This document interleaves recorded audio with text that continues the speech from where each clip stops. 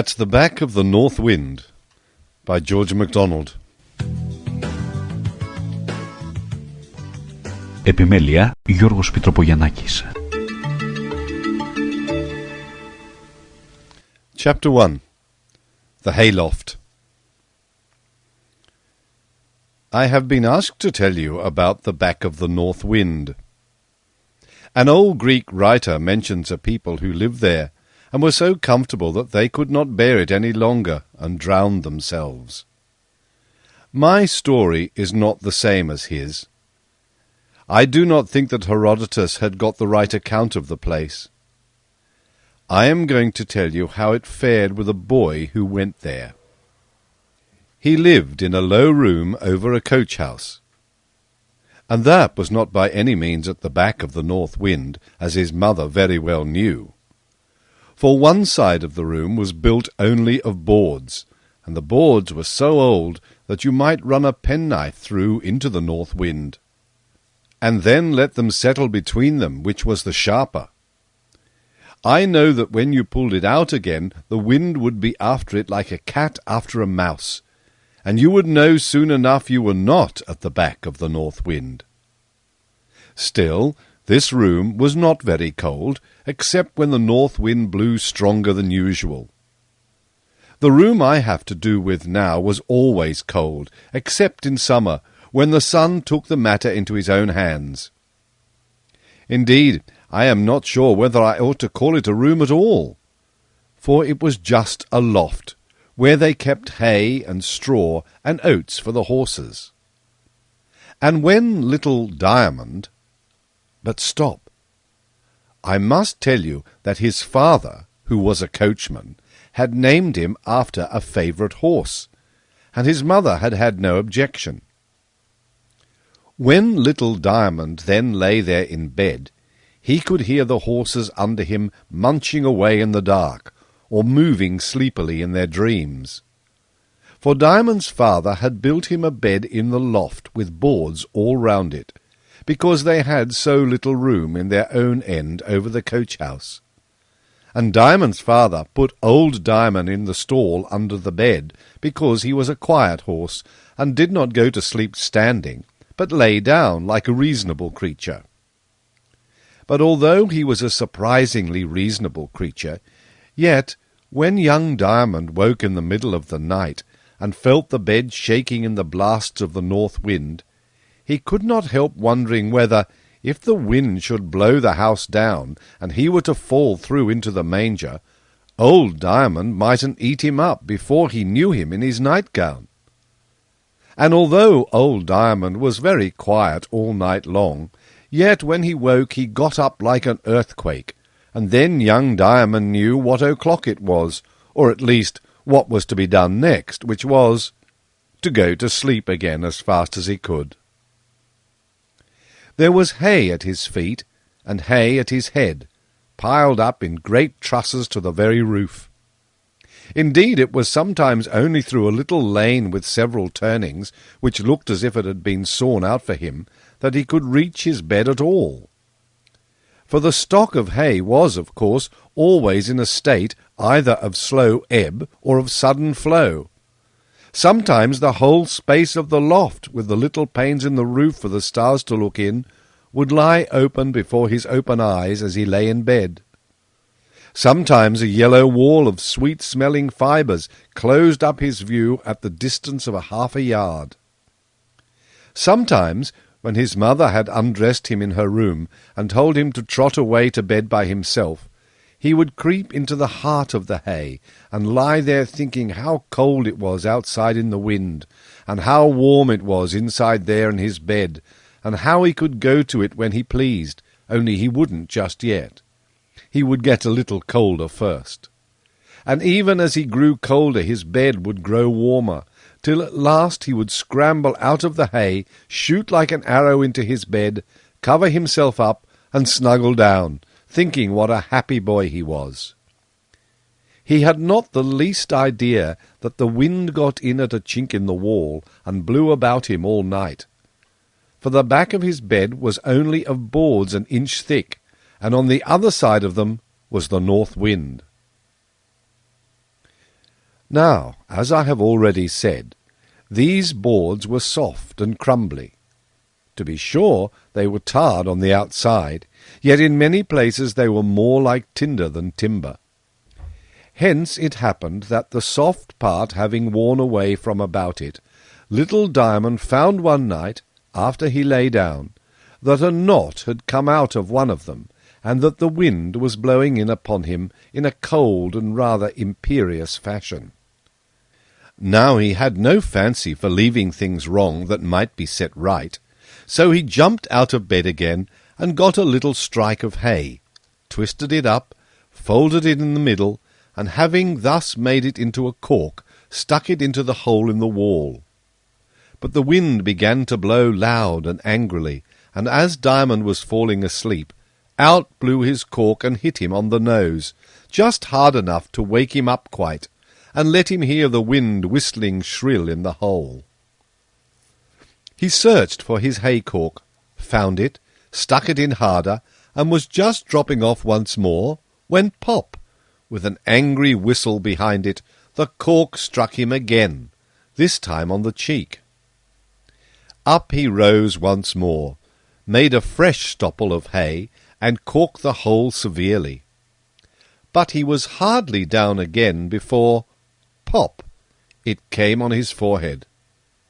He gave it up, drew the clothes above his head, and was soon fast asleep. Although the next day was very stormy, Diamond forgot all about the hole, for he was busy making a cave by the side of his mother's fire, with a broken chair, a three-legged stool, and a blanket, and then sitting in it. His mother, however, discovered it, and pasted a bit of brown paper over it, so that when Diamond had snuggled down the next night, he had no occasion to think of it. Presently, however, he lifted his head and listened. Who could that be talking to him? The wind was rising again, and getting very loud and full of rushes and whistles. He was sure someone was talking, and very near him too it was. But he was not frightened, for he had not yet learned how to be, so he sat up and hearkened. At last the voice, which, though quite gentle, sounded a little angry, appeared to come from the back of the bed. He crept nearer to it, and laid his ear against the wall. Then he heard nothing but the wind, which sounded very loud indeed. The moment, however, that he moved his head from the wall, he heard the voice again, close to his ear. He felt about with his hand, and came upon the piece of paper his mother had pasted over the hole. Against this he laid his ear, and then he heard the voice quite distinctly. There was, in fact, a little corner of the paper loose, and through that, as from a mouth in the wall, the voice came. "What do you mean, little boy, closing up my window?" "What window?" asked Diamond. "You stuffed hay into it 3 times last night. I had to blow it out again 3 times." "You can't mean this little hole. It isn't a window, it's a hole in my bed." "I did not say it was a window. I said it was my window." "But it can't be a window, because windows are holes to see out of." "Well, that's just what I made this window for." "But you are outside. You can't want a window." "You are quite mistaken. Windows are to see out of, you say. Well, I'm in my house, and I want windows to see out of it." "But you've made a window into my bed." "Well, your mother has got 3 windows into my dancing-room, and you have 3 into my garret." "But I heard father say, when my mother wanted him to make a window through the wall, that it was against the law, for it would look into Mr. Dives's garden." The voice laughed. "The law would have some trouble to catch me," it said. "But if it's not right, you know," said Diamond, "that's no matter. You shouldn't do it." I am so tall I am above that law, said the voice. You must have a tall house, then, said Diamond. Yes, a tall house. The clouds are inside it. Dear me, said Diamond, and thought a minute. I think, then, you can hardly expect me to keep a window in my bed for you. Why don't you make a window into Mr. Diver's bed? Nobody makes a window into an ash-pit, said the voice rather sadly. I like to see nice things out of my windows. But he must have a nicer bed than I have, though mine is very nice, so nice that I couldn't wish a better. It's not the bed I care about, it's what's in it. But you just open that window.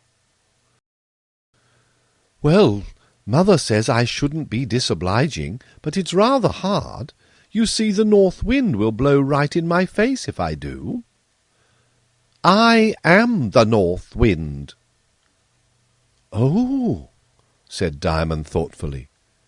Then will you promise not to blow on my face if I open your window? I can't promise that. But you'll give me the toothache. Mother's got it already. But what's to become of me without a window? I'm sure I don't know. All I say is, it will be worse for me than for you. No, it will not. You shall not be the worse for it, I promise you that. You'll be much the better for it. Just you believe what I say, and do as I tell you. Well, I can pull the clothes over my head, said Diamond, and feeling with his little sharp nails, he got hold of the open edge of the paper and tore it off at once. In came a long whistling spear of cold, and struck his little naked chest. He scrambled and tumbled in under the bedclothes, and covered himself up. There was no paper now between him and the voice, and he felt a little, not frightened exactly, I told you he had not learned that yet, but rather queer. For what a strange person this north wind must be that lived in the great house, called out of doors, I suppose, thought Diamond, and made windows into people's beds. But the voice began again, and he could hear it quite plainly, even with his head under the bedclothes. It was a still more gentle voice now, although 6 times as large and loud as it had been, and he thought it sounded a little like his mother's. "What is your name, little boy?" it asked. "Diamond," answered Diamond under the bedclothes. "What a funny name!" "It's a very nice name," returned its owner. "I don't know that," said the voice. "Well, I do," retorted Diamond a little rudely. "Do you know to whom you are speaking?" "No," said Diamond. And indeed he did not. For to know a person's name is not always to know the person's self. "Then I must not be angry with you. You had better look and see, though." "Diamond is a very pretty name," persisted the boy, vexed that it should not give satisfaction. "Diamond is a useless thing, rather," said the voice. "That's not true. Diamond is very nice, as big as 2, and so quiet all night. And doesn't he make a jolly row in the morning, getting up on his 4 great legs? It's like thunder." "You don't seem to know what a diamond is." "Oh, don't I just? Diamond is a great and good horse, and he sleeps right under me. He is old Diamond, and I am young Diamond, or if you like it better, for you're very particular, Mr. North Wind, he's Big Diamond, and I'm Little Diamond, and I don't know which of us my father likes best." A beautiful laugh, large, but very soft and musical, sounded somewhere beside him, but Diamond kept his head under the clothes. "I'm not Mr. North Wind," said the voice. "You told me that you were the North Wind," insisted Diamond. "I did not say Mr. North Wind," said the voice. Well, then I do, for mother tells me I ought to be polite. Then let me tell you, I don't think it at all polite of you to say Mr. to me. Well, I didn't know better. I'm very sorry. But you ought to know better. I don't know that. I do. You can't say it's polite to lie there talking with your head under the bedclothes and never look up to see what kind of person you are talking to. I want you to come out with me. I want to go to sleep, said Diamond, very nearly crying, for he did not like to be scolded, even when he deserved it. You shall sleep all the better tomorrow night. Besides, said Diamond, you are out in Mrs. Divers's garden, and I can't get there. I can only get into our own yard. Will you take your head out of the bedclothes? Said the voice, just a little angrily. No, answered Diamond, half peevish, half frightened. The instant he said the word, a tremendous blast of wind crashed in a board of the wall, and swept the clothes off Diamond. He started up in terror. Leaning over him was the large, beautiful, pale face of a woman. Her dark eyes looked a little angry, for they had just begun to flash, but a quivering in her sweet upper lip made her look as if she were going to cry.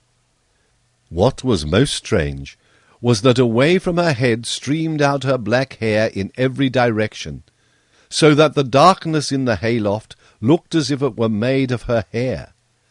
But as Diamond gazed at her in speechless amazement, mingled with confidence, for the boy was entranced with her mighty beauty, her hair began to gather itself out of the darkness and fell down all about her again, till her face looked out of the midst of it like a moon out of a cloud. From her eyes came all the light by which Diamond saw her face and her hair, and that was all he did see of her yet. The wind was over and gone. "Will you go with me now, you little Diamond? I am sorry I was forced to be so rough with you," said the lady. "I will. Yes, I will," answered Diamond, holding out both his arms. "But," he added, dropping them, "how shall I get my clothes? They are in mother's room, and the door is locked." "Oh, never mind your clothes. You will not be cold. I shall take care of that. Nobody is cold with the north wind." "I thought everybody was," said Diamond. "That is a great mistake. Most people make it, however. They are cold because they are not with the north wind, but without it." If Diamond had been a little older, and had supposed himself a good deal wiser, he would have thought the lady was joking. But he was not older, and he did not fancy himself wiser, and therefore understood her well enough. Again he stretched out his arms. The lady's face drew back a little. "Follow me, Diamond," she said. "Yes," said Diamond, only a little ruefully. "You're not afraid?" said the north wind. "No, ma'am, but mother never would let me go without shoes. She never said anything about clothes, so I dare say she wouldn't mind that." "I know your mother very well," said the lady. "She is a good woman. I have visited her often. I was with her when you were born. I saw her laugh and cry both at once. I love your mother, Diamond." "How was it you did not know my name, then, ma'am? Please, am I to say ma'am to you, ma'am?" "One question at a time, dear boy. I knew your name quite well, but I wanted to hear what you would say for it. Don't you remember that day when the man was finding fault with your name, how I blew the window in?" "Yes, yes," answered Diamond eagerly. "Our window opens like a door, right over the coach-house door, and the wind, you, ma'am, came in and blew the Bible out of the man's hands, and the leaves went all flutter-flutter on the floor, and my mother picked it up and gave it back to him open, and there—"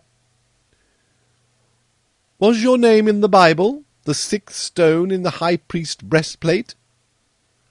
"Oh, a stone was it?" said Diamond. "I thought it had been A horse, I did. Never mind, a horse is better than a stone any day. Well, you see, I know all about you and your mother. Yes, I will go with you. Now for the next question. You're not to call me ma'am. You must call me just my own name, respectfully, you know, just North Wind. Well, please, North Wind, you are so beautiful I am quite ready to go with you. You must not be ready to go with everything beautiful all at once, Diamond. But what's beautiful can't be bad. You're not bad, North Wind. No, I'm not bad, but sometimes beautiful things grow bad by doing bad, and it takes some time for their badness to spoil their beauty. So little boys may be mistaken if they go after things because they are beautiful. Well, I will go with you because you are beautiful and good too. Ah, but there's another thing, Diamond. What if I should look ugly without being bad, look ugly myself, because I am making ugly things beautiful? What then? I don't quite understand you, North Wind. You tell me what then. Well, I will tell you. If you see me with my face all black, don't be frightened. If you see me flapping wings like a bat's, as big as the whole sky, don't be frightened. If you hear me raging 10 times worse than Mrs. Bill, the blacksmith's wife, even if you see me looking in at people's windows like Mrs. Eve Dropper, the gardener's wife, you must believe that I am doing my work. Nay, Diamond, if I change into a serpent or a tiger, you must not let go your hold of me, for my hand will never change in yours if you keep a good hold. If you keep a hold, you will know who I am all the time, even when you look at me and can't see me the least like the North Wind. I may look something very awful, do you understand? Quite well, said Little Diamond. Come along, then, said North Wind, and disappeared behind the mountain of hay. Diamond crept out of bed and followed her. Chapter 2. The Lawn. When Diamond got round the corner of the hay, for a moment he hesitated. The stair by which he would naturally have gone down to the door was at the other side of the loft, and looked very black indeed, for it was full of North Wind's hair, as she descended before him. And just beside him was the ladder going straight down into the stable, up which his father always came to fetch the hay for Diamond's dinner. Through the opening in the floor, the faint gleam of the stable lantern was enticing, and Diamond thought he would run down that way. The stair went close past the loose box in which Diamond the horse lived. When Diamond the boy was half-way down, he remembered that it was of no use to go this way, for the stable door was locked. But at the same moment there was Horse Diamond's great head poked out of his box onto the ladder, for he knew Boy Diamond, although he was in his nightgown, and wanted him to pull his ears for him. This Diamond did very gently for a minute or so, and patted and stroked his neck too, and kissed the big horse, and had begun to take the bits of straw and hay out of his mane, when all at once he recollected that the Lady North Wind was waiting for him in the yard. "Good night, Diamond," he said, and darted up the ladder, across the loft, and down the stair to the door. But when he got out into the yard there was no lady. Now it is always a dreadful thing to think there is somebody and find nobody. Children in particular have not made up their minds to it. They generally cry at nobody, especially when they wake up at night. But it was an especial disappointment to Diamond, for his little heart had been beating with joy. The face of the North Wind was so grand. To have a lady like that for a friend, with such long hair too! Why, it was longer than 20 Diamond's tails. She was gone, and there he stood, with his bare feet on the stones of the paved yard. It was a clear night overhead, and the stars were shining. Orion in particular was making the most of his bright belt and golden sword. But the moon was only a poor thin crescent. There was just one great jagged black and grey cloud in the sky, with a steep side to it that looked like a precipice, and the moon was against this side, and looked as if she had tumbled off the top of the cloud hill and broken herself in rolling down the precipice. She did not seem comfortable, for she was looking down into the deep pit waiting for her. At least that was what Diamond thought as he stood for a moment staring at her. But he was quite wrong, for the moon was not afraid, and there was no pit she was going down into, for there was no sides to it, and a pit without sides to it is not a pit at all. Diamond, however, had not been out so late before in all his life, and things looked so strange about him, just as if he had got into fairyland, of which he knew quite as much as anybody, for his mother had no money to buy books to set him wrong on the subject. I have seen this world, only sometimes just now and then, you know, look as strange as ever I saw fairyland. But I confess that I have not yet seen fairyland at its best. I am always going to see it so some time. But if you had been out in the face and not at the back of the north wind on a cold, rather frosty night, and in your nightgown, you would have felt it all quite as strange as Diamond did. He cried a little, just a little, he was so disappointed to lose the lady. Of course, you, little man, wouldn't have done that.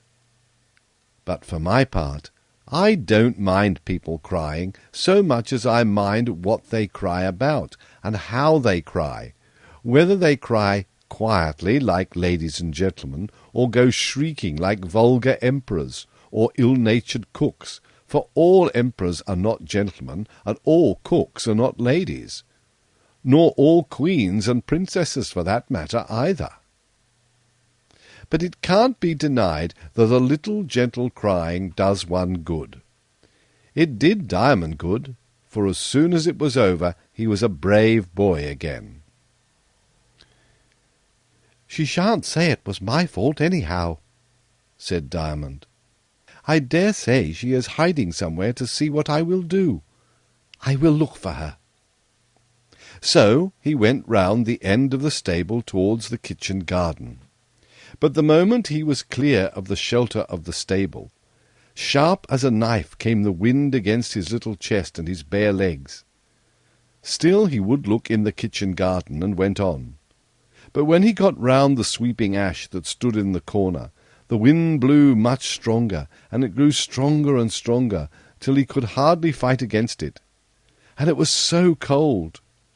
All the flashy spikes of the stars seemed to have got somehow into the wind. Then he thought of what the lady had said about people being cold because they were not with the north wind.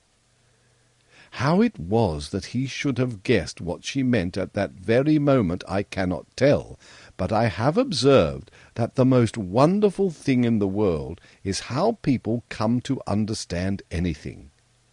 He turned his back to the wind and trotted again towards the yard, whereupon, strange to say, it blew so much more gently against his calves than it had blown against his shins, that he began to feel almost warm by contrast.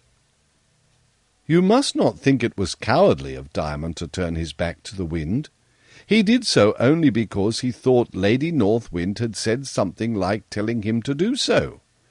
If she had said to him that he must hold his face to it, Diamond would have held his face to it. But the most foolish thing is to fight for no good, and to please nobody.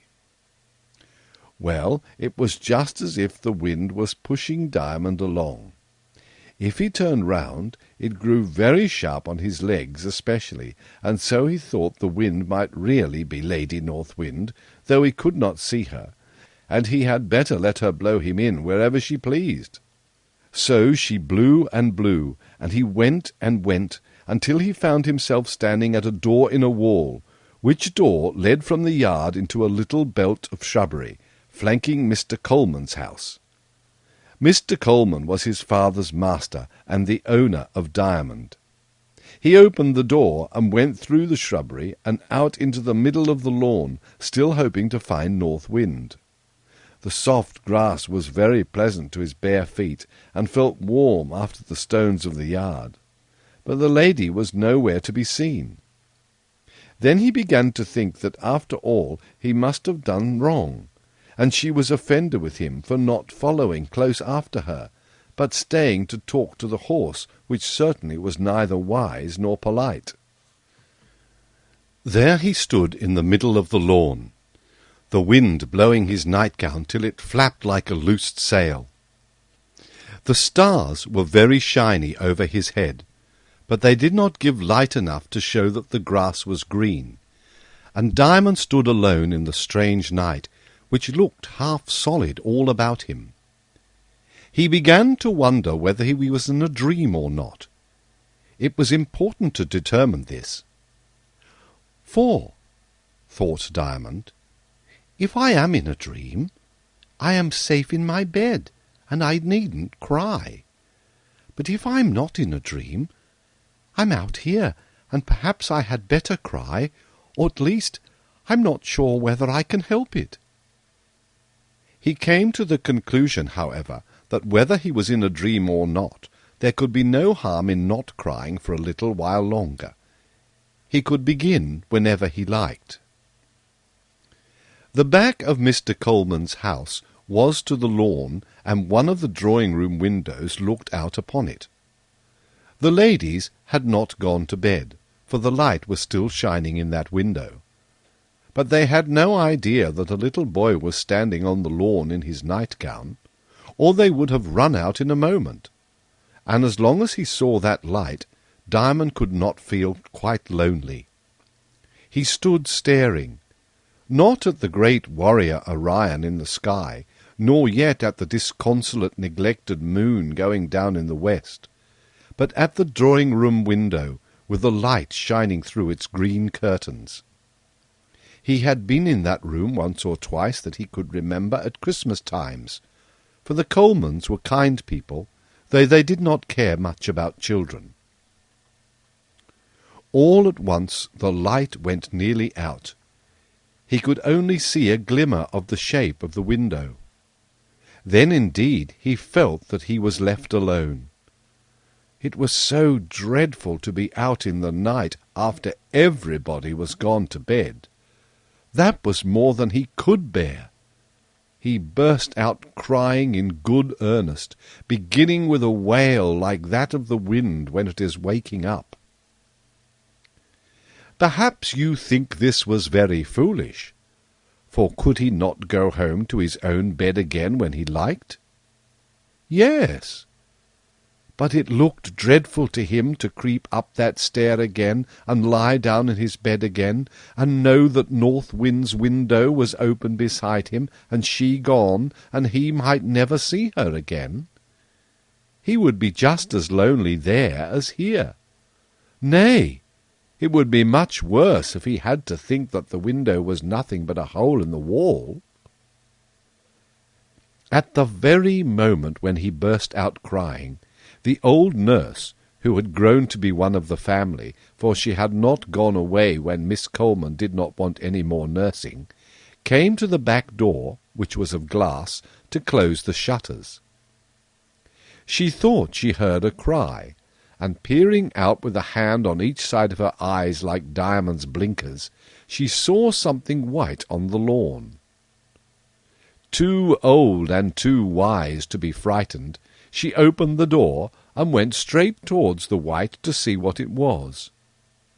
And when Diamond saw her coming, he was not frightened either, though Mrs. Crump was a little cross sometimes. For there is a good kind of crossness that is only disagreeable, and there is a bad kind of crossness that is very nasty indeed. So she came up with her neck stretched out, and her head at the end of it, and her eyes foremost of all, like a snail's, peering into the night to see what it could be that went on glimmering white before her. When she did see, she made a great exclamation and threw up her hands. Then, without a word, for she thought Diamond was walking in his sleep, she caught hold of him and led him towards the house.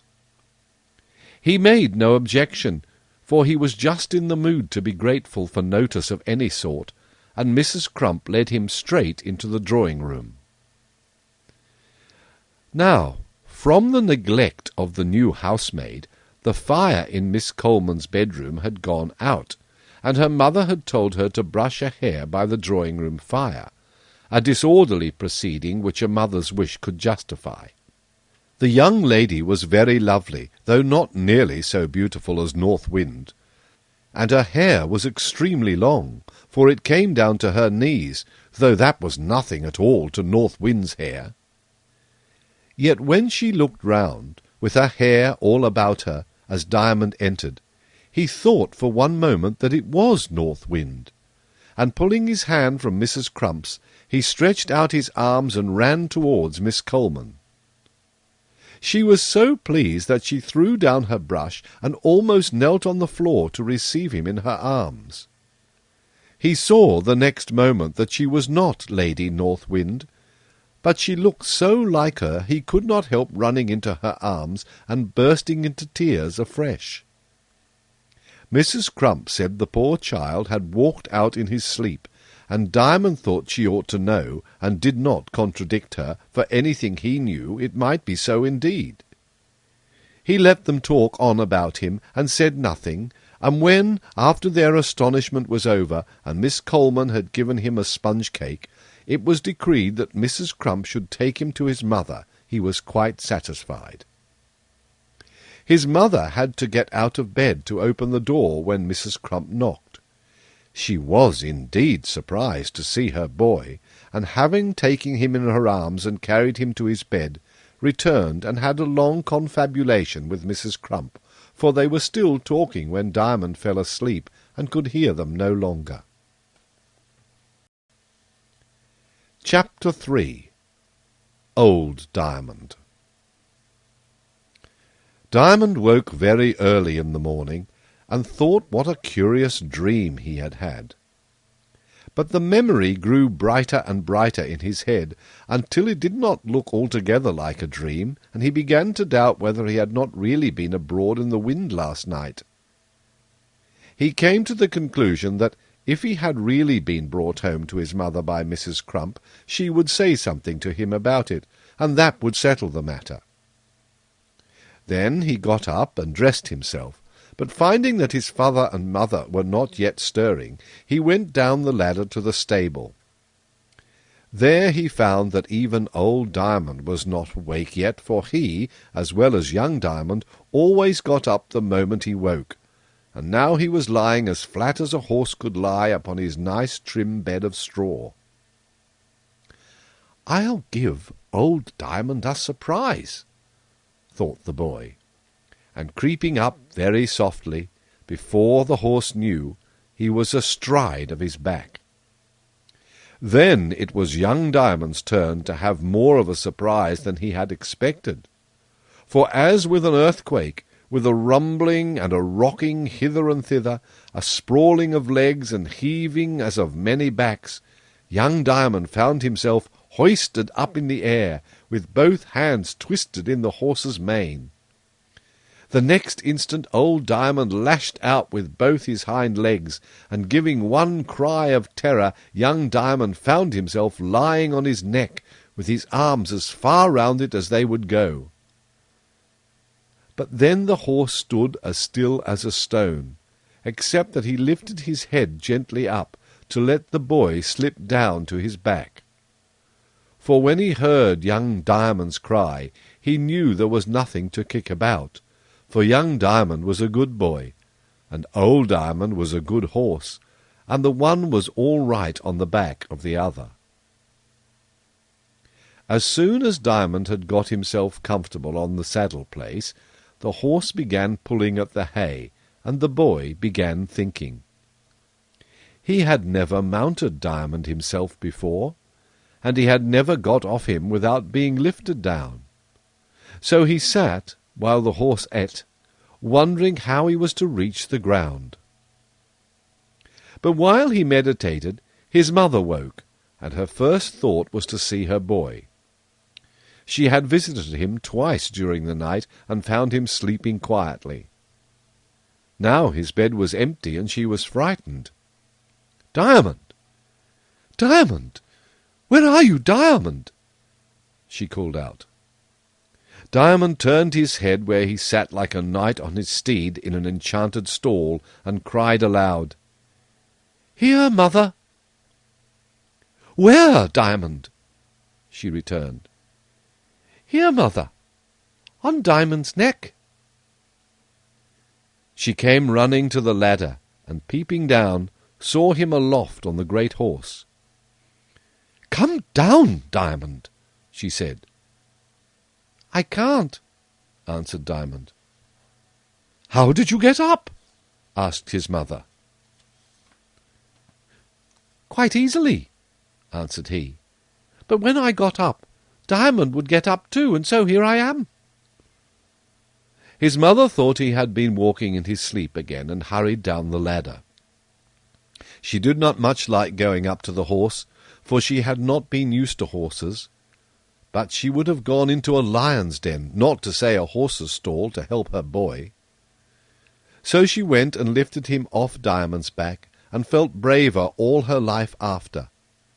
She carried him in her arms up to her room, but afraid of frightening him at his own sleep-walking, as she supposed it, said nothing about last night.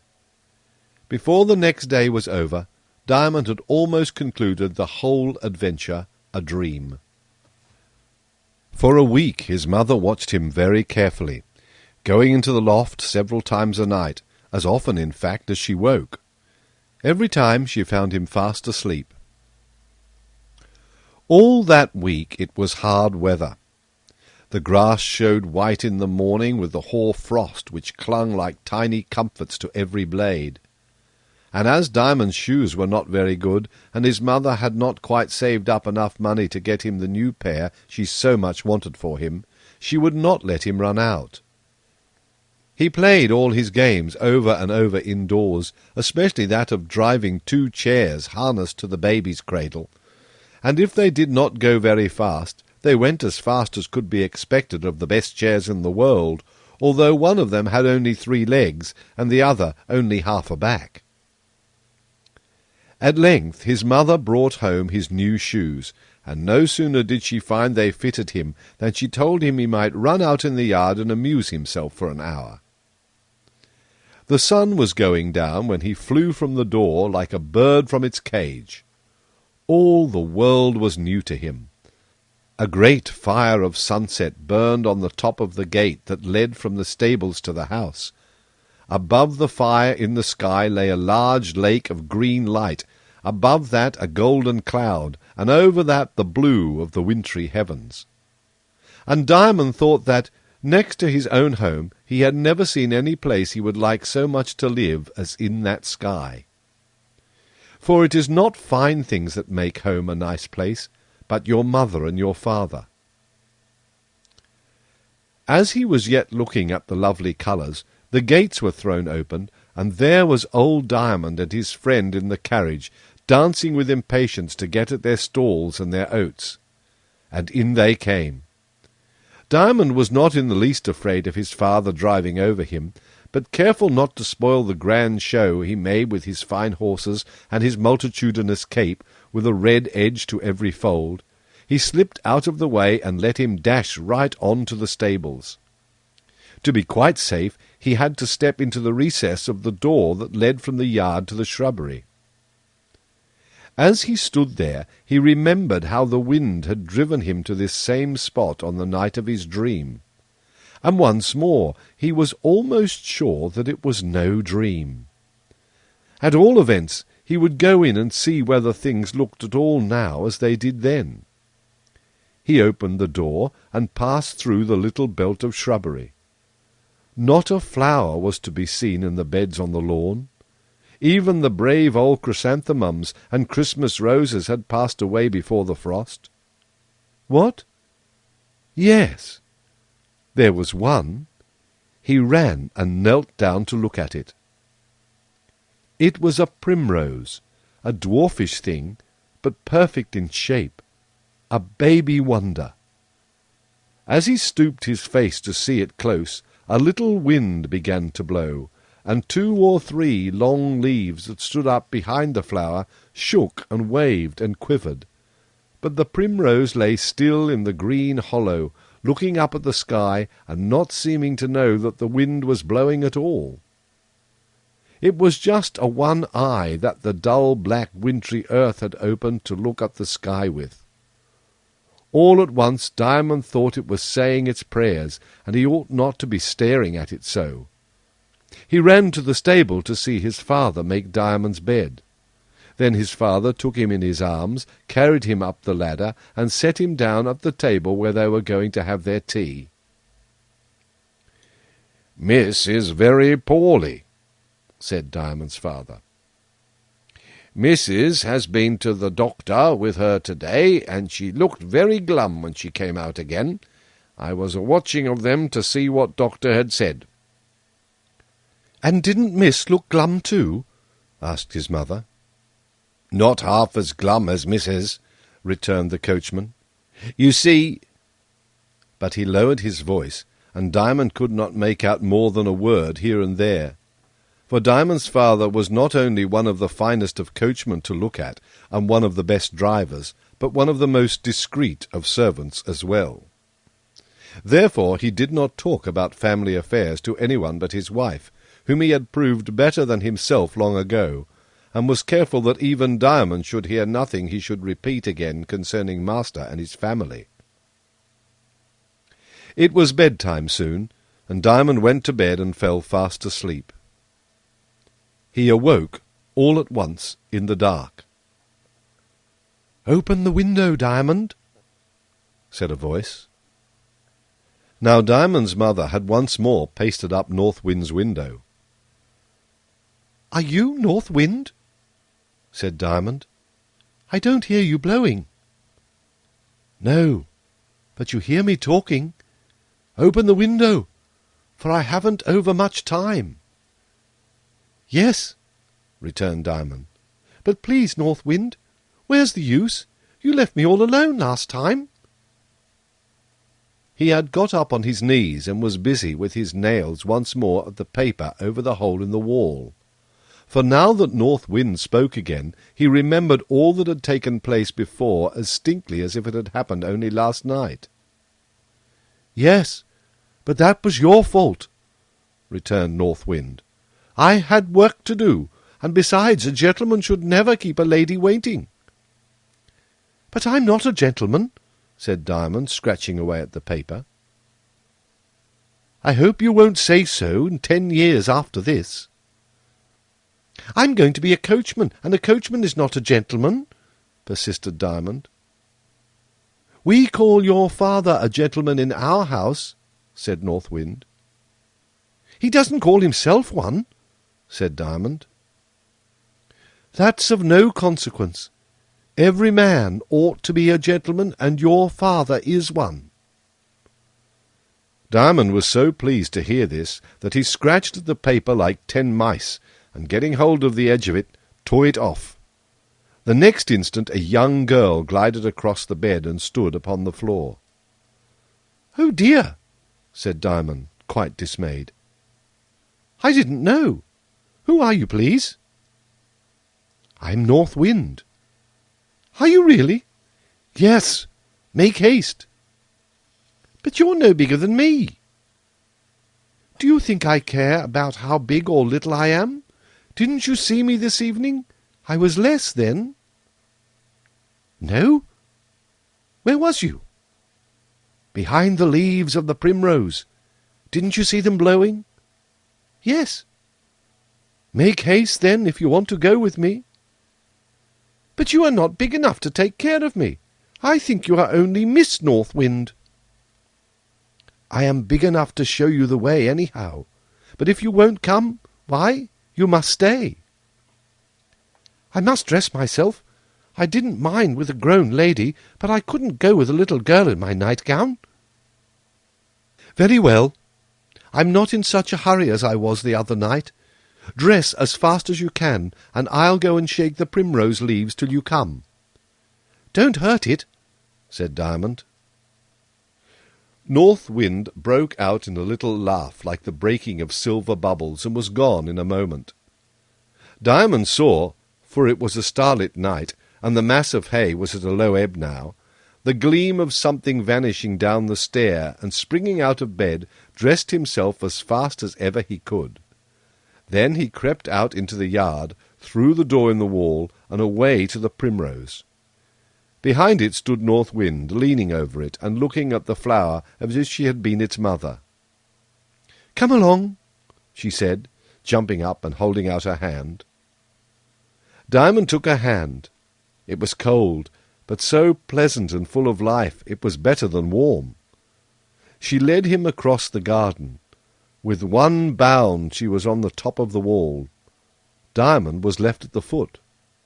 "Stop! Stop!" he cried. "Please, I can't jump like that." "You don't try," said North Wind, who from the top looked down a foot taller than before. "Give me your hand again, and I will try," said Diamond. She reached down. Diamond laid hold of her hand, gave a great spring, and stood beside her. "This is nice," he said. Another bound, and they stood in the road by the river.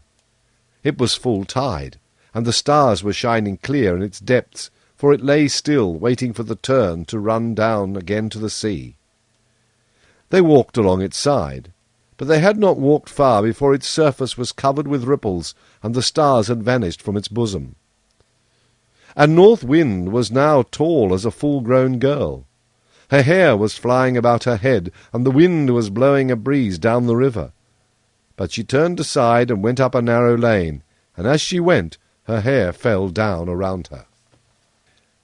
"I have some rather disagreeable work to do tonight," she said, "before I get out to sea, and I must set about it at once. The disagreeable work must be looked after first." So saying, she laid hold of Diamond and began to run, gliding along faster and faster.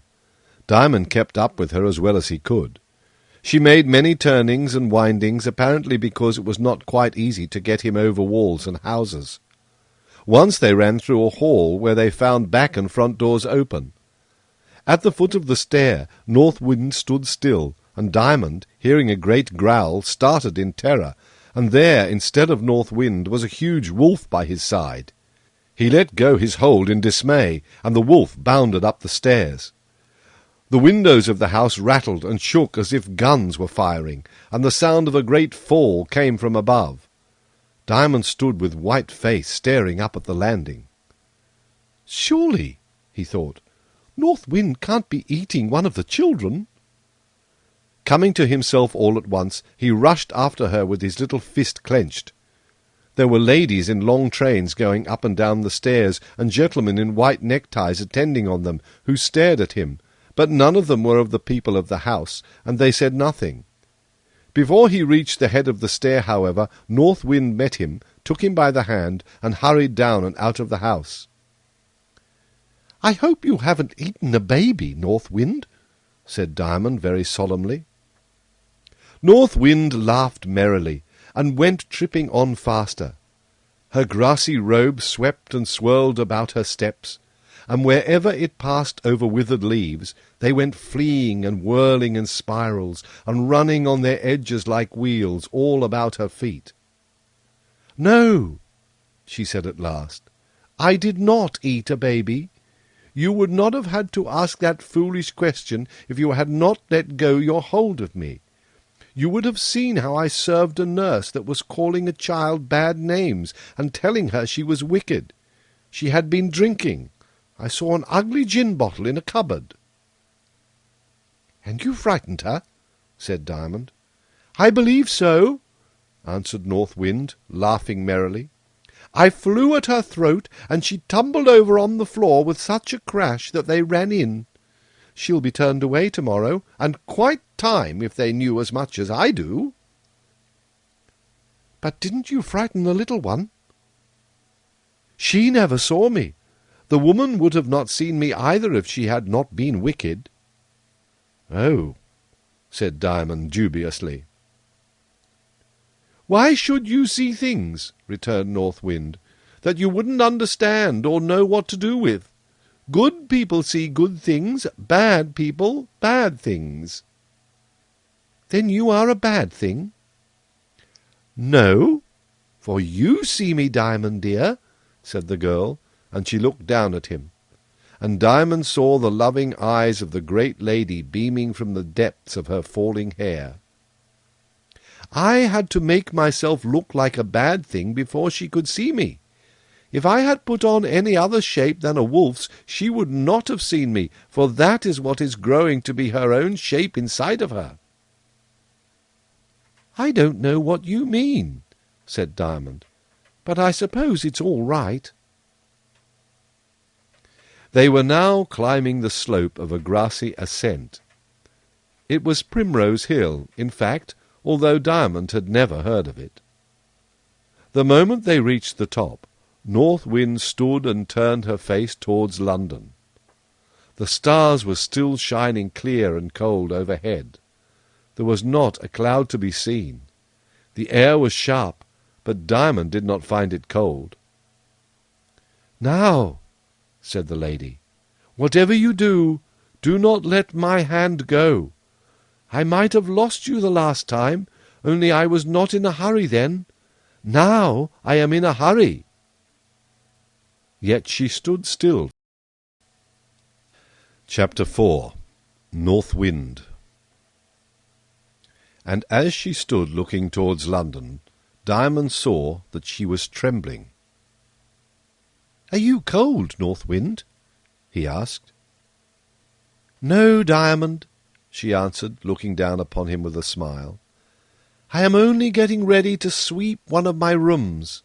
Those careless, greedy, untidy children make it in such a mess." As she spoke, he could have told by her voice, if he had not seen with his eyes, that she was growing larger and larger.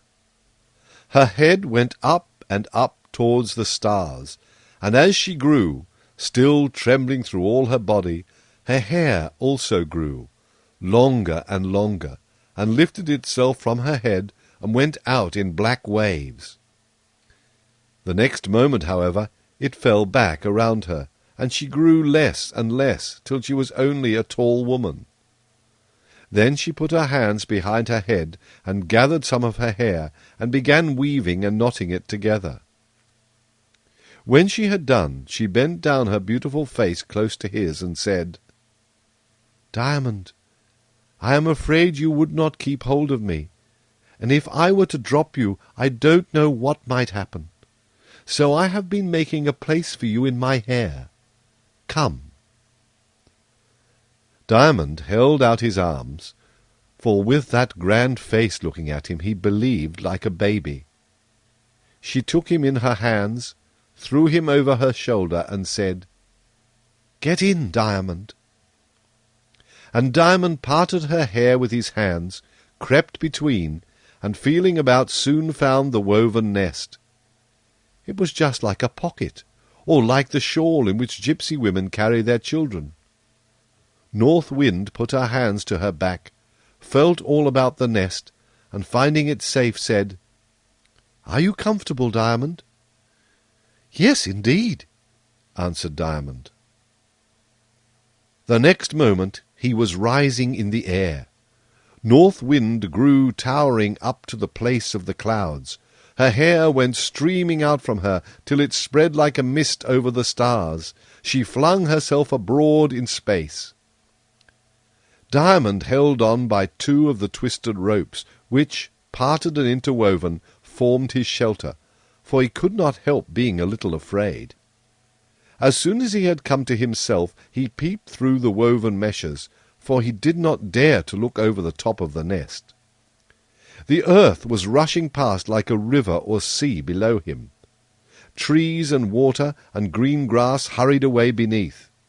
A great roar of wild animals rose as they rushed over the zoological gardens, mixed with a chattering of monkeys and a screaming of birds. But it died away in a moment behind them. and now there was nothing but the roofs of houses, sweeping along like a great torrent of stones and rocks. Chimney-pots fell, and tiles flew from the roofs, but it looked to him as if they were left behind by the roofs and the chimneys as they scudded away. There was a great roaring, for the wind was dashing against London like a sea. But at North Wind's back Diamond, of course, felt nothing of it at all. He was in a perfect calm. He could hear the sound of it, that was all. By and by he raised himself and looked over the edge of his nest. There were the houses rushing up and shooting away below him, like a fierce torrent of rocks instead of water. Then he looked up to the sky and could see no stars. They were hidden by the blinding masses of the lady's hair which swept between. He began to wonder whether she would hear him if he spoke. He would try. "Please, North Wind," he said, "what is that noise?" From high over his head came the voice of North Wind, answering him gently. "The noise of my besom. I am the old woman that sweeps the cobwebs from the sky, only I'm busy with the floor now." "What makes the houses look as if they were running away?" "I am sweeping so fast over them." "But please, North Wind, I knew London was very big, but I didn't know it was so big as this. It seems as if we should never get away from it." "We are going round and round, else we should have left it long ago." "Is this the way you sweep, North Wind?" "Yes, I go round and round with my great besom." "Please, would you mind going a little slower, for I want to see the streets." "You won't see much now." "Why?" "Because I have nearly swept all the people home." "Oh, I forgot," said Diamond, and was quiet after that, for he did not want to be troublesome. But she dropped a little towards the roofs of the houses, and Diamond could see down into the streets. There were very few people about, though. The lamps flickered and flared again, but nobody seemed to want them. Suddenly Diamond espied a little girl coming along a street. She was dreadfully blown by the wind, and a broom she was trailing behind her was very troublesome. It seemed as if the wind had a spite at her.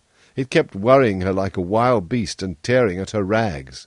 She was so lonely there.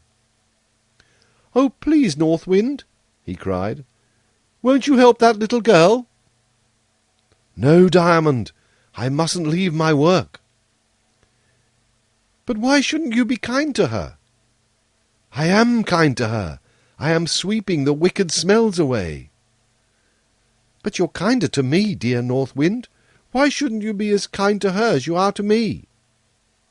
"There are reasons, Diamond. Everybody can't be done to all the same. Everybody is not ready for the same thing." "But I don't see why I should be kinder used than she." "Do you think nothing's to be done but what you can see? Diamond, you silly, it's all right. Of course you can help her if you like. You've got nothing particular to do at this moment. I have." "Oh, do let me help her, then. But you won't be able to wait, perhaps." "No, I can't wait. You must do it yourself. And mind, the wind will get a hold of you too." "Don't you want me to help her, North Wind?" "Not without having some idea what will happen. If you break down and cry, that won't be much of a help to her, and it will make a goose of little Diamond." "I want to go," said Diamond. "Only there's just one thing. How am I to get home?" "If you're anxious about that, perhaps you had better go with me. I am bound to take you home again if you do." "There!" cried Diamond, who was still looking after the little girl. "I'm sure the wind will blow her over, and perhaps kill her. Do let me go." They had been sweeping more slowly along the line of the street. There was a lull in the roaring. "Well, though I cannot promise to take you home," said North Wind, as she sank nearer and nearer to the tops of the houses, I can promise you it will be all right in the end. You will get home somehow. Have you made up your mind what to do?" "Yes, to help the little girl," said Diamond firmly. The same moment North Wind dropped into the street and stood, only a tall lady, but with her hair flying up over the housetops. She put her hands to her back, took Diamond, and set him down in the street. The same moment he was caught in the fierce coils of the blast, and all but blown away. North Wind stepped back a pace, and at once towered in stature to the height of the houses. A chimney-pot clashed at Diamond's feet. He turned in terror, but it was to look for the little girl, and when he turned again, the lady had vanished, and the wind was roaring along the street as if it had been the bed of an invisible torrent. The little girl was scudding before the blast, her hair flying too, and behind her she dragged her broom. Her little legs were going as fast as ever they could to keep her from falling. Diamond crept into the shelter of a doorway, thinking to stop her, but she passed him like a bird, crying gently and pitifully.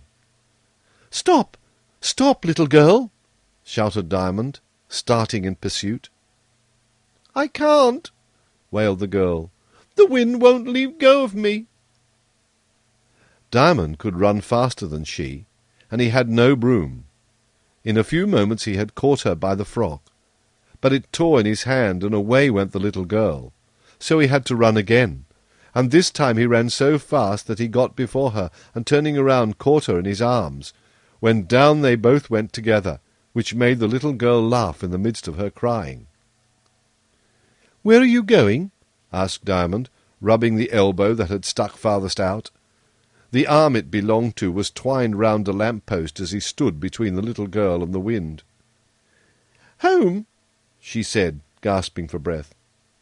"Then I will go with you," said Diamond. And then they were silent for a while, for the wind blew worse than ever, and they had both to hold on to the lamp-post. "Where is your crossing?" asked the girl at length. "I don't sweep," answered Diamond. "What do you, then?" asked she. "You ain't big enough for most things." "I don't know what I do," answered he, feeling rather ashamed. "Nothing, I suppose. My father's Mr. Coleman's coachman." "Have you a father?" she said, staring at him, as if a boy with a father was a natural curiosity. "Yes. Haven't you?" returned Diamond. "No, nor mother neither. Old Sal's all I've got." And she began to cry again. "I wouldn't go to her if she wasn't good to me," said Diamond. "But you must go somewheres." "Move on," said the voice of a policeman behind them. "I told you so," said the girl. "You must go somewheres. They're always at it." "But old Sal doesn't beat you, does she?" "I wish she would." "What do you mean?" asked Diamond, quite bewildered. "She would if she was my mother, but she wouldn't lie abed a-cuddling of her ugly old bones and laugh to hear me crying at the door." "You don't mean she won't let you in tonight?" "It'll be a good chance if she does." "Why are you out so late, then?"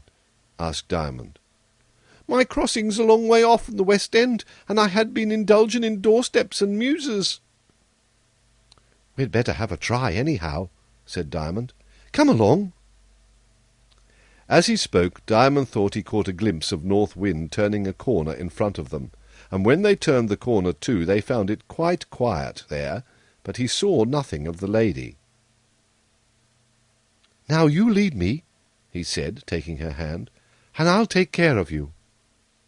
The girl withdrew her hand, but only to dry her eyes with her frock, for the other had enough to do with her broom. She put it in his again, and led him, turning after turning, until they stopped at a cellar door in a very dirty lane. There she knocked. "I shouldn't like to live here," said Diamond. "Oh, yes, you would, if you had nowheres else to go," answered the girl. "I only wish we may get in." "I don't want to go in," said Diamond. "Where do you mean to go, then?" Home to my home. Where's that? I don't exactly know. Then you're worse off than I am. Oh, no, for North Wind, began Diamond, and stopped, he hardly knew why. What?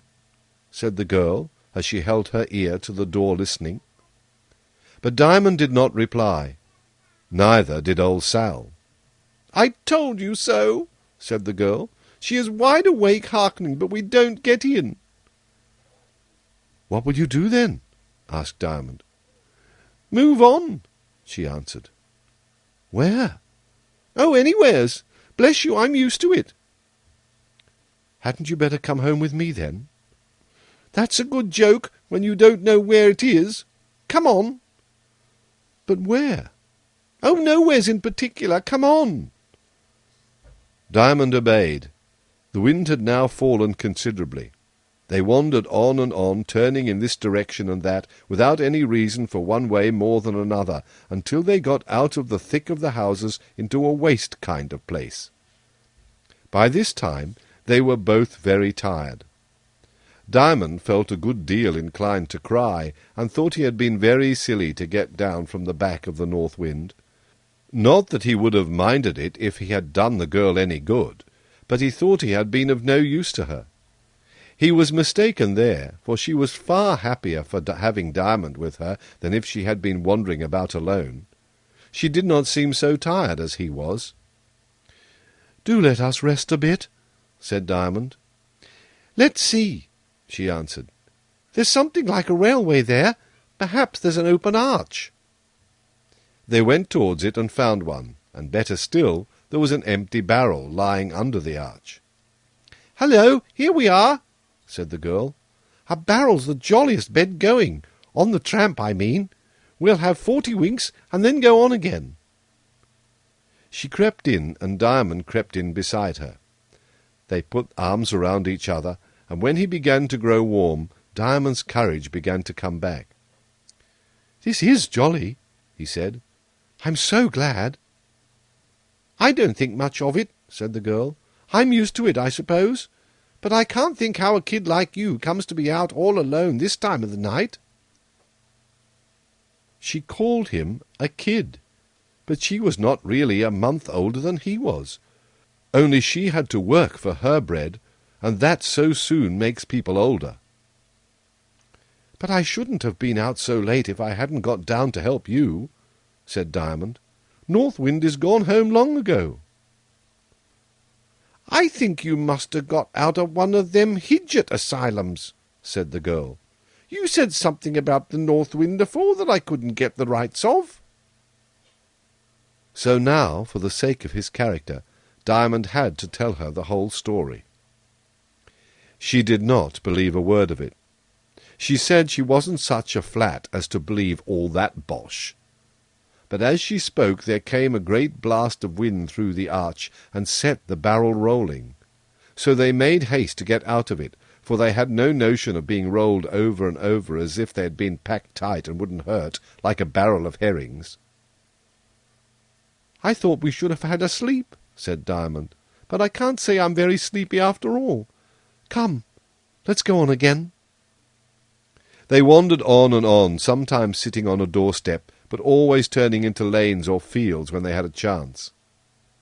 They found themselves at last on a rising ground that sloped rather steeply on the other side. It was a waste kind of spot below, bounded by an irregular wall with a few doors in it. Outside lay broken things in general, from garden rollers to flower-pots and wine-bottles. But the moment they reached the brow of the rising ground, a gust of wind seized them and blew them downhill as fast as they could run. Nor could Diamond stop before he went bang against one of the doors in the wall. To his dismay it burst open. When they came to themselves they peeped in. It was the back door of a garden. "Aha!" cried Diamond, after staring for a few moments. "I thought so. North Wind takes nobody in. Here I am in Master's garden. I tell you what, little girl, You just bore a hole in old Sal's wall and put your mouth to it and say, 'Please, North Wind, mayn't I go out with you?' And then you'll see what'll come." "I dare say I shall, but I'm out in the wind too often already to want more of it." "I said with the north wind, not in it." "It's all one." "It's not all one." "It is all one." "But I know best." "And I know better. I'll box your ears," said the girl. Diamond got very angry, but he remembered that even if she did box his ears, he mustn't box hers again, for she was a girl, and all that boys must do if girls are rude is to go away and leave them. So he went in at the door. "Good-bye, mister," said the girl. This brought Diamond to his senses. "I'm sorry I was cross," he said. "Come in, and my mother will give you some breakfast." "No, thank you. I must be off to my crossing. It's morning now." "I'm very sorry for you," said Diamond. "Well, it is a life to be tired of, what with old Sal and so many holes in my shoes." "I wonder you're so good. I should kill myself." "Oh, no, you wouldn't. When I think of it, I always want to see what's coming next, and so I always wait till next is over. Well, I suppose there's somebody happy somewheres, but it ain't in them carriages. Oh, my, how they do look sometimes, fit to bite your head off. Good-bye." She ran up the hill and disappeared behind it. Then Diamond shut the door as best he could, and ran through the kitchen garden to the stable. And wasn't he glad to get into his own. Chapter 5. The Summer House. Diamond said nothing to his mother about his adventures. He had half a notion that North Wind was a friend of his mother, and that if she did not know all about it, at least she did not mind his going anywhere with the Lady of the Wind. At the same time, he doubted whether he might not appear to be telling stories if he told all, especially as he could hardly believe it himself when he thought about it in the middle of the day, although when the twilight was once half-way on to the night he had no doubt about it, at least for the first few days after he had been with her. The girl that swept the crossing had certainly refused to believe him. Besides, he felt sure that North Wind would tell him if he ought to speak. It was some time before he saw the Lady of the Wind again. Indeed, nothing remarkable took place in Diamond's history until the following week. This was what happened then. Diamond the horse wanted new shoes, and Diamond's father took him out of the stable and was just getting on his back to ride him to the forge when he saw his little boy standing by the pump and looking at him wistfully. Then the coachman took his foot out of the stirrup, left his hold of the mane and bridle, came across to his boy, lifted him up, and setting him on the horse's back, told him to sit up like a man. He then led away both Diamonds together. The boy atop felt not a little tremulous as the great muscles that lifted the legs of the horse knotted and relaxed around his legs, and he cowered towards the withers, grasping with his hands the bit of mane worn short by the collar. But when his father looked back at him, saying once more, "Sit up, Diamond," he let the mane go and sat up, notwithstanding that the horse, thinking, I suppose, that his master had said to him, "Come up, Diamond," stepped out faster. For both the Diamonds were just grandly obedient, and Diamond soon found that, as he was obedient to his father, so the horse was obedient to him. For he had not ridden far before he found courage to reach forward and catch hold of the bridle, and when his father, whose hand was upon it, felt the boy pull it towards him, he looked up and smiled, and, well pleased, let go his hold, and left Diamond to guide Diamond. And the boy soon found that he could do so perfectly. It was a grand thing to be able to guide a great beast like that. And another discovery he made was that in order to guide the horse, he had in a measure to obey the horse first. If he did not yield his body to the motions of the horse's body, he could not guide him. He must fall off. The blacksmith lived at some distance, deeper into London. As they crossed the angle of a square, Diamond, who was now quite comfortable on his living throne, was glancing this way and that in a gentle pride, when he saw a girl sweeping a crossing, scuddling before a lady. The lady was his father's mistress, Mrs. Coleman, and the little girl was she for whose sake he had got off North Wind's back. He drew Diamond's bridle in eager anxiety to see whether her outstretched hand would gather a penny from Mrs. Coleman. But she had given one at the last crossing, and the hand returned only to grasp its broom. Diamond could not bear it. He had a penny in his pocket, the gift of the same lady the day before, and he tumbled off his horse to give it to the girl. He tumbled off, I say, for he did tumble when he reached the ground. But he got up in an instant and ran, searching his pocket as he ran. She made him a pretty curtsy when he offered his treasure, but with a bewildered stare. She thought first, "Then he was on the back of the north wind after all." But looking up at the sound of the horse's feet on the paved crossing, she changed her idea, saying to herself, "North Wind is his father's horse. That's the secret of it. Why couldn't he say so?" And she had a mind to refuse the penny. But his smile put it all right, and she not only took his penny, but put it in her mouth with a "Thank you, mister. Did they wallop you then?" "Oh, no," answered Diamond. "They never wallops me." "Law!" said the little girl, and was speechless. Meantime his father, looking up and seeing the horse's back bare, suffered a pang of awful dread, but the next moment catching sight of him, took him up and put him on, saying, "Don't get off again, Diamond. The horse might have put his foot on you." "No, father," answered the boy, and rode on in majestic safety. The summer drew near, warm and splendid. Miss Coleman was a little better in health, and sat a good deal in the garden. One day she saw Diamond peeping through the shrubbery, and called him.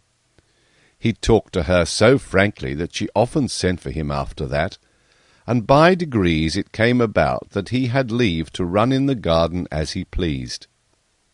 He never touched any of the flowers or blossoms, for he was not like some boys who cannot enjoy a thing without pulling it to pieces, and so preventing everyone from enjoying it after them.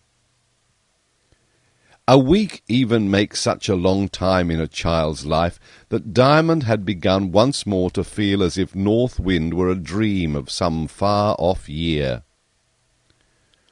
One hot evening he had been sitting with the young mistress, as they called her, in a little summer-house at the bottom of the lawn. A wonderful thing for beauty, the boy thought, for a little window in the side of it was made of coloured glass. It grew dusky, and the lady began to feel chill, and went in, leaving the boy in the summer-house. He sat there gazing out at a bed of tulips, which, although they had closed for the night, could not go quite asleep for the wind that kept waving them about. All at once he saw a great bumblebee fly out of one of the tulips. "There, that's something done," said a voice, a gentle, merry, childish voice, but so tiny. "At last it was. I thought he would have to stay here all night, poor fellow, I did." Diamond could not tell whether the voice was near or far away. It was so small and yet so clear. He had never seen a fairy, but he had heard of such, and he began to look all about for one. And there was the tiniest creature sliding down the stem of the tulip. "Are you the fairy that herds the bees?" he asked, going out of the summer-house and down on his knees on the green shore of the tulip-bed. I'm not a fairy, answered the little creature. How do you know that? It would become you better to ask how you are to know it. You've just told me. Yes, but what's the use of knowing a thing only because you're told it? Well, how am I to know you are not a fairy? You do look very like one. In the first place, fairies are much bigger than you see me. Oh, said Diamond reflectively, I thought they were very little. But they might be tremendously bigger than I am, and yet not very big. Why, I could be 6 times the size I am, and not be very huge. Besides, a fairy can't grow big and little at will, though the nursery tales do say so. They don't know better. You stupid Diamond, have you never seen me before? And as she spoke, a moan of wind bent the tulips almost to the ground, and the creature laid her hand on Diamond's shoulder. In a moment he knew that it was North Wind. I am very stupid, he said, but I never saw you so small before, not even when you were nursing the primrose. Must you see me every size that can be measured before you know me, Diamond? But how could I think it was you taking care of a great stupid bumblebee? The more stupid he was, the more need he had to be taken care of. What with sucking honey and trying to open the door, he was nearly dazed, and when it opened in the morning to let the sun see the tulip's heart, what would the sun have thought to find such a stupid thing lying there, with wings too? But how do you have time to look after bees? I don't look after bees. I had this one to look after. It was hard work, though. Hard work? Why, you could blow a chimney down or a boy's cap off, said Diamond. Both are easier than blow a tulip open, but I scarcely know the difference between hard and easy. I am always able for what I have to do. When I see my work, I must rush at it, and it is done, but I mustn't chatter. I have got to sink a ship tonight. Sink a ship? What, with men in it? Yes, and women too. How dreadful! I wish you wouldn't talk so. It is rather dreadful, but it is my work. I must do it. I hope you won't ask me to go with you. No, I won't ask you, but you must come for all that. I won't then. Won't you? And North Wind grew a tall lady and looked him in the eyes, and Diamond said, Please take me. You cannot be cruel. No, I could not be cruel if I would. I can do nothing cruel, although I often do what looks like cruel to those who do not know what I really am doing. The people they say I drown, I only carry away well, back of the North Wind. That is what they used to call it long ago, only I never saw the place. How can you carry them there if you never saw it? I know the way. But how is it you never saw it? Because it is behind me. But you can look around. Not far enough to see my own back. No, I always look before me. In fact, I grow quite blind and deaf when I try to see my back. I only mind my work. But how does it be your work? Ah, that I can't tell you. I only know it is, because when I do it I feel all right, and when I don't feel all wrong. East Wind says, only one does not exactly know how much to believe of what she says, for she is very naughty sometimes. She says it is all managed by a baby. But whether she is good or naughty when she says that, I don't know. I just stick to my work. It is all one to me to let a bee out of a tulip, or to sweep the cobwebs from the sky. You would like to go with me tonight? I don't want to see a ship sunk. But suppose I had to take you? Well, then of course I must go. There's a good Diamond. I think I had better be growing a bit. Only you must go to bed first. I can't take you till you're in bed. That's the law about children. So I had better go and do something else first." "Very well, North Wind," said Diamond. "What are you going to do first, if you please?" "I think I may tell you. Jump up on the top of the wall there." "I can't." "Ah, and I can't help you. You haven't been to bed yet, you see. Come out to the road with me, just in front of the coach-house, and I will show you."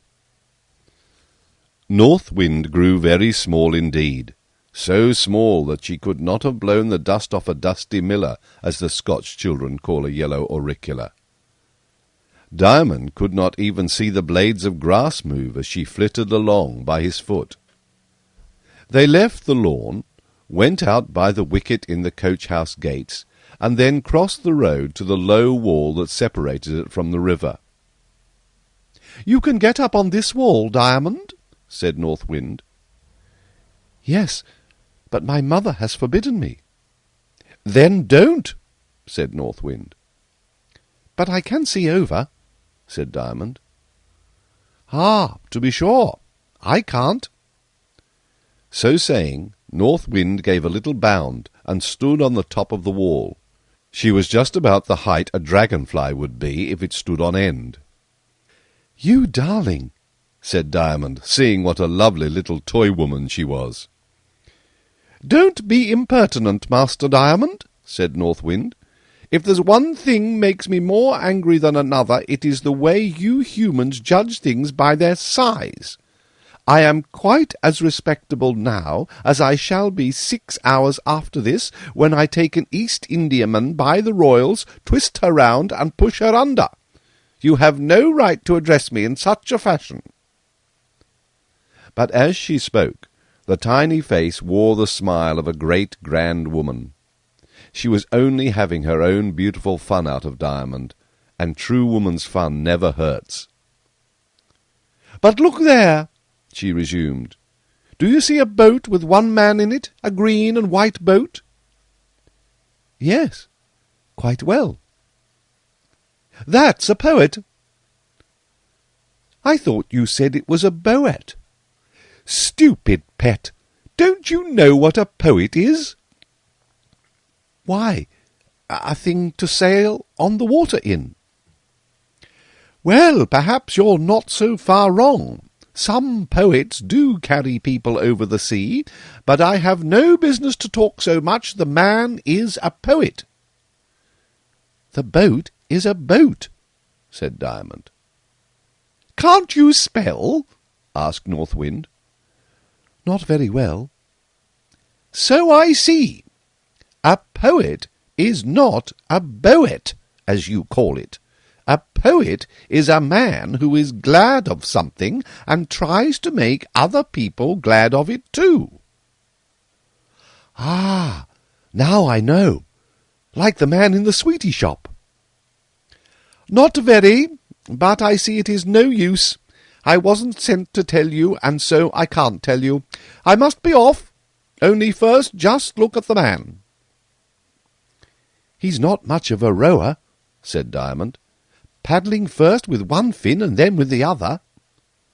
"Now look here," said North Wind. And she flashed like a dragonfly across the water, whose surface rippled and puckered as she passed. The next moment the man in the boat glanced about him and bent to his oars. The boat flew over the rippling water. Man and boat and river were awake. The same instant almost North Wind perched again upon the river wall. "How did you do that?" asked Diamond. "I blew in his face," answered North Wind. "I don't see how that could do it," said Diamond. "I dare say not, and therefore you will say you don't believe it could." "No, no, dear North Wind, I know you too well not to believe you." "Well, I blew in his face, and that woke him up."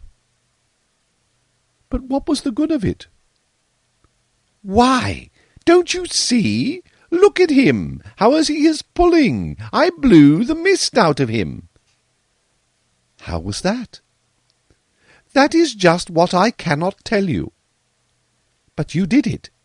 Yes, I have to do 10,000 things without being able to tell how. I don't like that, said Diamond. He was staring after the boat. Hearing no answer, he looked down to the wall. North Wind was gone. Away across the river went a long ripple, what sailors call a cat's paw. The man in the boat was putting up a sail.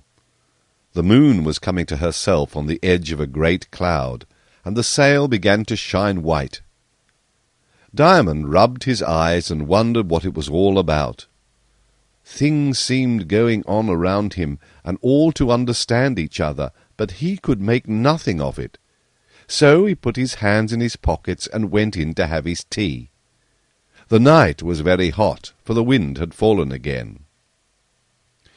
"You don't seem very well to-night, Diamond," said his mother. "I'm quite well, mother," returned Diamond, who was only puzzled. "I think you had better go to bed," she added. "Very well, mother," he answered. He stopped for one moment to look out of the window. Above the moon the clouds were going different ways.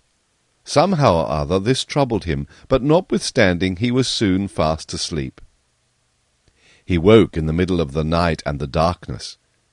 A terrible noise was rumbling overhead, like a rolling beat of great drums echoing through a brazen vault. The roof of the loft in which he lay had no ceiling, only the tiles were between him and the sky. For a while he could not come quite awake, for the noise kept beating him down, so that his heart was troubled and fluttered painfully. A second peal of thunder burst over his head, and almost choked him with fear. Nor did he recover until the great blast that followed, having torn some tiles off the roof, sent a spout of wind down into his bed and over his face, which brought him wide awake, and gave him back his courage. The same moment he heard a mighty yet musical voice calling upon him. "Come up, Diamond," she said. "It's all ready. I'm waiting for you." He looked out of the bed and saw a gigantic, powerful, but most lovely arm, with a hand whose fingers were nothing the less ladylike that they could have strangled a boa constrictor or choked a tigress off its prey, stretched down through a big hole in the roof. Without a moment's hesitation he reached out his tiny one and laid it in the great palm before. Chapter 6. Out in the Storm. The hand felt its way up his arm, and grasping it gently and strongly above the elbow, lifted Diamond from the bed. The moment he was through the hole in the roof, all the winds of heaven seemed to lay hold upon him, and buffet him hither and thither. His hair blew one way, his nightgown another, his legs threatened to float from under him, and his head to grow dizzy with the swiftness of the invisible assailant. Cowering, he clung with the other hand to the huge hand which held his arm, and fear invaded his heart. "Oh, North Wind!" he murmured. But the words vanished from his lips as he had seen the soap bubbles that burst too soon vanish from the mouth of his pipe. The wind caught them, and they were nowhere. They couldn't get out at all, but were torn away and strangled. And yet North Wind heard them. And in her answer it seemed to Diamond that just because she was so big and could not help it, and just because her ear and her mouth must seem to him so dreadfully far away, she spoke to him more tenderly and graciously than ever before. Her voice was like the bass of a deep organ, without the groan in it, like the most delicate of violin tones, without the wail in it, like the most glorious of trumpet ejaculations, without the defiance in it, like the sound of falling water, without the clatter and clash in it.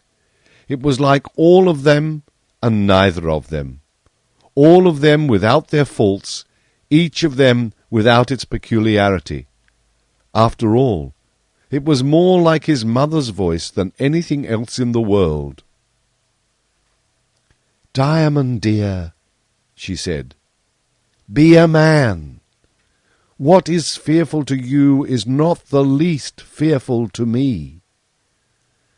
"But it can't hurt you," murmured Diamond, "for you're it." "Then if I'm it, and have you in my arms, how can it hurt you?" "Oh, yes, I see," whispered Diamond. "But it looks so dreadful, and it pushes me about so." "Yes, it does, my dear. That is what it was sent for." At the same moment, a peal of thunder which shook Diamond's heart against the sides of his bosom hurtled out of the heavens. I cannot say out of the sky, for there was no sky. Diamond had not seen the lightning, for he had been intent on finding the face of North Wind. Every moment the folds of her great garment would sweep across his eyes and blind him. But between, he could just persuade himself that he saw great glories of woman's eyes looking down through rifts in the mountainous clouds over his head. He trembled so at the thunder that his knees failed him, and he sunk down at North Wind's feet and clasped her round the column of her ankle.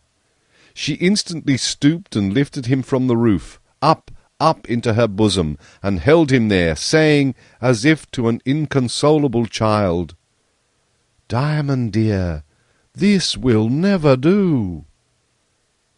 "Oh, yes, it will," answered Diamond. "I am all right now, quite comfortable, I assure you, dear North Wind.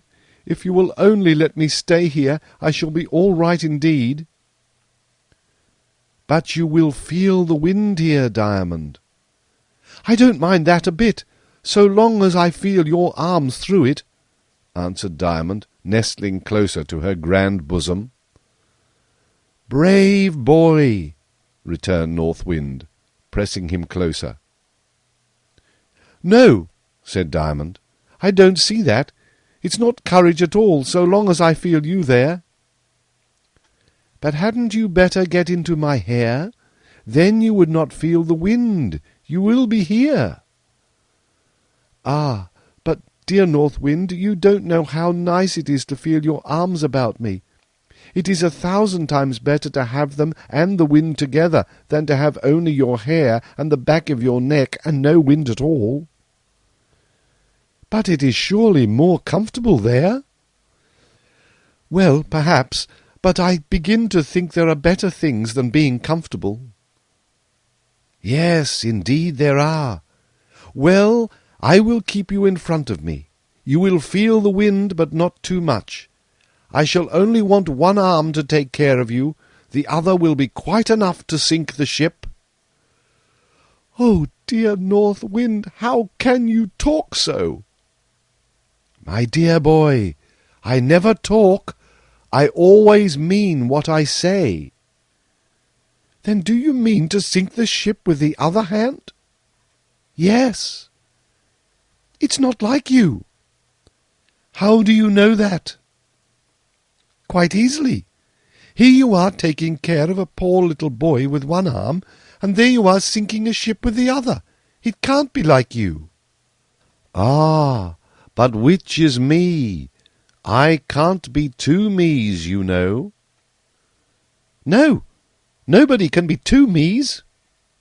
"Well, which me is me?" "Now I must think. There looks to be two." "Yes, that's the very point. You can't be knowing the thing you don't know, can you?" "No." "Which me do you know?" "The kindest, goodest, best me in the world," answered Diamond, clinging to North Wind. "Why am I good to you?" "I don't know." "Have you ever done anything for me?" "No." "Then I must be good to you because I choose to be good to you." "Yes." "Why should I choose?" Because you like."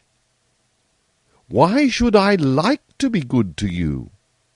I don't know, except it be because it's good to be good to me. That's just it. I am good to you because I like to be good.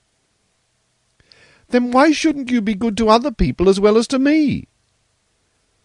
That's just what I don't know. Why shouldn't I? I don't know either. Then why shouldn't you? Because I am. There it is again, said Diamond. I don't see that you are. It looks quite the other thing. Well, but listen to me, Diamond. You know the one me, you say, and that is good. Yes. Do you know the other me as well? No, I can't. I shouldn't like to. There it is. You don't know the other me. You are sure of one of them? Yes. And you are sure there can't be two me's? Yes. Then the me you don't know must be the same as the me you do know. Else there would be two me's. Yes. Then the other me you don't know must be as kind as the me you do know. Yes. Besides, I tell you that it is so, only it doesn't look like it. That I confess freely. Have you anything more to object? No, no, dear North Wind, I am quite satisfied. Then I will tell you something you might object.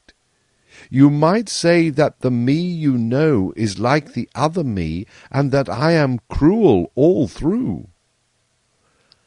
I know that can't be, because you are so kind. But that kindness might be only a pretence for the sake of being more cruel afterwards. Diamond clung to her tighter than ever, crying, No, no, dear North Wind, I can't believe that. I don't believe it. I won't believe it. That would kill me. I love you, and you must love me. Else how did I come to love you? How could you know how to put on such a beautiful face if you did not love me and the rest? No. You may sink as many ships as you like, and I won't say another word. I can't say I shall like to see it, you know. That's quite another thing, said North Wind. And as she spoke, she gave one spring from the roof of the hayloft and rushed up into the clouds, with Diamond on her left arm close to her heart.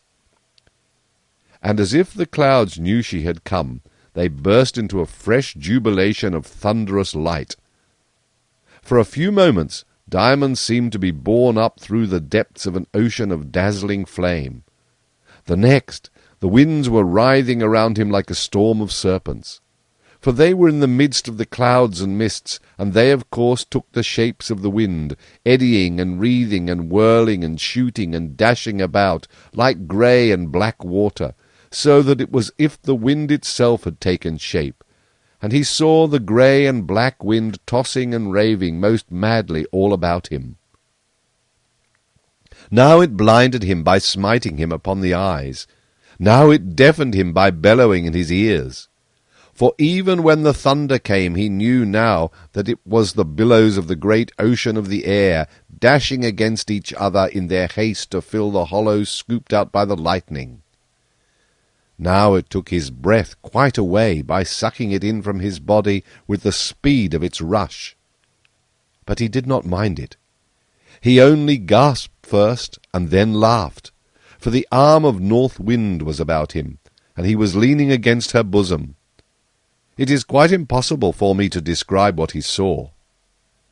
Did you ever watch a great wave shoot into a winding passage amongst rocks? If you ever did, you would see that the water rushed every way at once, some of it even turning back and opposing the rest. Greater confusion you might see nowhere except in a crowd of frightened people. Well, the wind was like that. except that it went much faster, and therefore was much wilder, and twisted and shot and curled and dodged and clashed and raved 10 times more madly than anything else in creation, except human passions. Diamond saw the threads of the lady's hair streaking it all. In parts, indeed, he could not tell which was hair and which was black storm and vapour. It seemed sometimes that all the great billows of mist-muddy wind were woven out of the crossing lines of North Wind's infinite hair, sweeping in endless intertwistings. And Diamond felt as the wind seized on his hair, which his mother kept rather long, as if he too was part of the storm, and some of its life went out from him. But so sheltered was he by North Wind's arm and bosom that only at times, in the fiercer onslaught of some curl-billowed eddy, did he recognize for a moment how wild was the storm in which he was carried, nestling in its very core and formative centre. It seemed to Diamond likewise that they were motionless in the centre, and that all the confusion and fighting went on around them. Flash after flash illuminated the fierce chaos, revealing in varied yellow and blue and grey and dusky red the vaporous contention. Peal after peal of thunder tore the infinite waste. But it seemed to Diamond that North Wind and he were motionless, all but the hair. It was not so. They were sweeping with the speed of the wind itself towards the sea. Chapter 7. The Cathedral. I must not go on describing what cannot be described, for nothing is more wearisome. Before they reached the sea, Diamond felt North Wind's hair beginning to fall about him. "Is the storm over, North Wind?" he called out.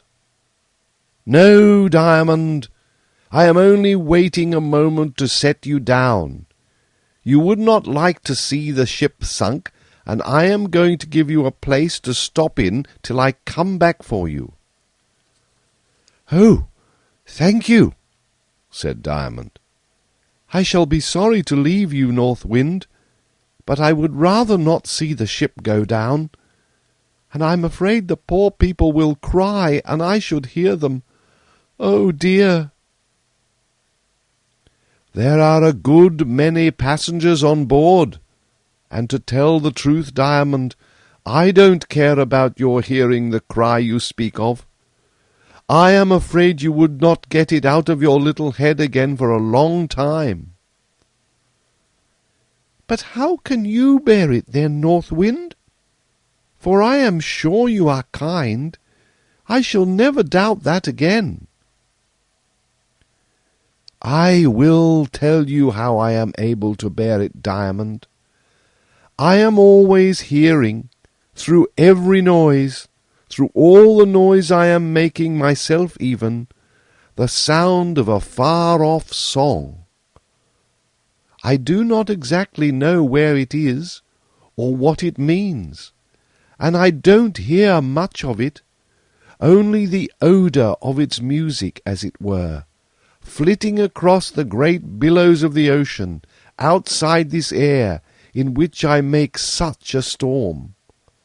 But what I do hear is quite enough to make me able to bear the cry from the drowning ship.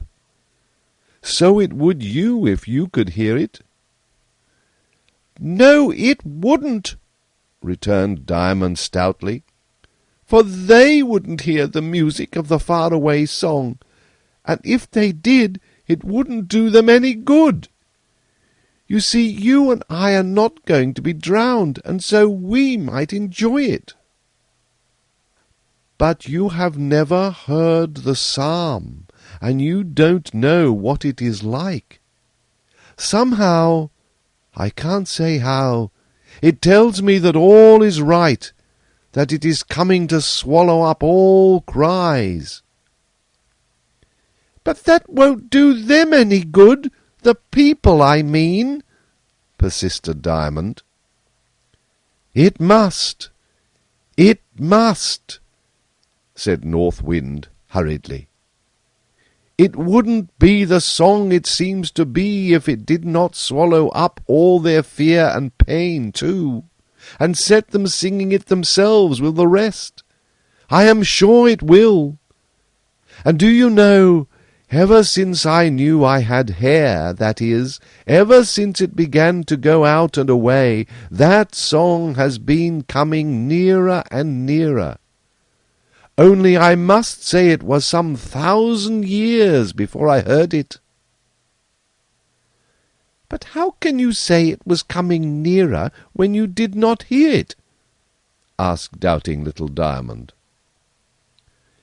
"Since I began to hear it, I know it is growing louder. Therefore I judge it was coming nearer and nearer until I did hear it first. I'm not so very old, you know, a few 1,000 years only, and I was quite a baby when I heard the noise first, but I knew it must come from the voices of people ever so much older and wiser than I was. I can't sing at all, except now and then, and I can never tell what my song is going to be. I only know what it is after I have sung it. But this will never do. Will you stop here?" "I can't see anywhere to stop," said Diamond. "Your hair is all down like a darkness, and I can't see through it if I knock my eyes into it ever so much." "Look then," said North Wind, and with one sweep of her great white arm she swept yards deep of darkness like a great curtain from before the face of the boy. And lo! it was a blue light, lit up with stars. Where it did not shine with stars, it shimmered with the milk of the stars, except where, just opposite to Diamond's face, the grey towers of a cathedral blotted out each of its own shape of sky and stars. "Oh, what's that?" cried Diamond, struck with a kind of terror, for he had never seen a cathedral, and it rose before him with an awful reality in the midst of the wide spaces, conquering emptiness with grandeur. "A very good place for you to wait in," said North Wind. "But we shall go in, and you shall judge for yourself." There was an open door in the middle of one of the towers, leading out upon the roof, and through it they passed. Then North Wind set Diamond on his feet, and he found himself at the top of a stone stair, which went twisting away down into the darkness. For only a little light came in at the door. It was enough, however, to allow Diamond to see that North Wind stood beside him. He looked up to find her face, and saw that she was no longer a beautiful giantess, but the tall, gracious lady he liked best to see. She took his hand, and giving him the broad part of the spiral stair to walk on, led him down a good way. Then, opening another little door, led him out upon a narrow gallery that ran all around the central part of the church, on the ledges of the windows of the clerestory, and through openings in the parts of the wall that divided the windows from each other. It was very narrow, and except when they were passing through the wall, Diamond saw nothing to keep him from falling into the church. It lay below him like a great silent gulf hollowed in stone, and he held his breath for fear as he looked down. "What are you trembling for, little Diamond?" said the lady, as she walked gently along, with her hand held out behind her leading him, for there was not breadth enough for them to walk side by side. "I am afraid of falling down there," answered Diamond. "It is so deep down." "Yes, rather," answered North Wind. "But you were 100 times higher a few minutes ago." "Ah, yes, but somebody's arm was about me then," said Diamond, putting his little mouth to the beautiful cold hand that he had a hold of his. "What a dear little warm mouth you've got," said North Wind. "It is a pity you should talk nonsense with it. Don't you know I have a hold of you?" "Yes, but I'm walking on my own legs, and they might slip. I can't trust myself so well as your arms." "But I have a hold of you, I tell you, foolish child." "Yes, but somehow I can't feel comfortable." "If you were to fall, and my hold of you were to give way, I should be down after you in a less moment than a lady's watch can tick, and catch you long before you had reached the ground." "I don't like it, though," said Diamond. "Oh, oh, oh!" he screamed the next moment, bent double with terror, for North Wind had let go her hold of his hand and had vanished, leaving him standing as if rooted to the gallery. She left the words, "Come after me," sounding in his ears. But move he dared not. In a moment more he would from very terror have fallen into the church, but suddenly there came a gentle breath of cool wind upon his face, and it kept blowing upon him in little puffs, and at every puff Diamond felt his faintness going away, and his fear with it. Courage was reviving in his little heart, and still the cold wafts of the soft wind breathed upon him, and the soft wind was so mighty and strong within its gentleness, that in a minute more Diamond was marching along the narrow ledge as fearless for the first time as North Wind herself. He walked on and on, with the windows all in a row on one side of him, and the great empty nave of the church echoing to every one of his brave strides on the other, until at last he came to a little open door, from which a broader stair led him down and down and down, till at last, all at once, he found himself in the arms of North Wind, who held him close to her and kissed him on the forehead. Diamond nestled to her, and murmured into her bosom, "Why did you leave me, dear North Wind?" "Because I wanted you to walk alone," she answered. "But it is so much nicer here," said Diamond. "I dare say, but I couldn't hold a little coward to my heart. It would make me so cold." "But I wasn't brave of myself," said Diamond, whom my older readers will have already discovered to be a true child in this, that he was given to metaphysics. "It was the wind that blew in my face that made me brave, wasn't it now, North Wind?" "Yes, I know that. You had to be taught what courage was, and you couldn't know what it was without feeling it. Therefore it was given you. But don't you feel as if you would try to be brave yourself next time?" "Yes, I do. But trying is not much." "Yes, it is. A very great deal. For it is a beginning, and a beginning is the greatest thing of all. To try to be brave is to be brave. The coward who tries to be brave is before the man who is brave because he is made so and never had to try." "How kind you are, North Wind." "I am only just. All kindness is but justice. We owe it." "I don't quite understand that." "Never mind. You will some day. There is no hurry about understanding it now." "Who blew the wind on me that made me brave?" "I did." "I didn't see you." "Therefore you can believe me." Yes, yes, of course. But how was it that such a little breath could be so strong? That I don't know. But you made it strong. No, I only blew it. I knew it would make you strong, just as it did the man in the boat, you remember. But how my breath has that power I cannot tell. It was put into it when I was made. That is all I know. But really, I must be going about my work.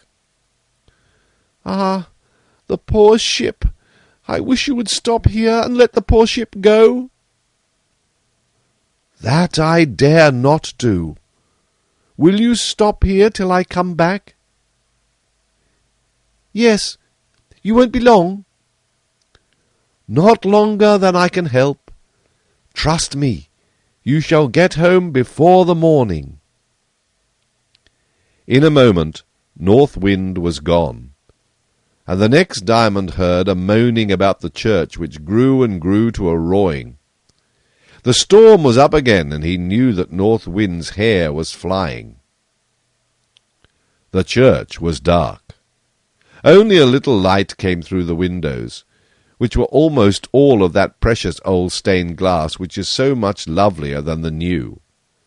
But Diamond could not see how beautiful they were, for there was not enough light in the stars to show the colours of them. He could only just distinguish them from the walls. He looked up, but could not see the gallery along which he had passed. He could only tell where it was far up by the faint glimmer of the windows of the clerestory, whose sills made part of it. The church grew very lonely about him, and he began to feel like a child whose mother has forsaken it.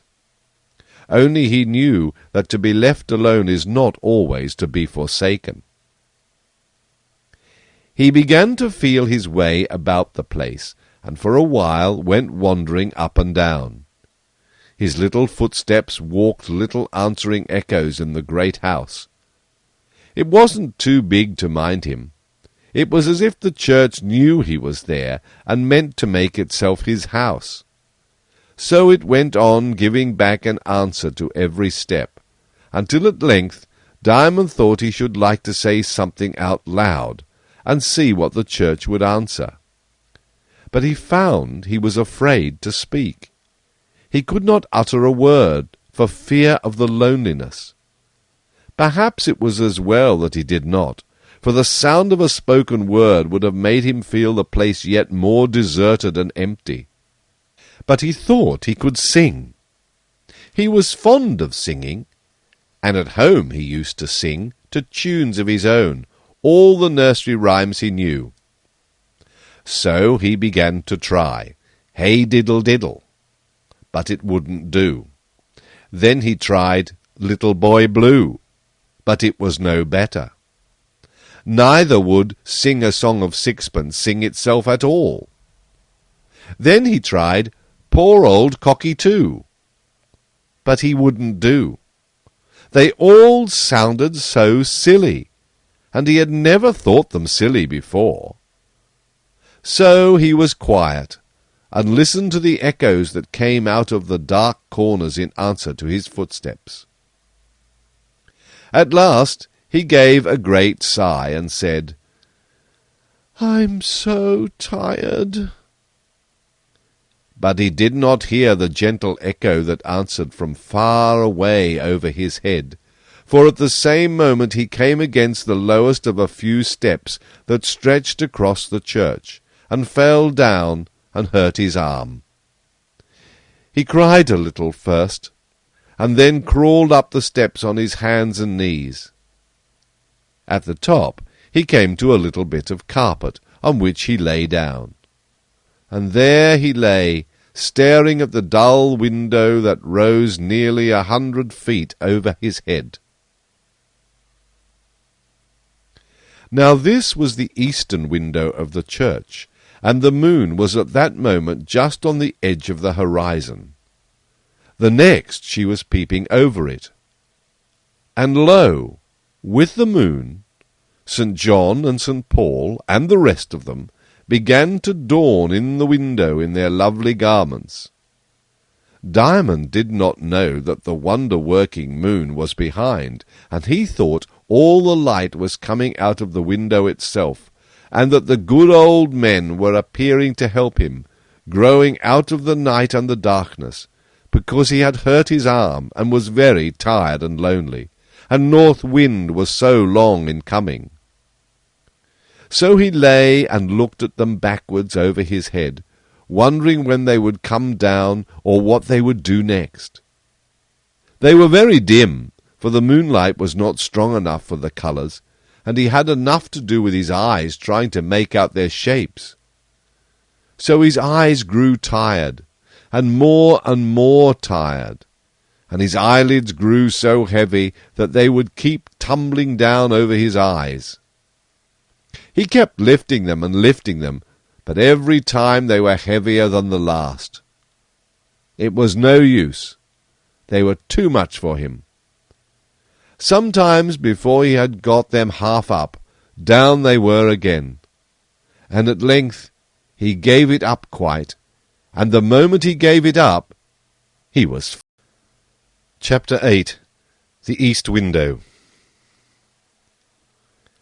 That Diamond had fallen fast asleep is very evident from the strange things he now fancied as taking place, for he thought he heard a sound as of whispering up in the great window. He tried to open his eyes, but he could not, and the whispering went on and grew louder and louder, until he could hear every word that was said. He thought it was the apostles talking about him, but he could not open his eyes. "And how comes he to be lying there, St. Peter?" said one. "I think I saw him a while ago up in the gallery, under the Nicodemus window. Perhaps he has fallen down. What do you think, St. Matthew?" "I don't think he could have crept here after falling from such a height. He must have been killed." "What are we to do with him? We can't leave him lying there, and we could not make him comfortable up here in the window. It's rather crowded already. What do you say, St. Thomas?" "Let's go down and look at him." There came a rustling and a chinking for some time, and then there was a silence, and Diamond felt somehow that all the apostles were standing round him and looking down on him, and still he could not open his eyes. "What is the matter with him, St. Luke?" asked one. "There's nothing the matter with him," answered St. Luke, who must have joined the company of the apostles from the next window, one would think. "He's in a sound sleep." "I have it," cried another. "This is one of North Wind's tricks. She has caught him up and dropped him at our door like a withered leaf or a foundling baby.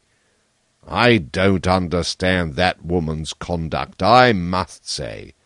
As if we hadn't enough to do with our money without taking care of other people's children. That's not what our forefathers built cathedrals for." Now Diamond could not bear to hear such things against North Wind, who, he knew, never played anybody a trick. She was far too busy with her own work for that. He struggled hard to open his eyes, but without success. "She should consider that a church is not a place for pranks, not to mention that we live in it," said another. "It is certainly disrespectful of her, but she always is disrespectful. What right has she to bang at our windows, as she has been doing the whole of this night? I dare say there is a glass broken somewhere. I know my blue robe is in a dreadful mess, with the rain first and the dust after. It will cost me shillings to clean it." Then Diamond knew that they could not be apostles talking like this. They could only be the sextons and vergers and such like, who got up at night and put on the robes of deans and bishops, and called each other grand names, as the foolish servants he had heard his father tell of call themselves lords and ladies after their masters and mistresses. And he was so angry at their daring to abuse North Wind that he jumped up, crying, "North Wind knows best what she is about. She has a good right to blow the cobwebs from your windows, for she was sent to do it. She sweeps them away from grander places, I can tell you, for I've been with her at it." This was what he began to say, but as he spoke his eyes came wide open, and behold, there were neither apostles nor vergers there, not even a window with the effigies of holy men in it, but a dark heap of hay all about him, and the little panes in the roof of his loft glimmering blue in the light of the morning. Old Diamond was coming awake down below in the stable. In a moment more he was on his feet, and shaking himself so that young Diamond's bed trembled under him. "He's grand at shaking himself," said Diamond. "I wish I could shake myself like that. But then I can wash myself, and he can't. What fun it would be to see old Diamond washing his face with his hoofs and iron shoes! Wouldn't it be a picture?" So saying, he got up and dressed himself. Then he went out into the garden. There must have been a tremendous wind in the night, for although all was quiet now, there lay the little summer house crushed to the ground, and over it the great elm tree, which the wind had broken across, being much decayed in the middle. Diamond almost cried to see the wilderness of green leaves, which used to be so far up in the blue air, tossing about in the breeze, and liking it best when the wind blew it most, now lying so near the ground, and without any hope of ever getting up into the deep air again. "I wonder how old the tree is," thought Diamond. "It must take a long time to get so near the sky as that poor tree was." "Yes, indeed," said a voice beside him, for Diamond had spoken the last words aloud. Diamond started, and looking round saw a clergyman, a brother of Mrs. Coleman, who happened to be visiting her. He was a great scholar, and was in the habit of rising early. "Who are you, my man?" he added. "Little Diamond," answered the boy. "Oh, I have heard of you. How do you come to be up so early?" "Because the sham apostles talk such nonsense they wake me up." The clergyman stared. Diamond saw that he had better have held his tongue, for he could not explain things. "You must have been dreaming, my little man," said he. "Dear, dear," he went on, looking at the tree, "there has been terrible work here. This is the north wind's doing. What a pity! I wish we lived at the back of it, I'm sure." "Where is that, sir?" asked Diamond. "Away in the Hyperborean regions," answered the clergyman, smiling. "I never heard of the place," returned Diamond. "I dare say not," answered the clergyman. "But if this tree had been there now, it would not have been blown down, for there is no wind there." "But please, sir, if it had been there," said Diamond, "we should not have had to be sorry for it." "Certainly not." "Then we shouldn't have had to be glad for it either." "You're quite right, my boy," said the clergyman, looking at him very kindly, as he turned away to the house, with his eyes bent towards the earth.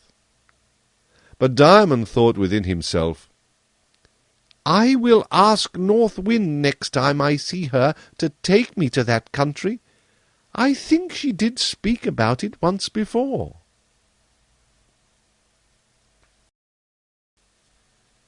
Chapter 9. How Diamond got to the back of the North Wind. When Diamond went home to breakfast, he found his father and mother already seated at the table. They were both busy with their bread and butter, and Diamond sat himself down in his usual place. His mother looked up at him, and after watching him for a moment, said, "I don't think the boy is looking well, husband." "Don't you? Well, I don't know. I think he looks pretty bobbish. How do you feel yourself, Diamond, my boy?" "Quite well, thank you, father. At least, I think I've got a little headache." "There, I told you," said his father and mother both at once. "The child's very poorly," added his mother. "The child's quite well," added his father. And then they both laughed. "You see," said his mother, "I've had a letter from my sister at Sandwich." "Sleepy old hole," said his father. "Don't abuse the place. There's good people in it," said his mother. "Right, old lady," returned his father. "Only I don't believe there are more than 2 pair of carriage horses in the whole blessed place." "Well, people can get to heaven without carriages, or coachmen either, husband. Not that I should like to go without my coachman, you know. But about the boy." "What boy?" "That boy there, staring at you with his goggle eyes." "Have I got goggle eyes, mother?" asked Diamond, a little dismayed. "Not too goggle," said his mother, who was quite proud of her boy's eyes, only did not want to make him vain. "Not too goggle, only you need not stare so." "Well, what about him?" said his father. "I told you I had got a letter." "Yes, from your sister, not from Diamond." "La, husband, you've got out of bed the wrong leg first this morning, I do believe."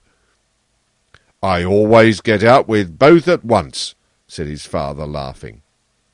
"Well, listen, then. His aunt wants the boy to go down and see her." "And that's why you want to make out that he ain't looking well?" "No more he is. I think he had better go." "Well, I don't care, if you can find the money," said his father. "I'll manage that," said his mother. And so it was agreed that Diamond should go to Sandwich. I will not describe the preparations Diamond made. You would have thought he was going on a 3 months' voyage. Nor will I describe the journey, for our business is now at the place. He was met at the station by his aunt, a cheerful, middle-aged woman, and conveyed in safety to the sleepy old town, as his father had called it. And no wonder that it was sleepy, for it was nearly dead of old age. Diamond went about staring with his beautiful goggle eyes at the quaint old streets and the shops and the houses.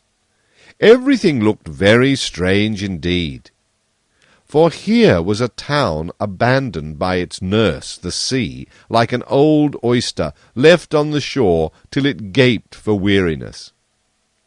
It used to be one of the 5 chief seaports in England, but it began to hold itself too high, and the consequence was the sea grew less and less intimate with it, gradually drew back, and kept more to itself, till at length it left it high and dry. Sandwich was a seaport no more. The sea went on with its own tide business a long way off, and forgot it.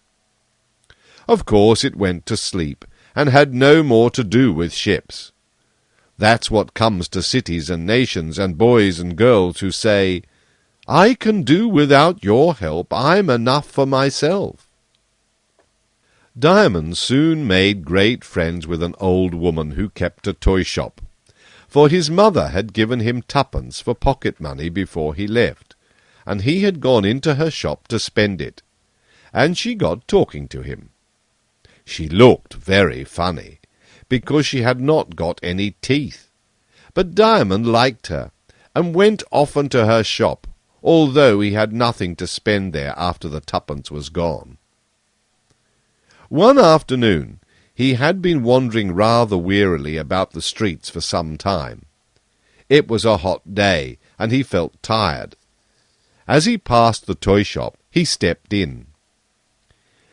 "Please may I sit down for a minute on this box?" he said, thinking the old woman was somewhere in the shop.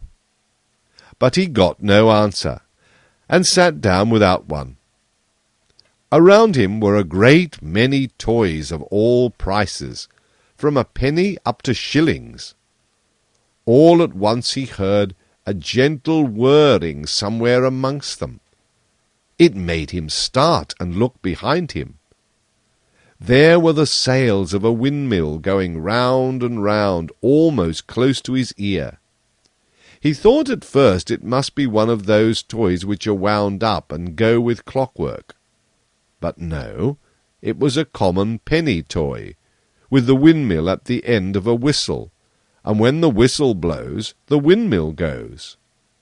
But the wonder was that there was no one at the whistle end blowing, and yet the sails were turning round and round, now faster, now slower, now faster again. "What can it mean?" said Diamond aloud. "It means me," said the tiniest voice he had ever heard. "Who are you, please?" asked Diamond. "Well, really, I begin to be ashamed of you," said the voice. "I wonder how long it will be before you know me, or how often I might take you in before you get sharp enough to suspect me. You are as bad as a baby that doesn't know his mother in a new bonnet." "Not quite so bad as that, dear North Wind," said Diamond, "for I didn't see you at all, and indeed I don't see you yet, although I recognize your voice. Do grow a little, please." "Not a hair's breadth," said the voice, and it was the smallest voice that ever spoke. "What are you doing here?" "I am come to see my aunt, but please, North Wind, why didn't you come back for me in the church that night?" "I did. I carried you safe home. All the time you were dreaming about the glass apostles, you were lying in my arms." "I'm so glad," said Diamond. "I thought that must be it, only I wanted to hear you say so. Did you sink the ship, then?" "Yes." "And drown everybody?" "Not quite. One boat got away with 6 or 7 men in it." "How could the boat swim when the ship couldn't?" "Of course I had some trouble with it. I had to contrive a bit and manage the waves a little. When they're once thoroughly waked up, I have a good deal of trouble with them sometimes. They're apt to get stupid with tumbling over each other's heads. That's when they're fairly at it. However, the boat got to a desert island before noon next day." "And what good will come of that?" "I don't know. I obeyed orders. Goodbye." "Oh, stay, North Wind, do stay!" cried Diamond, dismayed to see the windmill get slower and slower. "What is it, my dear child?" said North Wind, and the windmill began turning again so swiftly that Diamond could scarcely see it. "What a big voice you've got, and what a noise you do make with it! What is it you want? I have little to do, but that little must be done." "I want you to take me to the country at the back of the North Wind." "That's not so easy," said North Wind, and was silent for so long that Diamond thought she was gone indeed. But after he had quite given her up, the voice began again. "I almost wish old Herodotus had held his tongue about it. Much he knew of it." "Why do you wish that, North Wind?" "Because then that clergyman would never have heard of it, and set you wanting to go. But we shall see. We shall see. You must go home now, my dear, for you don't seem very well, and I'll see what can be done for you. Don't wait for me. I've got to break a few of old Goody's toys. She's thinking too much of her new stock. 2 or 3 will do. There, go now." Diamond rose, quite sorry, and without a word left the shop and went home. It soon appeared that his mother had been right about him, for that same afternoon his head began to ache very much, and he had to go to bed. He awoke in the middle of the night. The lattice window of his room had blown open, and the curtains of his little bed were swinging about in the wind. "If that should be North Wind now," thought Diamond. But the next moment he heard someone closing the window, and his aunt came to the bedside. She put her hand on his face and said, "How's your head, dear?" "Better, auntie, I think." "Would you like something to drink?" "Oh, yes, I should, please." So his aunt gave him some lemonade, for she'd been used to nursing sick people, and Diamond felt very much refreshed, and laid his head down again to go very fast asleep, as he thought. And so he did, but only to come awake again, as a fresh burst of wind blew the lattice open a second time. The same moment he found himself in a cloud of North Wind's hair, with her beautiful face, set in it like a moon, bending over him. "Quick, Diamond," she said, "I have found such a chance." "But I'm not well," said Diamond. "I know that, but you will be better for a little fresh air. You shall have plenty of that." "You want me to go, then?" "Yes, I do. It won't hurt you." "Very well," said Diamond, and getting out of the bedclothes he jumped into North Wind's arms.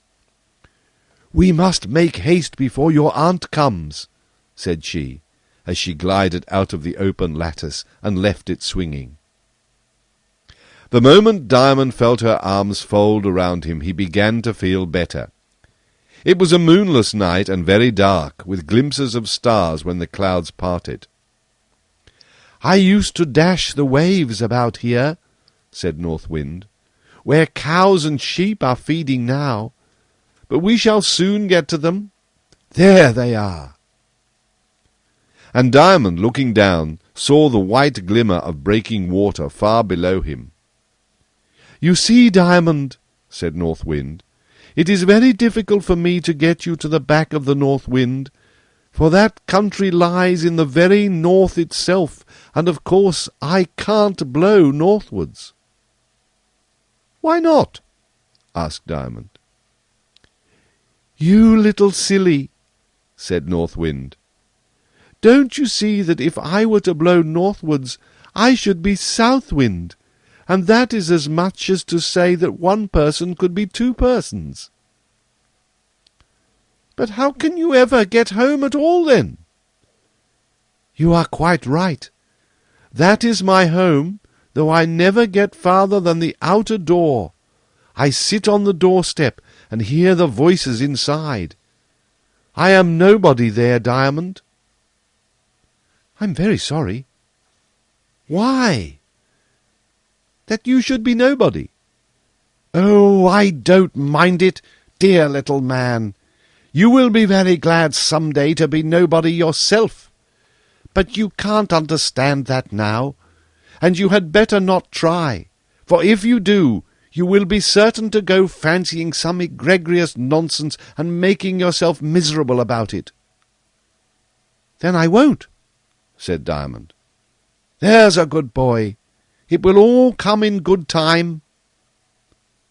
"But you haven't told me how you get to the doorstep, you know." "It is easy enough for me. I have only to consent to be nobody, and there I am. I draw into myself, and there I am on the doorstep. But you can easily see, or you have less sense than I think, that to drag you heavy thing, along with me would take centuries, and I could not give the time to it." "Oh, I'm so sorry," said Diamond. "What for now, pet?" "That I'm so heavy for you. I would be lighter if I could, but I don't know how." "You silly darling! Why, I could toss you 100 miles from me if I liked. It is only when I am going home that I shall find you heavy." "Then you are going home with me?" "Of course! Did I not come to fetch you just for that?" "But all this time you must be going southwards."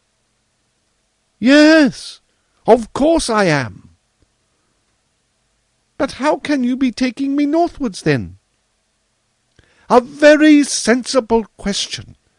But you shall see. I will get rid of a few of these clouds, only they do come up so fast. It's like trying to blow a brook dry. There! What do you see now?" "I think I see a little boat away there down below." "A little boat, indeed! Well, she's a yacht of 200 tons, and the captain of it is a friend of mine, for he is a man of good sense, and can sail his craft well. I've helped him many a time when he little thought it. I've heard him grumbling at me when I was doing the very best I could for him. Why, I've carried him 80 miles a day, again and again, right north." "He must have dodged for that," said Diamond, who had been watching the vessels, and had seen that they went other ways than the wind blew. "Of course he must. But don't you see, it was the best I could do? I couldn't be south wind, and besides, it gave him a share in the business. It is not good at all, mind that, Diamond, to do everything for those you love, and not give them a share in the doing. It's not kind. It's making too much of yourself, my child. If I had been south wind, he would only have smoked his pipe all day and made himself stupid." "But how could he be a man of sense and grumble at you when you were doing your best for him?" "Oh, you must make allowances," said North Wind, "or you will never do justice to anybody. You do understand, then, that a captain may sail north?" "In spite of a north wind, yes," supplemented Diamond. "Now, I do think you must be stupid, my dear," said North Wind. "Suppose the north wind did not blow, where would he be then?" "Why, then the south wind would carry him." "So you think that when the north wind stops, the south wind blows? Nonsense! If I didn't blow, the captain couldn't sail his 80 miles a day.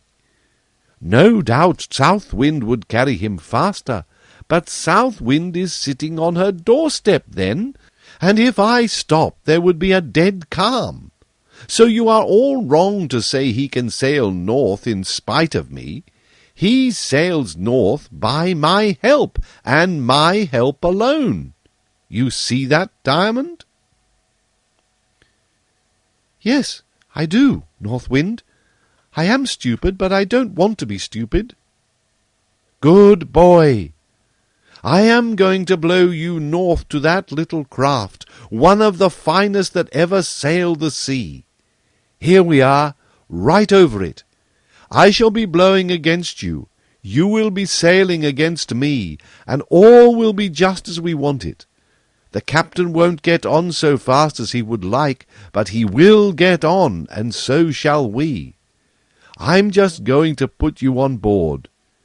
Do you see in front of the tiller that thing the man is working, now to one side, now to the other, a round thing like the top of a drum?"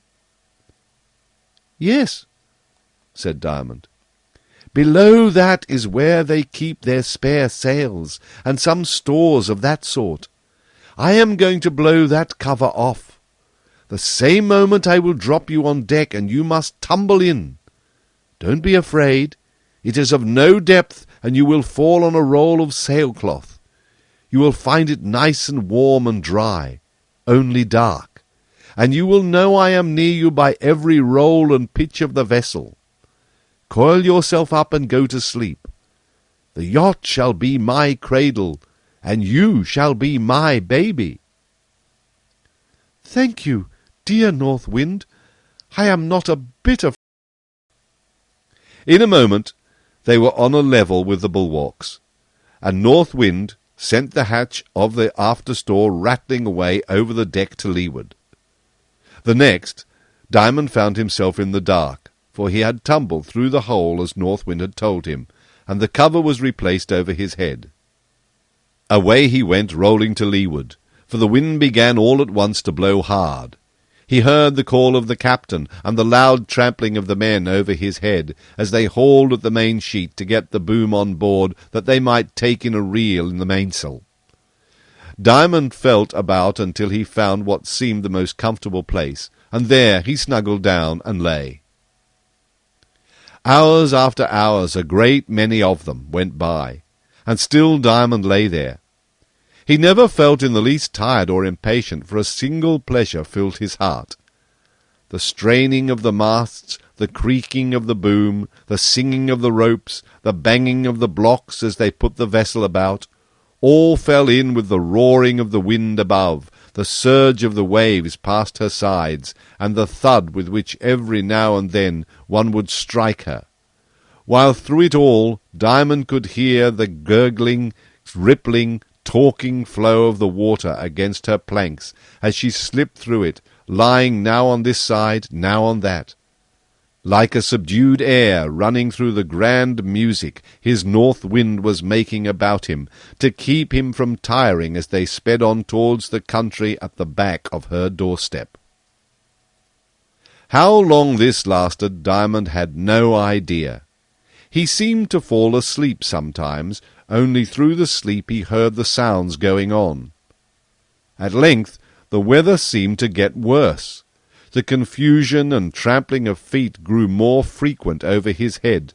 The vessel lay over more and more on her side, and went roaring through the waves, which banged and thumped at her as if in anger. All at once arose a terrible uproar.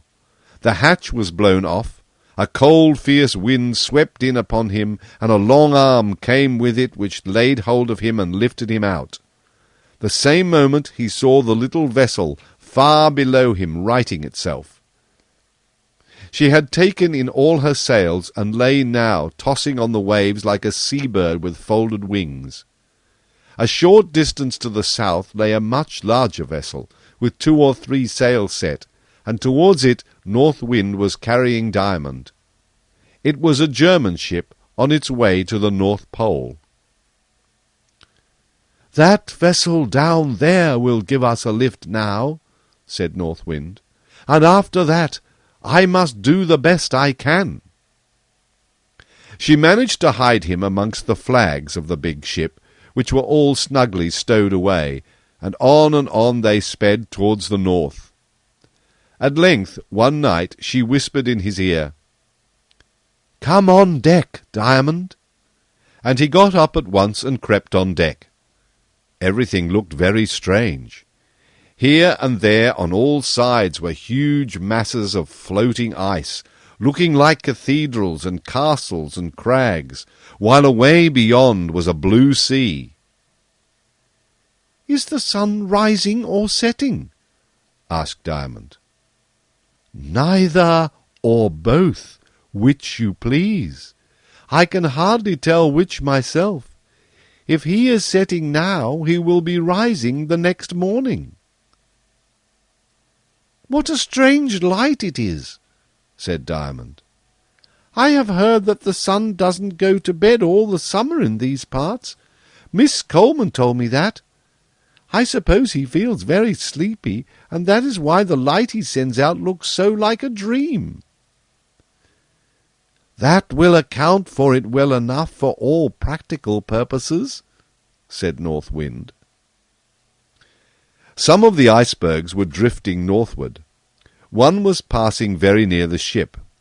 North Wind seized Diamond, and with a single bound lighted on one of them, a huge thing with sharp pinnacles and great clefts.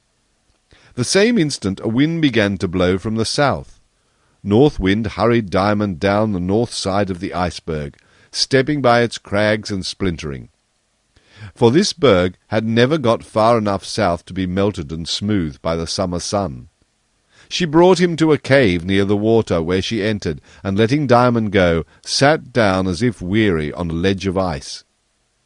Diamond seated himself on the other side, and for a while was enraptured with the colour of the air inside the cave. It was a deep, dazzling, lovely blue, deeper than the deepest blue of the sky. The blue seemed to be in constant motion, like the blackness when you press your eyeballs with your fingers, boiling and sparkling. But when he looked across to North Wind, he was frightened. Her face was worn and livid. "What is the matter with you, dear North Wind?" he said. "Nothing much. I feel very faint, but you mustn't mind it, for I can bear it quite well. South wind always blows me faint. If it were not for the cool of the thick ice between me and her, I should faint altogether. Indeed, as it is, I fear I must vanish." Diamond stared at her in terror, for he saw that her form and face were growing not small, but transparent, like something dissolving, not in water, but in light. He could see the side of the blue cave through her very heart, and she melted away till all that was left was a pale face, like the moon in the morning, with two great lucid eyes in it. "I am going, Diamond," she said. "Does it hurt you?" asked Diamond. "It's very uncomfortable," she answered, "but I don't mind it, for I shall come all right again before long. I thought I should be able to go with you all the way, but I cannot. You must not be frightened, though. Just go straight on, and you will come all right. You'll find me on the doorstep." As she spoke, her face too faded quite away, only Diamond thought he could still see her eyes shining through the blue. When he went closer, however, he found that what he thought her eyes were only two hollows in the ice. North Wind was quite gone, and Diamond would have cried if he had not trusted her so thoroughly. So he sat still in the blue air of the cavern, listening to the wash and ripple of the water all about the base of the iceberg, as it sped on and on into the open sea, northwards. It was an excellent craft to go with the current, for there was twice as much of it below water as above. But a light south wind was blowing too, and so it went fast. After a little while, Diamond went out and sat on the edge of his floating island, and looked down into the ocean beneath him. The white sides of the berg reflected so much light below the water that he could see far into the green abyss. Sometimes he fancied he saw the eyes of North Wind looking up at him from below, but the fancy never lasted beyond the moment of its birth, and the time passed he did not know how, for he felt as if he were in a dream. When he got tired of the green water, he went into the blue cave, and when he got tired of the blue cave, he went out and gazed all about him on the blue sea, ever sparkling in the sun, which kept wheeling about the sky, never going below the horizon. But he chiefly gazed northwards, to see whether any land were appearing. All this time he never wanted to eat. He broke off little bits of the berg now and then, and sucked them, and he thought them very nice. At length, one time he came out of his cave, he spied far off upon the horizon a shining peak that rose into the sky like the top of some tremendous iceberg, and his vessel was bearing him straight towards it. As he went on, the peak rose and rose higher and higher above the horizon, and other peaks rose after it, with sharp edges and jagged ridges connecting them. Diamond thought this must be the place he was going to, and he was right, for the mountains rose and rose till he saw the line of the coast at their feet, and at length the iceberg drove into a little bay, all round which were lofty precipices with snow on their tops, and streaks of ice down their sides. The berg floated slowly up to a projecting rock. Diamond stepped on shore, and without looking behind him, began to follow a natural path which led windingly towards the top of the precipice. When he reached it, he found himself on a broad table of ice, along which he could walk without much difficulty. Before him, at a considerable distance, rose a lofty ridge of ice, which shot up into fantastic pinnacles and towers and battlements. The air was very cold, and seemed somehow dead, for there was not the slightest breath of wind. In the centre of the ridge before him appeared a gap like the opening of a valley. But as he walked towards it, gazing and wondering whether that could be the way he had to take, he saw that what had appeared as a gap was the form of a woman seated against the ice front of the ridge, leaning forward with her hands in her lap, and her hair hanging down to the ground. "It is North Wind on her doorstep," said Diamond joyfully, and hurried on. He soon came up to the place, and there the form sat, like one of the great figures at the door of an Egyptian temple, motionless, with drooping arms and head. Then Diamond grew frightened, because she did not move nor speak. He was sure it was North Wind, but he thought she must be dead at last. Her face was white as the snow, her eyes were blue as the air in the ice cave, and her hair hung down straight like icicles. She had on a greenish robe like the colour in the hollows of a glacier seen from far off. He stood up before her, and gazed fearfully into her face for a few minutes before he ventured to speak. At length, with a great effort and a trembling voice, he faltered out, "North Wind?" "Well, child?" said the form, without lifting its head. "Are you ill, dear North Wind?" "No. I am waiting." "What for?" "Till I'm wanted." "You don't care for me any more?" said Diamond, almost crying now. "Yes, I do. Only I can't show it. All my love is down at the bottom of my heart, but I feel it bubbling there." "What do you want me to do next, dear North Wind?" said Diamond, wishing to show his love by being obedient. "What do you want to do yourself?" "I want to go into the country at your back." "Then you must go through me." "I don't know what you mean." "I mean just what I say. You must walk on as if I were an open door and go right through me." "But that will hurt you." "Not in the least. It will hurt you, though." "I don't mind that, if you tell me to do it." "Do it," said North Wind. Diamond walked towards her instantly. When he reached her knees, he put out his hand to lay it on her, but nothing was there save an intense cold. He walked on. Then all grew white about him, and the cold stung him like fire. He walked on still, groping through the whiteness. It thickened about him. At last it got into his heart, and he lost all sense.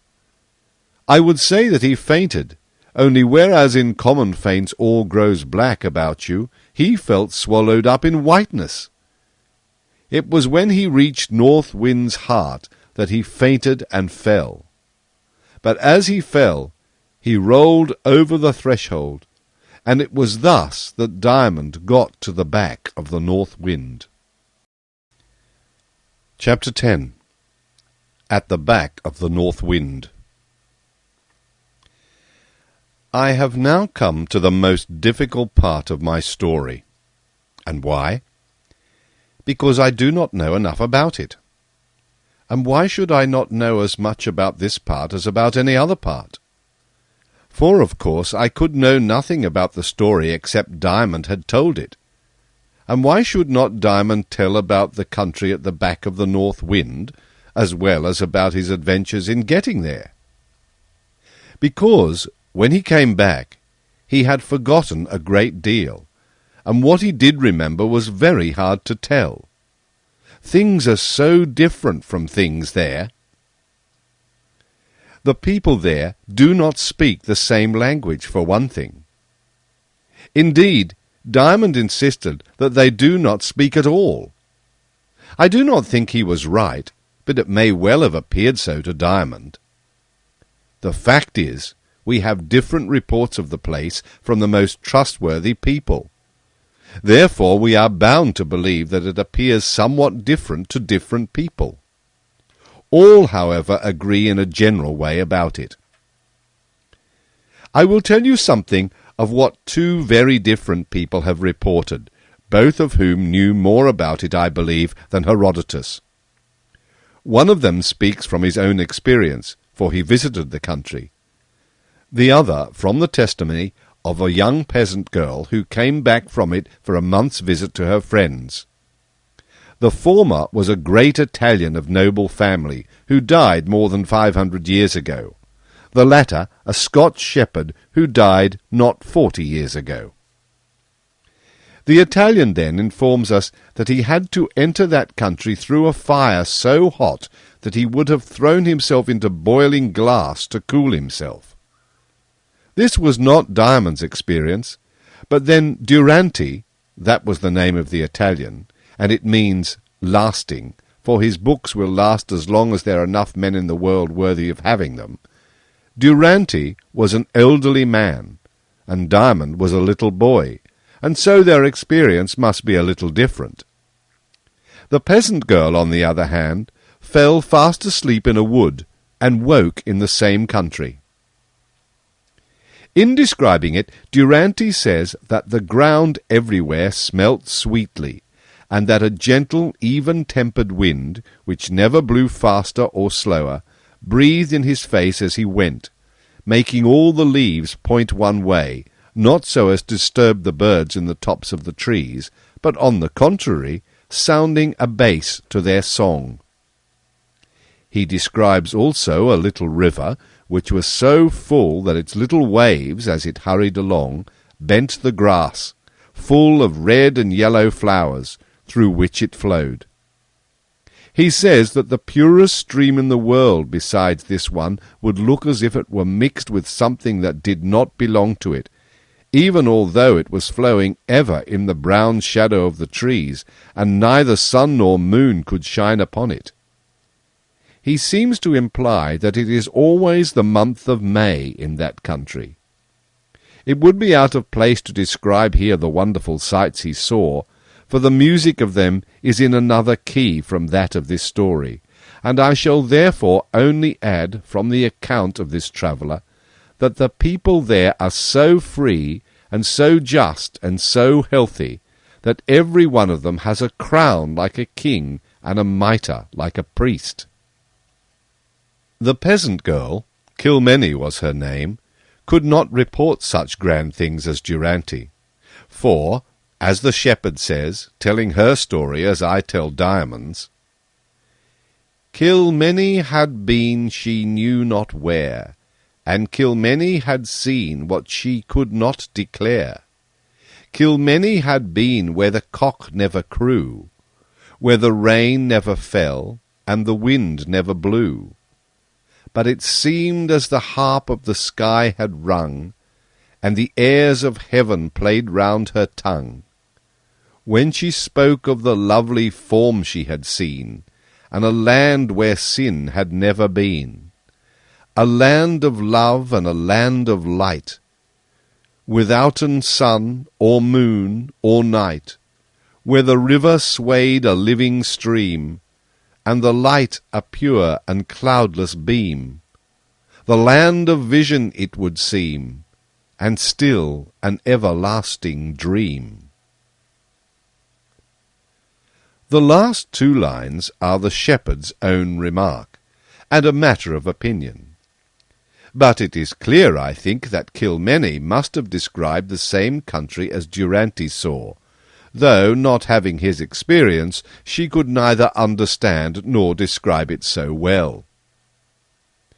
Now I must give you such fragments of recollection as Diamond was able to bring back with him. When he came to himself after he fell, he found himself at the back of the North Wind. North Wind herself was nowhere to be seen. Neither was there a vestige of snow or of ice within sight. The sun, too, had vanished, but that was no matter, for there was plenty of a certain still rayless light. Where it came from he never found out, but he thought it belonged to the country itself. Sometimes he thought it came out of the flowers, which were very bright, but had no strong colour. He said the river, for all agree that there is a river there, flowed not only through but over grass. Its channel, instead of being rock, stones, pebbles, sand, or anything else, was of pure meadow grass, not over long. He insisted that if it did not sing tunes in people's ears, it sung tunes in their heads, in proof of which I may mention that in the troubles which followed, Diamond was often heard singing, and when asked what he was singing, would answer, "One of the tunes the river at the back of the North Wind sung." And I may as well say at once that Diamond never told these things to anyone, but— No, I had better not say who it was. But whoever it was told me, and I thought it would be well to write them for my child readers. He could not say he was very happy there, for he had neither his father nor mother with him, but he felt so still and quiet and patient and contented, that as far as the mere feeling went, it was something better than mere happiness. Nothing went wrong at the back of the North Wind. Neither was anything quite right, he thought. Only everything was going to be right some day. His account disagreed with that of Durante, and agreed with that of Kilmeny in this, that he protested there was no wind there at all. I fancy he missed it. At all events, we could do without wind. It all depends on how big our lungs are, whether the wind is too strong for us or not. When the person he told about it asked him whether he saw anybody he knew there, he answered, "Only a little girl belonging to the gardener, who thought he had lost her, but was quite mistaken, for there she was safe enough, and was to come back some day, as I came back, if they would only wait." "Did you talk to her, Diamond?" "No, nobody talks there. They only look at each other, and understand everything." "Is it cold there?" "No." "Is it hot?" "No." "What is it then?" "You never think about such things there." What a queer place it must be. It's a very good place. Do you want to go back again? No, I don't think I have ever left it. I feel it here, somewhere. Did the people there look pleased? Yes, quite pleased, only a little sad. Then they didn't look glad. They looked as if they were waiting to be gladder some day. This was how Diamond used to answer questions about that country. And now I will take up the story again and tell you how he got back to this country. Chapter 11. How Diamond got home again. When one at the back of the north wind wanted to know how things were going with anyone he loved, he had to go to a certain tree, climb the stem, and sit down in the branches. In a few minutes, if he kept very still, he would see something at least of what was going on with the people he loved. One day, when Diamond was sitting in this tree, he began to long very much to get home again, and no wonder, for he saw his mother crying. Durante says that the people there may always follow their wishes, because they never wish but what is good. Diamond's wish was to get home, and he would fain follow his wish. But how was he to set about it? If he could only see North Wind! But the moment he had got to her back, she was gone altogether from his sight. He had never seen her back. She might be sitting on her doorstep still, looking southwards and waiting, white and thin and blue-eyed, until she was wanted. Or she might have again become a mighty creature, with power to do that which was demanded of her, and gone far away upon many missions. She must be somewhere, however. He could not go home without her, and therefore he must find her. She could never have intended to leave him always away from his mother. If there had been any danger of that, she would have told him, and given him his choice about going. For North Wind was right honest. How to find North Wind, therefore, occupied all his thoughts. In his anxiety about his mother, he used to climb the tree every day and sit in its branches.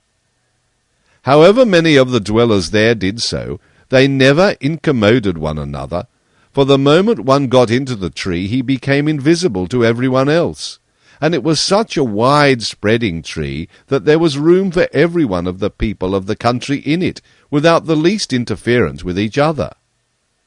Sometimes, on getting down, two of them would meet at the root, and then they would smile to each other more sweetly than at any other time, as much to say, "Ah, you've been up there too." One day he was sitting on one of the outer branches of the tree, looking southwards after his home. Far away was a blue shining sea, dotted with gleaming and sparkling specks of white. Those were the icebergs. Nearer he saw a great range of snow-capped mountains, and down below him the lovely meadow grass of the country, with the stream flowing and flowing through it, away towards the sea. As he looked, he began to wonder, for the whole country lay beneath him like a map, and that which was near him looked just as small as that which he knew to be miles away. The ridge of ice which encircled it appeared but a few yards off, and no larger than the row of pebbles with which a child will mark out the boundaries of the kingdom he has appropriated on the seashore. He thought he could distinguish the vapoury form of North Wind, seated as he had left her on the other side. Hastily he descended the tree, and to his amazement found that the map or model of the country still lay at his feet. He stood in it. With one stride he had crossed the river. With another he had reached the ridge of ice. With the third he stepped over its peaks, and sank wearily down at North Wind's knees. For there she sat on her doorstep. The peaks of the great ridge of ice were as lofty as ever behind her, and the country at her back had vanished from Diamond's view. North Wind was as still as Diamond had left her. Her pale face was white as the snow, and her motionless eyes were as blue as the caverns in the ice. But the instant Diamond touched her, her face began to change like that of one waking from sleep. Light began to glimmer from the blue of her eyes. A moment more, and she laid her hand on Diamond's head, and began playing with his hair. Diamond took hold of her hand, and laid his face to it. She gave a little start. "How very alive you are, child," she murmured. "Come nearer to me." By the help of the stones all around, he clambered up beside her, and laid himself against her bosom. She gave a great sigh, slowly lifted her arms, and slowly folded them about him, until she clasped him close. Yet a moment, and she roused herself, and came quite awake, and the cold of her bosom, which had pierced Diamond's bones, vanished. "Have you been sitting here ever since I went through you, dear North Wind?" asked Diamond, stroking her hand. "Yes," she answered, looking up at him with her old kindness. "Ain't you very tired?" "No. I've often had to sit longer. Do you know how long you have been?" "Oh, years and years," answered Diamond. "You have just been 7 days," returned North Wind. "I thought I had been 100 years," exclaimed Diamond. "Yes, I dare say," replied North Wind. "You've been away from here 7 days, but how long you may have been in there is quite another thing. Behind my back and before my face things are so different. They don't go at all by the same rule." "I'm very glad," said Diamond, after thinking a while. "Why?" asked North Wind. "Because I've been such a long time there, and such a little while away from Mother. Why, she won't be expecting me home from Sandwich yet." "No, but we mustn't talk any longer. I've got my orders now, and we must be off in a few minutes." Next moment Diamond found himself sitting alone on the rock. North Wind had vanished. A creature like a great humble-bee or cockchafer flew past his face. But it could be neither, for there were no insects amongst the ice. It passed him again and again, flying in circles around him, and he concluded that it must be North Wind herself, no bigger than Tom Thumb, when his mother put him in the nutshell lined with flannel. But she was no longer vapoury and thin. She was solid, although tiny. A moment more, and she perched on his shoulder. "Come along, Diamond," she said in his ear, in the smallest and highest of treble voices. "It is time we were setting out for Sandwich." Diamond could just see her, by turning his head towards his shoulder as far as he could, but only with one eye, for his nose came between her and the other. "Won't you take me in your arms and carry me?" he said in a whisper, for he knew she did not like a loud voice when she was small. "Ah, you ungrateful boy!" returned North Wind, smiling. "How dare you make game of me? Yes, I will carry you, but you shall walk a bit for your impertinence first. Come along." She jumped from his shoulder, but when Diamond looked for her upon the ground, he could see nothing but a little spider with long legs that made its way over the ice towards the south. It ran very fast indeed for a spider, but Diamond ran a long way before it, and then waited for it. It was up with him sooner than he had expected, however, and it had grown a good deal. And the spider grew and went faster and faster, till all at once Diamond discovered that it was not a spider, but a weasel. And away glided the weasel, and away went Diamond after it, and it took all the run there was in him to keep up with the weasel. And the weasel grew and grew, till at once Diamond saw that the weasel was not a weasel, but a cat. And away went the cat, and Diamond after it. And when he had run 1/2 mile, he found the cat waiting for him, sitting up and washing her face, not to lose time. And away went the cat again, but Diamond after it. But the next time he came up with the cat was not a cat, but a hunting leopard. And the hunting leopard grew to a jaguar, all covered with spots like eyes. And the jaguar grew to a Bengal tiger. And at none of them was Diamond afraid, for he had been at North Wind's back, and he could be afraid of her no longer, whatever she did or grew. And the tiger flew over the snow in a straight line for the south, growing less and less to Diamond's eyes, till it was only a black speck upon the whiteness. And then it vanished altogether. And now Diamond felt that he would rather not run any farther, and that the ice had got very rough.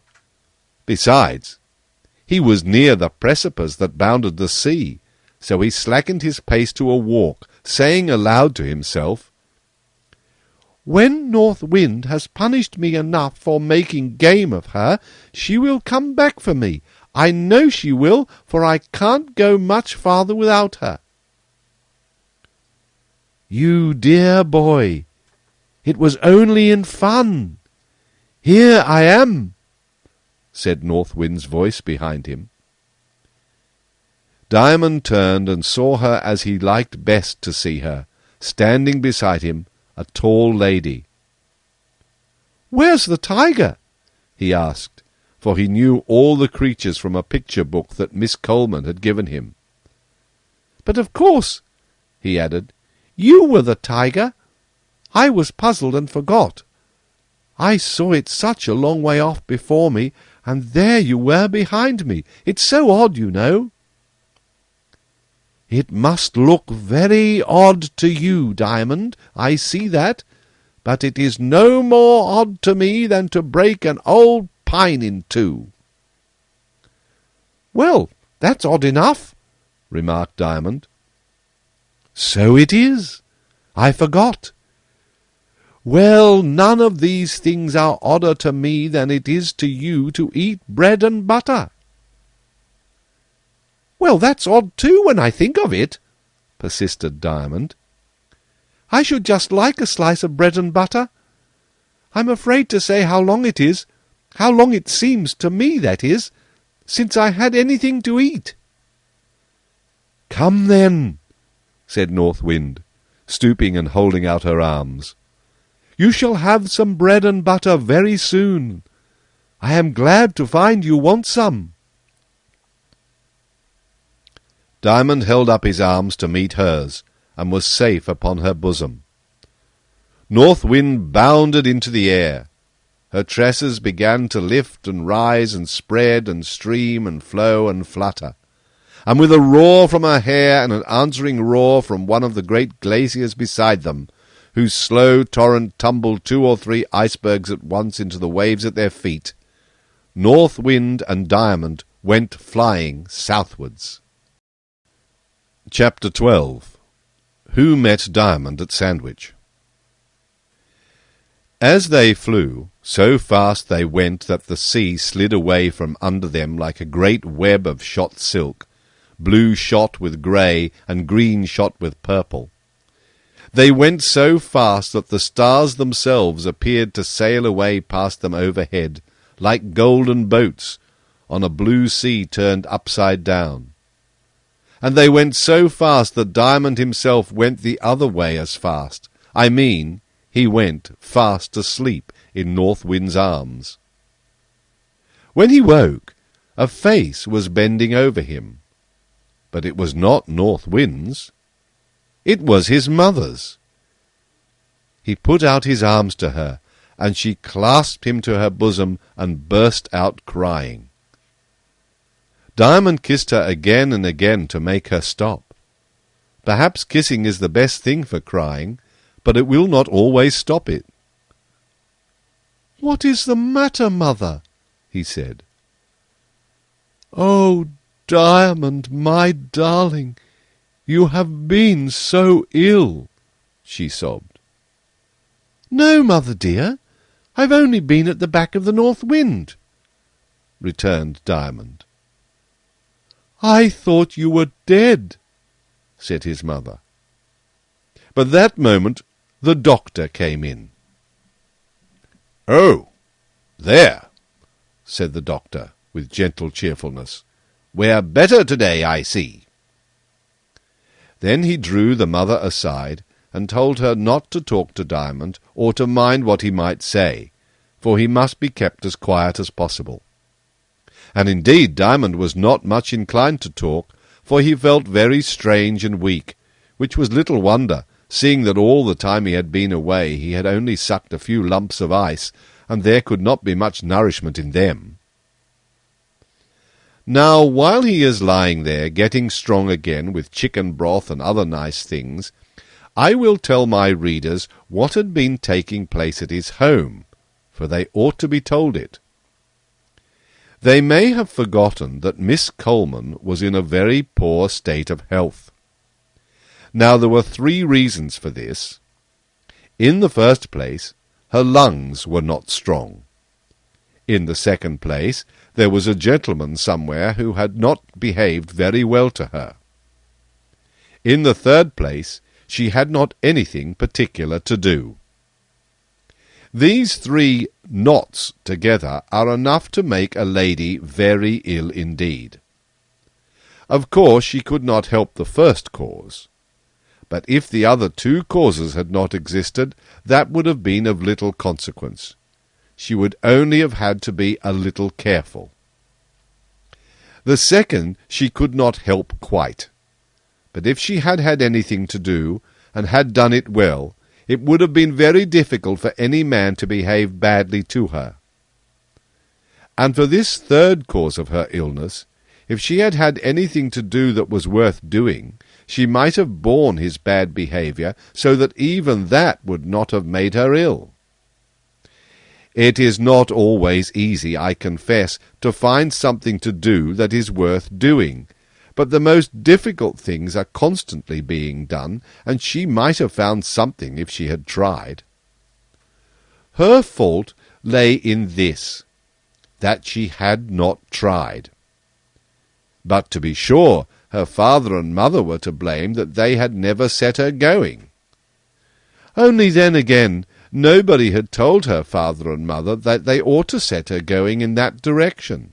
So, as none of them would find it out of themselves, North Wind had to teach them. We know that North Wind was very busy that night on which she left Diamond in the cathedral. She had in a sense been blowing through and through the Colemans' house the whole of the night. First, Miss Coleman's maid had left a chink of her mistress's window open, thinking she had shut it, and North Wind had wound a few of her hairs round the lady's throat. She was considerably worse the next morning. Again, the ship which North Wind had sunk that very night belonged to Mr. Coleman. Nor will my readers understand what a heavy loss this was to him until I have informed them that he had been getting poorer and poorer for some time. He was not so successful in his speculations as he had been, for he speculated a great deal more than was right, and it was time he should be pulled up. It is a hard thing for a rich man to grow poor, but it is an awful thing for him to grow dishonest, and some kinds of speculation lead a man deep into dishonesty before he thinks what he is about. Poverty will not make a man worthless. He may be worth a great deal more when he is poor than when he was rich. But dishonesty goes very far indeed to make a man of no value, a thing to be thrown out in the dust-hole of the creation, like a bit of broken basin or a dirty rag. So North Wind had to look after Mr. Coleman, and try to make an honest man of him. So she sank the ship which was his last venture, and he was what himself and his wife and the world called ruined. Nor was this all yet, for on board that vessel Miss Coleman's lover was a passenger, and when the news came that the vessel had gone down, and that all on board had perished, we may be sure she did not think the loss of her fine house and garden and furniture the greatest misfortune in the world. Of course, the trouble did not end with Mr. Coleman and his family. Nobody can suffer alone. When the cause of suffering is most deeply hidden in the heart, and nobody knows anything about it but the man himself, he must be a great and a good man indeed, such as few of us have known, if the pain inside him does not make him behave so as to cause all about him to be more or less uncomfortable. But when a man brings money troubles on himself by making haste to be rich, then most of the people he has to do with must suffer in the same way with himself. The elm tree which North Wind blew down that very night, as if small and great trials were to be gathered in one heap, crushed Miss Coleman's pretty summer-house. Just so the fall of Mr. Coleman crushed the little family that lived over his coach-house and stable. Before Diamond was well enough to be taken home, there was no home for him to go to.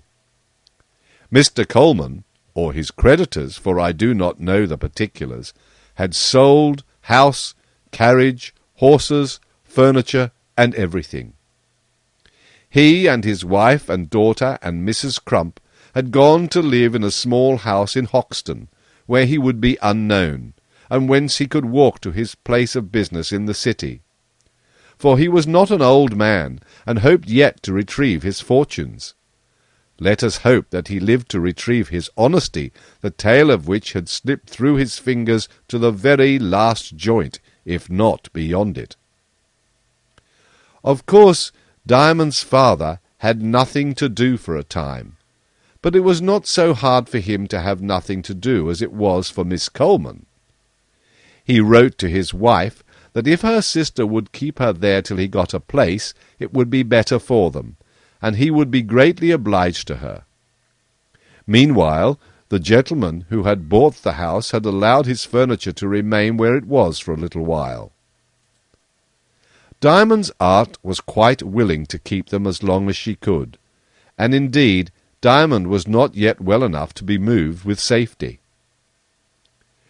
When he had recovered so far as to be able to go out, one day his mother got her sister's husband, who had a little pony cart, to carry them down to the seashore and leave them there for a few hours. He had some business to do farther on at Ramsgate, and would pick them up as he returned. A whiff of the sea air would do them both good, she said, and she thought besides she could best tell Diamond what had happened if she had him quite to herself. Chapter 13. The Seaside. Diamond and his mother sat down upon the edge of the rough grass that bordered the sand. The sun was just far enough past its highest not to shine in their eyes when they looked eastward. A sweet little wind blew on their left side and comforted the mother without letting her know what it was that comforted her. Away before them stretched the sparkling waters of the ocean, every wave of which flashed out its own delight back in the face of the great sun, which looked down from the stillness of its blue house with gloriously silent face upon its flashing children. On each hand the shore rounded outwards, forming a little bay. There were no white cliffs here, as farther north and south, and the place was rather dreary, but the sky got at them so much the better. Not a house, not a creature was within sight. Dry sand was about their feet, and under them tiny wiry grass that just managed to grow out of the poverty-stricken shore. "Oh dear," said Diamond's mother with a deep sigh. "It's a sad world." "Is it?" said Diamond. "I didn't know." "How should you know, child? You have been too well taken care of, I trust." "Oh, yes, I have," returned Diamond. "I'm so sorry. I thought you were taken care of too. I thought my father took care of you. I will ask him about it. I think he must have forgotten." "Dear boy," said his mother, "your father's the best man in the world." "So I thought," returned Diamond with triumph. "I was sure of it. Well, doesn't he take very good care of you?" "Yes, yes, he does," answered his mother, bursting into tears. "But who's to take care of him? And how is he to take care of us if he's got nothing to eat himself?" "Oh dear," said Diamond with a gasp. "Hasn't he got anything to eat? Oh, I must go home to him." "No, no, child. He's not come to that yet. But what's to become of us I don't know." "Are you very hungry, mother? There's the basket. I thought you put something to eat in it." "Oh, you darling stupid, I didn't say I was hungry," returned his mother, smiling through her tears. "Then I don't understand you at all," said Diamond. "Do tell me what's the matter." "There are people in the world who have nothing to eat, Diamond." "Then I suppose they don't stop in it any longer. They, what you call, die, don't they?" "Yes, they do. How would you like that?" "I don't know. I never tried. But I suppose they go where they get something to eat." "Like enough they don't want it," said his mother petulantly. "That's all right then," said Diamond, thinking, I dare say, more than he chose to put in words. "Is it, though? Poor boy, how little you know about things. Mr. Colemans lost all his money, and your father has nothing to do, and we shall have nothing to eat by and by." "Are you sure, mother?" "Sure of what?" "Sure that we shall have nothing to eat." "No, thank heaven, I'm not sure of it. I hope not." "Then I can't understand it, mother. There's a piece of gingerbread in the basket, I know." "Oh, you little bird! You have no more sense than a sparrow that picks up what it wants, never thinks of the winter and the frost and the snow." "Ah, yes, I see. But the birds get through the winter, don't they?" "Some of them fall dead on the ground." "They must die sometimes. They wouldn't like to be birds always, would you, mother?" "What a child it is!" thought his mother, but she said nothing. "Oh, now I remember," Diamond went on. "Father told me that day I went to Epping Forest with him that the rose bushes and the may bushes and the holly bushes were the birds' barns, for there were hips and the haws and the holly berries all ready for the winter." "Yes, that's all very true. So you see the birds are provided for, but there are no such barns for you and me, Diamond." "Ain't there?" "No, we've got to work for our bread." "Then let's go and work," said Diamond, getting up.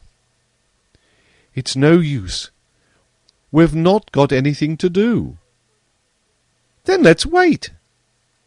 Then we'll starve.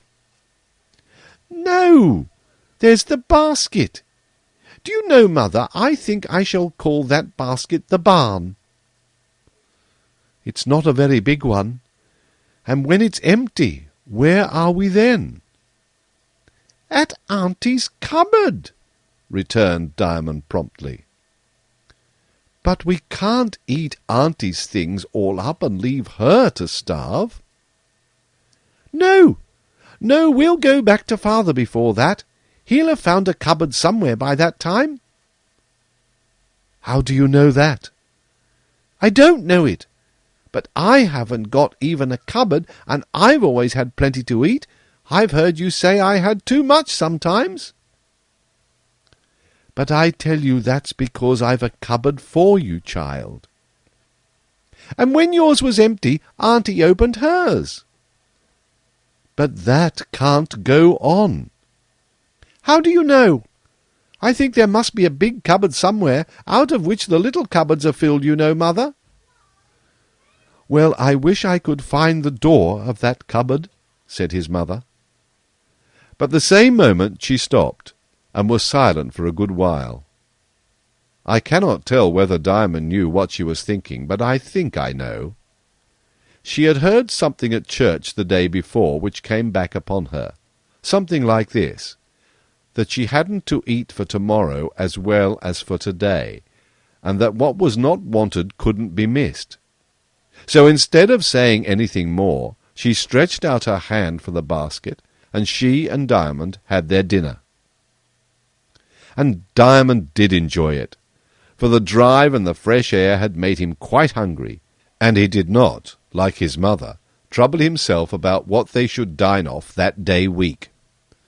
The fact was, he had lived so long without any food at all at the back of the north wind that he knew quite well that food was not essential to existence, that in fact, under certain circumstances, people could live well enough without it. His mother did not speak much during their dinner. After it was over she helped him to walk about a little, but he was not able for much, and soon got tired. He did not get fretful, though. He was too glad of having the sun and the wind again to fret because he could not run about. He lay down on the dry sand, and his mother covered him with a shawl. She then sat by his side and took a bit of work from her pocket. But Diamond felt rather sleepy, and turned on his side and gazed sleepily over the sand. A few yards off he saw something fluttering. "What is that, Mother?" he said. "Only a bit of paper," she answered. "It flutters more than a bit of paper would, I think," said Diamond. "I'll go and see if you like," said his mother. "My eyes are none of the best." So she rose and went and found that they were both right, for it was a little book, partly buried in the sand, but several of its leaves were clear of the sand, and these the wind kept blowing about in a very flutterful manner. She took it up and brought it to Diamond. "What is it, Mother?" he asked. "Some nursery rhymes, I think," she answered. "I'm too sleepy," said Diamond. "Do read some of them to me." "Yes, I will," she said, and began one. "But this is such nonsense," she said again. "I will try and find a better one."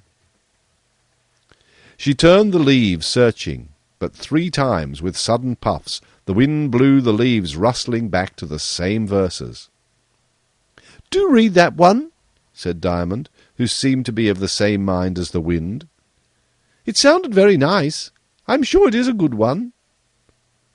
So his mother thought it might amuse him, though she couldn't find any sense in it. She never thought he might understand it, although she could not. Now I do not exactly know what the mother read, but this is what Diamond heard, or thought afterwards that he had heard. He was, however, as I have said, very sleepy, and when he thought he understood the verses, he may have been only dreaming better ones. This is how they went. I know a river, whose waters run asleep, run, run ever, singing in the shallows, dumb in the hollows, sleeping so deep, and all the swallows that dip their feathers in the hollows or in the shallows are the merriest swallows of all, for the nests they bake, with the clay they cake, with the water they shake, from the wings that rake, the water out of the shallows or the hollows will hold together in any weather. And so the swallows are the merriest fellows, and have the merriest children, and are built so narrow, like the head of an arrow, to cut the air, and go just where the nicest water is flowing, and the nicest dust is blowing.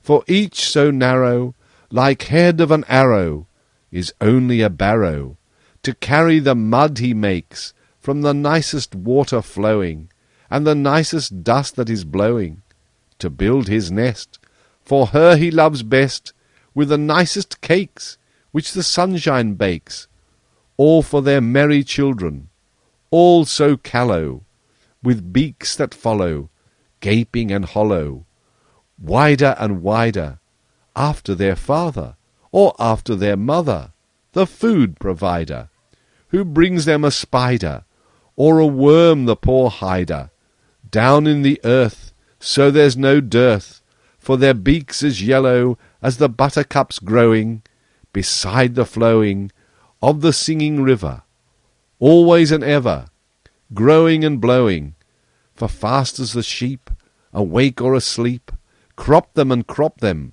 they cannot stop them, but up they creep, and on they go blowing, and so with the daisies, the little white praisies, they grow and they blow, and they spread out their crown, and they praise the sun, and when he goes down, their praisings is done, and they fold up their crown, and they sleep every one, till over the plain he's shining amain, and they're at it again, praising and praising, such low songs raising, that no one hears them but the sun who rears them, and the sheep that bite them are the quietest sheep, awake or asleep, with the merriest bleat, and the little lambs are the merriest lambs, they forget to eat, for the frolic in their feet, and the lambs and their dams are the whitest sheep, with the woolliest wool, and the longest wool,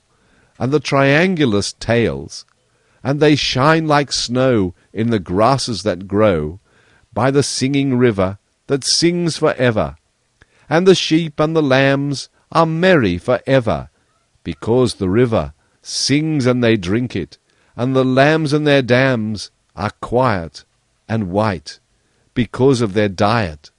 For what they bite is buttercups yellow, and daisies white, and grass as green as the river can make it, with wind as mellow to kiss it and shake it, as never was seen. But here in the hollows beside the river, where all the swallows are merriest of fellows, for the nests they make, with the clay they cake, in the sunshine bake, till they are like bone, as dry in the wind as a marble stone, so firm they bind the grass in the clay that dries in the wind, the sweetest wind that blows by the river, flowing for ever. But never you find whence come the wind that blows on the hollows and over the shallows, where dip the swallows. Alive it blows, the life as it goes, awake or asleep, into the river that sings as it flows, and the life it blows into the sheep, awake or asleep, with the woolliest wool, and the triangulous tails, and it never fails, gentle and cool, to wave the wool, and to toss the grass, as the lambs and the sheep over it pass, and tug and bite with their teeth so white, and then with the sweep of their trailing tails smooth it again, and it grows amain, and amain it grows, and the wind as it blows tosses the swallows over the hollows and down on the shallows, till every feather doth shake and quiver, and all their feathers go all together, blowing the life and the joy so rife into the swallows that skim the shallows, and have the yellowest children. For the wind that blows is the life of the river, flowing for ever, that washes the grasses still as it passes, and feeds the daisies, the little white praises, and buttercups bonny, so golden and sunny, with butter and honey, that whiten the sheep, awake or asleep, that nibble and bite, and grow whiter than white, and merry and quiet, on the sweet diet, fed by the river, and tossed for ever, by the wind that tosses, the swallow that crosses, over the shallows, dipping his wings, to gather the water, and bake the cake, that the wind shall make, as hard as a bone, as dry as a stone. It's all in the wind that blows from behind, and all in the river that flows for ever, and all in the grasses, and the white daisies, and the merry sheep, awake or asleep, and the happy swallows, skimming the shallows, and it's all in the wind, and blows from behind. Here Diamond became aware that his mother had stopped reading. "Why don't you go on, mother dear?" he asked. "It's such nonsense," said his mother. "I believe it would go on for ever." "That's just what it did," said Diamond. "What did?" she asked. "Why, the river! That's almost the very tune it used to sing." His mother was frightened, for she thought the fever was coming on again. So she did not contradict him. "Who made that poem?" asked Diamond. "I don't know," she answered. "Some silly woman for her children, I suppose, and then thought it good enough to print." "She must have been at the back of the north wind some time or other anyhow," said Diamond. "She couldn't have got a hold of it anywhere else. That's just how it went." And he began to chant bits of it here and there. But his mother said nothing for fear of making him worse, and she was very glad indeed when she saw her brother-in-law jogging along in his little cart. They lifted Diamond in, and got up themselves, and away they went. Home again, home again, home again, as Diamond sang. But he soon grew quiet, and before they reached Sandwich he was fast asleep and dreaming of the country at the back of the north wind. Chapter 14. Old Diamond. After this, Diamond recovered so fast that in a few days he was quite able to go home as soon as his father had a place for them to go to. Now his father, having saved a little money, and finding that no situation offered itself, had been thinking over a new plan. A strange occurrence it was which turned his thoughts in that direction. He had a friend in the Bloomsbury region who lived by letting out cabs and horses to the cabman. This man, happening to meet him one day as he was returning from an unsuccessful application, said to him, "Why don't you set up for yourself now, in the cab line, I mean?" "I haven't enough for that," answered Diamond's father. "You must have saved a goodish bit, I should think. Just come home with me now, and look at a horse I can let you have cheap. I bought him only a few days ago, thinking he'd do for a hansom, but I was wrong. He's got bone enough for a wagon, but a wagon ain't a hansom. He ain't got go enough for a hansom. You see, parties as takes hansoms wants to go like the wind, and he ain't got wind enough, for he ain't so young as he once was. But for a four-wheeler as takes families and their luggages, he's the very horse. He'd carry a small house any day. I bought him cheap, and I'll sell him cheap." "Oh, I don't want him," said Diamond's father. "A body must have time to think over an affair of so much importance, And there's the cab too. That would come to a deal of money. I could fit you there, I dare say, said his friend. But come and look at the animal anyhow. Since I lost my own pair, as was Mr. Coleman's, said Diamond's father, turning to accompany the cabmaster, I ain't almost got the heart to look a horse in the face. It's 1,000 pities to part man and horse. So it is, returned his friend sympathetically. But what was the ex-coachman's delight when, on going into the stable where his friend led him, he found the horse he wanted him to buy was no other than his own old Diamond, grown very thin and bony and long-legged, as if they had been doing what they could to fit him for handsome work. "He ain't a handsome horse," said Diamond's father indignantly. "Well, you're right. He ain't handsome, but he's a good un," said his owner. "Who says he ain't handsome? He's one of the handsomest horses a gentleman's coachman ever druv," said Diamond's father, remarking to himself under his breath, "though I says it as shouldn't," for he did not feel inclined at all to confess that his own old horse could have sunk so low. "Well," said his friend, "all I say is, there's a animal for you, as strong as a church, and he'll go like a train, leastwise a parley," he added, correcting himself.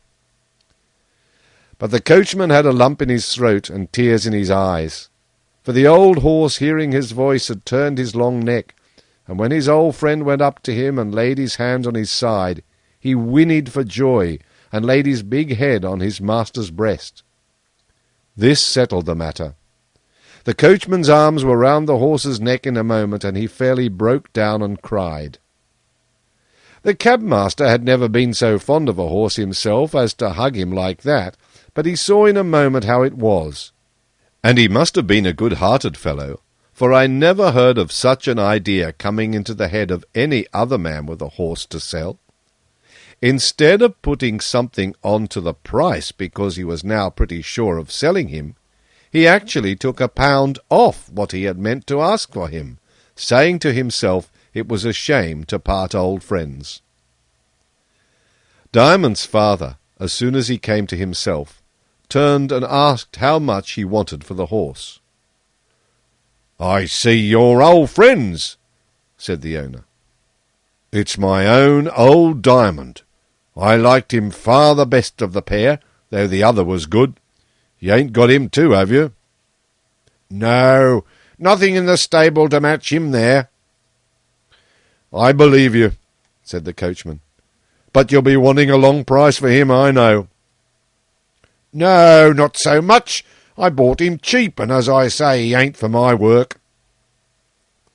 The end of it was that Diamond's father bought old Diamond again, along with a 4-wheeled cab. And as there were some rooms to be had over the stable, he took them, wrote to his wife to come home, and set up as a cabman. Chapter 15. The Mews. It was late in the afternoon when Diamond and his mother and the baby reached London. I was so full of Diamond that I forgot to tell you a baby had arrived in the meantime. His father was waiting for them with his own cab, but they had not told Diamond who the horse was, for his father wanted to enjoy the pleasure of his surprise when he found it out. He got in with his mother without looking at the horse, and his father, having put up Diamond's carpet-bag and his mother's little trunk, got upon the box himself and drove off. And Diamond was quite proud of riding home in his father's own carriage. But when he got to the mews, he could not help being a little dismayed at first. And if he had never been to the back of the north wind, I am afraid he would have cried a little. But instead of that, he said to himself it was a fine thing all the old furniture was there. And instead of helping his mother to be miserable at the change, he began to find out all the advantages of the place. For every place has some advantages, and they are always better worth knowing than the disadvantages. Certainly the weather was depressing, for a thick, dull, persistent rain was falling by the time they reached home. But happily the weather is very changeable, and besides, there was a good fire burning in the room, which their neighbour with the drunken husband had attended to for them, and the tea-things were put out, and the kettle was boiling on the fire. And with a good fire, and tea, and bread and butter, things cannot be said to be miserable. Diamond's father and mother were, notwithstanding, rather miserable, and Diamond began to feel a kind of darkness beginning to spread over his own mind. But the same moment he said to himself, "This will never do. I can't give in to this. I've been to the back of the north wind. Things go right there, and so I must try to get things to go right here. I've got to fight the miserable things. They shan't make me miserable if I can help it." I do not mean that he thought these very words. They are perhaps too grown up for him to have thought, but they represent the kind of thing that was in his heart and his head. And when heart and head go together, nothing can stand before them. "What nice bread and butter this is," said Diamond. "I'm glad you like it, my dear," said his father. "I bought the butter myself at the little shop round the corner." "It's very nice, thank you, father. Oh, there's baby waking. I'll take him." "Sit still, Diamond," said his mother. "Go on with your bread and butter. You're not strong enough to lift him yet." So she took the baby herself, and set him on her knee. Then Diamond began to amuse him, and went on till the little fellow was shrieking with laughter. For the baby's world was his mother's arms, and the drizzling rain, and the dreary mews, and even his father's troubled face could not touch him. What cared baby for the loss of 100 situations? Yet neither father nor mother thought him hard-hearted because he crowed and laughed in the middle of their troubles. On the contrary, his crowing and laughing were infectious. His little heart was so full of merriment that it could not hold it all, and it ran over into theirs. Father and mother began to laugh too, and Diamond laughed till he had a fit of coughing, which frightened his mother and made them all stop. His father took the baby, and his mother put him to bed. But it was indeed a change to them all, not only from Sandwich, but from their old place. Instead of the great river where the huge barges with their mighty brown and yellow sails went tacking from side to side like little pleasure skiffs, and where the long thin boats shot past with 8 and sometimes 12 rowers, their windows now looked out upon a dirty paved yard. And there was no garden any more for Diamond to run into when he pleased, with gay flowers about his feet, and solemn sun-filled trees over his head. Neither was there a wooden wall at the back of his bed, with a hole in it for North Wind to come in when she liked. Indeed, there was such a high wall, and there were so many houses about the mews, that North Wind seldom got into the place at all, except when something must be done, and she had a grand cleaning out like other housewives. While the partition at the head of Diamond's new bed only divided it from the room occupied by a cabman who drank too much beer, and came home chiefly to quarrel with his wife and pinch his children. It was dreadful to Diamond to hear the scolding and the crying, but it could not make him miserable, because he had been at the back of the North Wind. If my reader find it hard to believe that Diamond should be so good, he must remember that he had been to the back of the North Wind. If he never knew a boy so good, did he ever know a boy that had been to the back of the North Wind? It was not in the least strange of Diamond to behave as he did. On the contrary, it was thoroughly sensible of him. We shall see how he got on. Chapter 16. Diamond makes a beginning. The wind blew loud, but Diamond slept a deep sleep, and never heard it.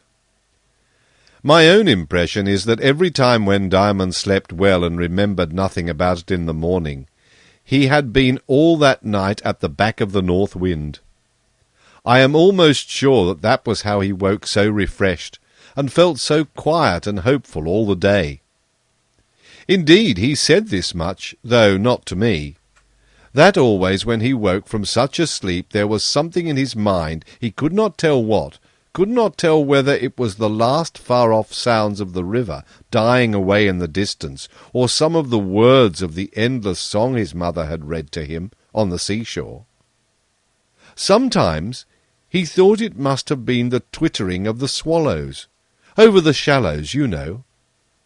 But it may have been the chirping of the dingy sparrows picking up their breakfast in the yard. How can I tell? I don't know what I know. I only know what I think. And to tell the truth, I am more for the swallows than the sparrows. When he knew he was coming awake, he would sometimes try hard to keep hold of the words of what seemed a new song, one he had not heard before, a song in which the words and the music somehow appeared to be all one. But even when he thought he had got them well fixed in his mind, ever as he came awaker, as he would say, one line faded away out of it, and then another, till at last there was nothing left but some lovely picture of water or grass or daisies or something else very common, but with all the commonness polished off it, and the lovely soul of it, which people so seldom see, and alas, yet seldomer believe in, shining out. But after that he would sing the oddest, loveliest little songs to the baby, of his own making, his mother said. But Diamond said he did not make them. They were made somewhere inside him, and he knew nothing about them till they were coming out. When he woke that first morning, he got up at once, saying to himself, "I've been ill long enough, and have given a great deal of trouble. I must try and be of use now and help my mother." When he went into her room, he found her lighting the fire, and his father just getting out of bed. They had only the one room, beside the little one, not much more than a closet in which Diamond slept. He began at once to set things to rights, but the baby waking up, he took him and nursed him till his mother had got the breakfast ready.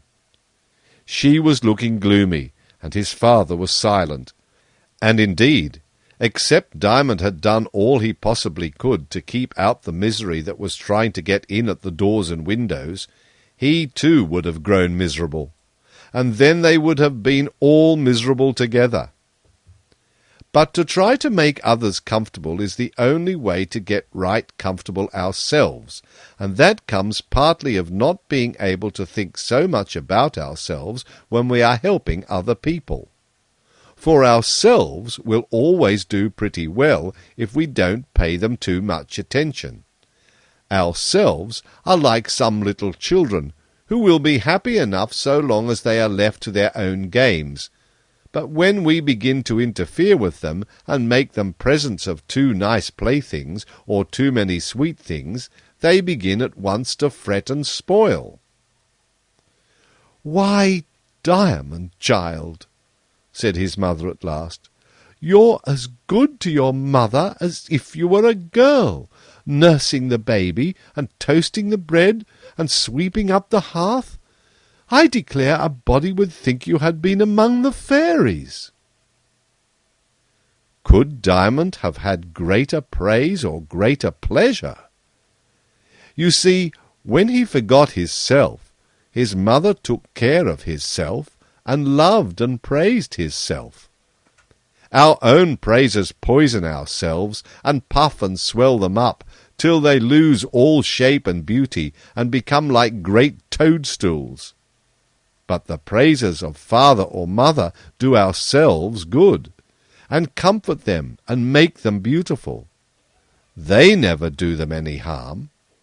If they do any harm, it comes of our mixing some of our own praises with them, and that turns them nasty and slimy and poisonous. When his father had finished his breakfast, which he did rather in a hurry, he got up and went down into the yard to get out his horse and put him to the cab. "Won't you come and see the cab, Diamond?" he said. "Yes, please, father, if mother can spare me a minute," answered Diamond. "Bless the child, I don't want him," said his mother cheerfully. But as he was following his father out of the door, she called him back. "Diamond, just hold the baby 1 minute. I have something to say to your father." So Diamond sat down again, took the baby in his lap, and began poking his face into its little body, laughing and singing all the while, so that the baby crowed like a little bantam. But what he sang was something like this. Such nonsense to those that couldn't understand it, but not to the baby, who got all the good in the world out of it. "Baby's a-sleeping, wake up, baby, for all the swallows are the merriest fellows, and have the yellowest children, who would go sleeping, and snore like a gaby, disturbing his mother, and father, and brother, and all a boring their ears with his snoring, snoring, snoring, for himself and no other, for himself in particular. Wake up, baby, sit up perpendicular, hark to the gushing, hark to the rushing, where the sheep are the woolliest, and the lambs the unruliest, and their tails the whitest, and their eyes the brightest, and babies the bonniest, and babies the funniest, and babies the shiniest, and babies the tiniest, and babies the merriest, and babies the worriest of all the lambs that plague their dams, and mothers the whitest of all the dams that feed the lambs that go cropping without stopping, and fathers the best of all the swallows that build their nest out of the shining shallows, and he has the merriest children. That's baby and diamond, and diamond and baby, and baby and diamond, and diamond and baby." Here Diamond's knees went off in a wild dance which tossed the baby about and shook the laughter out of him in immoderate peals. His mother had been listening at the door to the last few lines of his song, and came in with the tears in her eyes. She took the baby from him, gave him a kiss, and told him to run to his father. By the time Diamond got into the yard, the horse was between the shafts, and his father was looping the traces on. Diamond went round to look at the horse. The sight of him made him feel very queer. He did not know much about different horses, and all other horses than their own were very much the same to him. But he could not make it out. This was Diamond, and it wasn't Diamond. Diamond didn't hang his head like that, yet the head that was hanging was very like the one that Diamond used to hold so high. Diamond's bones didn't show through his skin like that, but the skin they pushed out of shape so was very like Diamond's skin, and the bones might be Diamond's bones, for he had never seen the shape of them. But when he came round in front of the old horse, and he put out his long neck, and began sniffing at him, and rubbing his upper lip and his nose on him, then Diamond saw it could be no other than old Diamond, and he did just as his father had done before, put his arms round his neck and cried, but not much. "Ain't it jolly, father?" he said. "Was there ever anything so lucky as me? Dear old Diamond!" And he hugged the horse again, and kissed both his big hairy cheeks. He could only manage one at a time, however. The other cheek was so far off on the other side of his big head. His father mounted the box with just the same air, as Diamond thought, with which he used to get upon the coach-box, and Diamond said to himself, "Father's as grand as ever anyhow." He had kept his brown livery coat, only his wife had taken the silver buttons off and put brass ones instead, because they did not think it polite to Mr. Coleman and his fallen fortunes to let his crest be seen upon the box of a cab. Old Diamond had kept just his collar, and that had the silver crest upon it still, for his master thought nobody would notice that, and so let it remain for a memorial of the better days of which it reminded him, not unpleasantly, seeing it had been no fault either of his or of his old horses that they had come down in the world together. "Oh, father, do let me drive a bit," said Diamond, jumping up on the box beside him. His father changed places with him at once, putting the reins into his hands. Diamond gathered them up eagerly. "Don't pull at his mouth," said his father. "Just feel at it gently to let him know you're there and attending to him. That's what I call talking to him through the reins." "Yes, father, I understand," said Diamond. Then to the horse he said, "Go on, Diamond." And old Diamond's ponderous bulk began at once to move to the voice of the little boy. But before they had reached the entrance of the mews, another voice called after young Diamond, which in his turn he had to obey, for it was that of his mother. "Diamond! Diamond!" it cried. And Diamond pulled the reins, and the horse stood still as a stone. "Husband," said his mother, coming up, "you're never going to trust him with the reins, a baby like that?" "He must learn some day, and he can't begin too soon. I see already he's a born coachman," said his father proudly, "and I don't see well how he could escape it, for my father and my grandfather, that's his great-grandfather, was all coachmen, I'm told. So it must come natural to him, any one would think. Besides, you see, old Diamond's as proud of him as we are our own selves, wife. Don't you see how he's turning round his ears, with the mouths of them open, for the first word he speaks to tumble in? He's too well bred to turn his head, you know." "Well, but, husband, I can't do without him today. Everything's got to be done, you know. It's my first day here, and there's the baby." "Bless you, wife, I never meant to take him away, only to the bottom of Endell Street. He can watch his way back." "No, thank you, father, not today," said Diamond. "Mother wants me. Perhaps she'll let me go another day." "Very well, my man," said his father, and took the reins which Diamond was holding out to him. Diamond got down, a little disappointed, of course, and went in with his mother, who was too pleased to speak. She only took hold of his hand as tight as if she had been afraid of his running away instead of glad that he would not leave her. Now, although they did not know it, the owner of the stables, the same man who had sold the horse to his father, had been standing just inside one of the stable doors, with his hands in his pockets, and had heard and seen all that passed. And from that day John Stonecrop took a great fancy to the little boy, and this was the beginning of what came of it. That same evening, just as Diamond was feeling tired of the day's work and wishing his father would come home, Mr. Stonecrop knocked at the door. His mother went and opened it. "Good evening, ma'am," said he. "Is little master in?" "Yes, to be sure he is. At your service, I'm sure, Mr. Stonecrop," said his mother. "No, no, ma'am. I'm at his service. I'm just a-going out with my own cab, and if he likes to come with me, he shall drive my old horse till he's tired." "It's getting rather late for him," said his mother thoughtfully.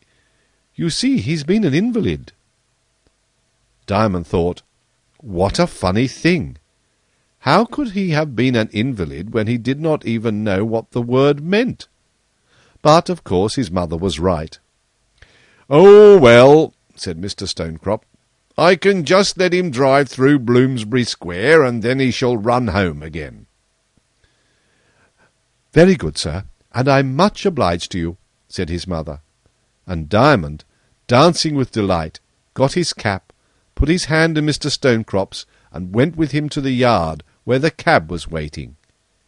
He did not think the horse looked nearly so nice as Diamond, nor Mr. Stonecrop nearly so grand as his father, but he was none the less pleased. He got up on the box, and his new friend got up beside him. "What's the horse's name?" whispered Diamond as he took the reins from the man. "It's not a nice name," said Mr. Stonecrop. "You needn't call him by it. I didn't give it him. He'll go well enough without it. Give the boy a whip, Jack. I never carries one when I drives, old—" He didn't finish the sentence. Jack handed Diamond a whip, with which, by holding it half down the stick, he managed just to flick the haunches of the horse, and away he went.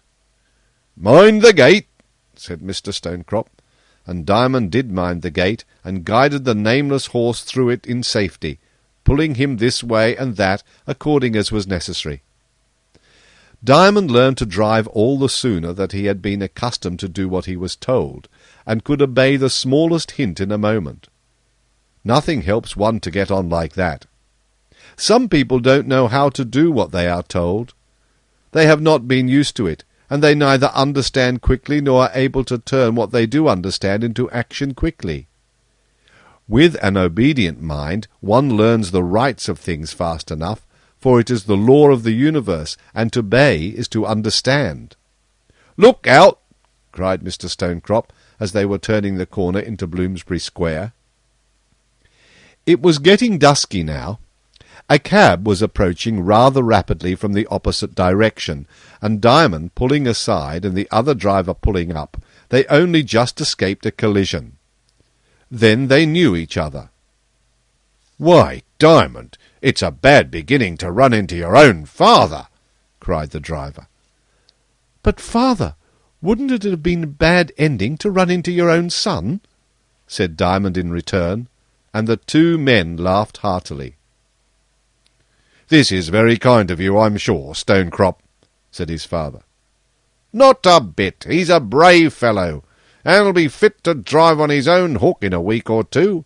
But I think you'd better let him drive you home now, for his mother don't like his having over much of the night air, and I promised not to take him farther than the square."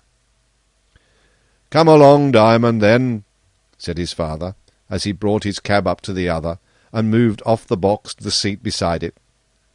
Diamond jumped across, caught at the reins, said, "Good night, and thank you, Mr. Stonecrop," and drove away home, feeling more of a man than he had ever yet had a chance of feeling in all his life.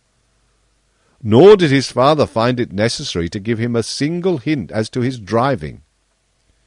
Only I suspect the fact that it was old Diamond, and old Diamond on his way to his stable, may have had something to do with young Diamond's success. "Well, child," said his mother when he entered the room, "you've not been gone long?" "No, mother. Here I am. Give me the baby." "The baby's asleep," said his mother.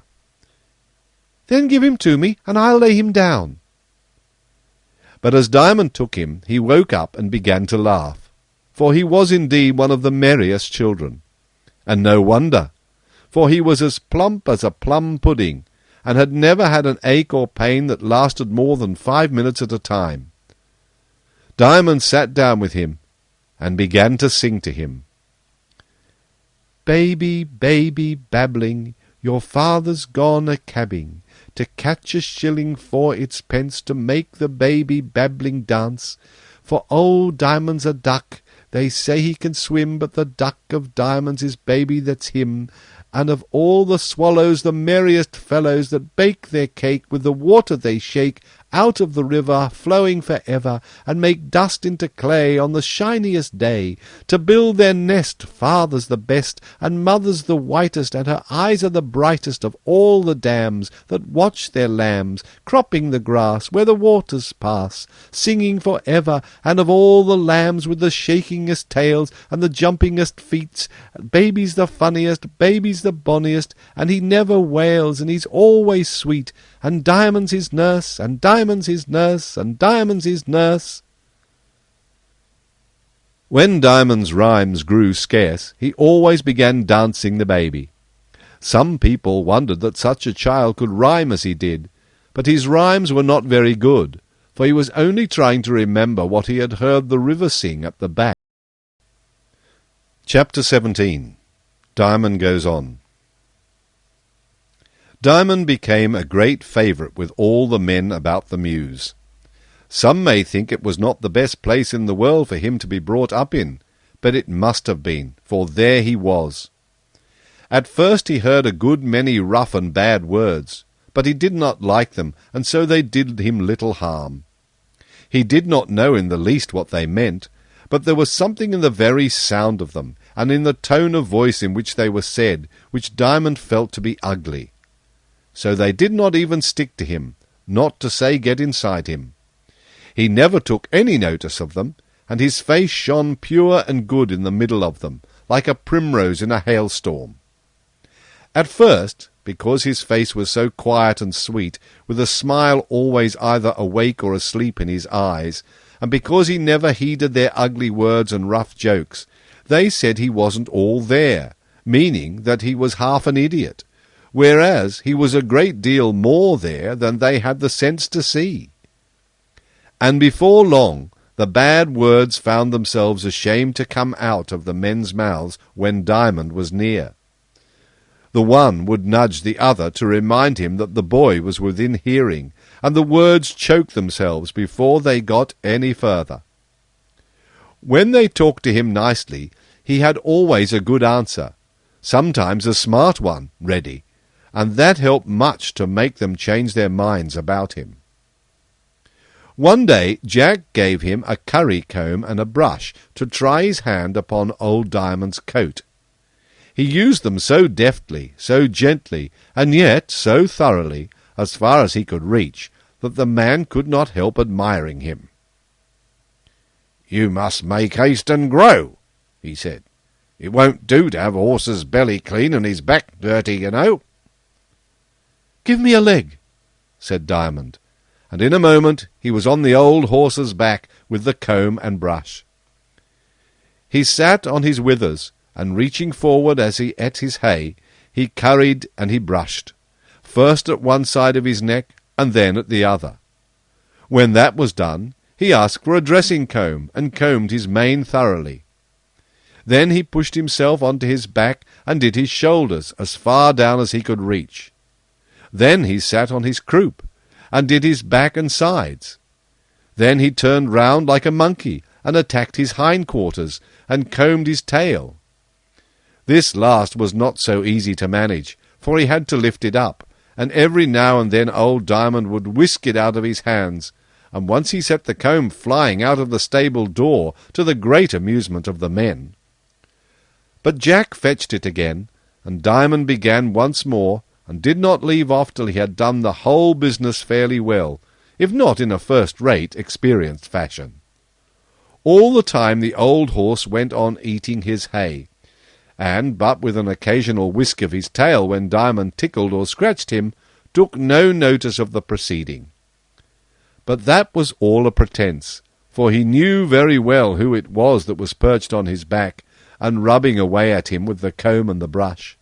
So he was quite pleased and proud, and perhaps said to himself something like this: "I'm a stupid old horse who can't brush his own coat, but there's my young godson on my back, cleaning me like an angel."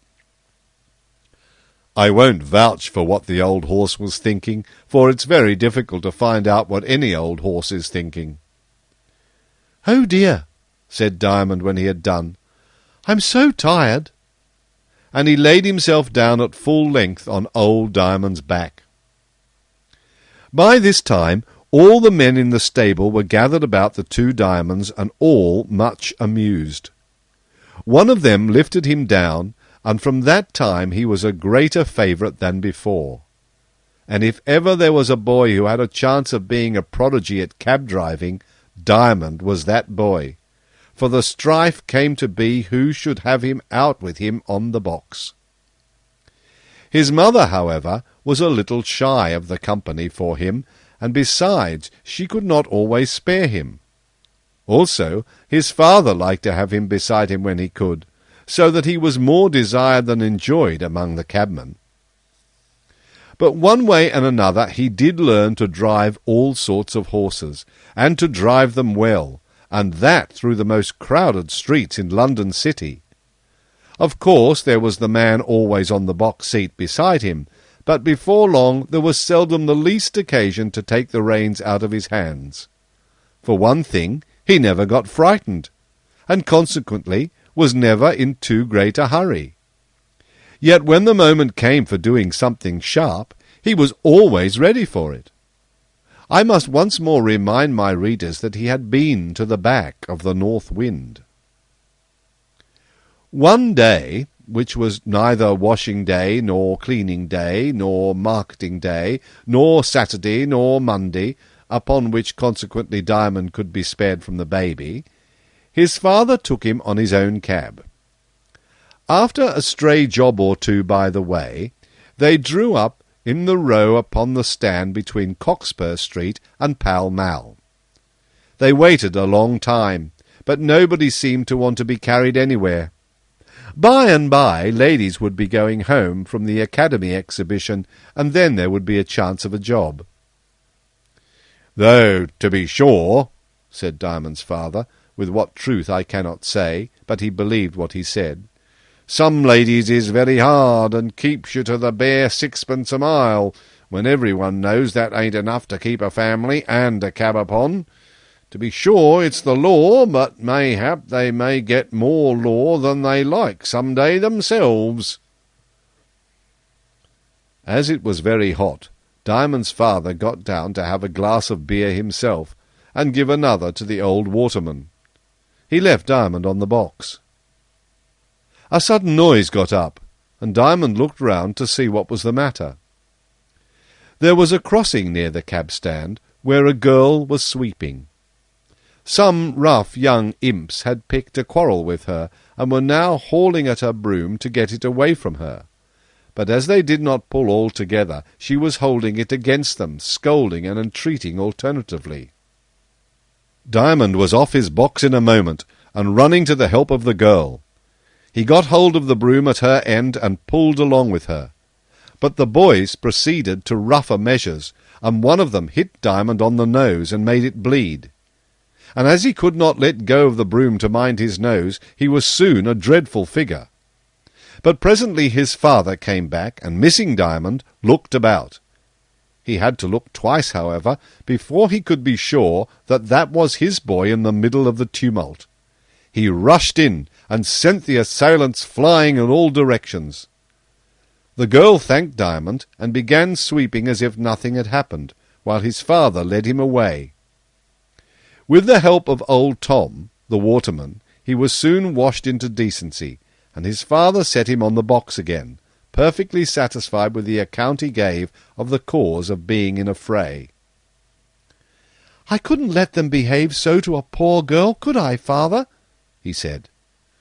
"Certainly not, Diamond," said his father, quite pleased, for Diamond's father was a gentleman. A moment after, up came the girl, running, with her broom over her shoulder, and calling, "Cab there! Cab!"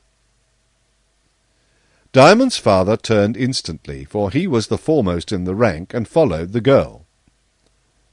One or two other passing cabs heard the cry, and made for the place, but the girl had taken care not to call till she was near enough to give her friends the first chance.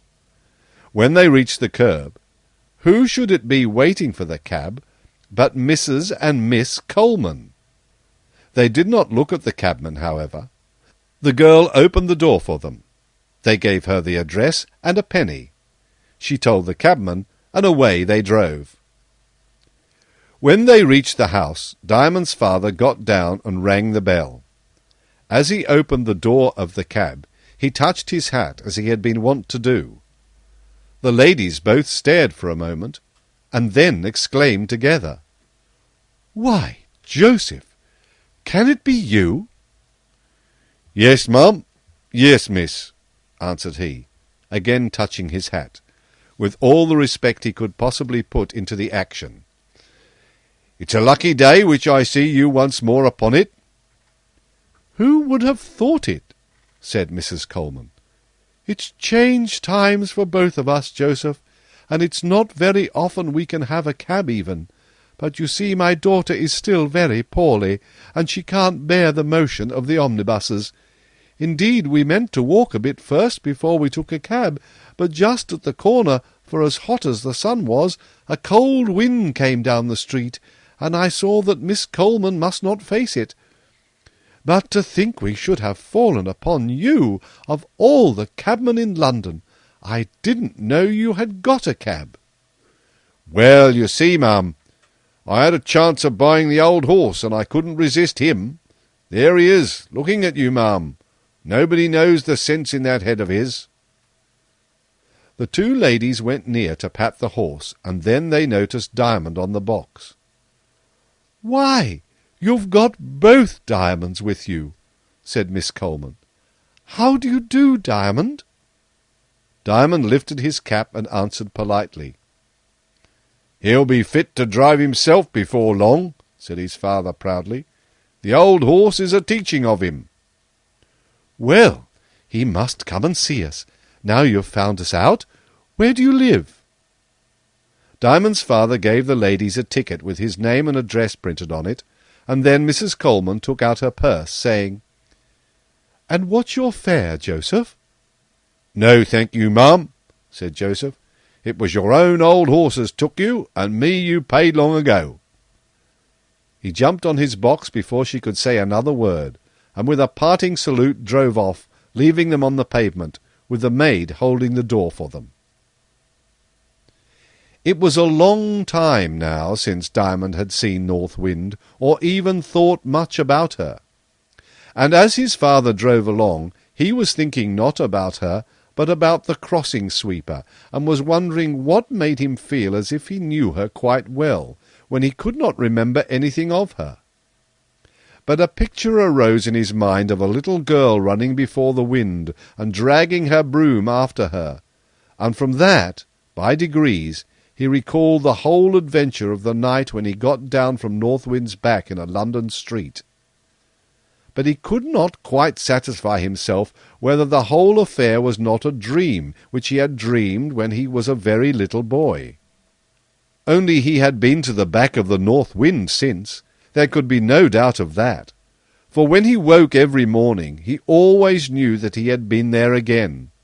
And as he thought and thought, he recalled another thing that had happened that morning, which, although it seemed a mere accident, might have something to do with what happened since. His father had intended going on the stand at King's Cross that morning, and had turned into Gray's Inn Lane to drive there when they found the way blocked up, and upon inquiry were informed that a stack of chimneys had been blown down in the night and had fallen across the road. They were just clearing the rubbish away. Diamond's father turned and made for Charing Cross. That night the father and mother had a great deal to talk about. "Poor things," said the mother. "It's worse for them than it is for us. You see, they've been used to such grand things, and for them to come down to a little poky house like that, it breaks my heart to think of it." "I don't know," said Diamond thoughtfully, "whether Mrs. Coleman had bells on her toes." "What do you mean, child?" said his mother. "She had rings on her fingers, anyhow," returned Diamond. "Of course she had, as any lady would. What has that to do with it?" "When we were down at Sandwich," said Diamond, "you said you would have to part with your mother's ring, now we are poor." "Bless the child, he forgets nothing," said his mother. "Really, Diamond, a body would need to mind what they say to you." "Why?" said Diamond. "I only think about it." "That's just why," said the mother. "Why is that why?" persisted Diamond, for he had not yet learned that grown-up people are not often so much grown up that they never talk like children, and spoilt ones too. "Mrs. Coleman is none so poor as all that. No, thank heavens, she's not come to that." "Is it a great disgrace to be poor?" asked Diamond, because of the tone in which his mother had spoken. But his mother, whether conscience-stricken I do not know, hurried him away to bed, where, after various attempts to understand her, resumed and resumed again in spite of invading sleep, he was conquered at last, and gave in, murmuring over and over to himself, "Why is why?" but getting no answer to the question. Chapter 18. The Drunken Cabman. A few nights after this, Diamond woke up suddenly, believing he heard the north wind thundering along. But it was something quite different. South wind was moaning round the chimneys, to be sure, for she was not very happy that night. But it was not her voice that had wakened Diamond. Her voice would have only lulled him the deeper asleep.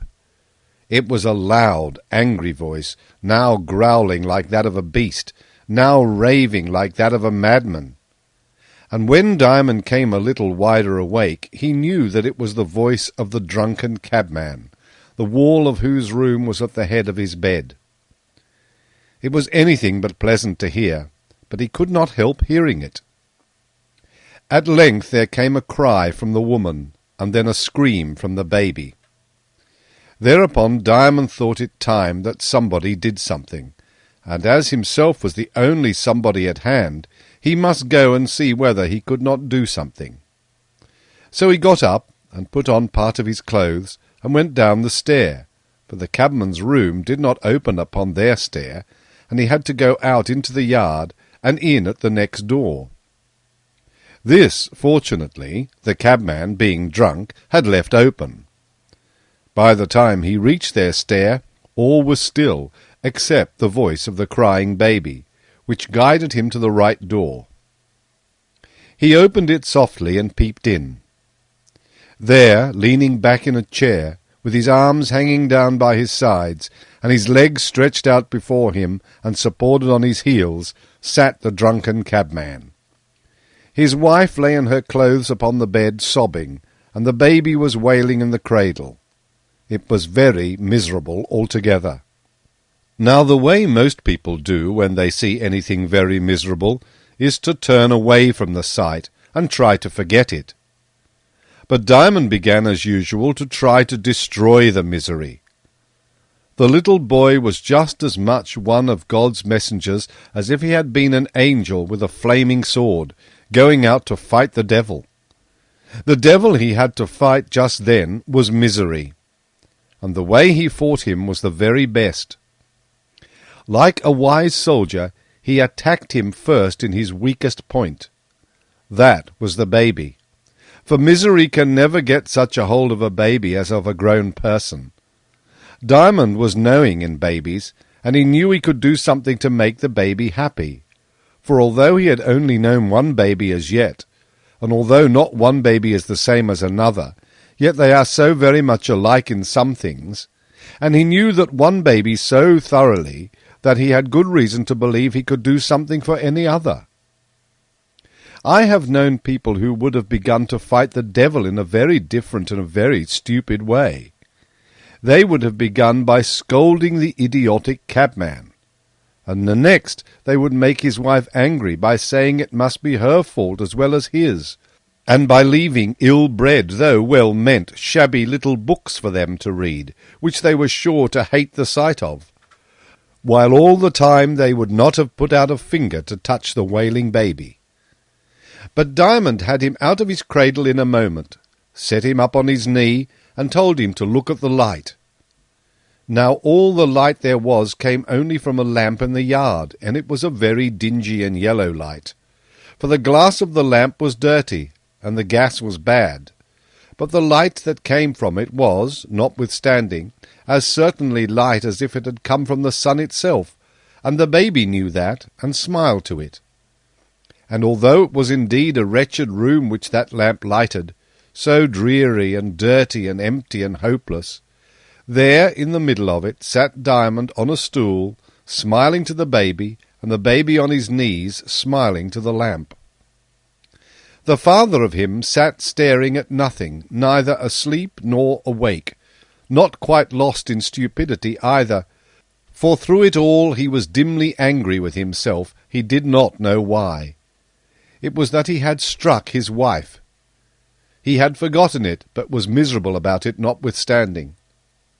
And this misery was the voice of the great love that had made him and his wife and the baby and Diamond speaking in his heart and telling him to be good.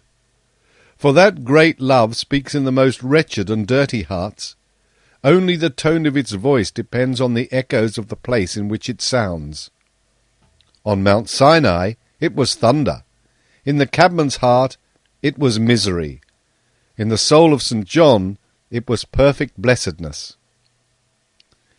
By and by he became aware that there was a voice of singing in the room. This, of course, was the voice of Diamond singing to the baby. Song after song, every one as foolish as another to the cabman, for he was too tipsy to part one word from another. All the words mixed up in his ear in a gurgle without division or stop, for such was the way he spoke himself when he was in this horrid condition.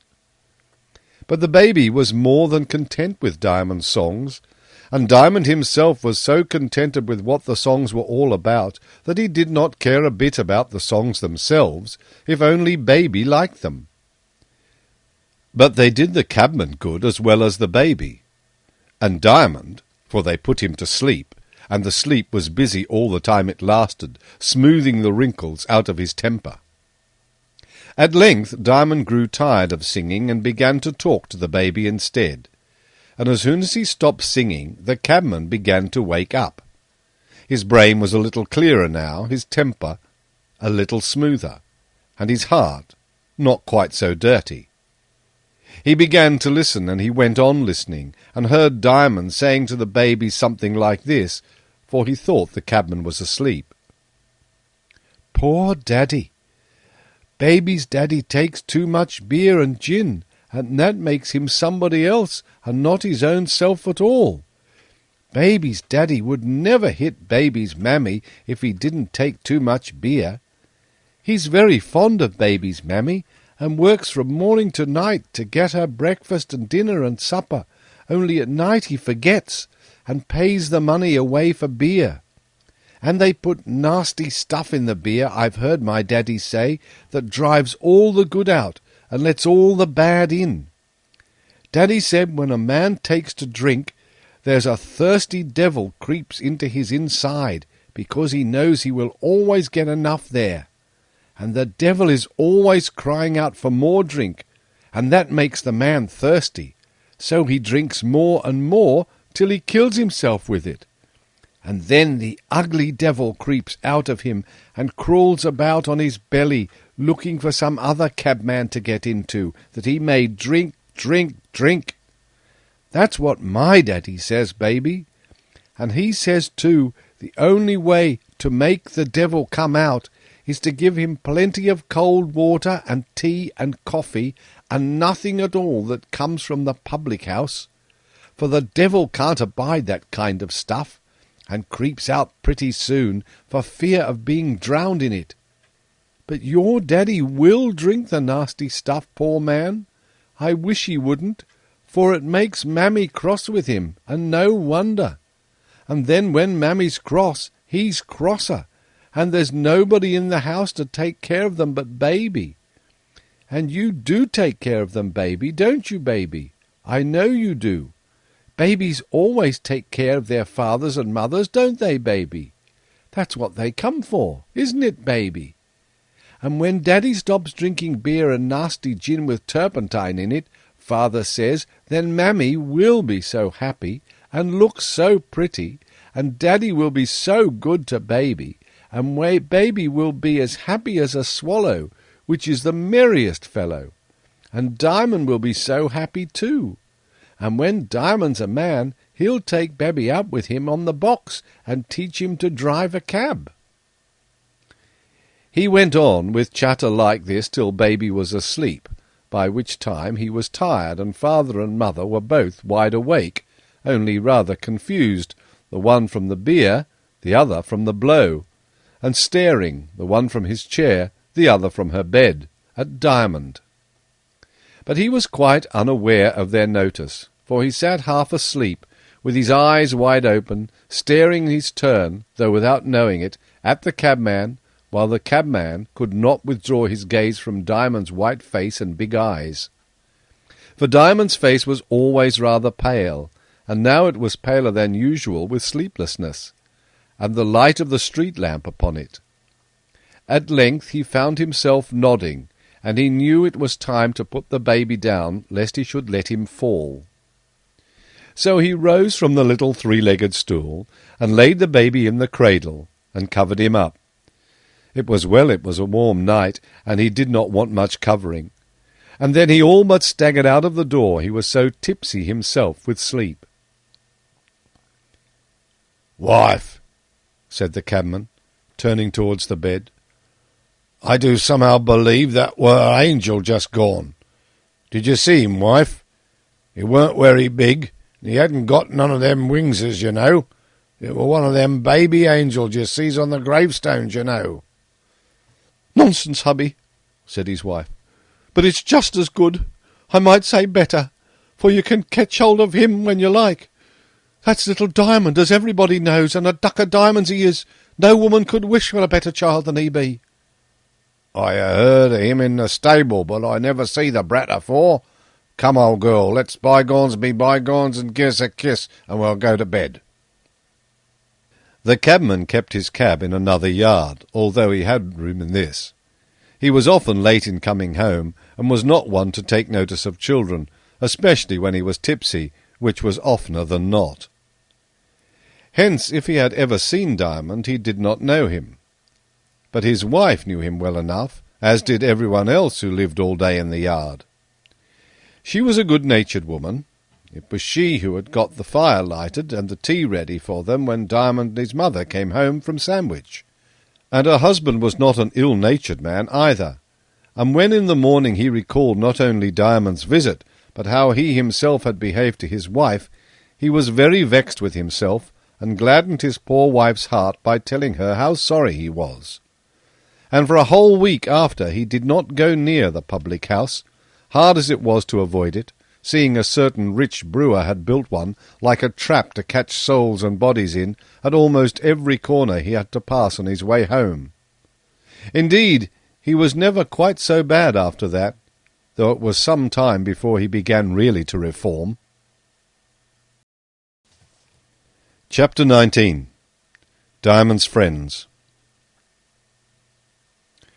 One day, when old Diamond was standing with his nose in his bag between Pall Mall and Cockspur Street, and his master was reading the newspaper on the box of his cab, which was the last of a good many in the row, little Diamond got down for a run, for his legs were getting cramped with sitting.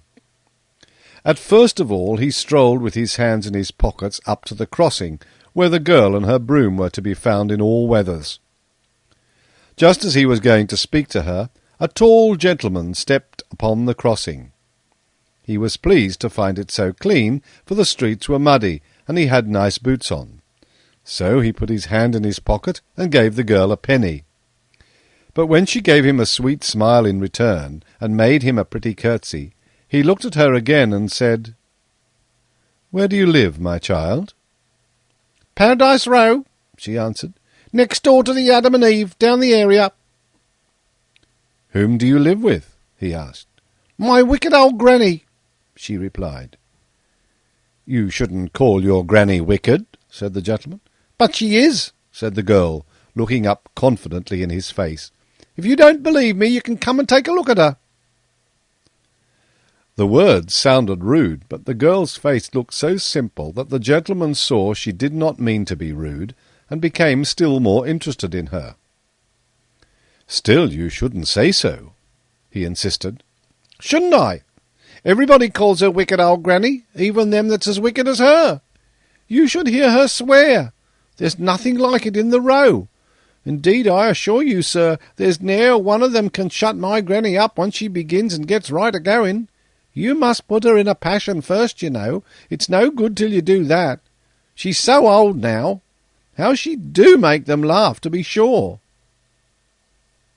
Although she called her wicked, The child spoke so plainly to indicate pride in her granny's preeminence in swearing. The gentleman looked very grave to hear her, for he was sorry that such a nice little girl should be in such bad keeping. But he did not know what to say next, and stood for a moment with his eyes on the ground. When he lifted them, he saw the face of Diamond looking up in his. "Please, sir," said Diamond, "her granny's very cruel to her sometimes, and shuts her out in the streets at night if she happens to be late." "Is this your brother?" asked the gentleman of the girl. "No, sir." "How does he know your grandmother, then? He does not look like one of her sort." "Oh, no, sir. He's a good boy. Quite." Here she tapped her forehead with her finger in a significant manner. "What do you mean by that?" asked the gentleman, while Diamond looked on smiling. "The cabbies call him God's baby," she whispered. "He's not right in the head, you know, a tile loose." Still Diamond, though he heard every word, and understood it too, kept on smiling. What could it matter what people called him, so long as he did nothing he ought not to do? And besides, God's baby was surely the best of names. "Well, my little man, and what can you do?" asked the gentleman, turning towards him, just for the sake of saying something. "Drive a cab," said Diamond. "Good. And what else?"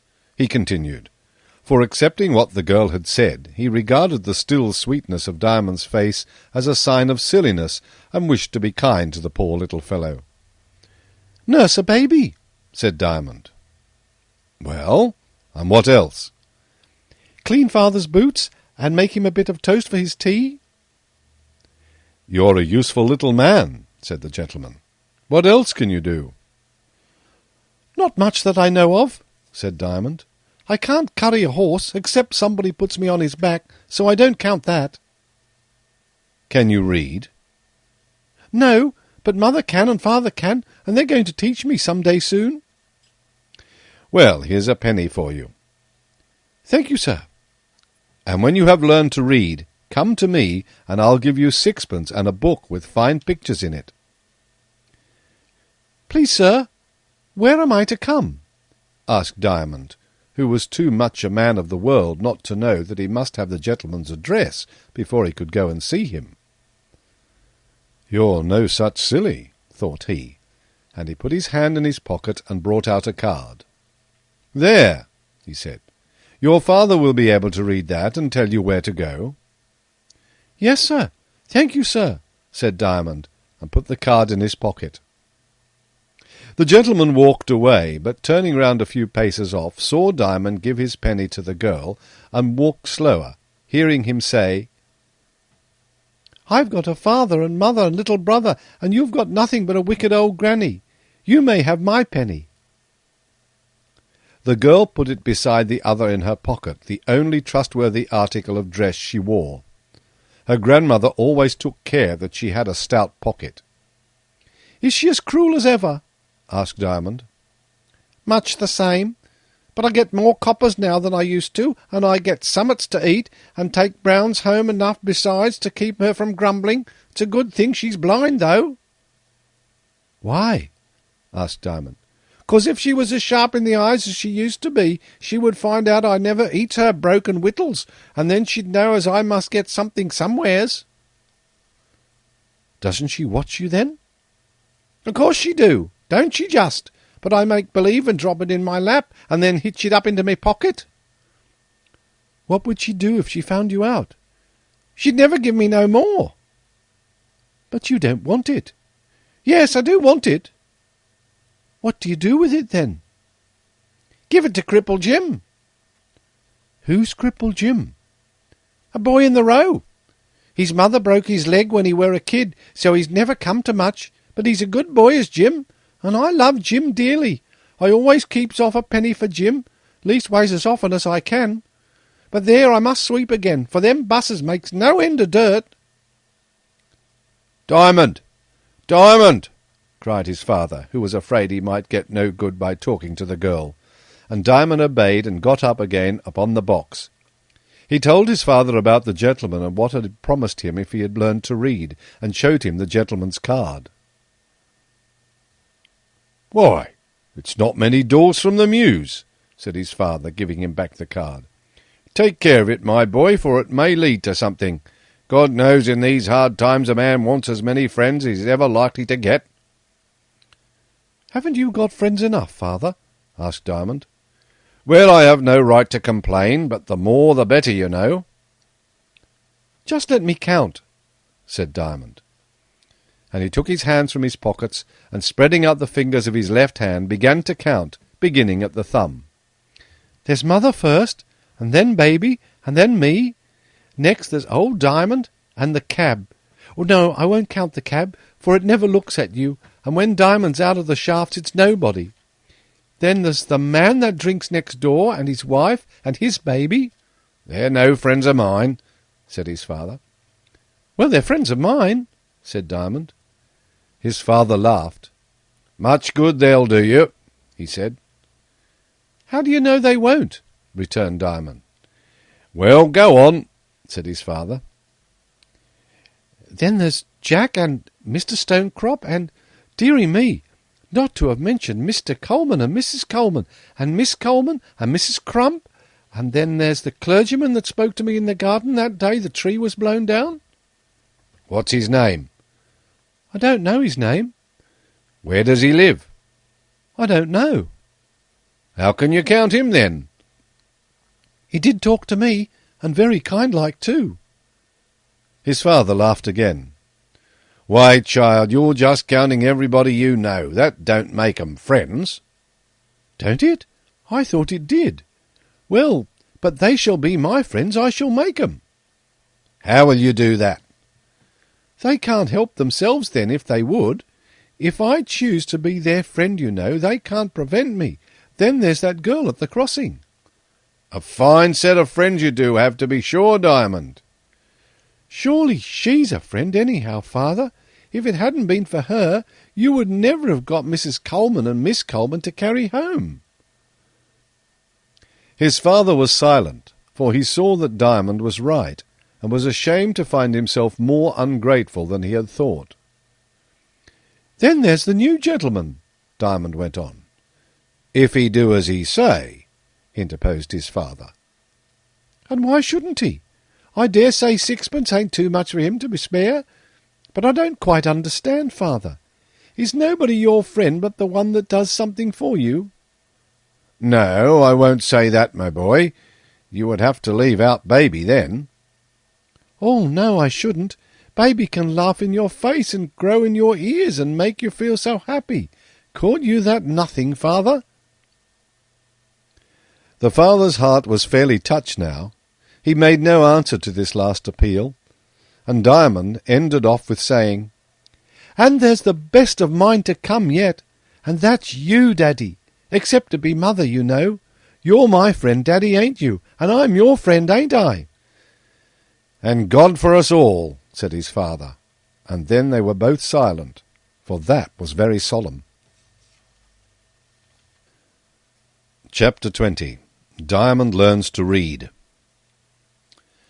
The question of the tall gentleman as to whether Diamond could read or not set his father thinking it was high time he could. And as soon as old Diamond was suppered and bedded, he began the task that very night. But it was not much of a task to Diamond, for his father took for his lesson-book those very rhymes his mother had picked up on the seashore. And as Diamond was not beginning too soon, he learned very fast indeed.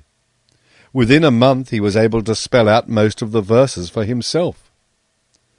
But he had never come upon the poem he thought he had heard his mother read from it that day. He had looked through and through the book several times after he knew the letters and a few words, fancying he could tell the look of it, but had always failed to find one more like it than another. So he wisely gave up the search till he could read. Then he resolved to begin at the beginning and read them all straight through. This took him nearly a fortnight. When he had almost reached the end, he came upon the following verses, which took his fancy much, although they were certainly not those that he was in search of. Little Boy Blue. Little Boy Blue lost his way in a wood. Sing apples and cherries, roses and honey. He said, I would not go back if I could. It's all so jolly and funny. He sang, This wood is all my own, apples and cherries, roses and honey. So here I'll sit like a king on my throne, all so jolly and funny. A little snake crept out of the tree, apples and cherries, roses and honey. Lie down at my feet, little snake, said he, all so jolly and funny. A little bird sang in the tree overhead, apples and cherries, roses and honey.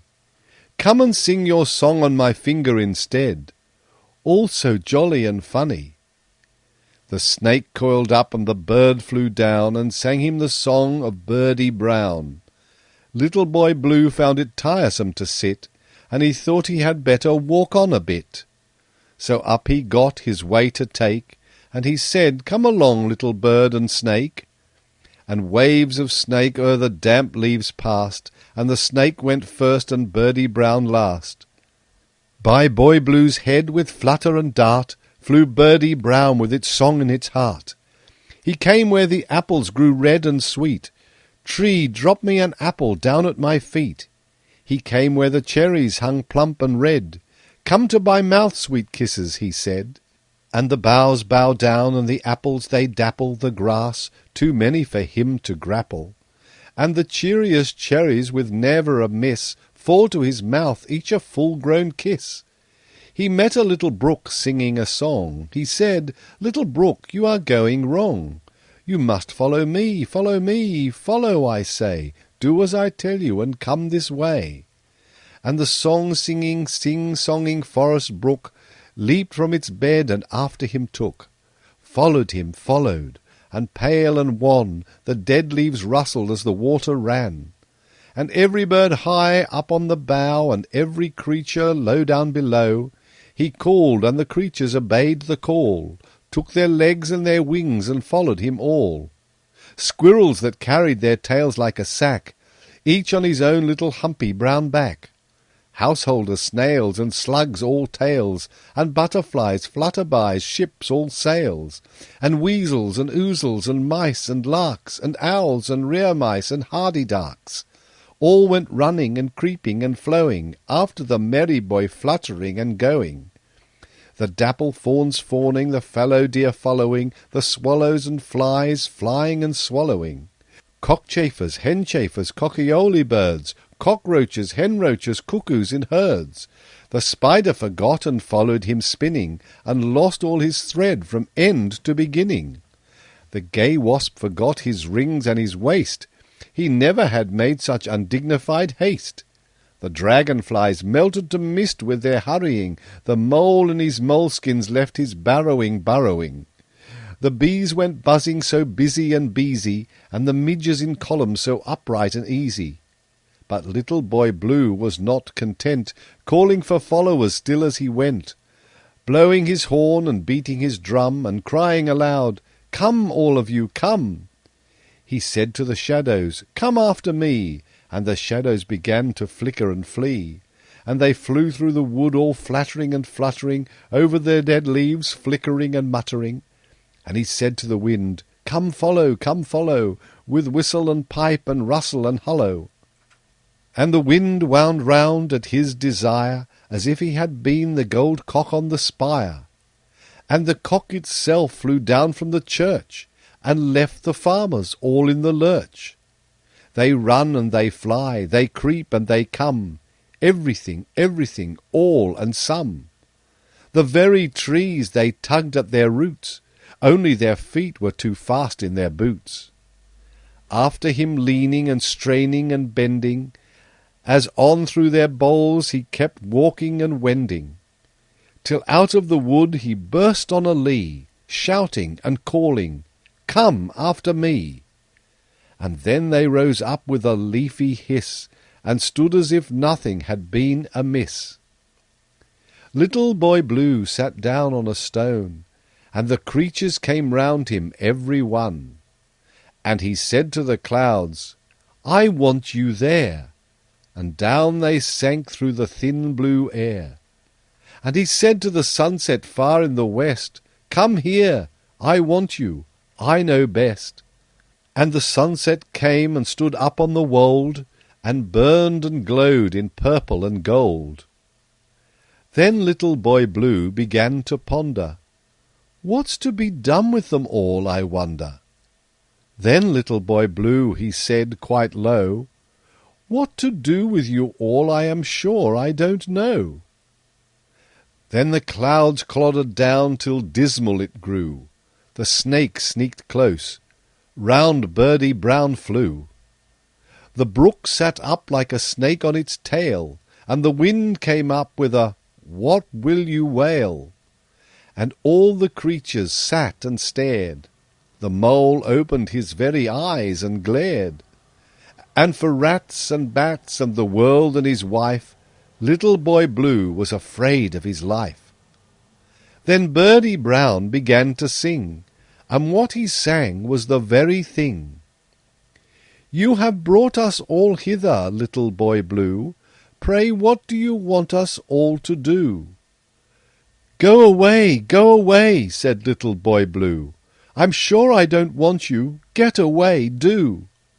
No, no, no, no, no, yes, and no, no, sang Birdie Brown. It mustn't be so. We cannot for nothing come here and away. Give us some work, or else we stay. Oh dear, with sob and with sigh, said Little Boy Blue, and began to cry. But before he got far, he thought of a thing, and up he stood, and spoke like a king. Why do you hustle and jostle and bother? Off with you all! Take me back to my mother! The sunset stood at the gates of the west. Follow me! Follow me! Came from Birdie Brown's breast. I am going that way as fast as I can, said the brook, as it sank and turned and ran. Back to the woods fled the shadows like ghosts. If we stay, we shall all be missed from our posts. Said the wind with a voice that had changed its cheer, I was just going there when you brought me here. That's where I live, said the sack-backed squirrel, and he turned his sack with a swing and a swirl. Said the cock of the spire, his father's churchwarden. Said the brook running faster, I run through his garden. Said the mole, 200 worms, there I caught 'em last year, and I'm going again next autumn. Said they all, If that's where you want us to steer for, what on earth or in water did you bring us here for? Never you mind, said Little Boy Blue, that's what I tell you. If that you won't do, I'll get up at once and go home without you. I think I will. I begin to doubt you. He rose, and up rose the snake on its tail, and hissed 3 times, half a hiss, half a wail. Little Boy Blue, he tried to go past him, but whenever he turned, sat the snake and faced him. If you don't get out of my way, he said, I tell you, snake, I will break your head. The snake he neither would go nor come, so he hit him hard with the stick of his drum. The snake fell down as if he were dead, and Little Boy Blue set his foot on his head. And all the creatures they marched before him, and marshalled him home with a high cockalorum. And Birdie Brown sang twirr, twirr, twirr, twee, apples and cherries, roses and honey, Little Boy Blue has listened to me. All. Chapter 21. Sal's Nanny. Diamond managed with many blunders to read this rhyme to his mother. "Isn't it nice, mother?" he said. "Yes, it's pretty," she answered. "I think it means something," returned Diamond. "I'm sure I don't know what," she said. "I wonder if it's the same boy Yes, it must be the same. Little Boy Blue, you know. Let me see. How does that rhyme go? Little Boy Blue, come blow me your horn. Yes, of course it is, for this one went blowing his horn and beating his drum. He had a drum too. Little Boy Blue, come blow me your horn. The sheep's in the meadow, the cow's in the corn. He had to keep them out, you know, but he wasn't minding his work. It goes, where's the little boy that looks after the sheep? He's under the haystack, fast asleep. There, you see, mother. And then, let me see. Who'll go and wake him? No, not I, for if I do, he'll be sure to cry. So I suppose nobody did wake him. He was rather a cross little boy, I dare say, when he woke up. And when he did wake of himself, and saw the mischief the cow had done in the corn, instead of running home to his mother, he ran away into the wood and lost himself. Don't you think that's very likely, mother? I shouldn't wonder, she answered. So you see he was naughty. For even when he lost himself, he did not want to go home. Any of the creatures would have shown him the way if he had asked it, all but the snake. He followed the snake, you know, and he took him farther away. I suppose it was a young one of the same serpent that tempted Adam and Eve. Father was telling us about it last Sunday, you remember? Bless the child, said his mother to herself, and then added aloud, finding that Diamond did not go on. Well, what next? I don't know, mother. I'm sure there's a great deal more, but what it is I can't say. I only know that he killed the snake. I suppose that's why he had a drumstick for. He couldn't do it with his horn. But surely you're not such a silly as to take it all for true, Diamond. I think it must be. It looks true. That killing of the snake looks true. It's what I've got to do so often. His mother looked uneasy. Diamond smiled in full in her face and added, When baby cries and won't be happy, and when father and you talk about your troubles, I mean. This did little to reassure his mother, and lest my reader should have his qualms about it too, I ventured to remind him once more that Diamond had been to the back of the north wind. Finding she made no reply, Diamond went on, In a week or so I shall be able to go to the tall gentleman, tell him I can read, and I'll ask him if he can help me to understand the rhyme. But before the week was out, he had another reason for going to Mr. Raymond. For 3 days, on each of which, at one time or another, Diamond's father was on the same stand near the National Gallery, the girl was not at her crossing, and Diamond got quite anxious about her, fearing that she must be ill. On the 4th day, not seeing her yet, he said to his father, who had that moment shut the door of his cab upon a fare, Father, I want to go and look after the girl. She can't be well. All right, said his father. Only take care of yourself, Diamond. So saying, he climbed on his box and drove off. He had great confidence in his boy, you see, and would trust him anywhere. But if he had known the kind of place in which the girl lived, he would perhaps have thought twice before he allowed him to go alone. Diamond, who did know something of it, had not, however, any fear. From talking to the girl he had a good notion of whereabout it was, and he remembered the address well enough. So by asking his way some 20 times, mostly of policemen, he came at length pretty near the place. The last policeman he questioned looked down upon him from the summit of 6 feet 2 inches, and replied with another question, but kindly. "What do you want there, my small kid? It ain't where you was bred, I guess?" "No, sir," answered Diamond. "I live in Bloomsbury." "That's a long way off," said the policeman. "Yes, it's a good distance," answered Diamond, "but I find my way about pretty well. Policemen are always kind to me." "But what on earth do you want here?" Diamond told him plainly what he was about, and of course the man believed him, for nobody ever disbelieved Diamond. People might think he was mistaken, but they never thought he was telling a story. "It's an ugly place," said the policeman. "Is it far off?" asked Diamond.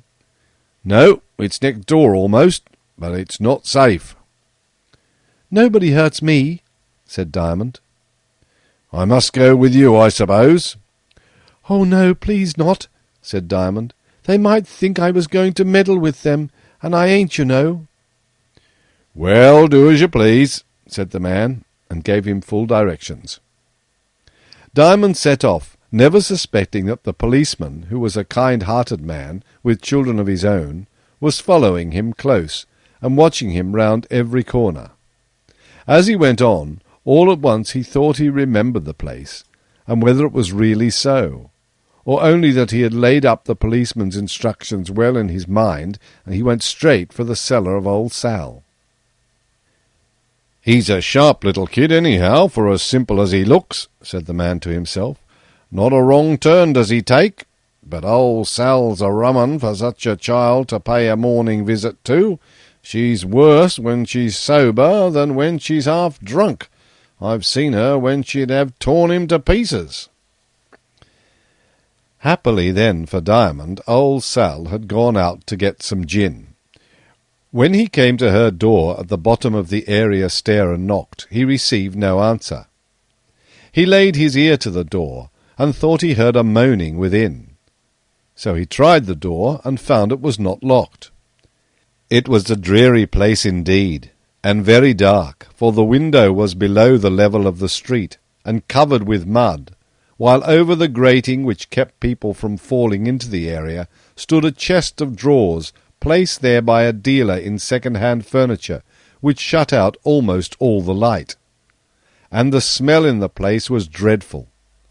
Diamond stood still for a while, for he could see next to nothing, but he heard the moaning plainly enough now.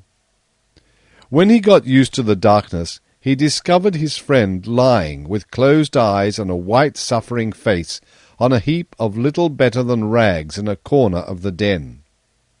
He went up to her and spoke, but she made him no answer.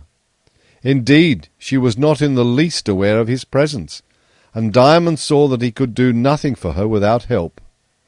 So taking a lump of barley sugar from his pocket, which he had brought for her as he came along, and laying it beside her, he left the place, having already made up his mind to go and see the tall gentleman, Mr. Raymond, and ask him to do something for Sal's Nanny, as the girl was called. By the time he got up the area steps, 3 or 4 women who had seen him go down were standing together at the top waiting for him. They wanted his clothes for their children, but they did not follow down lest Sal should find them there. The moment he appeared, they laid their hands on him, and all began talking at once, for each wanted to get some advantage over her neighbours. He told them quite quietly, for he was not frightened, that he had come to see what was the matter with Nanny. "What do you know about Nanny?" said one of them fiercely. "Wait till old Sal comes home, and you'll catch it for going prying into her house when she's out. If you don't give me your jacket directly, I'll go and fetch her." "I can't give you my jacket," said Diamond. "It belongs to my father and mother, you know. It's not mine to give, is it now? You would not think it right to give away what wasn't yours, would you now?" "Give it away? No, that I wouldn't. I'd keep it," she said with a rough laugh. "But if the jacket ain't yours, what right have you to keep it? Here, Cherry, make haste. It'll be one go apiece." They all began to tug at the jacket, while Diamond stopped and kept his arms bent to resist them. Before they had done him or the jacket any harm, however, suddenly they all scampered away, and Diamond, looking in the opposite direction, saw the tall policeman coming towards him. "You had better have let me come with you, little man," he said, looking down in Diamond's face, which was flushed with his resistance. "You came just in the right time, thank you," returned Diamond. "They've done me no harm." "They would have if I hadn't been at hand, though." "Yes, but you were at hand, you know, so they couldn't." Perhaps the answer was deeper in purport than either Diamond or the policeman knew. They walked away together, Diamond telling his new friend how ill poor Nanny was, and that he was going to let the tall gentleman know. The policeman put him in the nearest way of Bloomsbury, and stepping out in good earnest, Diamond reached Mr. Raymond's door in less than an hour. When he asked if he was at home, the servant in return asked what he wanted. "I want to tell him something." "But I can't go and trouble him with a message as that." "He told me to come to him, that is, when I could read, and I can." "How am I to know that?" Diamond stared with astonishment for one moment, then answered, "Why, I've just told you. That's how you know it." But this man was made of coarser grain than the policeman, and instead of seeing that Diamond could not tell a lie, he put his answer down as impudence, and saying, "Do you think I'm going to take your word for it?" shut the door in his face. Diamond turned and sat down on the doorstep, thinking with himself that the tall gentleman must either come in or come out, and he was therefore in the best possible position for finding him. He had not waited long before the door opened again, but when he looked round, it was only the servant once more. "Get away," he said. "What are you doing on our doorstep?" "Waiting for Mr. Raymond," answered Diamond, getting up. "He's not at home." "Then I'll wait till he comes," returned Diamond, sitting down again with a smile. What the man would have done next I do not know, but a step sounded from the hall, and when Diamond looked round yet again, there was the tall gentleman. "Who's this, John?" he asked. "I don't know, sir. An impertinent little boy as will sit on the doorstep."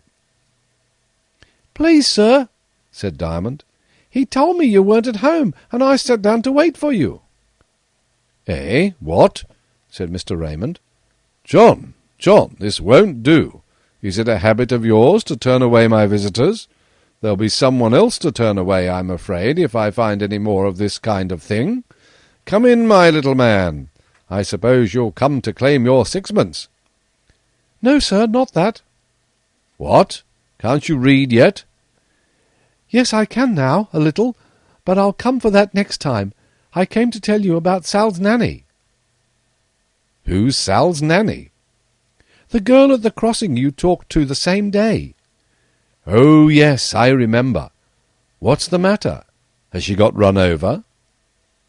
Then Diamond told him all. Now Mr. Raymond was one of the kindest men in London. He sent at once to have the horse put to the brougham, took Diamond with him, and drove to the children's hospital. There he was well known to everybody, for he was not only a large subscriber, but he used to go and tell the children stories of an afternoon. One of the doctors promised to go and find Nanny, and do what could be done, have her brought to the hospital if possible. That same night they sent a litter for her, and as she could be of no use to old Sal until she was better, she did not object to having her removed. So she was soon lying in the fever ward, for the first time in her life in a nice clean bed.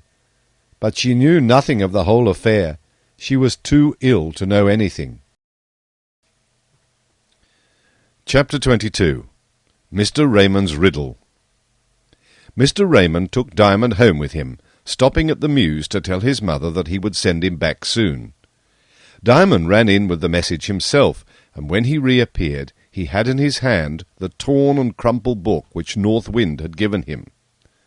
"Ah, I see," said Mr. Raymond. "You are going to claim your sixpence now." "I wasn't thinking of that so much as of another thing," said Diamond. "There's a rhyme in this book I can't quite understand. I want you to tell me what it means, if you please." "I will if I can," answered Mr. Raymond. "You shall read it to me when we get home, and then I shall see." Still with a good many blunders, Diamond did read it after a fashion. Mr. Raymond took the little book and read it over again. Now Mr. Raymond was a poet himself, and so, although he had never been at the back of the North Wind, he was able to understand the poem pretty well. But before saying anything about it, he read it over aloud, and Diamond thought he understood it much better already. "I'll tell you what I think it means," he said. "It means that people may have their way for a while, if they like, but it will get them into such troubles they'll wish they hadn't had it." I know, said Diamond. "Like the poor cabman next door. He drinks too much." "Just so," returned Mr. Raymond. "But when people want to do right, things about them will try to help them. Only they must kill the snake, you know." "I was sure the snake had something to do with it," cried Diamond triumphantly. A good deal more talk followed, and Mr. Raymond gave Diamond his sixpence. "What will you do with it?" he asked. "Take it home to my mother," he answered. "She has a teapot, such a black one, with a broken spout, and she keeps all her money in it. It ain't much, but she saves it up to buy shoes for me. And there's baby coming on famously, and he'll want shoes soon, and every sixpence is something, ain't it, sir?" "To be sure, my man. I hope you'll always make as good a use of your money." "I hope so, sir," said Diamond. "And here's a book for you, full of pictures and stories and poems. I wrote it myself, chiefly for the children of the hospital where I hope Nanny is going. I don't mean I printed it, you know. I made it," added Mr. Raymond, wishing Diamond to understand that he was the author of the book. "I know what you mean. I make songs myself. They're awfully silly, but they please baby, and that's all they're meant for." "Couldn't you let me hear one of them now?" said Mr. Raymond. "No, sir, I couldn't. I forget them as soon as I've done with them. Besides, I couldn't make a line without baby on my knee. We make them together, you know. They're just as much baby's as mine. It's he that pulls them out of me."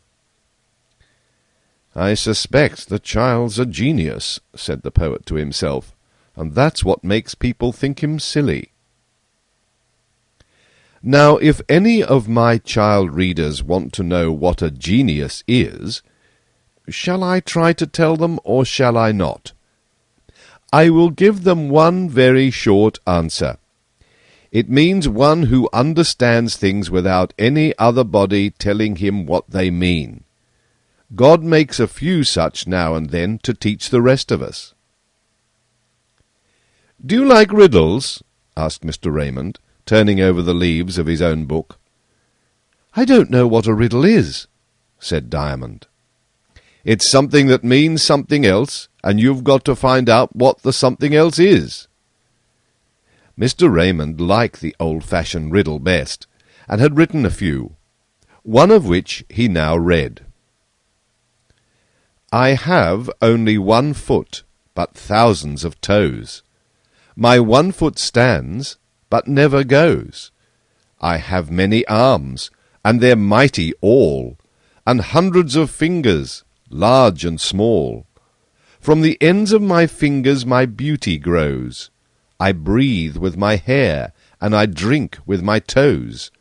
I grow bigger and bigger about the waist, and yet I am always very tight-laced. None e'er saw me eat, I've no mouth to bite, yet I eat all day in the full sunlight. In the summer with song I shake and quiver, but in winter I fast and groan and shiver." "Do you know what that means, Diamond?" he asked, when he had finished. "No, indeed, I don't," answered Diamond. "Then you can read it for yourself, and think it over, and see if you can find out," said Mr. Raymond, giving him the book. "And now you had better go home to your mother. When you've found the riddle, you can come again." If Diamond had had to find out the riddle in order to see Mr. Raymond again, I doubt if he would ever have seen him. "Oh, then, I think I hear some little reader say, he could not have been a genius, for a genius finds out things without being told. I answer, genius finds out truths, not tricks. And if you do not understand that, I am afraid you must be content to wait till you grow older and know more. Chapter 23. The Early Bird. When Diamond got home, he found his father at home already, sitting by the fire and looking rather miserable, for his head ached and he felt sick. He had been doing night work of late, and it had not agreed with him, so he had given it up, but not in time, for he had taken some kind of fever. The next day he was forced to keep his bed, and his wife nursed him, and Diamond attended to the baby. If he had not been ill, it would have been delightful to have him at home. And the first day Diamond sang more songs than ever to the baby, and his father listened with some pleasure. But the next he could not bear even Diamond's sweet voice, and was very ill indeed. So Diamond took the baby into his own room, and had no end of quiet games with him there. If he did pull all his bedding on the floor, it did not matter, for he kept baby very quiet, and made the bed himself again, and slept in it with baby all the next night, and many nights after. But long before his father got well, his mother's savings were all but gone. She did not say a word about it in the hearing of her husband, lest she should distress him. And one night, when she could not help crying, she came into Diamond's room, that his father might not hear her. She thought Diamond was asleep, but he was not. When he heard her sobbing, he was frightened, and said, "Is father worse, mother?" "No, Diamond," she answered, as well as she could. "He's a good bit better." "Then what are you crying for, mother?" "Because my money is almost all gone," she replied. "Oh, mammy, you make me think of a little poem baby and I learned out of North Wind's book today. Don't you remember how I bothered you about some of the words?" "Yes, child," said his mother heedlessly, thinking only of what she should do after tomorrow. Diamond began and repeated the poem, for he had a wonderful memory. A little bird sat on the edge of her nest, her yellow beak slept as sound as tops. That day she had done her very best, and had filled every one of her little crops. She had filled her own just over full, and hence she was feeling a little dull.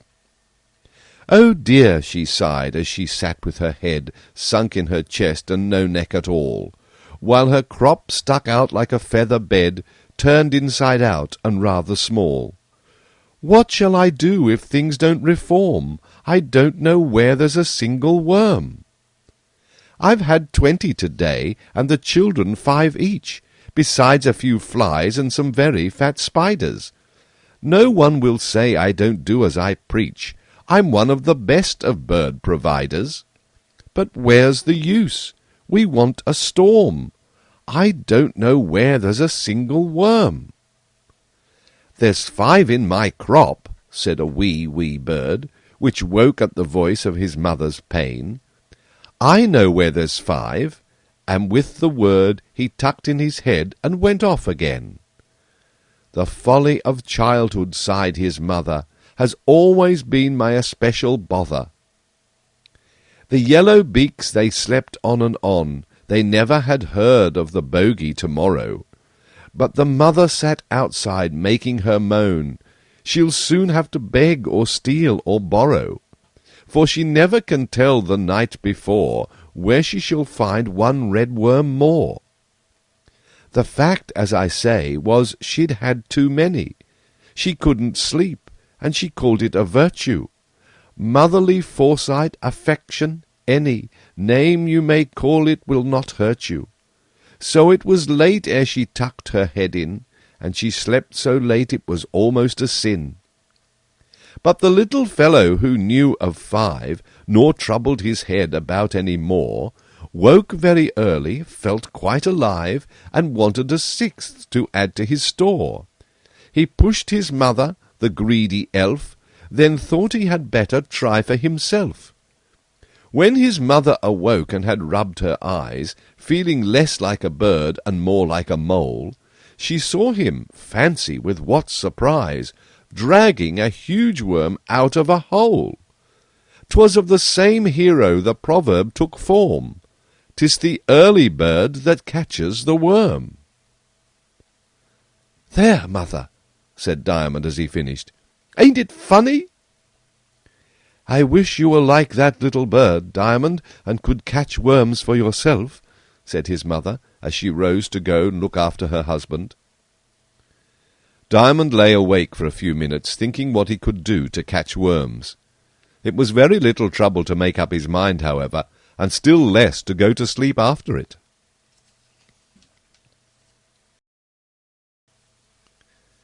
Chapter 24. Another Early Bird. He got up in the morning as soon as he heard the men moving in the yard. He tucked in his little brother so that he could not tumble out of bed, and then went out, leaving the door open, so that if he should cry his mother might hear him at once. When he got into the yard he found the stable door just opened. "I'm the early bird, I think," he said to himself. "I hope I shall catch the worm." He would not ask anyone to help him, fearing his project might meet with disapproval and opposition. With great difficulty, but with the help of a broken chair he brought down from his bedroom, he managed to put the harness on Diamond. If the old horse had had the least objection to the proceeding, of course he could not have done it, but even when it came to the bridle, he opened his mouth for the bit, just as he had been taking the apple which Diamond sometime gave him. He fastened the cheek-strap very carefully, just in the usual hole, for fear of choking his friend, or else letting the bit get amongst his teeth. It was a job to get the saddle on, but with the chair he managed it. If old Diamond had had an education in physics to equal that of the camel, he would have knelt down to let him put it on his back, but that was more than could be expected of him, and then Diamond had to creep quite under him to get hold of the girth. The collar was almost the worst part of the business. But there Diamond could help Diamond. He held his head very low till his little master had got it over and turned it round, and then he lifted his head and shook it onto his shoulders. The yoke was rather difficult, but when he had laid the traces over the horse's neck, the weight was not too much for him. He got him right at last, and led him out of the stable. By this time there were several of the men watching him, but they would not interfere. They were so anxious to see how he would get over the various difficulties. They followed him as far as the stable door, and there stood watching him again as he put the horse between the shafts, got them up one after the other into the loops, fastened the traces, the belly-band, the breeching, and the reins. Then he got his whip. The moment he mounted the box, the men broke into a hearty cheer of delight at his success. But they would not let him go without a general inspection of the harness, and although they found it right, for not a buckle had to be shifted, they never allowed him to do it for himself again all the time his father was ill. The cheer brought his mother to the window, and there she saw her little boy setting out alone with the cab in the grey of the morning. She tugged at the window, but it was stiff, and before she could open it, Diamond, who was in a great hurry, was out of the mews and almost out of the street. She called, "Diamond! Diamond!" But there was no answer except from Jack. "Never fear for him, ma'am," said Jack.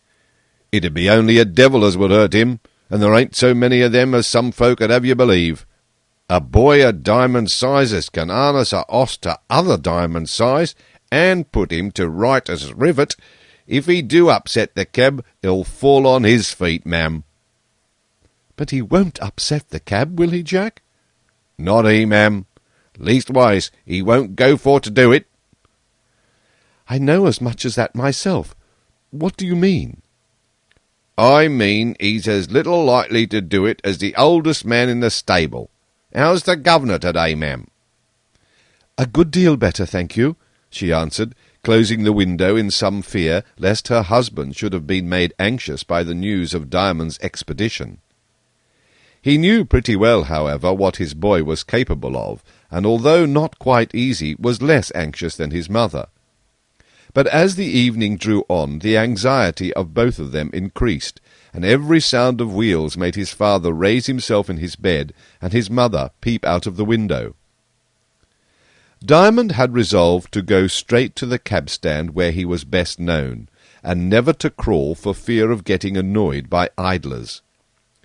Before he got across Oxford Street, however, he was hailed by a man who wanted to catch a train, and was in too great a hurry to think about the driver. Having carried him to King's Cross in good time, and got a good fare in return, he set off again in great spirits, and reached the stand in safety. He was the first there, after all. As the men arrived, they all greeted him kindly, and inquired after his father. "Ain't you afraid of the old oss running away with you?" asked one. "No, he wouldn't run away with me," answered Diamond. "He knows I'm getting the shillings for father, or if he did, he would only run home."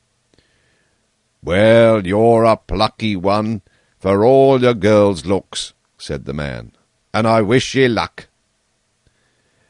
"Thank you, sir," said Diamond. "I'll do what I can. I came to the old place, you see, because I knew you would let me have my turn here." In the course of the day, one man did try to cut him out, but he was a stranger, and the shout the rest of them raised let him see it would not do, and made him so far ashamed besides that he went away crawling. Once, in a block, a policeman came up to him and asked him for his number. Diamond showed him his father's badge, saying with a smile, "Father's ill at home, and so I came out with the cab. There's no fear of me, I can drive. Besides, the old horse could go alone." "Just as well, I dare say. You're a pair of 'em, but you are a rum 'un for a cabby, ain't you now?" said the policeman. "I don't know as I ought to let you go." "I ain't done nothing," said Diamond. "It's not my fault I'm no bigger. I'm big enough for my age." "That's where it is," said the man. "You ain't fit." "How do you know that?" asked Diamond, with his usual smile, and turning his head like a little bird. "Why, how are you to get out of this ruck now, when it begins to move?" "Just you get up on the box," said Diamond, "and I'll show you. There, that van's a-moving now. Jump up." The policeman did as Diamond told him, and was soon satisfied that the little fellow could drive. "Well," he said, as he got down again, "I don't know as I should be right to interfere. Good luck to you, my little man." "Thank you, sir," said Diamond, and drove away. In a few minutes a gentleman hailed him. "Are you the driver of this cab?" he asked. "Yes, sir," said Diamond, showing his badge, of which he was proud. "You're the youngest cabman I ever saw. How am I to know you won't break all my bones?" "I would rather break all my own," said Diamond. "But if you're afraid, never mind me. I shall soon get another fare." "I'll risk it," said the gentleman, and opening the door himself, he jumped in. He was going a good distance, and soon found that Diamond got him over the ground well. Now when Diamond had only to go straight ahead, and had not to mind so much what he was about, his thoughts always turned to the riddle Mr. Raymond had set him, and this gentleman looked so clever that he fancied he must be able to read it for him. He had given up all hope of finding it out for himself, and he could not plague his father about it when he was ill. He had thought of the answer himself, and fancied it could not be the right one, for to see how it all fitted required some knowledge of physiology. So, when he reached the end of his journey, he got down very quickly, and with his head just looking in at the window, said, as the gentleman gathered his gloves and newspapers, "Please, sir, can you tell me the meaning of a riddle?" "You must tell me the riddle first," answered the gentleman, amused. Diamond repeated the riddle. "Oh, that's easy enough," he returned. "It's a tree." "Well, it ain't got no mouth, sure enough, but how then does it eat all day long?" "It sucks in its food through the tiniest holes in the leaves. he answered. "Its breath is its food, and it can't do it except in the daylight." "Thank you, sir. Thank you," returned Diamond. "I'm sorry I couldn't find it out myself. Mr. Raymond would have been better pleased with me." "But you needn't tell him anyone told you." Diamond gave him a stare which came from the very back of the north wind, where that kind of thing is unknown. "That would be cheating," he said at last. "Ain't you a cabby, then?" "Cabbies don't cheat." "Don't they? I am of a different opinion." "I'm sure my father don't." "What's your fare, young innocent?" "Well, I think the distance is a good deal over 3 miles. That's 2 shillings. Only father says a 6pence a mile is too little, though we can't ask for more."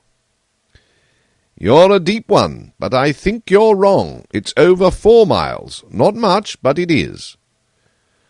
"Then that's half a crown," said Diamond. "Well, here's 3 shillings. Will that do?" "Thank you kindly, sir. I'll tell my father how good you were to me. First to tell me my riddle, then to put me right about the distance, and then to give me 6pence over. It'll help father to get well again, it will." "I hope it may, my man. I shouldn't wonder if you're as good as you look after all." As Diamond returned, he drew up at a stand he had never been on before. It was time to give Diamond his bag of chopped beans and oats. The men got about him and began to chaff him. He took it all good-humouredly, until one of them, who was an ill-conditioned fellow, began to tease old Diamond by poking him roughly in the ribs and making general game of him. That he could not bear, and the tears came into his eyes. He undid the nose-bag, put it in the boot, and was just going to mount and drive away, when the fellow interfered and would not let him get up. Diamond endeavoured to persuade him, and was very civil, but he would have his fun out of him, as he said. In a few minutes a group of idle boys had assembled, and Diamond found himself in a very uncomfortable position. Another cab drew up at the stand, and the driver got off and approached the assemblage. "What's up here?" he asked, and Diamond knew the voice. It was that of the drunken cabman. "Do you see this young oyster? He pretends to drive a cab," said his enemy. "Yes, I do see him, and I sees you too. You'd better leave him alone. He ain't no oyster. He's a angel come down on his own business. You be off, or I'll be nearer you than quite agreeable." The drunken cabman was a tall, stout man who did not look one to take liberties with. "Oh, if he's a friend of yours," said the other, drawing back. Diamond got out the nose-bag again. Old Diamond should have his feed out now. "Yes, he is a friend of mine. One of the best I ever had. It's a pity he ain't a friend of yourn. You'd be the better for it, but it ain't no fault of his'n." When Diamond went home at night, he carried with him £1, 1 shilling and 6pence, besides a few coppers extra, which had followed some of the fares. His mother had got very anxious indeed, so much so that she was almost afraid, when she did hear the sound of his cab, to go and look, lest she should be yet again disappointed, and should break down before her husband. But there was the old horse, and there was the cab all right, and there was Diamond on the box, his pale face looking triumphant as a full moon in the twilight. When he drew up at the stable door, Jack came out, and after a good many friendly questions and congratulations, said, "You go in to your mother, Diamond. I'll put up the old oss. I'll take care of him. He do deserve some small attention, he do." "Thank you, Jack," said Diamond, and bounded into the house, and into the arms of his mother, who was waiting him at the top of the stair. The poor anxious woman led him into his own room, sat down on his bed, took him on her lap as if he had been a baby, and cried. "How's father?" asked Diamond, almost afraid to ask. "Better, my child," she answered, "but uneasy about you, my dear." "Didn't you tell him I was the early bird gone out to catch the worm?" "That was what put it in your head, was it, you monkey?" said his mother, beginning to get better. That or something else, answered Diamond, so very quietly that his mother held her head back and stared in his face. Well, of all the children, she said, and said no more. And here's my worm, resumed Diamond. But to see her face as he poured the shillings and sixpences and pence into her lap! She burst out crying a second time, and ran with the money to her husband. And how pleased he was! It did him no end of good. But while he was counting the coins, Diamond turned to Baby, who was lying awake in his cradle, sucking his precious thumb, and took him up, saying, "Baby, Baby, I haven't seen you for a whole year." And then he began to sing to him as usual. And what he sang was this, for he was too happy either to make a song of his own or to sing a sense. It was one out of Mr. Raymond's book. The True History of the Cat and the Fiddle. Hey diddle diddle, the cat and the fiddle, he played such a merry tune, that the cow went mad with the pleasure she had, and jumped right over the moon. But then, don't you see, before that could be, the moon had come down and listened. The little dog hearkened, so loud that he barkened. There's nothing like it, there isn't. Hey diddle diddle, went the cat and the fiddle. Hey diddle diddle dee dee. The dog laughed at the sport, till his cough cut him short. It was hey diddle diddle o me. And back came the cow, with a merry, merry low, for she'd humbled the man in the moon. The dish got excited, the spoon was delighted, and the dish waltzed away with the spoon. But the man in the moon, coming back too soon, from the famous town of Norwich, caught up the dish, said, "It's just what I wish, to hold my cold plum porridge." Gave the cow a rat-tat, flung water on the cat, and sent him away like a rocket. Said, "Oh, moon, there you are!" Got into her car, and went off with the spoon in his pocket. Hey ho diddle diddle, the wet cat and wet fiddle, they made such a caterwauling, that the cow in a fright stood bolt upright, bellowing now and bawling. And the dog on his tail stretched his neck with a wail. But ho ho, said the man in the moon, no more in the south shall I burn my mouth, for I found a dish and a spoon. Chapter 25. Diamond's Dream. There, Baby, said Diamond. I'm so happy that I can only sing nonsense. Oh, father, think if you had been a poor man and hadn't had a cab and old Diamond, what should I have done? I don't know indeed what you could have done, said his father from the bed. We should have all starved, my precious Diamond, said his mother, whose pride in her boy was even greater than her joy in the shillings. Both of them together made her heart ache, for pleasure can do that as well as pain. Oh, no, we shouldn't, said Diamond. I could have taken Nanny's crossing till she came back, and then the money, instead of going for old Sal's gin, would have gone for father's beef tea. I wonder what Nanny will do when she gets well again. Somebody else will be sure to have taken the crossing by that time. I wonder if she will fight for it, and whether I shall have to help her. I won't bother my head about that. Time enough yet. Hey diddle, hey diddle, hey diddle diddle. I wonder whether Mr. Raymond would take me to see Nanny. Hey diddle, hey diddle, hey diddle diddle, the baby and fiddle. Oh, mother, I'm such a silly, but I can't help it. I wish I could think of something else, but there's nothing will come into my head but hey diddle diddle, the cat and the fiddle. I wonder what the angels do when they're extra happy, you know, when they've been driving cabs all day and taking home the money to their mothers. Do you think they ever sing nonsense, mother? I dare say they've got their own sort of it, answered his mother, else they wouldn't be like other people. She was thinking more of her 21 shillings and sixpence, and of the nice dinner she would get for her sick husband next day, than of the angels and their nonsense when she said it. But Diamond found her answer all right. "Yes, to be sure," he replied. "They wouldn't be like other people if they hadn't their nonsense sometimes.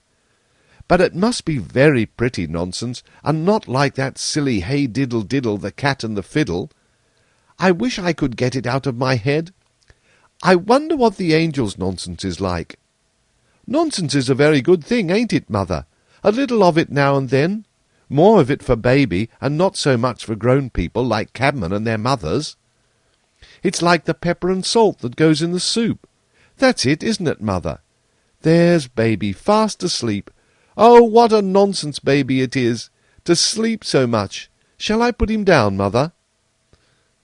Diamond chattered away. What rose in his happy little heart ran out of his mouth, and did his father and mother good. When he went to bed, which he did early, being more tired, as you may suppose, than usual, he was still thinking what the nonsense could be like which the angels sang when they were too happy to sing sense. But before coming to any conclusion, he fell fast asleep. And no wonder, for it must be acknowledged a difficult question. That night he had a very curious dream, which I think my readers would like to have told them. They would, at least, if they are as fond of nice dreams as I am, and don't have enough of them of their own. He dreamed that he was running about in the twilight in the old garden. He thought he was waiting for North Wind, but she did not come. So he would run down to the back gate and see if she were there. He ran and ran. It was a good long garden out of his dream, but in his dream it had grown so long and spread out so wide that the gate he wanted was nowhere. He ran and ran, but instead of coming to the gate, found himself in a beautiful country, not like any country he had ever been in before. There were no trees of any size, nothing bigger in fact than hawthorns, which were full of may-blossom. The place in which they grew was wild and dry, mostly covered with grass, but having patches of heath. It extended on every side as far as he could see. But although it was so wild, yet wherever in an ordinary heath you might have expected furze bushes, or holly, or broom, there grew roses, wild and rare, all kinds. On every side, far and near, roses were glowing. There, too, were the gum sisters, whose flowers fall every night and come again the next morning. Lilacs, and syringas, and laburnums, and many shrubs besides, of which he did not know the names. But the roses were everywhere. He wandered on and on, wondering when it would come to an end. It was of no use going back, for there was no house to be seen anywhere. But he was not frightened, for you know Diamond was used to things that were rather out of the way. He threw himself down under a rose-bush and fell asleep.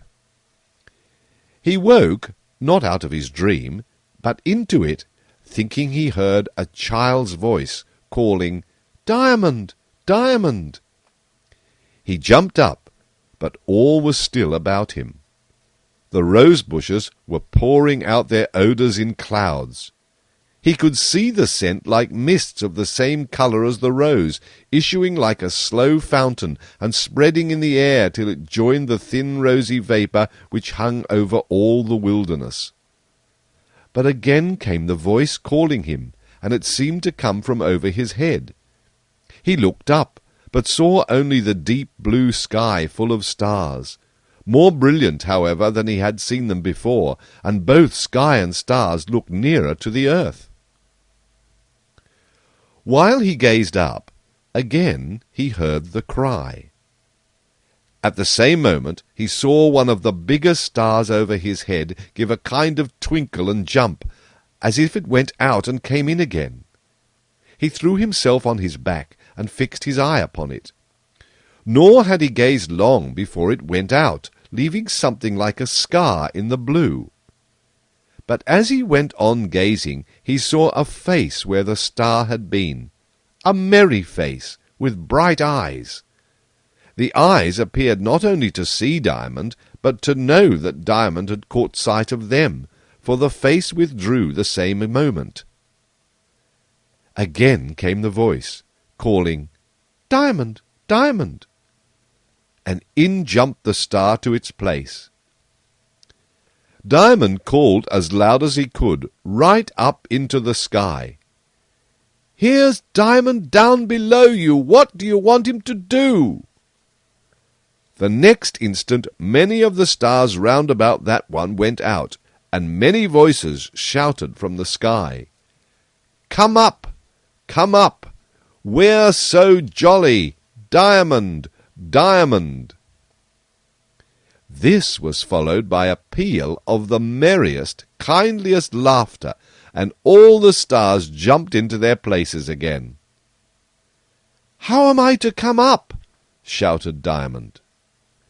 "Go round the rose bush. It's got its foot in it," said the first voice. Diamond got up at once and walked to the other side of the rose bush. There he found what seemed the very opposite of what he wanted, a stair down into the earth. It was of turf and moss. It did not seem to promise well for getting into the sky, but Diamond had learnt to look through the look of things. The voice must have meant that he was to go down the stair, and down this stair Diamond went, without waiting to think more about it. It was such a nice stair, so cool and soft, all the sides as well as the steps grown with moss and grass and ferns. Down and down Diamond went, a long way, until at last he heard the gurgling and plashing of a little stream. Nor had he gone much farther before he met it. Yes, met it coming up the stairs to meet him, running up just as naturally as if it had been doing the other thing. Neither was Diamond in the least surprised to see it pitching itself from one step to another as it climbed towards him.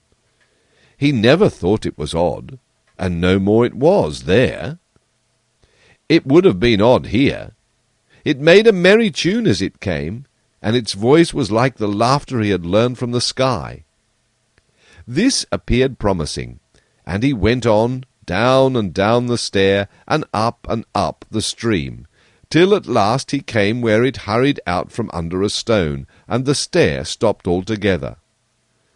And as the stream bubbled up, the stone shook and swayed with its force, and Diamond thought he would try to lift it.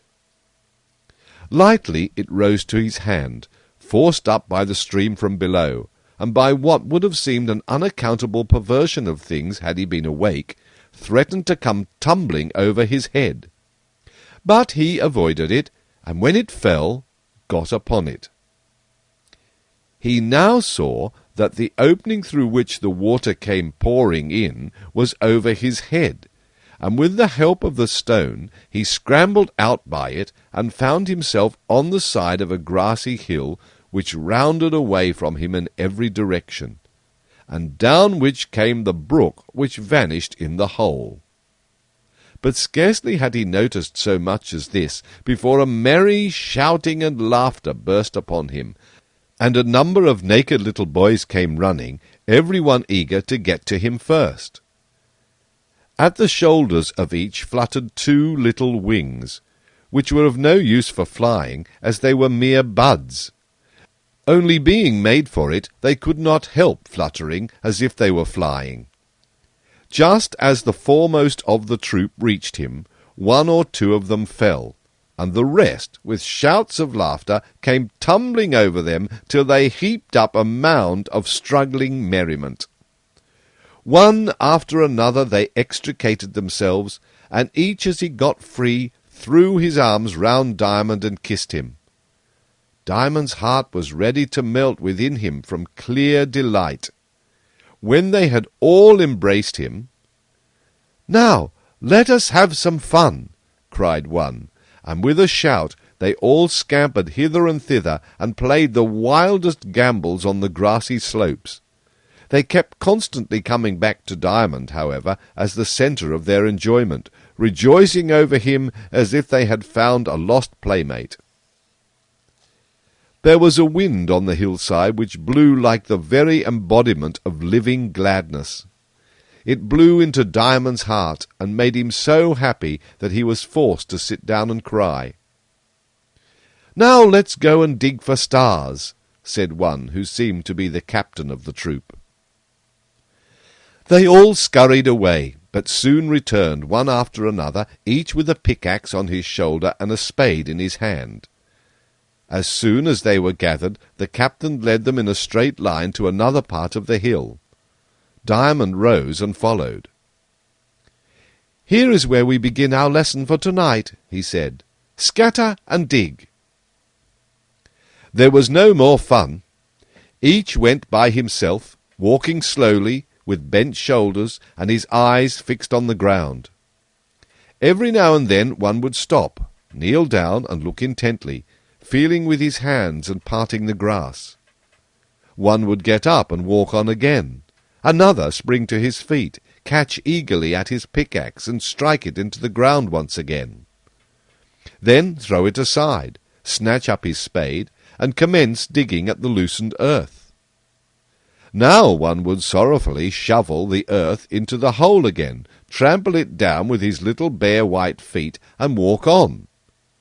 But another would give a joyful shout, and after much tugging and loosening would draw from the hole a lump as big as his head, or no bigger than his fist, when the underside of it would pour such a blaze of golden or bluish light into Diamond's eyes that he was quite dazzled.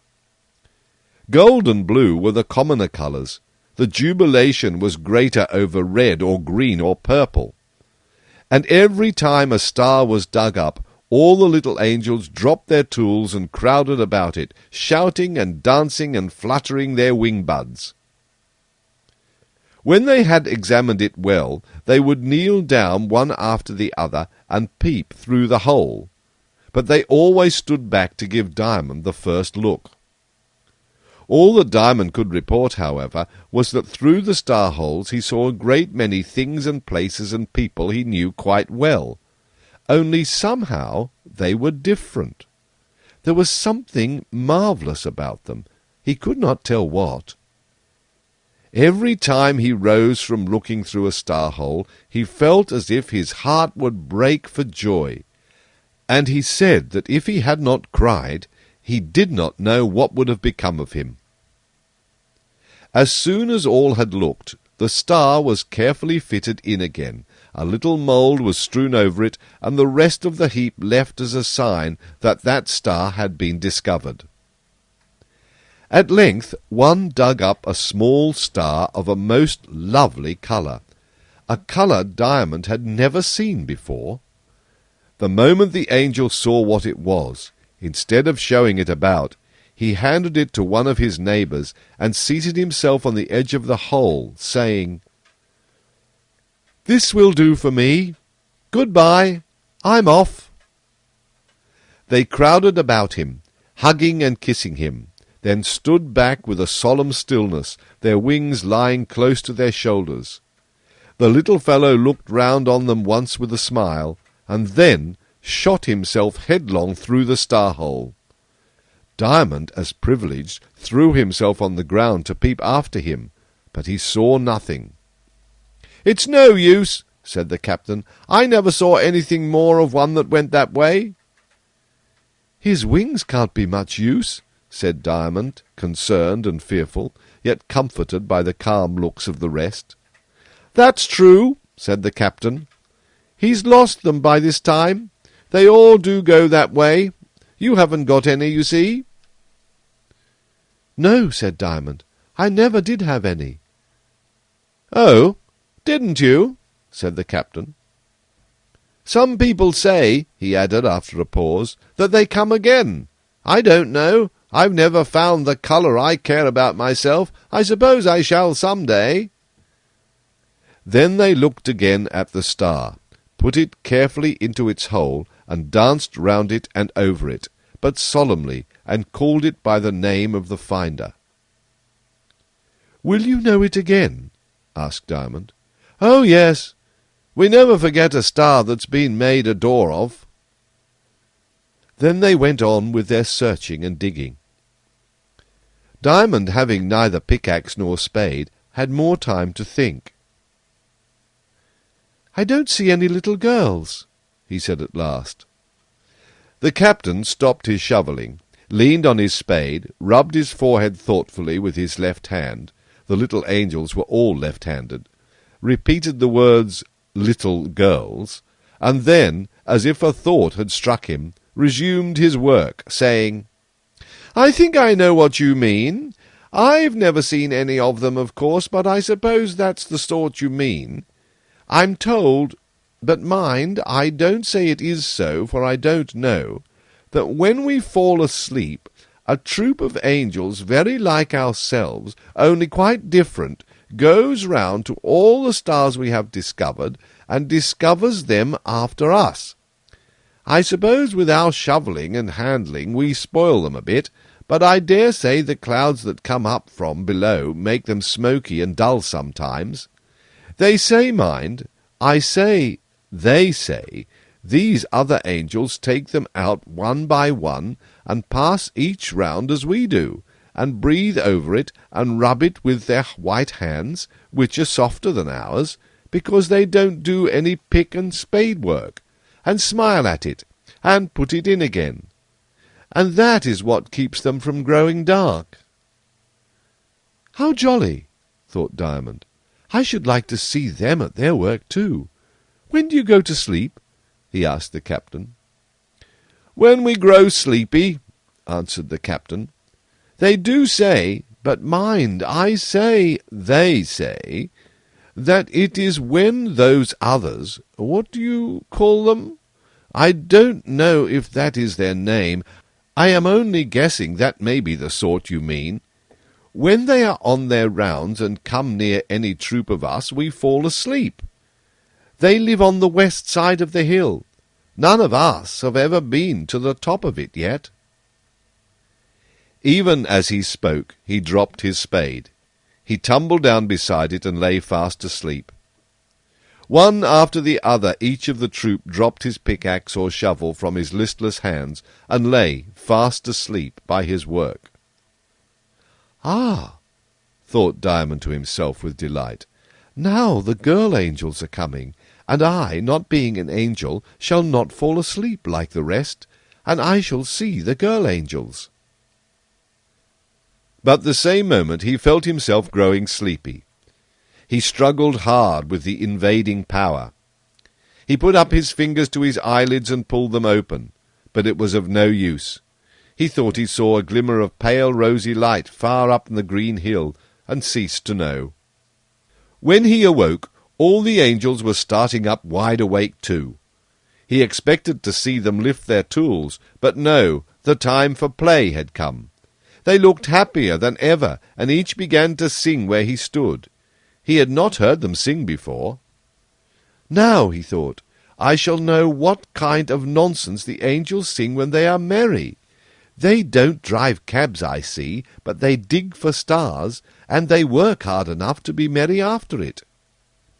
And he did hear some of the angels' nonsense, for if it was all sense to them, it had only just as much sense to Diamond as made good nonsense of it. He tried hard to set it down in his mind, listening as closely as he could, now to one, now to another, and now to all together. But while they were yet singing, he began, to his dismay, to find that he was coming awake, faster and faster. And as he came awake, he found that, for all the goodness of his memory, verse after verse of the angels' nonsense vanished from it. He always thought he could keep the last, but, as the next began, he lost the one before it, and at length awoke, struggling to keep hold of the last verse of all. He felt as if the effort to keep from forgetting that one verse of the vanishing song nearly killed him. And yet, by the time he was wide awake, he could not be sure of that even. It was something like this: "White hands of whiteness wash the stars' faces, till glitter, glitter, glit goes their brightness, down to poor places. This, however, was so near sense that he thought it could not. Chapter 26. Diamond takes a fare the wrong way right. The next morning Diamond was up almost as early as before. He had nothing to fear from his mother now, and made no secret of what he was about. By the time he reached the stable, several of the men were there. They asked him a good many questions as to his luck the day before, and he told them all they wanted to know. But when he proceeded to harness the old horse, they pushed him aside with rough kindness, called him a baby, and began to do it all for him. So Diamond ran in and had another mouthful of tea and bread and butter, and although he had never been so tired as he was the night before, he started quite fresh this morning. It was a cloudy day, and the wind blew hard from the north. So hard sometimes that, perched on the box with just his toes touching the ground, Diamond wished that he had some kind of strap to fasten himself down with, lest he should be blown away. But he did not really mind it. His head was full of the dream he had dreamed. But it did not make him neglect his work, for his work was not to dig stars, but to drive old Diamond and pick up fares. There are not many people who can think about beautiful things and do common work at the same time. But then there are not many people who have been to the back of the north wind. There was not much business doing, and Diamond felt rather cold, notwithstanding his mother had herself put on his comforter and helped him with his greatcoat. But he was too well aware of his dignity to get inside his cab as some do. A cabman ought to be above minding the weather, at least so Diamond thought. At length he was called to a neighbouring house, where a young woman with a heavy box had to be taken to Wapping for a coast steamer. He did not find it at all pleasant, so far east and so near the river, for the roughs were in great force. However, there being no block, not even in Nightingale Lane, he reached the entrance of the wharf and set down his passenger without annoyance. But as he turned to go back, some idlers, not content with chuffing him, showed a mind to the fare the young woman had given him. They were just pulling him off the box, and Diamond was shouting for the police, when a pale-faced man in very shabby clothes, but with the look of a gentleman somewhere about him, came up, and making good use of his stick, drove them off. "Now, my little man," he said, "get on while you can. Don't lose any time. This is not a place for you." But Diamond was not in the habit of thinking only of himself. He saw that his new friend looked weary, if not ill, and very poor. "Won't you jump in, sir?" he said. "I will take you wherever you like." "Thank you, my man, but I have no money, so I can't." "Oh, I don't want any money. I shall be much happier if you will get in. You have saved me all I had. I owe you a lift, sir." "Which way are you going?" "To Charing Cross, but I don't mind where I go." "Well, I am very tired. If you will take me to Charing Cross, I shall be greatly obliged to you. I have walked from Gravesend and had hardly a penny left to get through the tunnel." So saying, he opened the door and got in, and Diamond drove away. But as he drove, he could not help fancying he had seen the gentleman, for Diamond knew he was a gentleman, before. Do all he could, however, he could not recall where or when. Meantime his fare, if we may call him such, seeing he was to pay nothing, whom the relief of being carried had made less and less inclined to carry himself, had been turning over things in his mind, and, as they passed the Mint, called to Diamond, who stopped his horse, got down, and went to the window. "If you didn't mind taking me to Chiswick, I should be able to pay you when we got there. It's a long way, but you shall have the whole fare from the docks, and something over." "Very well, sir," said Diamond. "I shall be most happy." He was just clambering up again, when the gentleman put his head out of the window and said, It's the wilderness, Mr. Coleman's place, but I'll direct you when we come into the neighbourhood. It flashed upon Diamond who he was, but he got up upon his box to arrange his thoughts before making any reply. The gentleman was Mr. Evans, to whom Miss Coleman was to have been married, and Diamond had seen him several times with her in the garden. I have said that he had not behaved very well to Miss Coleman. He had put off their marriage more than once in a cowardly fashion, merely because he was ashamed to marry upon a small income, and live in a humble way.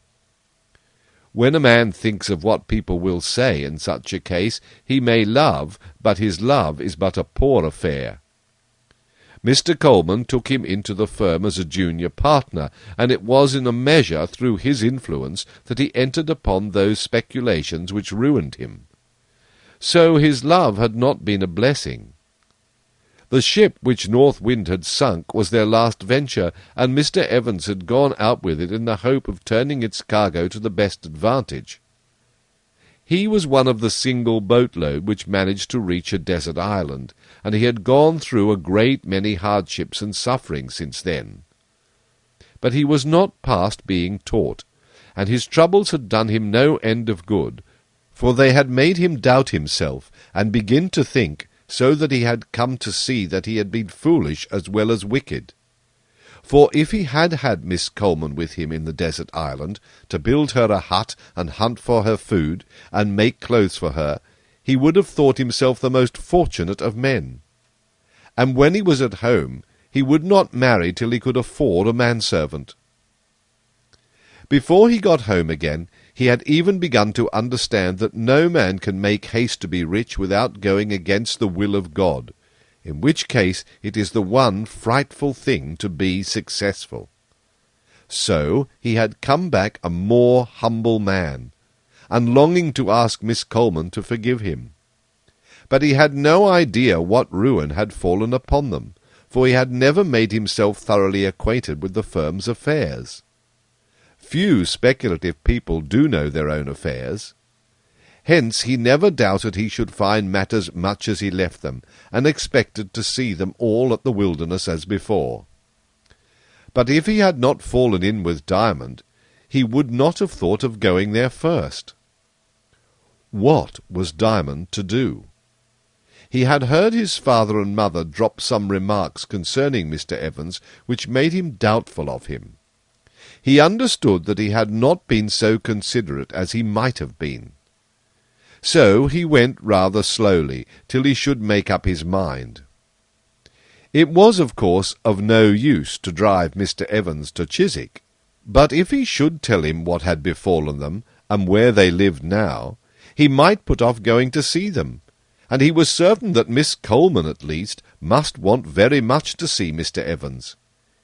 He was pretty sure also that the best thing in any case was to bring them together, and let them set matters right for themselves. The moment he came to this conclusion, he changed his course from westward to northward, and went straight for Mr. Coleman's poor little house in Hoxton. Mr. Evans was too tired and too much occupied with his sorts to take the least notice of the streets they passed through, and had no suspicion, therefore, of the change of direction. By this time the wind had increased almost to a hurricane, and as they had often to head it, it was no joke for either of the Diamonds. The distance, however, was not great. Before they reached the street where Mr. Coleman lived, it blew so tremendously that when Miss Coleman, who was going out a little way, opened the door, it dashed against the wall with such a bang that she was afraid to venture, and went in again. In 5 minutes after, Diamond drew up at the door. As soon as he had entered the street, however, the wind blew right behind them, and when he pulled up, old Diamond had so much ado to stop the cab against it that the breeching broke. Young Diamond jumped off his box, knocked loudly at the door, then turned to the cab and said, before Mr. Evans had quite begun to think something must be amiss, "Please, sir, my harness has given way. Would you mind stepping in here for a few minutes? They're friends of mine. I'll take you where you like after I've got it mended. I shan't be many minutes, but you can't stand in this wind."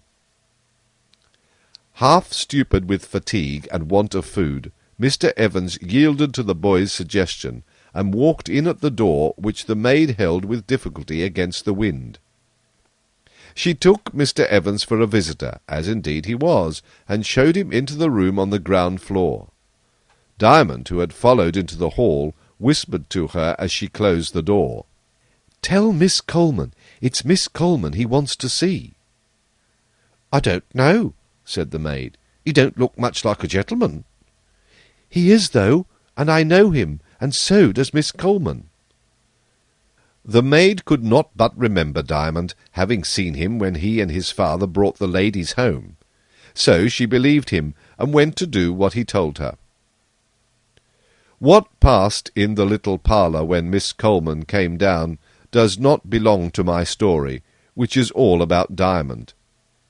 If he had known that Miss Coleman thought Mr. Evans was dead, perhaps he would have managed it differently. There was a cry and a running to and fro in the house, and then all was quiet again. Almost as soon as Mr. Evans went in, the wind began to cease, and was now still. Diamond found that by making the breeching just a little tighter than was quite comfortable for the old horse, he could do very well for the present. And thinking it better to let him have his bag in this quiet place, he sat on the box till the old horse should have eaten his dinner. In a little while Mr. Evans came out, and asked him to come in. Diamond obeyed, and to his delight Miss Coleman put her arms round him and kissed him, and there was payment for him, not to mention the 5 precious shillings she gave him, which he could not refuse because his mother wanted them so much at home for his father. He left them nearly as happy as they were themselves. The rest of the day he did better, and although he had not so much to take home as the day before, yet on the whole the result was satisfactory. And what a story he had to tell his father and mother about his adventures, and how he had done, and what was the result. They asked him such a multitude of questions, some of which he could answer, and some of which he could not answer. And his father seemed ever so much better from finding that his boy was already not only useful to his family, but useful to other people, and quite taking his place as a man who judged what was wise and did work worth doing. For a fortnight Diamond went on driving his cab, and keeping his family. He had begun to be known about some parts of London, and people would prefer taking his cab because they liked what they heard of him. One gentleman who lived near the mews engaged him to carry him to the city every morning at a certain hour, and Diamond was punctual as clockwork, though to effect that required a good deal of care, for his father's watch was not much to be depended on, and had to be watched itself by the clock of St. George's Church. Between the two, however, he did make a success of it. After that fortnight, his father was able to go out again. Then Diamond went to make inquiries about Nanny, and this led to something else. Chapter 27. The Children's Hospital. The first day his father resumed his work, Diamond went with him as usual. In the afternoon, however, his father, having taken a fare to the neighbourhood, went home, and Diamond drove the cab the rest of the day. It was hard for old Diamond to do all the work, but they could not afford to have another horse. They contrived to save him as much as possible, and fed him well, and he did bravely. The next morning his father was so much stronger that Diamond thought he might go and ask Mr. Raymond to take him to see Nanny. He found him at home. His servant had grown friendly by this time, and showed him in without any cross-questioning.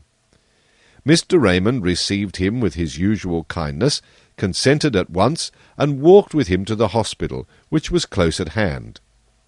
It was a comfortable, old-fashioned house, built in the reign of Queen Anne, and in her day, no doubt, inhabited by rich and fashionable people. Now it was a home for poor sick children, who were carefully tended for love's sake. There are regions in London where a hospital in every other street might be full of such children, whose fathers and mothers are dead, or unable to take care of them. When Diamond followed Mr. Raymond into the room where those children who had got over the worst of their illness and were growing better lay, he saw a number of little iron bedsteads, with their heads to the walls, and in every one of them a child, whose face was a story in itself. In some, health had begun to appear in a tinge upon the cheeks, and a doubtful brightness in the eyes, just as out of the cold dreary winter the spring comes in blushing buds and bright crocuses. In others there were more of the signs of winter left. Their faces reminded you of snow and keen cutting winds, more than of sunshine and soft breezes and butterflies. But even in them the signs of suffering told that the suffering was less, and that if the springtime had but arrived, it had yet arrived.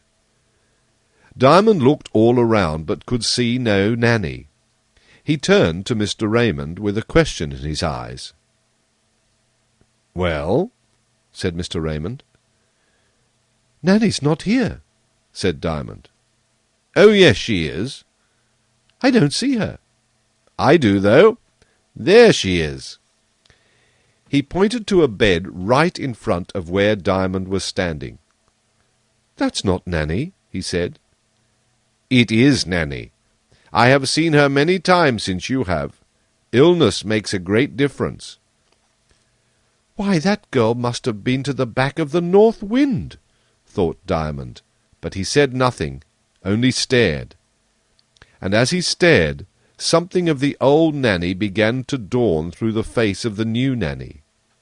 The old Nanny, though a good girl and a friendly girl, had been rough, blunt in her speech, and dirty in her person. Her face would always have reminded one who had already been to the back of the north wind of something he had seen in the best of company, but it had been coarse notwithstanding, partly from the weather, partly from her living amongst low people, and partly from having to defend herself. Now it was so sweet and gentle and refined that she might have had a lady and gentleman for a father and mother. And Diamond could not help thinking of words which he had heard in the church the day before. "Surely it is good to be afflicted," or something like that. North Wind, somehow or other, must have had to do with her. She had grown from a rough girl into a gentle maiden. Mr. Raymond, however, was not surprised, for he was used to see such lovely changes. Something like the change which passes upon the crawling, many-footed creature when it turns sick and ill, and revives a butterfly with 2 wings instead of many feet. Instead of her having to take care of herself, kind hands ministered to her, making her comfortable and sweet and clean, soothing her aching head, and giving her cooling drink when she was thirsty. And kind eyes, the stars of the kingdom of heaven, had shone upon her, so that, what with the fire of the fever and the dew of tenderness, that which was coarse in her had melted away, and her whole face had grown so refined and sweet that Diamond did not know her. But as he gazed, the best of the old face, all the true and good part of it, that which was Nanny herself, dawned upon him like the moon coming out of a cloud, until at length, instead of only believing Mr. Raymond that this was she, he saw for himself that it was Nanny indeed, very worn, but grown beautiful. He went up to her. She smiled. He had heard her laugh, but had never seen her smile before. "Nanny, do you know me?" said Diamond. She only smiled again, as if the question was amusing. She was not likely to forget him, for although she did not yet know it was he who had got her there, she had dreamed of him often, and had talked much about him when delirious. Nor was it much wonder, for he was the only boy except Joe who had ever shown her kindness. Meantime, Mr. Raymond was going from bed to bed, talking to the little people. Everyone knew him, and everyone was eager to have a look and a smile and a kind word from him. Diamond sat down on a stool at the head of Nanny's bed. She laid her hand in his. No one else of her old acquaintance had been near her. Suddenly, a little voice called aloud, "Won't Mr. Raymond tell us a story?" "Oh, yes, please do, cried several little voices, which also were stronger than the rest. For Mr. Raymond was in the habit of telling them a story when he went to see them, and they enjoyed it far more than the other nice things which the doctor permitted him to give them. "Very well," said Mr. Raymond, "I will. What sort of story shall it be?" "A true story," said one little girl. "A fairy tale," said the little boy. "Well," said Mr. Raymond, "I suppose as there's a difference I may choose. I can't think of any true story just at this moment, so I will tell you a sort of a fairy one." "Oh, jolly!" exclaimed the little boy who had called out for a fairy tale. "It came into my head this morning as I got out of bed," continued Mr. Raymond, "and if it turns out pretty well, I will write it down, and get somebody to print it for me, and then you shall read it when you like." "Then nobody has heard it before?" asked one older child. "No, nobody." "Oh!" exclaimed several, thinking it very grand to have the first telling. And I dare say there might be a peculiar freshness about it, because everything would be nearly as new to the storyteller himself as to the listeners. Some were only sitting up and some were lying down, so there could not be the same busy gathering and bustling and shifting to and fro with which children generally prepare themselves to hear a story. But their faces, and the turning of their heads, and many feeble exclamations of expected pleasure, showed that all such preparations were making within them. Mr. Raymond stood in the middle of the room, that he might turn from side to side and give each a share of seeing him. Diamond kept his place by Nanny's side with her hand in his. I do not know how much of Mr. Raymond's story the smaller children understood. Indeed, I don't quite know how much there was in it to be understood, for in such a story everyone has just to take what he can get. But they all listened with apparent satisfaction, and certainly with great attention. Mr. Raymond wrote it down afterwards, and here it is, somewhat altered, no doubt, for a good storyteller tries to make his stories better every time he tells them. I cannot myself help thinking that he was somewhat indebted for this one to the old story of the Sleeping Beauty. Chapter 28. Little Daylight. No house of any pretension to be called a palace is in the least worthy of the name, except it has a wood near it, very near it, and the nearer the better.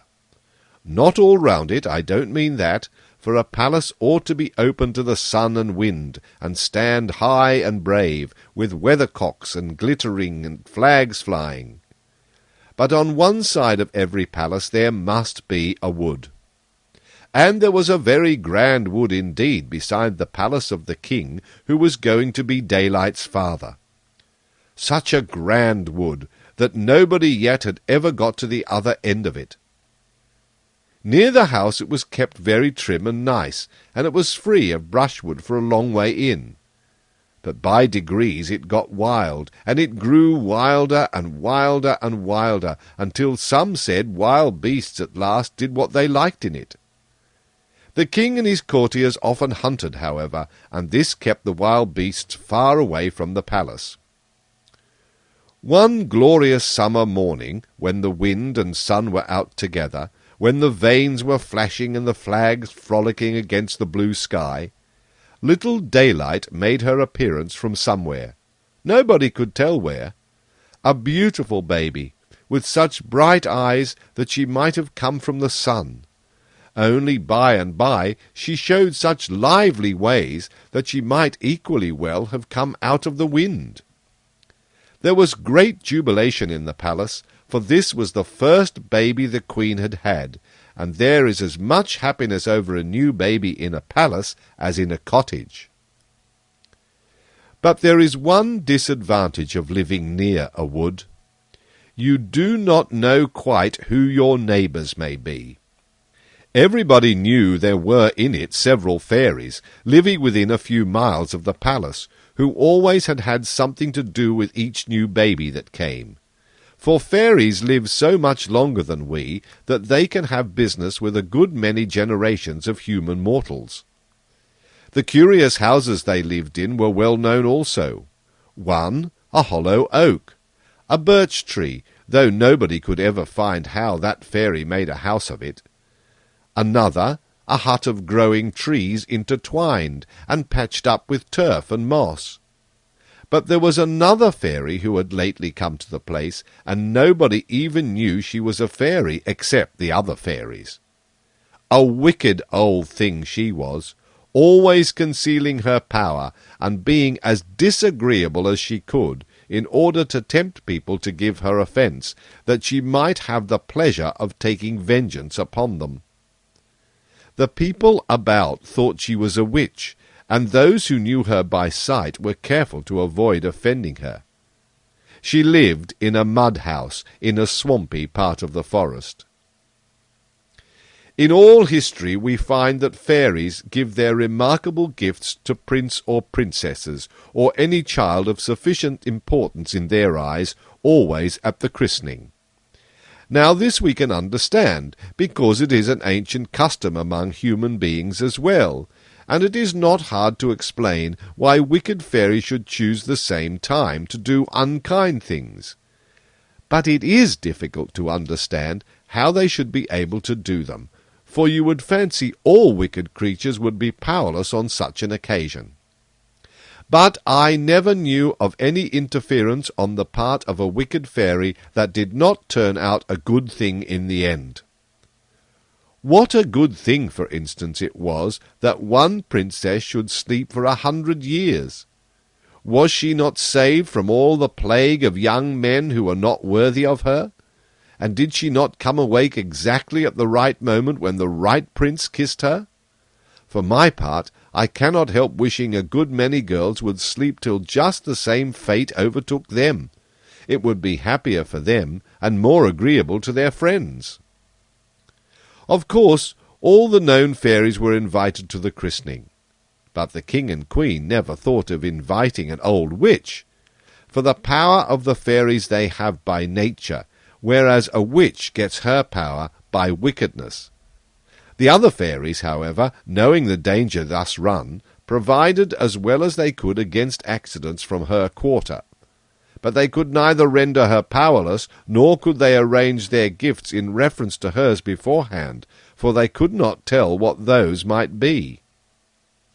Of course the old hag was there without being asked.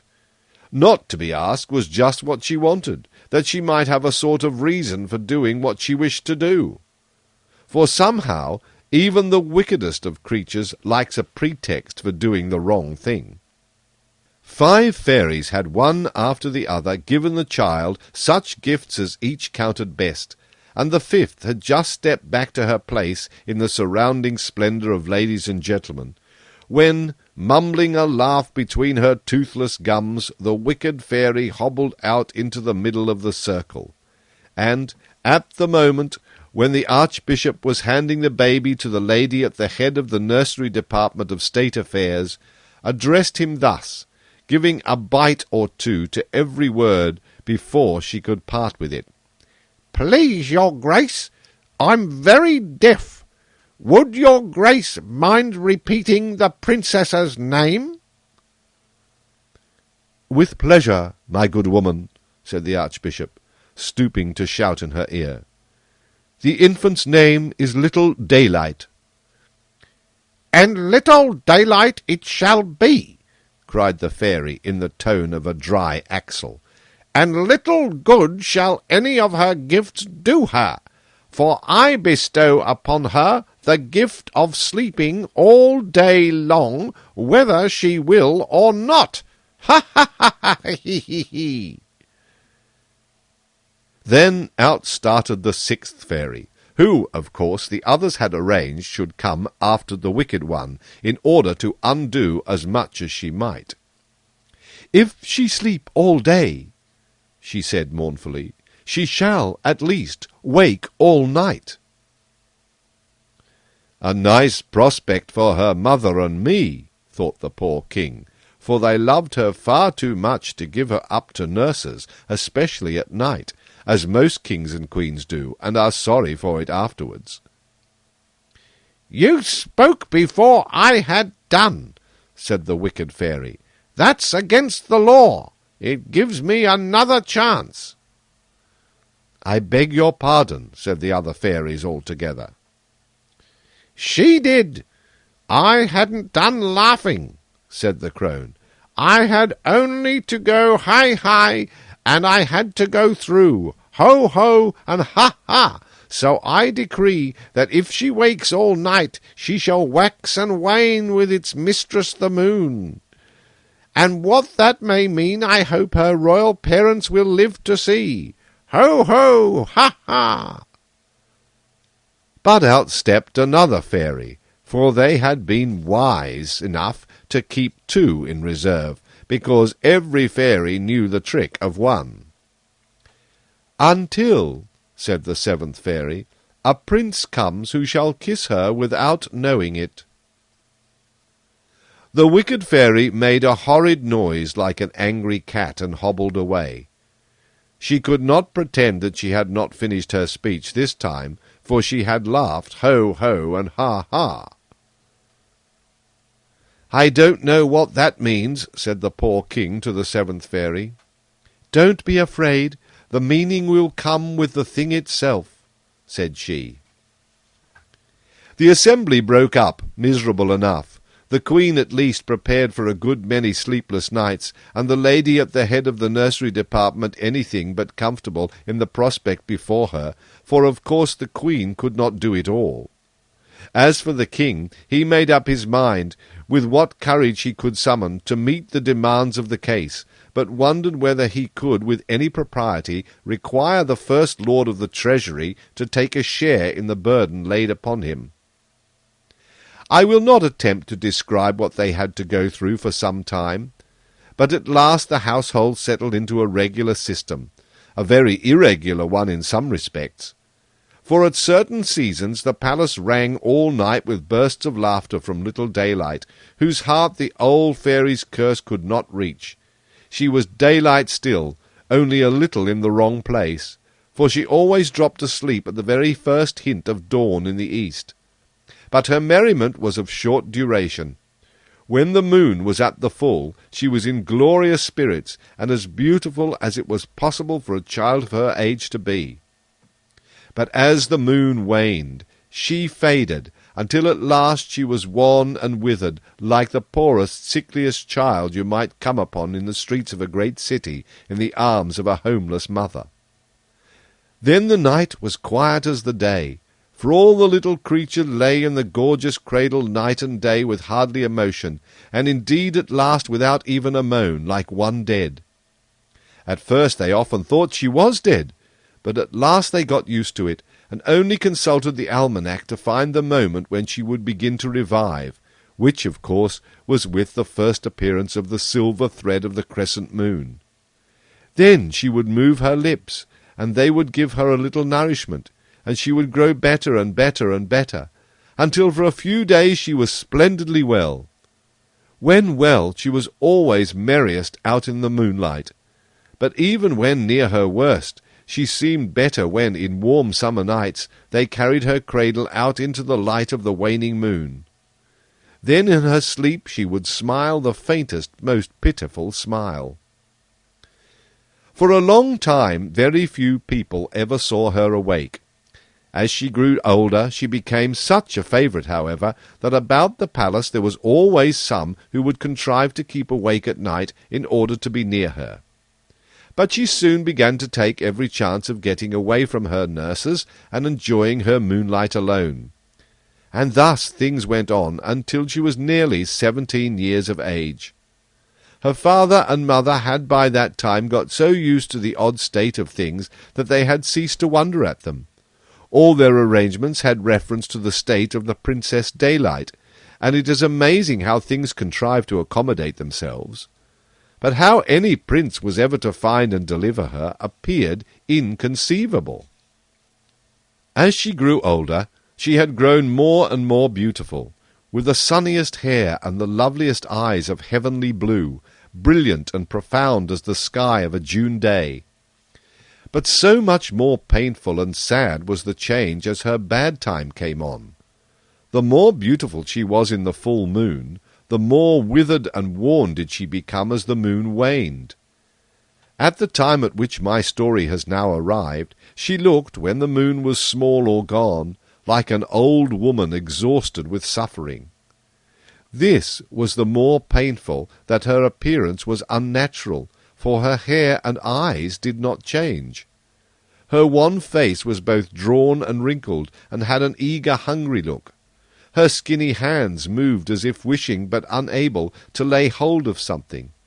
Her shoulders were bent forward, her chest went in, and she stooped as if she were 80 years old.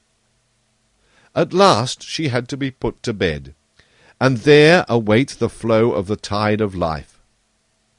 But she grew to dislike being seen, still more being touched by any hands, during this season. One lovely summer evening, when the moon lay all but gone upon the verge of the horizon, she vanished from her attendants, and it was only after searching for her a long time in great terror that they found her fast asleep in the forest at the foot of a silver birch, and carried her home. A little way from the palace there was a great open glade, covered with the greenest and softest grass. This was her favourite haunt, for here the full moon shone free and glorious, while through a vista in the trees she could generally see more or less of the dying moon as it crossed the opening. Here she had a little rustic house built for her, and here she mostly resided. None of the court might go there without leave, and her own attendants had learned by this time not to be officious in waiting upon her, so that she was very much at liberty. Whether the good fairies had anything to do with it or not, I cannot tell, but at last she got into the way of retreating further into the wood every night as the moon waned, so that sometimes they had great trouble in finding her. But as she was always very angry if she discovered they were watching her, they scarcely dared to do so. At length one night they thought they had lost her altogether. It was morning before they found her. Feeble as she was, she had wandered into a thicket a long way from the glade, and there she lay, fast asleep, of course. Although the fame of her beauty and sweetness had gone abroad, yet as everybody knew she was under a bad spell, no king in the neighbourhood had any desire to have her for a daughter-in-law. There were serious objections to such a relation. About this time, in a neighbouring kingdom, in consequence of the wickedness of the nobles, an insurrection took place upon the death of the old king. The greater part of the nobility was massacred, and the young prince was compelled to flee for his life, disguised like a peasant.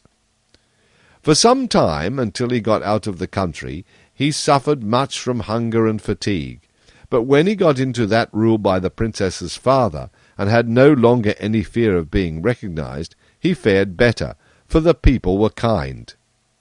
He did not abandon his disguise, however.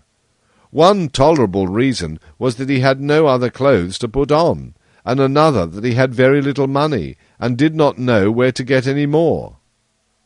There was no good in telling everybody he met that he was a prince, for he felt that a prince ought to be able to get on like other people, else his rank only made a fool of him.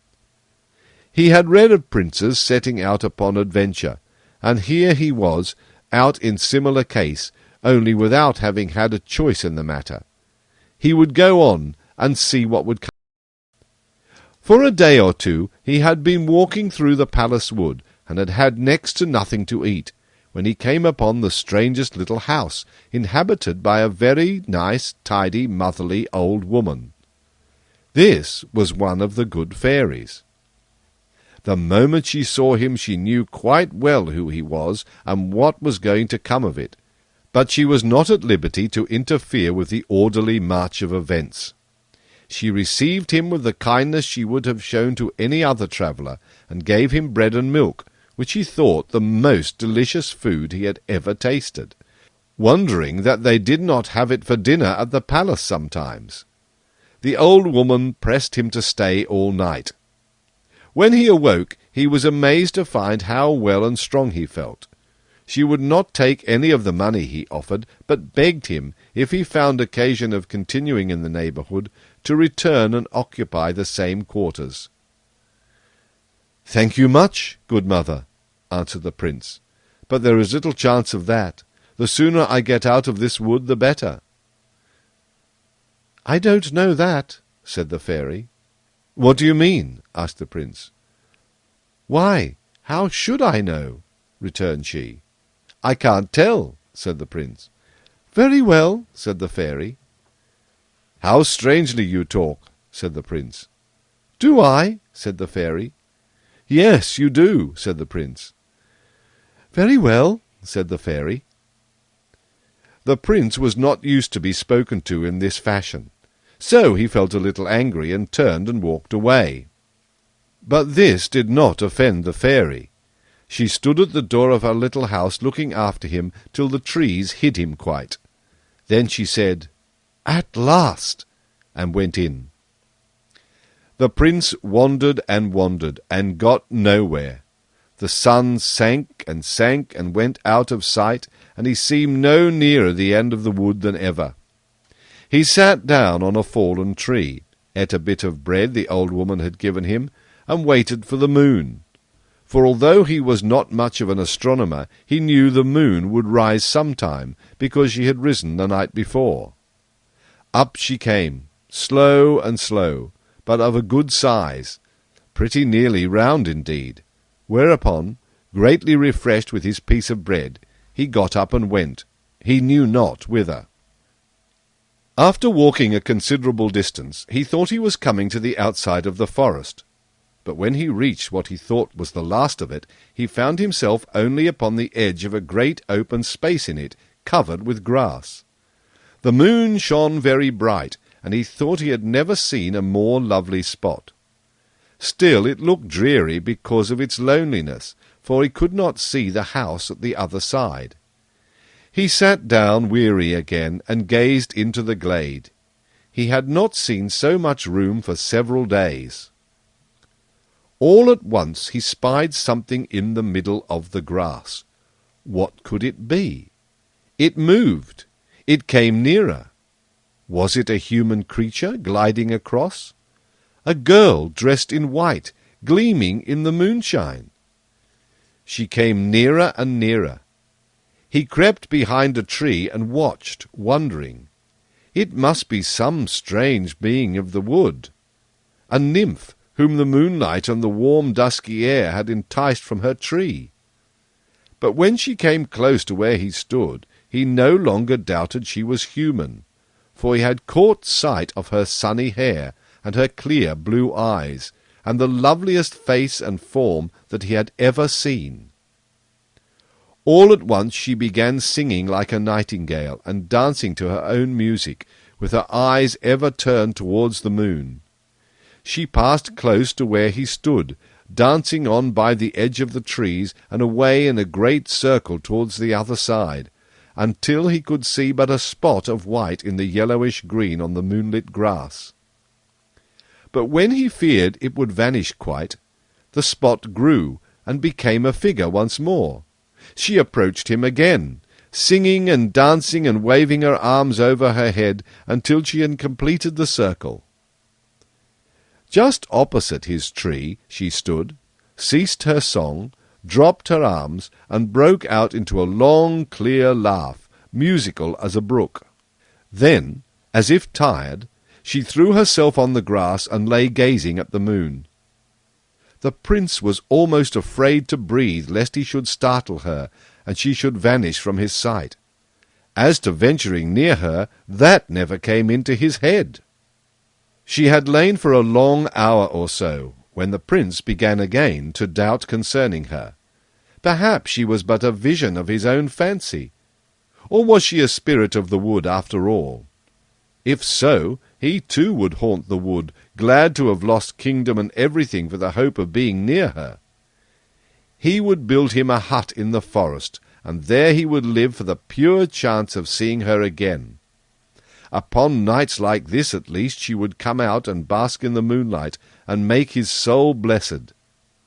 But while he thus dreamed, she sprang to her feet, turned her face full to the moon, and began singing as if she would draw her down from the sky by the power of her entrancing voice. She looked more beautiful than ever. Again she began dancing to her own music, and danced away into the distance. Once more she returned in a similar manner, but although he was watching as eagerly as before, what with fatigue and what with gazing, he fell fast asleep before she came near him. When he awoke it was broad daylight, and the princess was nowhere. He could not leave the place. What if she should come the next night? He would gladly endure a day's hunger to see her yet again. He would buckle his belt quite tight. He walked around the glade to see if he could discover any prints of her feet, but the grass was so short, and her steps had been so light, that she had left not a single trace behind her. He walked halfway round the wood without seeing anything to account for her presence. Then he spied a lovely little house with thatched roof and low eaves, surrounded by an exquisite garden, with doves and peacocks walking in it. Of course this might be where the gracious lady who loved the moonlight lived. Forgetting his appearance, he walked towards the door, determined to make inquiries. But as he passed a little pond full of gold and silver fishes, he caught sight of himself, and turned to find the door to the kitchen. There he knocked, and asked for a piece of bread. The good-natured cook brought him in, and gave him an excellent breakfast, which the prince found nothing the worse for being served in the kitchen. While he ate, he talked with his entertainer, and learned that this was the favourite retreat of the Princess Daylight. But he learned nothing more, both because he was afraid of seeming inquisitive, and because the cook did not choose to be heard talking about her mistress to a peasant lad who had begged for his breakfast. As he rose to take his leave, it occurred to him that he might not be so far from the old woman's cottage as he had thought, and he asked the cook whether she knew anything of such a place, describing it as well as he could. She said she knew it well enough, adding with a smile, "It's there you're going, is it?" "Yes, if it's not far off." "It's not more than 3 miles, but mind what you are about, you know." "Why do you say that?" "If you're after any mischief, she'll make you repent it." "The best thing that could happen under the circumstances," remarked the prince. "What do you mean by that?" asked the cook. "Why, it stands to reason," answered the prince, "that if you wish to do anything wrong, the best thing for you is to be made to repent of it." "I see," said the cook. "Well, I think you may venture. She's a good old soul." "Which way does it lie from here?" asked the prince. She gave him full instructions, and he left her with many thanks. Being now refreshed, however, the prince did not go back to the cottage that day. He remained in the forest, amusing himself as best he could, but waiting anxiously for the night, in the hope that the princess would again appear. Nor was he disappointed, for directly the moon rose, he spied a glimmering shape far across the glade. As it drew nearer, he saw it was she indeed, not dressed in white as before. In a pale blue like the sky, she looked lovelier still. He thought it was that the blue suited her yet better than the white. He did not know that she was really more beautiful because the moon was nearer the full. In fact, the next night was full moon, and the princess would then be at the zenith of her loveliness. The prince feared for some time that she was not coming near his hiding place that night, but the circles in her dance ever widened as the moon rose, until at last they embraced the whole glade, and she came still closer to the trees where he was hiding than she had come the night before. He was entranced with her loveliness, for it was indeed a marvellous thing. All night long he watched her, but dared not go near her. He would have been ashamed of watching her too, had he not become almost incapable of thinking of anything but how beautiful she was. He watched the whole night long, and saw that as the moon went down she retreated in smaller and smaller circles, until at last he could see her no more. Weary as he was, he set out for the old woman's cottage, where he arrived just in time for her breakfast, which she shared with him. He then went to bed and slept for many hours. When he awoke, the sun was down, and he departed in great anxiety lest he should lose a glimpse of the lovely vision. But whether it was by the machinations of the swamp fairy, or merely that it is one thing to go and another to return by the same road, he lost his way. I shall not attempt to describe his misery when the moon rose and he saw nothing but trees, trees, trees. She was high in the heavens before he reached the glade. Then indeed his troubles vanished, for there was the princess coming down towards him in a dress that shone like gold, and with shoes that glimmered through the grass like fireflies. She was, of course, still more beautiful than before. Like an embodied sunbeam she passed him, and danced away into the distance. Before she returned in her circle, clouds had begun to gather about the moon. The wind rose, the trees moaned, and the lighter branches leaned all one way before it. The prince feared that the princess would go in, and he should see her no more that night. But she came dancing on more jubilant than ever, her golden dress and her sunny hair streaming out upon the blast, waving her arms towards the moon, and in the exuberance of her delight ordering the clouds away off her face. The prince could hardly believe she was not a creature of the elements after all. By the time she had completed another circle, the clouds had gathered deep, and there were growlings of distant thunder. Just as she passed the tree where he stood, a flash of lightning blinded him for a moment, and when he saw again, to his horror, the princess lay on the ground. He darted to her, thinking she had been struck, but when she heard him coming, she was on her feet in a moment. "What do you want?" she asked.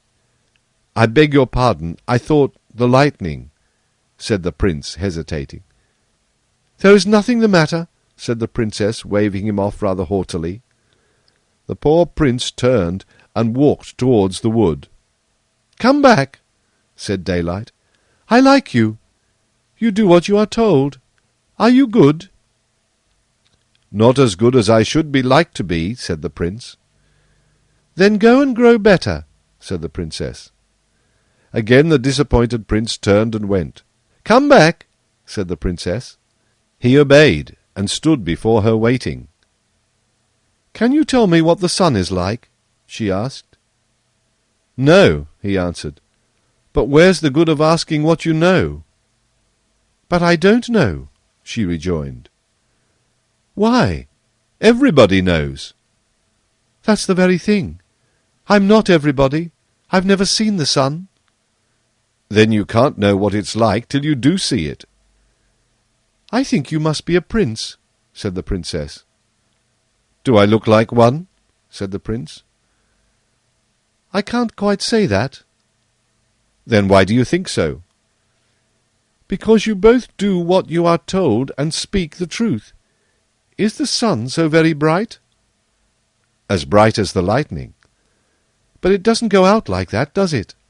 "Oh, no, it shines like the moon, rises and sets like the moon, is much the same shape as the moon, only so bright that you can't look at it for a moment." "But I would look at it," said the princess. "But you couldn't," said the prince. "But I could," said the princess. "Why don't you then?" Because I can't. Why can't you? Because I can't wake, and I never shall wake up until—" Here she hid her face in her hands, turned away, and walked in the slowest, stateliest manner towards the house. The prince ventured to follow her a little distance, but she turned and made a repellent gesture, which, like a true gentleman prince, he obeyed at once. He waited a long time, but as she did not come near him again, and as the night had now cleared, he set off at last for the old woman's cottage.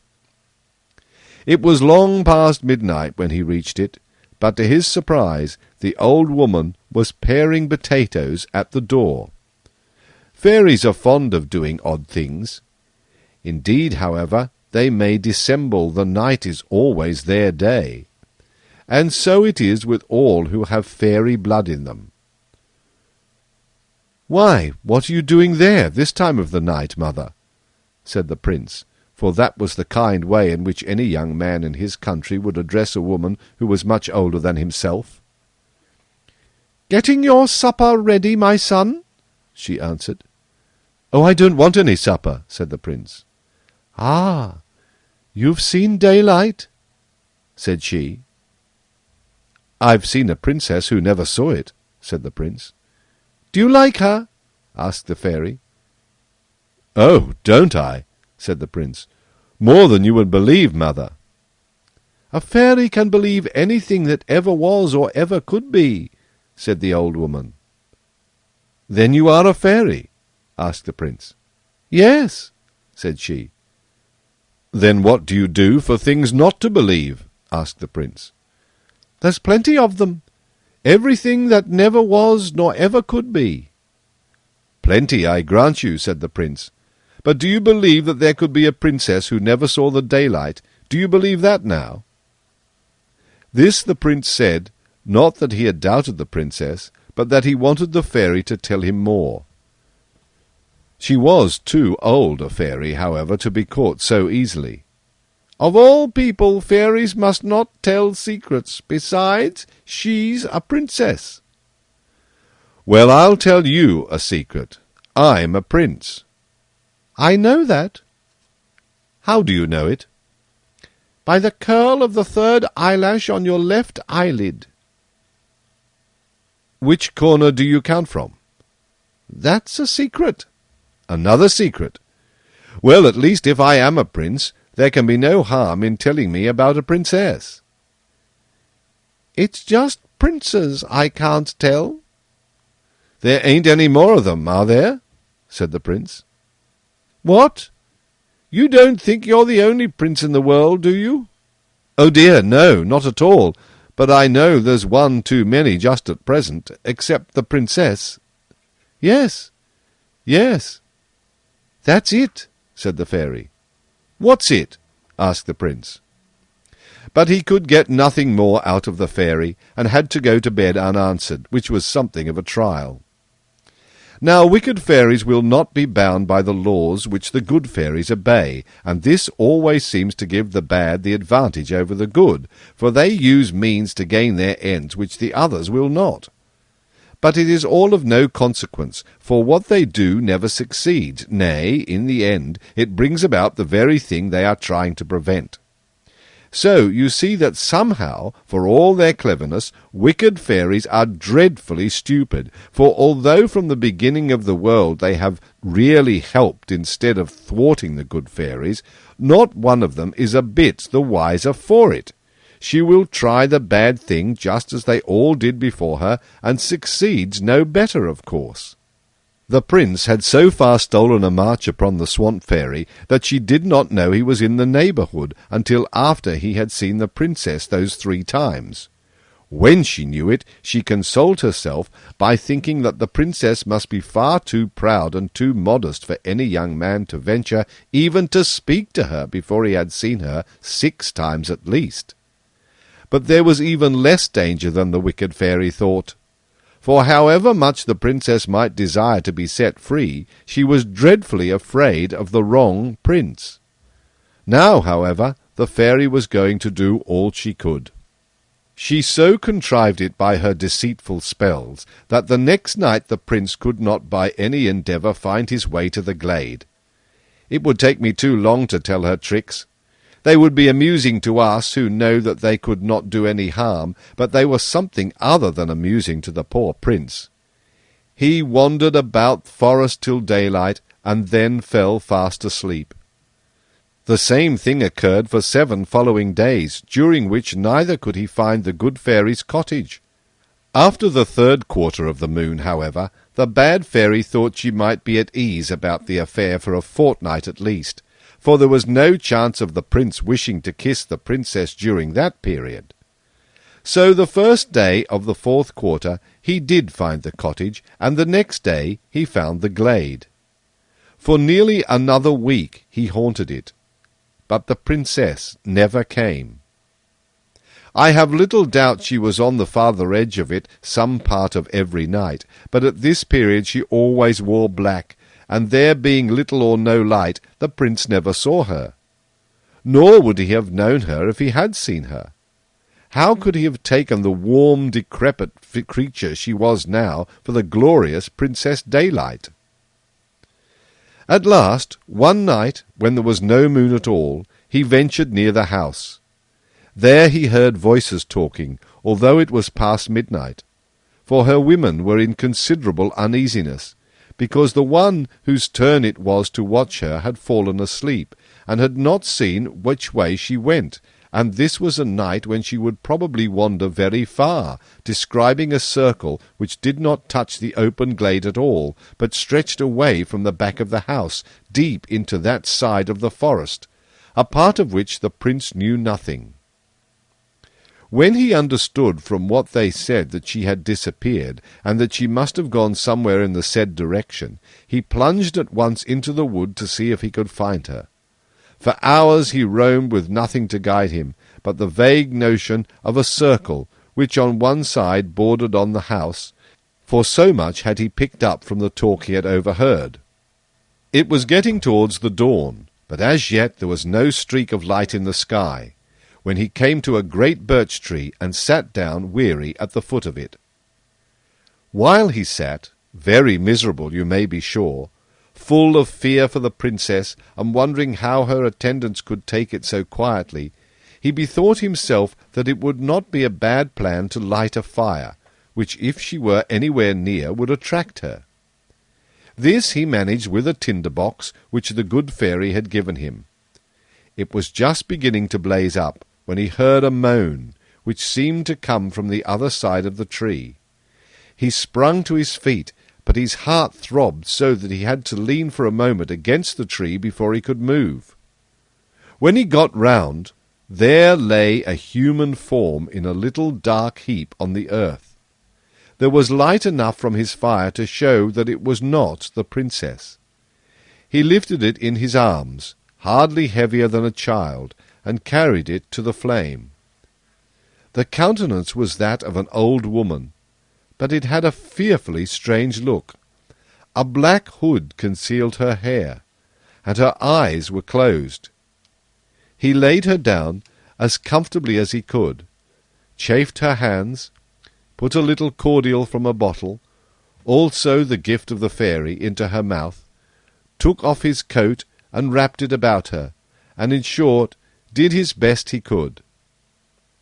In a little while she opened her eyes and looked at him, so pitifully. The tears rose and flowed down her grey, wrinkled cheeks, but she said never a word. She closed her eyes again, but the tears kept on flowing, and her whole appearance was so utterly pitiful that the prince was very near crying too. He begged her to tell him what was the matter, promising to do all that he could to help her, but still she did not speak. He thought she was dying, and took her in his arms again to carry her to the princess's house, where he thought the good-natured cook might be able to do something for her.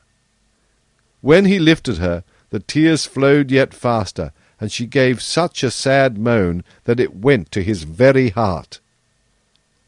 "Mother, mother," he said, "poor mother," and kissed her on the withered lips.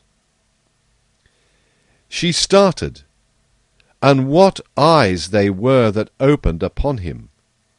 But he did not see them, for it was still very dark, and he had enough to do to make his way through the trees towards the house. Just as he approached the door, feeling more tired than he could have imagined possible, she was such a little thin old thing, she began to move, and became so restless that, unable to carry her a moment longer, he thought to lay her on the grass. But she stood upright on her feet. Her hood had dropped, and her hair fell about her. The first gleam of the morning was caught on her face. That face was bright as the never-aging dawn, and her eyes were lovely as the sky of darkest blue. The prince recoiled in overmastering wonder. It was Daylight herself whom he had brought from the forest. He fell at her feet, nor dared look up until she laid her hand upon his head. He rose then. "You kissed me when I was an old woman. There, I kiss you when I am a young princess," murmured Daylight. "Is that the sun coming?" Chapter 29. Ruby. The children were delighted with the story, and made many amusing remarks upon it. Mr. Raymond promised to search his brain for another, and when he had found one to bring it to them. Diamond, having taken leave of Nanny, and promised to go and see her again soon, went away with him. Now Mr. Raymond had been turning over in his mind what he could do both for Diamond and for Nanny. He had therefore made some acquaintance with Diamond's father, and had been greatly pleased with him. But he had come to the resolution, before he did anything so good as he would like to do for them, to put them all to a certain test. So, as they walked away together, he began to talk with Diamond as follows. "Nanny must leave the hospital soon, Diamond." "I'm glad of that, sir." "Why? Don't you think it's a nice place?" "Yes, very. But it's better to be well and doing something, you know, even if it's not quite so comfortable." "But they can't keep Nanny so long as they would like. They can't keep her until she's quite strong. There are always so many sick children they want to take in and make better. And the question is, what will she do when they send her out again?" "That's just what I can't tell, though I've been thinking of it over and over, sir. Her crossing was taken long ago, and I couldn't bear to see Nanny fighting for it, especially with such a poor fellow as has taken it. He's quite lame, sir." "She doesn't look much like fighting now, does she, Diamond?" "No, sir. She looks too like an angel. Angels don't fight, do they, sir?" "Not to get things for themselves, at least," said Mr. Raymond. "Besides," added Diamond, "I don't quite see that she would have any better right to the crossing than the boy who has got it. Nobody gave it to her, she only took it. And now he has taken it." "If she were to sweep a crossing, soon at least, after the illness she has had, she would be laid up again the very first wet day," said Mr. Raymond. "And there's hardly any money to be got except on the wet days," remarked Diamond reflectively. "Is there nothing else she could do, sir?" "Not without being taught, I'm afraid." "Well, couldn't somebody teach her something?" "Couldn't you teach her, Diamond?" "I don't know anything myself, sir. I could teach her to dress the baby, but nobody would give her anything for doing things like that. They are so easy. There wouldn't be much good in teaching her to drive a cab, for where would she get the cab to drive? There ain't fathers and old Diamonds everywhere. At least poor Nanny can't find any of them, I doubt." "Perhaps if she were taught to be nice and clean and only speak gentle words—" "Mother could teach her that," interrupted Diamond. "And to dress babies and feed them and take care of them," Mr. Raymond proceeded. "She might get a place as a nurse somewhere, you know. People do give money for that." "Then I'll ask Mother," said Diamond. "But you'll have to give her food then, and your father, not being strong, has enough to do already without that." "But here's me," said Diamond. "I help him out with it. When he's tired of driving, up I get. It don't make any difference to old Diamond. I don't mean he likes me as well as my father. Of course he can't, you know. Nobody could. But he does his duty all the same. It's got to be done, you know, sir, and Diamond's a good horse, isn't he, sir?" "From your description I should certainly say. But I have not the pleasure of his acquaintance myself." "Don't you think he will go to heaven, sir?" "That I don't know anything about," said Mr. Raymond. "I confess I should be glad to think so," he added, smiling thoughtfully. "I'm sure he'll get to the back of the north wind anyhow," said Diamond to himself, but he had learned to be very careful of saying such things aloud. "Isn't it rather too much for him to go in the cab all day and every day?" resumed Mr. Raymond.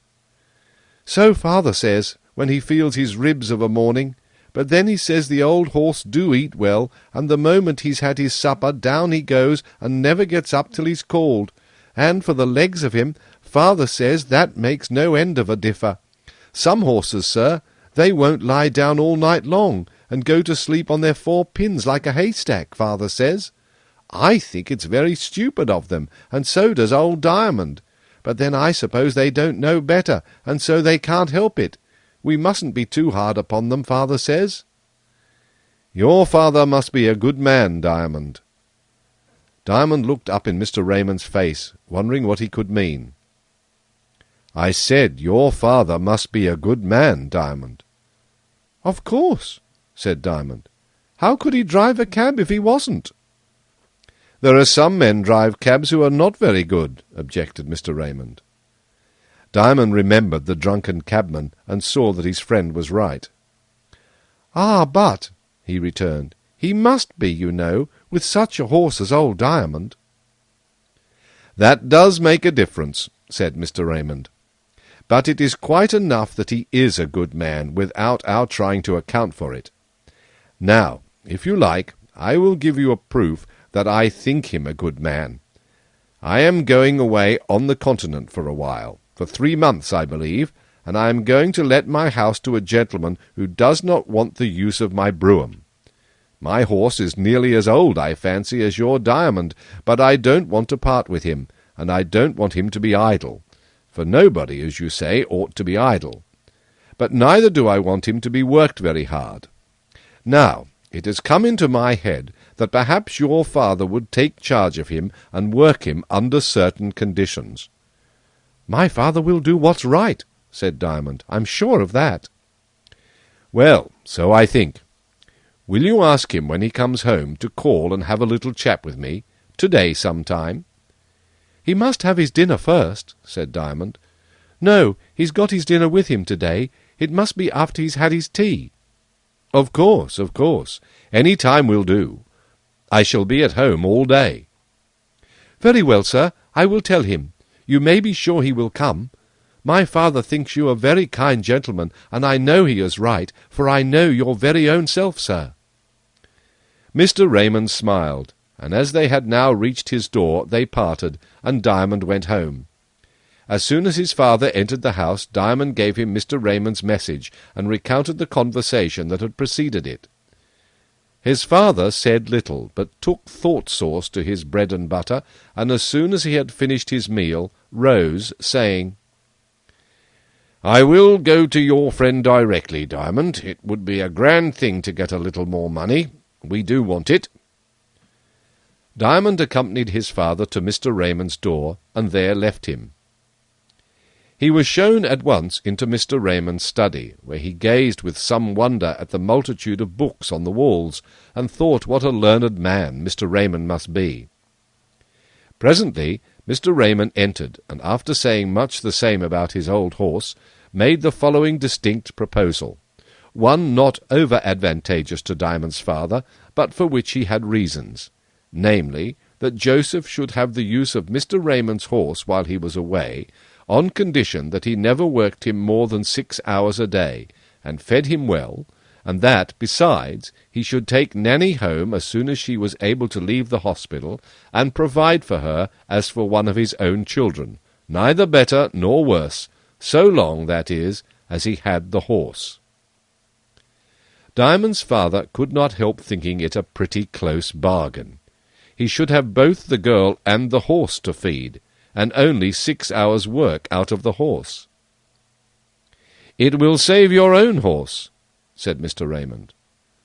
"That is true," answered Joseph, "but all I can get by my own horse is only enough to keep us, and if I save him and feed your horse and the girl, don't you see, sir?"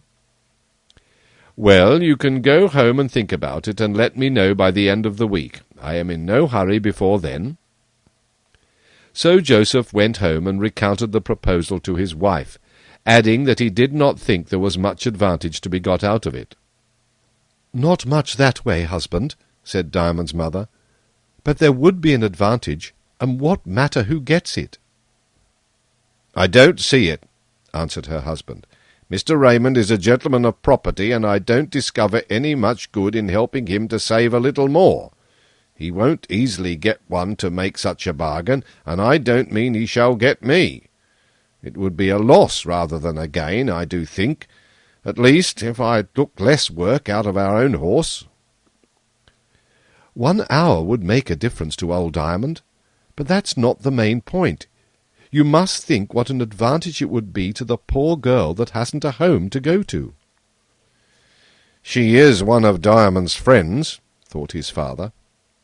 "I could be kind to her, you know," the mother went on, "and teach her housework and how to handle a baby, and besides she would help me, and I should be the stronger for it, and able to do an odd bit of charing now and then, when I got the chance." "I won't hear of that," said her husband. "Have the girl by all means. I'm ashamed I did not think of both sides of the thing at once. I wonder if the horse is a great eater. To be sure, if I gave Diamond 2 hours additional rest, it would be all the better for the old bones of him, and there would be 4 extra out of the other horse. That would give Diamond something to do every day. He could drive old Diamond after dinner, and I could take the other horse out for 6 hours after tea, or in the morning, as I found best. It might pay for the keep of both of them, that is, if I had good luck. I should like to oblige Mr. Raymond, though he be rather hard, for he has been very kind to our Diamond wife. Hasn't he now?" "He has indeed, Joseph," said his wife, and there the conversation ended.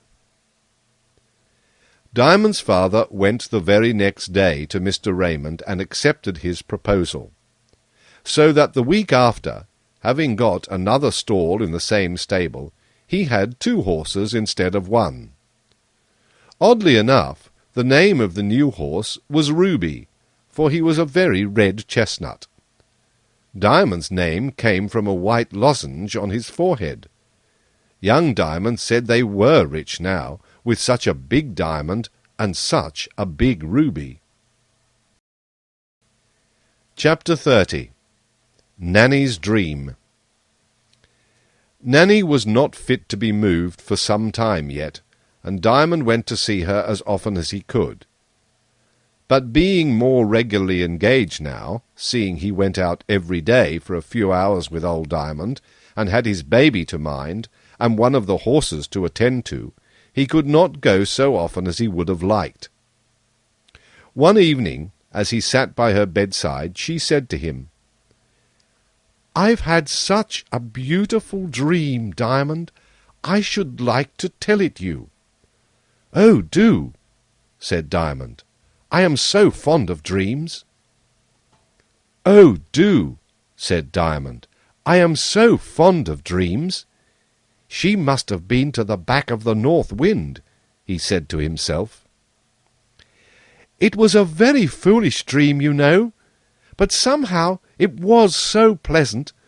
What a good thing it is that you believe the dream all the time you are in it." My readers must not suppose that poor Nanny was able to say what she meant so well as I put it down here. She had never been to school, and had heard very little else than vulgar speech until she came to the hospital. But I have been to school, and although that could never make me able to dream so well as Nanny, it has made me able to tell her dream better than she could herself. And I am the more desirous of doing this for her that I have already done the best I could for Diamond's dream, and it would be a shame to give the boy all the advantage. "I will tell you all I know about it," said Nanny.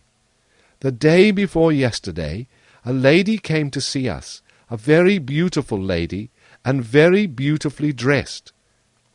I heard the matron say to her that it was very kind of her to come in blue and gold, and she answered that she knew we didn't like dull colours. She had such a lovely shawl on, just like redness dipped in milk, and all worked over with flowers of the same colour. It didn't shine much. It was silk, but it kept in the shine. When she came to my bedside, she sat down, just where you are sitting, Diamond, and laid her hand on the counterpane.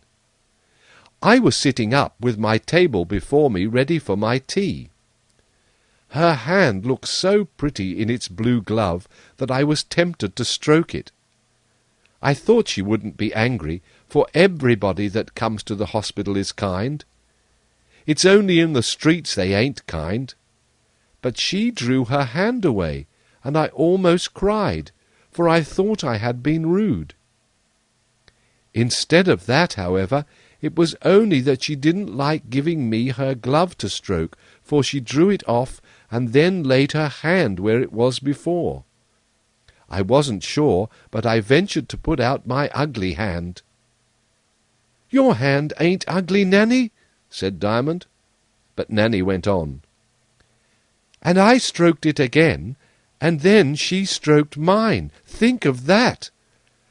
And there was a ring on her finger, and I looked down to see what it was like. And she drew it off and put it upon one of my fingers. It was a red stone, and she told me they called it a ruby." "Oh, that is funny," said Diamond. "Our new horse is called Ruby. We've got another horse, a red one, such a beauty." But Nanny went on with her story. "I looked at the ruby all the time the lady was talking to me. It was so beautiful. And as she talked, I kept seeing deeper and deeper into the stone. At last she rose to go away, and I began to pull the ring off my finger, and what do you think she said? 'Wear it all night if you like, only you must take care of it. I can't give it you, for someone gave it to me, but you may keep it till tomorrow.' Wasn't it kind of her? I could hardly take my tea, I was so delighted to hear it. And I do think it was the ring that set me dreaming. For after I had taken my tea, I leaned back, half lying and half sitting, and looked at the ring on my finger. By degrees I began to dream. The ring grew larger and larger, until at last I found that I was not looking at a red stone, but at a red sunset, which shone in at the end of a long street near where Granny lives. I was dressed in rags, as I used to be, and I had great holes in my shoes, at which the nasty mud came through to my feet. I didn't used to mind it before, but now I thought it horrid. And there was the great red sunset, with streaks of green and gold between, standing looking at me. Why couldn't I live in the sunset instead of in that dirt? Why was it so far away always? Why did it never come into our wretched street? It faded away, as the sunsets always do, and at last went out altogether. Then a cold wind began to blow, and flutter all my rags about. "That was North Wind herself," said Diamond. "Hey?" said Nanny, and went on with her story. "I turned my back to it and wandered away. I did not know where I was going, only it was warmer to go that way. I don't think it was a north wind, for I found myself somewhere in the West End at last. But it doesn't matter in a dream which wind it was." "I don't know that," said Diamond. "I believe North Wind can get into our dreams. Yes, and blow in them. Sometimes she has blown me out of a dream altogether." "I don't know what you mean, Diamond," said Nanny. "Never mind," answered Diamond. "Two people can't always understand each other. They'd both be at the back of the north wind directly, and what would become of the other places without them?" "You do talk so oddly," said Nanny. "I sometimes think they must have been right about you." "What did they say about me?" asked Diamond. "They called you God's baby." "How kind of them! But I knew that." "Did you know what it meant, though? It meant that you were not right in the head." "I feel all right," said Diamond, putting both hands to his head, as if it had been a globe he could take off and set on again. "Well, as long as you are pleased, I am pleased," said Nanny. "Thank you, Nanny. Do go on with your story. I think I like dreams even better than fairy tales, but they must be nice ones, like yours, you know." "Well, I went on, keeping my back to the wind, until I came to a fine street on the top of a hill. How it happened I don't know, but the front door of one of the houses was open, and not only the front door, but the back door as well, so that I could see right through the house. And what do you think I saw? A garden place with green grass, and the moon shining upon it. Think of that! There was no moon in the street, but through the house there was the moon. I looked, and there was nobody near.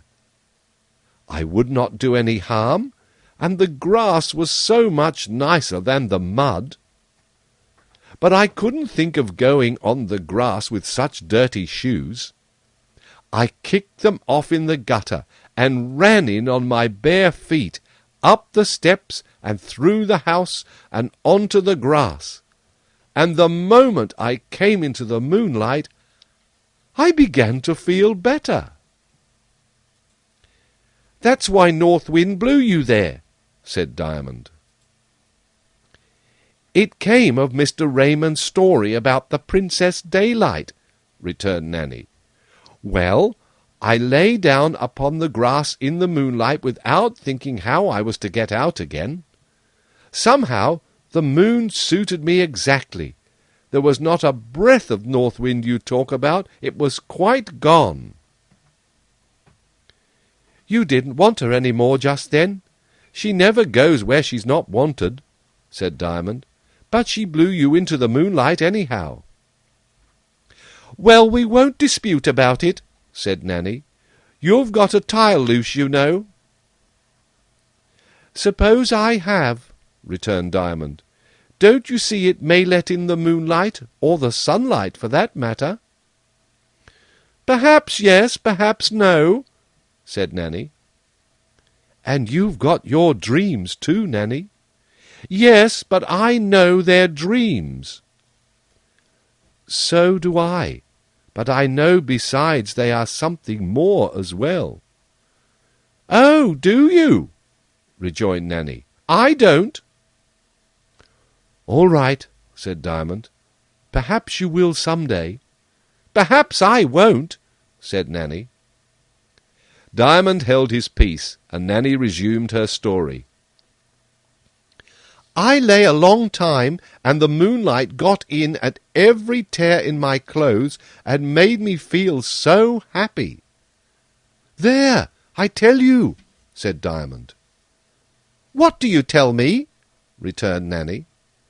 "North Wind. It was the moonlight, I tell you," persisted Nanny, and again Diamond held his peace. "All at once I felt that the moon was not shining so strong. I looked up, and there was a cloud, all crepey and fluffy, trying to drown the beautiful creature. But the moon was so round, just like a whole plate, that the cloud couldn't stick to her. She shook it off and said, "There," and shone out clearer and brighter than ever. But up came a thicker cloud, and "You shan't," said the moon, and "I will," said the cloud. But it couldn't. Out shone the moon, quite laughing at its impudence. I knew her ways, for I've always been used to watch her. She's the only thing worth looking at in our street at night. "Don't you call it your street," said Diamond. "You're not going back to it. You're coming to us, you know." "That's too good to be true," said Nanny. "There are very few things good enough to be true," said Diamond, "but I hope this is. Too true to be true it can't be. Isn't true good? And isn't good good? And how then can anything be too good to be true? That's like old Sal to say that." "Don't abuse Granny, Diamond. She's a horrid old thing, she and her gin bottle, but she'll repent some day, and then you'll be glad not to have said anything against her." "Why?" said Diamond. "Because you'll be sorry for her." "I am sorry for her now." "Very well, that's right. She'll be sorry too, and there'll be an end of it." "All right. You come to us," said Diamond. "Where was I?" said Nanny. "Telling me how the moon served the clouds." "Yes, but it wouldn't do, all of it. Up came the clouds, and they came faster and faster, until the moon was covered up. You couldn't expect her to throw off 100 of them at once, could you?" "Certainly not," said Diamond. "So it grew very dark, and a dog began to yelp in the house. I looked and saw that the door to the garden was shut. Presently it was opened, not to let me out, but to let the dog in, yelping and bounding. I thought if he caught sight of me I was in for a biting first and the police after, so I jumped up and ran for a little summer house in the corner of the garden. The dog came after me, but I shut the door in his face. It was well it had a hard door, wasn't it?" "You dreamed of the door because you wanted it," said Diamond. "No, I didn't. It came of itself. It was there in the true dream." "There, I've caught you," said Diamond. "I knew you believed in the dream as much as I do." "Oh, well, if you laid traps for a body," said Nanny. "Anyhow, I was safe inside the summer house. And what do you think? There was the moon beginning to shine again, but only through one of the panes, and that one was just the colour of the ruby. Wasn't it funny?" "No, not a bit funny," said Diamond. "If you will be contrary," said Nanny. "No, no," said Diamond. "I only mean that was the very pane I should have expected her to shine through." "Oh, very well," returned Nanny. What Diamond meant I do not pretend to say. He had curious notions about things.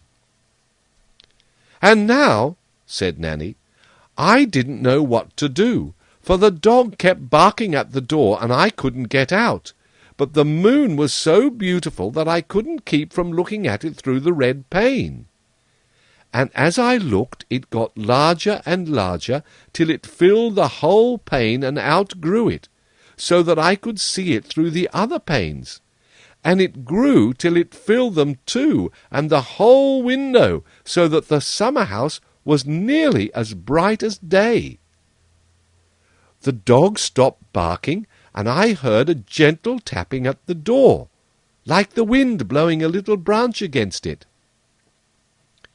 "Just like her," said Diamond, who thought everything strange and beautiful must be done by North Wind. "So I turned from the window and opened the door, and what do you think I saw?"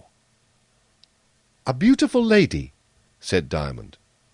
"No, the moon itself, as big as a little house, and as round as a ball, shining like yellow silver. It stood on the grass, down on the very grass. I could see nothing else for the brightness of it, and as I stared and wondered, a door opened in the side of it, near the ground, and a curious little old man, with a crooked thing over his shoulder, looked out and said, 'Come along, Nanny, my lady wants you. We're come to fetch you.' I wasn't a bit frightened. I went up to the beautiful bright thing, and the old man held down his hand, and I took hold of it, and gave a jump, and he gave me a lift, and what do you think it was like? It was such a pretty little house, with blue windows and white curtains. At one of the windows sat a beautiful lady, with her head leaning on a hand, looking out. She seemed rather sad, and I was sorry for her, and stood staring at her. 'You didn't think I had such a beautiful mistress as that?' said the queer old man. 'No, indeed,' I answered. 'Who would have thought it?' 'Ah, who indeed? But you see, you don't know everything.' The little man closed the door and began to pull at a rope which hung behind it with a weight at the end. After he had pulled a while, he said, 'There, that will do. We're all right now.' Then he took me by the hand and opened a little trap in the floor, and led me down 2 or 3 steps, and I saw like a great hole below me.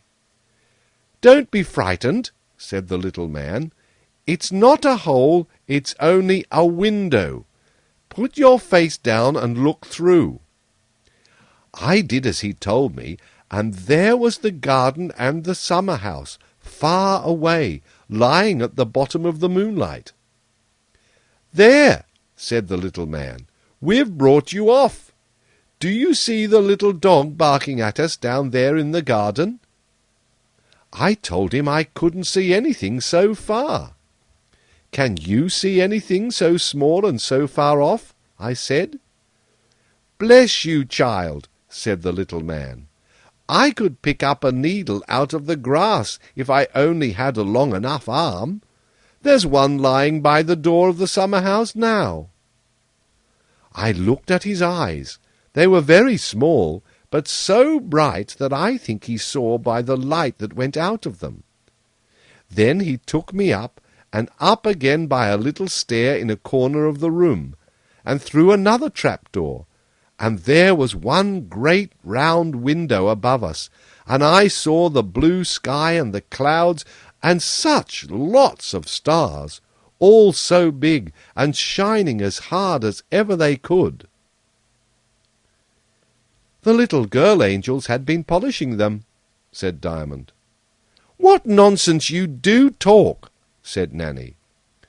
"But my nonsense is just as good as yours, Nanny. When you have done, I'll tell you my dream. The stars are in it. Not the moon, though. She was away somewhere. Perhaps she was gone to fetch you then. I don't think that, though, for my dream was longer ago than yours. She might have been to fetch someone else, though, for we can't fancy it's only us that get such fine things done for them. But do tell me what came next." Perhaps one of my child readers may remember whether the moon came down to fetch him or her the same night that Diamond had his dream. I cannot tell, of course. I know she did not come to fetch me, though I did think I could make her follow me when I was a boy, not a very tiny one either. "The little man took me all round the house and made me look out of every window. Oh, it was beautiful. There we were, all up in the air, in such a nice clean little house. Your work will be to keep the windows bright, said the little man. You won't find it very difficult, for there ain't much dust up here. Only the frost settles on them sometimes, and the drops of rain leave marks on them. I can easily clean them inside, I said, but how am I to get the frost and the rain off the outside of them? Oh, he said, it's quite easy. There are ladders all about. You've only got to go out at that door and climb about. There are a great many windows you haven't seen yet, and some of them look into places you don't know anything about. I used to clean them myself, but I'm getting rather old, you see, ain't I now? I can't tell, I answered. You see, I never saw you when you were younger. Never saw the man in the moon? Said he. Not very near, I answered, not to tell how young or how old he looked. I have seen the bundle of sticks on his back. For Jim had pointed that out to me. Jim was very fond of looking at the man in the moon. Poor Jim! I wonder he hasn't been to see me. I'm afraid he's ill too. I'll try to find out, said Diamond, and let you know. Thank you, said Nanny. You and Jim ought to be friends. But what did the man in the moon say when you told him you had seen him with the bundle of sticks on his back? He laughed, but I thought he looked offended too. His little nose turned up sharper, and he drew the corners of his mouth down from the tips of his ears into his neck. But he didn't look cross, you know. Didn't he say anything? Oh, yes. He said, "That's all nonsense. What you saw was my bundle of dusters. I was going to clean the windows. It takes a good many, you know. Really, what they do say of their superiors down there." "It's only because they don't know better," I ventured to say. Of course, said the little man. "Nobody ever knows better. Well, I forgive them, and that settles it all right, I hope." "It's very good of you," I said. "No," said he, "it's not in the least good of me. I couldn't be comfortable otherwise." After this, he said nothing for a while, and I laid myself on the floor of his garret and stared up and around at the great blue beautifulness. I had forgotten him almost, when at last he said, "Ain't you done yet?" "Done what?" I asked. "Done saying your prayers," says he. "I wasn't saying my prayers," I answered. "Oh, yes, you were," said he, "though you didn't know it. And now I must show you something else." He took my hand and led me down the stair again, and through a narrow passage, and through another, and another, and another. I don't know how there could be room for so many passages in such a little house. The heart of it must be ever so much farther from the sides than they are from each other. How could it have an inside that was so independent of its outside? There's the point. It was funny, wasn't it, Diamond? "No," said Diamond. He was going to say that that was very much the sort of thing at the back of the north wind, but he checked himself and only added, "All right. I don't see it. I don't see why the inside should depend on the outside. It ain't so with the crabs. They creep out of their outsides and make new ones. Mr. Raymond told me so." "I don't see what that's got to do with it," said Nanny. "Then go on with your story, please," said Diamond. "What did you come to after going through all those winding passages into the heart of the moon?" "I didn't say there were winding passages. I said they were long and narrow. They didn't wind, they went by corners." "That's worth knowing," remarked Diamond, "for who knows how soon he may have to go there. But the main thing is, what did you come to at last?" "We came to a small box against the wall of a tiny room. The little man told me to put my ear against it. I did so, and heard a noise something like the purring of a cat, only not so loud, and much sweeter. "What is it?" I asked. "Don't you know the sound?" returned the little man. "No," I answered. "Don't you know the sound of bees?" he said. I had never heard bees, and could not know the sound of them.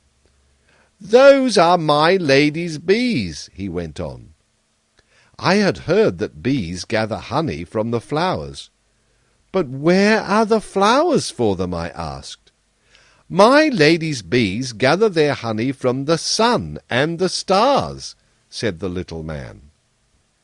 "Do let me see them," I said. "No, I daren't do that," he answered.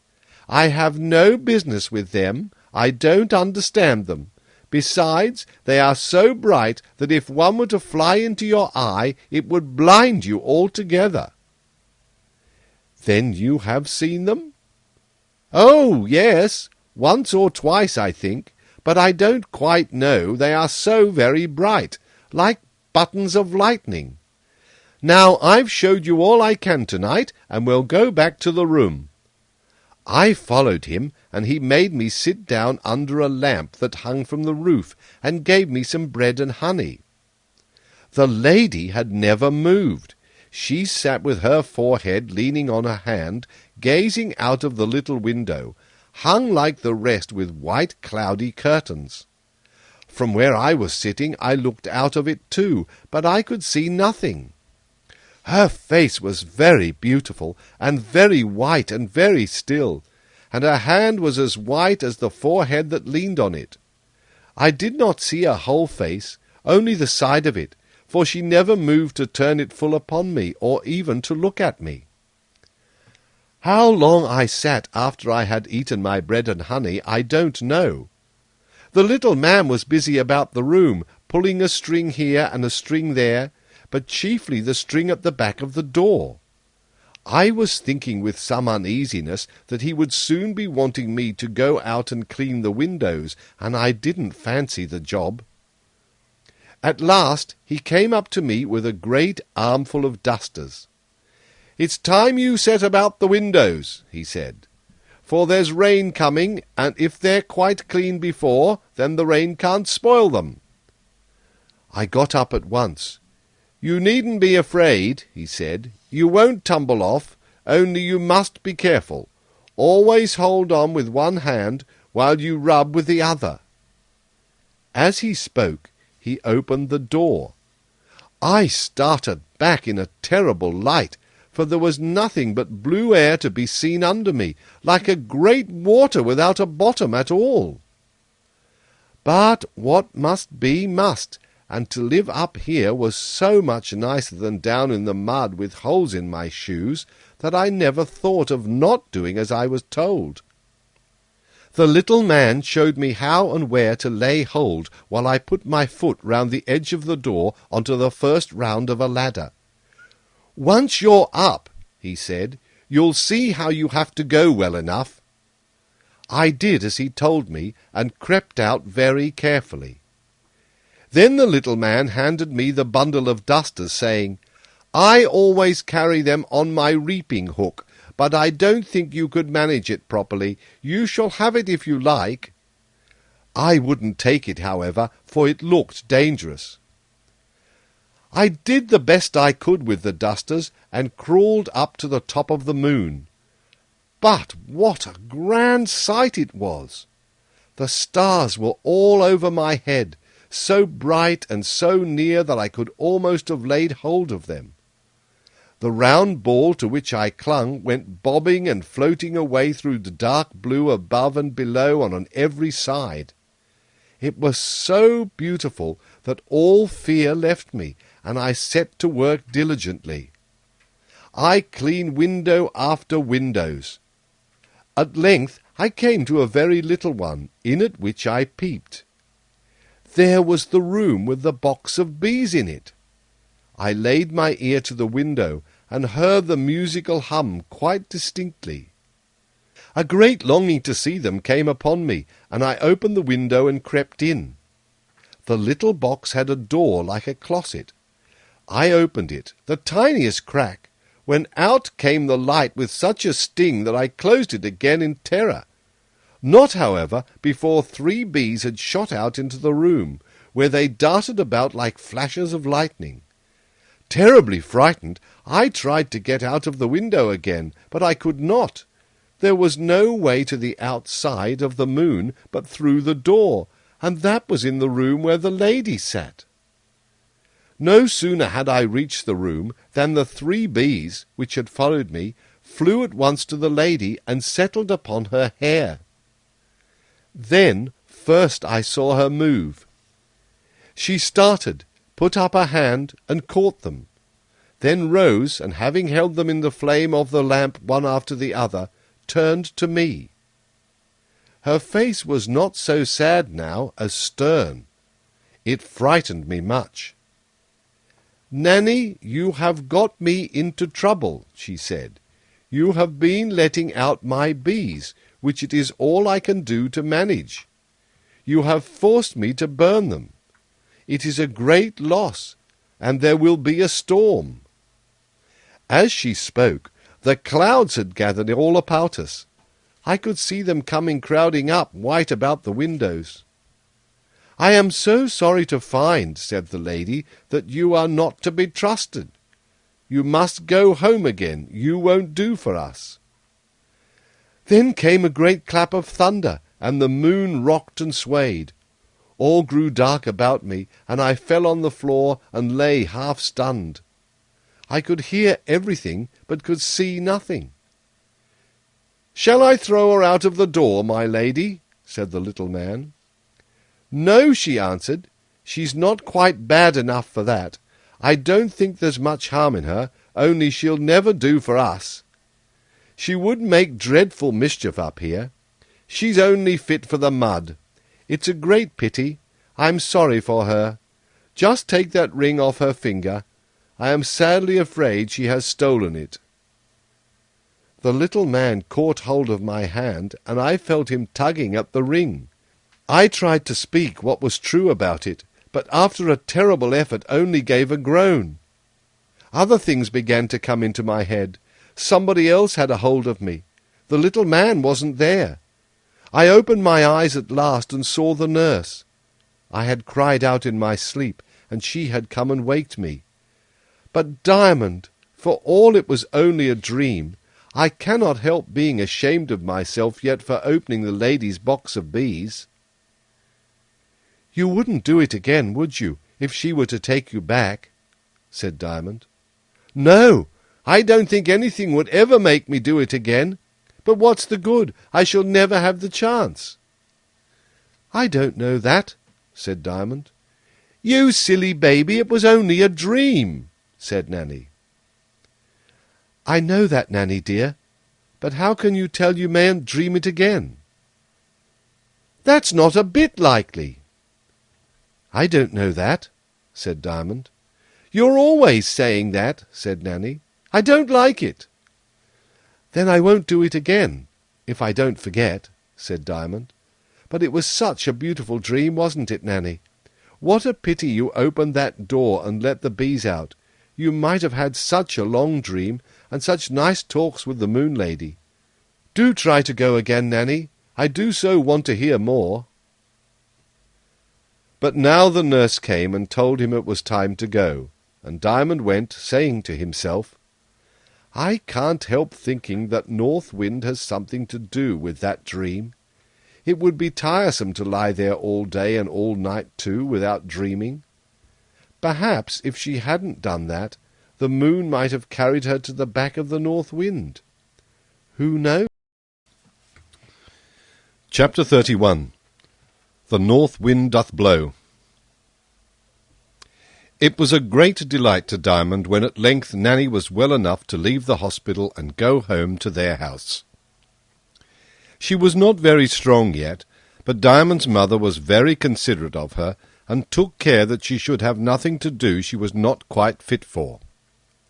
If Nanny had been taken straight from the street, it is very probable she would not have been so pleasant in a decent household, or so easy to teach. But after the refining influences of her illness and the kind treatment she had had in hospital, she moved about the house just like some rather sad pleasure haunting the mind. As she got better, and the colour came back to her cheeks, her step grew lighter and quicker, her smile shone out more readily, and it became certain she would soon be a treasure of help. It was great fun to see Diamond teaching her how to hold the baby and wash and dress him, and often they laughed together over her awkwardness. But she had not many such lessons before she was able to perform those duties quite as well as Diamond himself.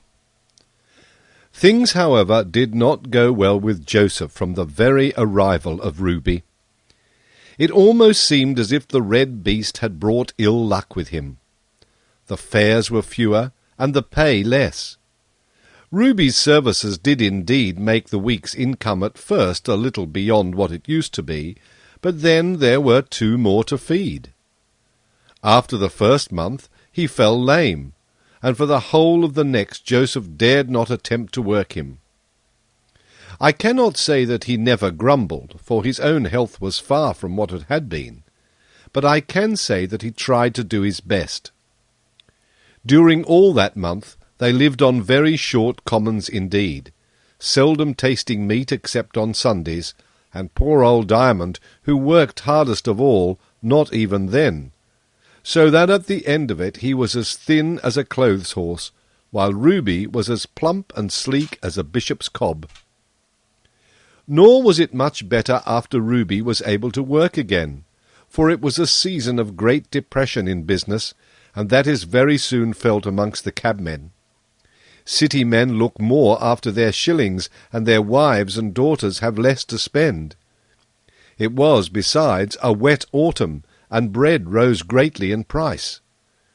When I add to this that Diamond's mother was but poorly, for a new baby was coming, you will see that these were not very jolly times for our friends in the mews. Notwithstanding the depressing influences around him, however, Joseph was able to keep a little hope alive in his heart, and when he came home at night would get Diamond to read to him, and would also make Nanny produce her book that he might see how she was getting on. For Diamond had taken her education in hand, and as she was a clever child, she was very soon able to put letters and words together. Thus the 3 months passed away, but Mr. Raymond did not return. Joseph had been looking anxiously for him, chiefly with the desire of getting rid of Ruby, not that he was absolutely of no use to him, but that he was a constant weight upon his mind. Indeed, as far as provision went, he was rather worse off with Ruby and Nanny than he had been before, but on the other hand, Nanny was a great help in the house, and it was a comfort to him to think that when the new baby came, Nanny would be with his wife. Of God's gifts, a baby is of the greatest. Therefore it is no wonder that when this one came, she was as heartily welcomed by the little household as if she had brought plenty with her. Of course she made a great difference in the work to be done, far more difference than her size warranted, but Nanny was no end of help, and Diamond was as much a sunbeam as ever, and began to sing to the new baby the first moment he got her in his arms. But he did not sing the same songs to her that he had sung to his brother, for, he said, she was a new baby, and must have new songs, and besides, she was a sister baby, and not a brother baby, and of course would not like the same kind of songs.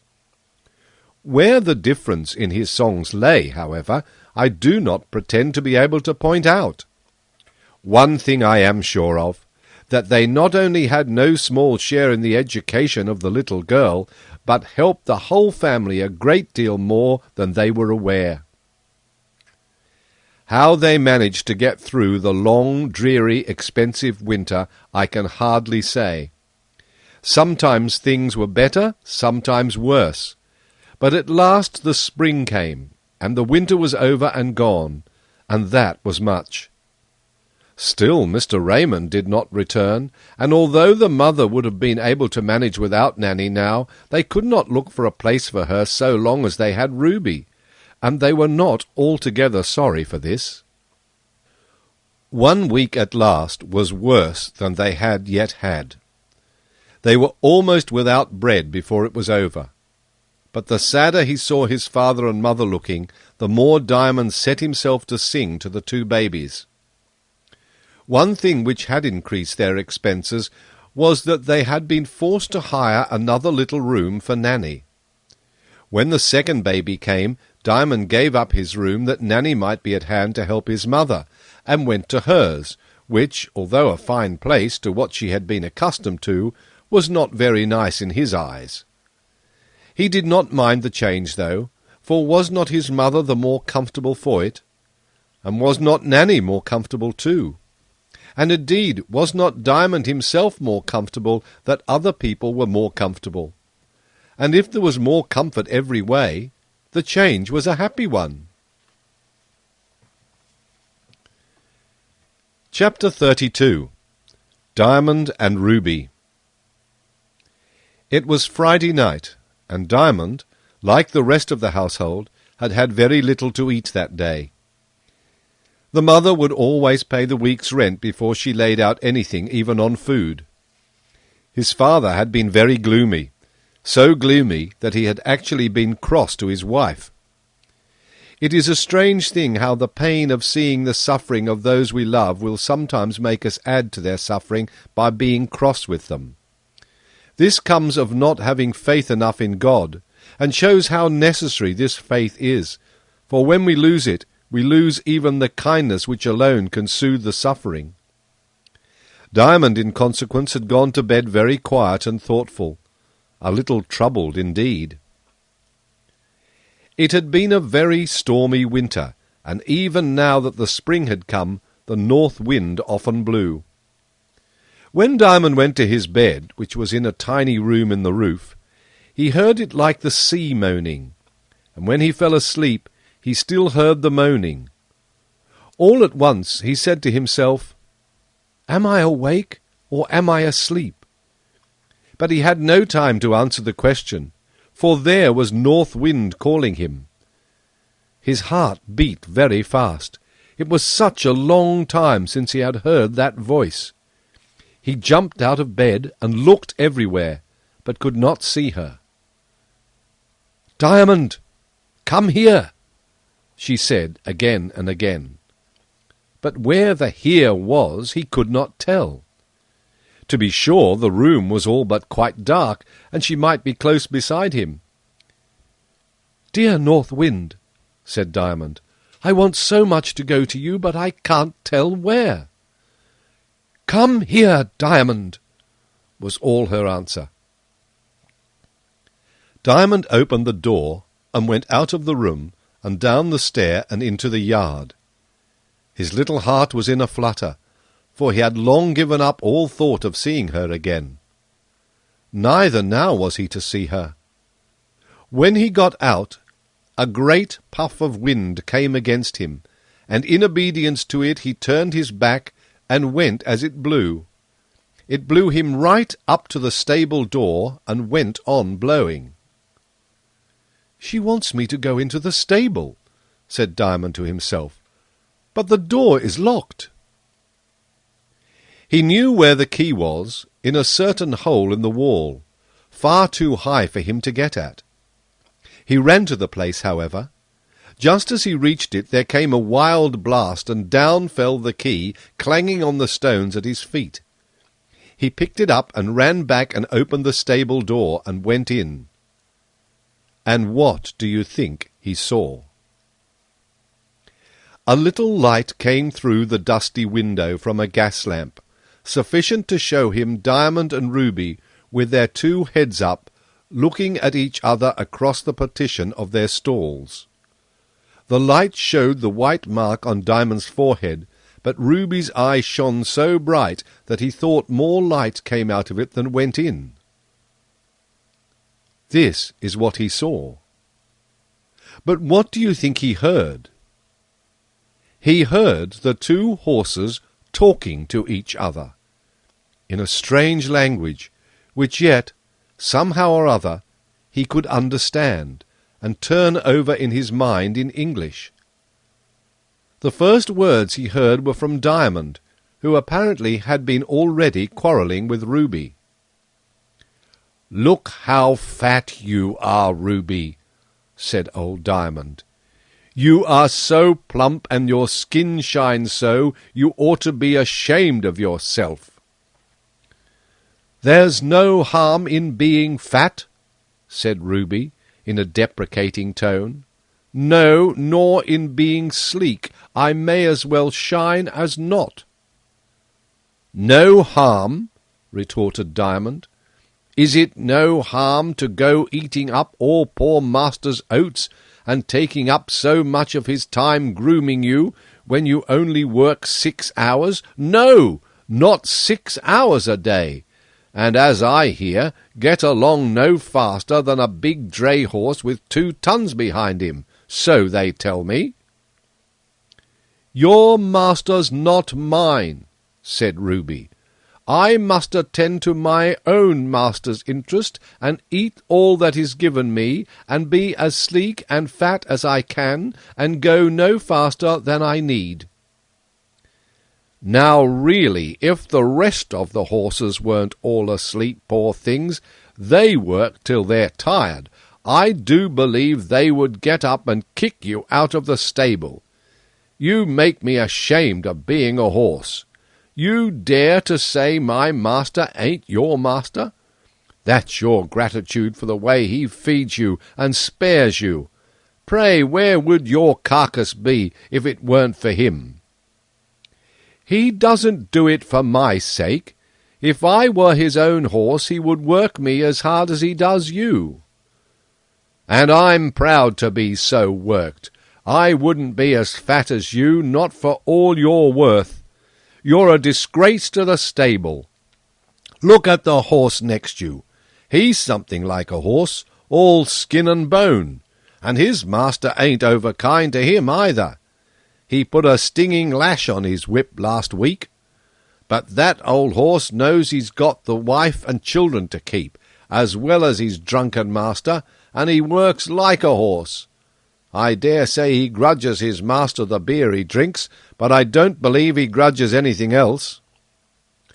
"Well, I don't grudge yours what he gets by me," said Ruby. "Gets?" retorted Diamond. "What he gets isn't worth grudging.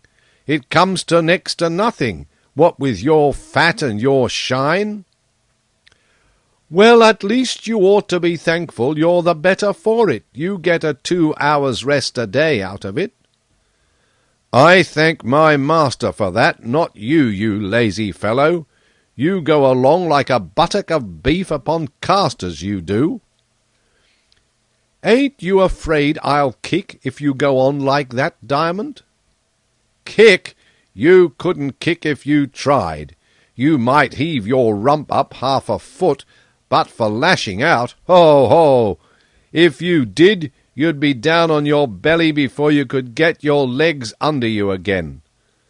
It's my belief, once out, they'd stick out forever.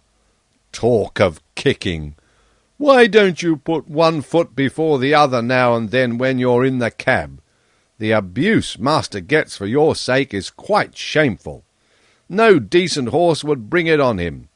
Depend upon it, Ruby, no cabman likes to be abused any more than is fair. But his fares, at least when you are between the shafts, are very much to be excused. Indeed they are." "Well, you see, Diamond, I don't want to go lame again." "I don't believe you were so very lame after all. There." "Oh, but I was." "Then I believe it was all your own fault. I'm not lame. I never was lame in all my life. You don't take care of your legs. You never lay them down at night. There you are with your huge carcass crushing down your poor legs all night long. You don't even care for your own legs, so long as you can eat, eat, and sleep, sleep. You a horse indeed." But I tell you I was lame. I'm not denying there was a puffy look about your off-paston, but my belief is it wasn't even grease, it was fat. I tell you I put my foot on one of those horrid stones they make the roads with, and it gave my ankle such a twist. Ankle, indeed! Why should you ape your betters? Horses ain't got any ankles, they're only pastons. And so long as you don't lift your feet better, but fall asleep between every step, you'll run a good chance of laming all your ankles, as you call them, one after another. It's not your lively horse that comes to grief in that way. I tell you I believe it wasn't much, and if it was your own fault. There, I've done. I'm going to sleep. I'll try to think as well of you as I can. If you would but step out a bit and run off a little of your fat. Here Diamond began to double up his knees, but Ruby spoke again, and as young Diamond thought, in a rather different tone. I say, Diamond, I can't bear to have an honest old horse like you think of me like that. I will tell you the truth. It was my own fault that I fell lame. I told you so, returned the other, tumbling against the partition as he rolled over on his side to give his legs every possible privilege in their narrow circumstances. I meant to do it, Diamond. At the words, the old horse arose with a scramble like thunder, shot his angry head and glaring eye over into Ruby's stall, said, "Keep out of my way, you unworthy wretch, or I'll bite you. You a horse? Why did you do that?" "Because I wanted to grow fat." "You grease-tub! Oh, my teeth and tail! I thought you were a humbug. Why did you want to get fat? There's no truth to be got out of you but by cross-questioning. You ain't fit to be a horse." "Because once I am fat, my nature is to keep fat for a long time, and I didn't know when master might come home and want to see me." "You conceited, good-for-nothing brute! You're only fit for the knacker's yard. You wanted to look handsome, did you? Hold your tongue, or I'll break my halter and be at you, with your handsome fat." "Never mind, Diamond. You're a good horse. You can't hurt me." "Can't hurt you? Just let me once try." "No, you can't." "Why, then?" "Because I'm an angel." "What's that?" "Of course you don't know." "Indeed I don't." "I know you don't. An ignorant, rude, old human horse like you couldn't know it. But there's young Diamond listening to all we're saying, and he knows well enough there are horses in heaven for angels to ride upon, as well as other animals, lions and eagles and bulls in more important situations. The horses angels ride must be angel horses, else the angels couldn't ride upon them. Well, I'm one of them." "You ain't." "Did you ever know a horse tell a lie?" "Never before, but you've confessed to shamming lame." "Nothing of the sort. It was necessary I should grow fat, and necessary that good Joseph, your master, should grow lean. I could have pretended to be lame, but that no horse, least of all an angel horse, would do. So I must be lame, and so I sprained my ankle, for the angel horses have ankles. They don't talk horse slang up there, and it hurt me very much, I assure you, Diamond, though you mayn't be good enough to be able to believe it." Old Diamond made no reply. He had lain down again, and a sleepy snort, very like a snore, revealed that, if he was not already asleep, he was past understanding a word that Ruby was saying. When young Diamond found this, he thought he might venture to take up the dropped shuttlecock of the conversation. "I'm good enough to believe it, Ruby," he said. But Ruby never turned his head or took any notice of him. I suppose he did not understand more of English than just what the coachman and stableman were in the habit of addressing him with. Finding, however, that his companion made no reply, he shot his head over the partition and looking down at him said, "You just wait till tomorrow, and you'll see whether I'm speaking the truth or not. I declare the old horse is fast asleep. Diamond!" "No, I won't." Ruby turned away and began pulling at his hayrack in silence. Diamond gave a shiver, and looking round, saw that the door of the stable was open. He began to feel as if he had been dreaming, and after a glance about the stable to see if North Wind was anywhere visible, he thought he had better go. Chapter 33. The prospect brightens. The next morning, Diamond's mother said to his father, "I'm not quite comfortable about that child again." "Which child, Martha?" asked Joseph. "You've got a choice now." "Well, Diamond, I mean. I'm afraid he's getting into his queer ways again. He's been at his old trick of walking in his sleep. I saw him run up the stair in the middle of the night." "Didn't you go after him, wife?" "Of course I did, and found him fast asleep in his bed. It's because he's had so little meat for the last 6 weeks, I'm afraid." "It may be that. I'm very sorry. But if it don't please God to send us enough, what am I to do, wife?" "You can't help it, I know, my dear good man," returned Martha. "And after all, I don't know. I don't see why he shouldn't get on as well as the rest of us. There, I'm nursing baby all this time, and I get along pretty well, I'm sure. To hear the little man singing, you wouldn't think there was much amiss with him." For at that moment Diamond was singing like a lark in the clouds. He had the new baby in his arms, while his mother was dressing herself. Joseph was sitting at his breakfast, a little weak tea, dry bread, and very dubious butter, which Nanny had set for him, and which he was enjoying because he was hungry. He had groomed both horses, and had got old Diamond harnessed ready to put to. "Think of a fat angel, Dulcimer," said Diamond. The baby had not been christened yet, but Diamond, in reading his Bible, had come upon the word Dulcimer, and thought it so pretty that ever after he called his sister Dulcimer. "Think of a red fat angel, Dulcimer," he repeated. "For Ruby's an angel of a horse, Dulcimer. He sprained his ankle and got fat on purpose." "What purpose, Diamond?" asked his father. "Ah, that I can't tell you. I suppose to look handsome when his master comes," answered Diamond. "What do you think, Dulcimer? It must be for some good, for Ruby's an angel." "I wish I were rid of him anyhow," said his father, "for he weighs heavy on my mind." "No wonder, father. He's so fat," said Diamond. "But you needn't be afraid, for everybody says he's in better condition than when you had him."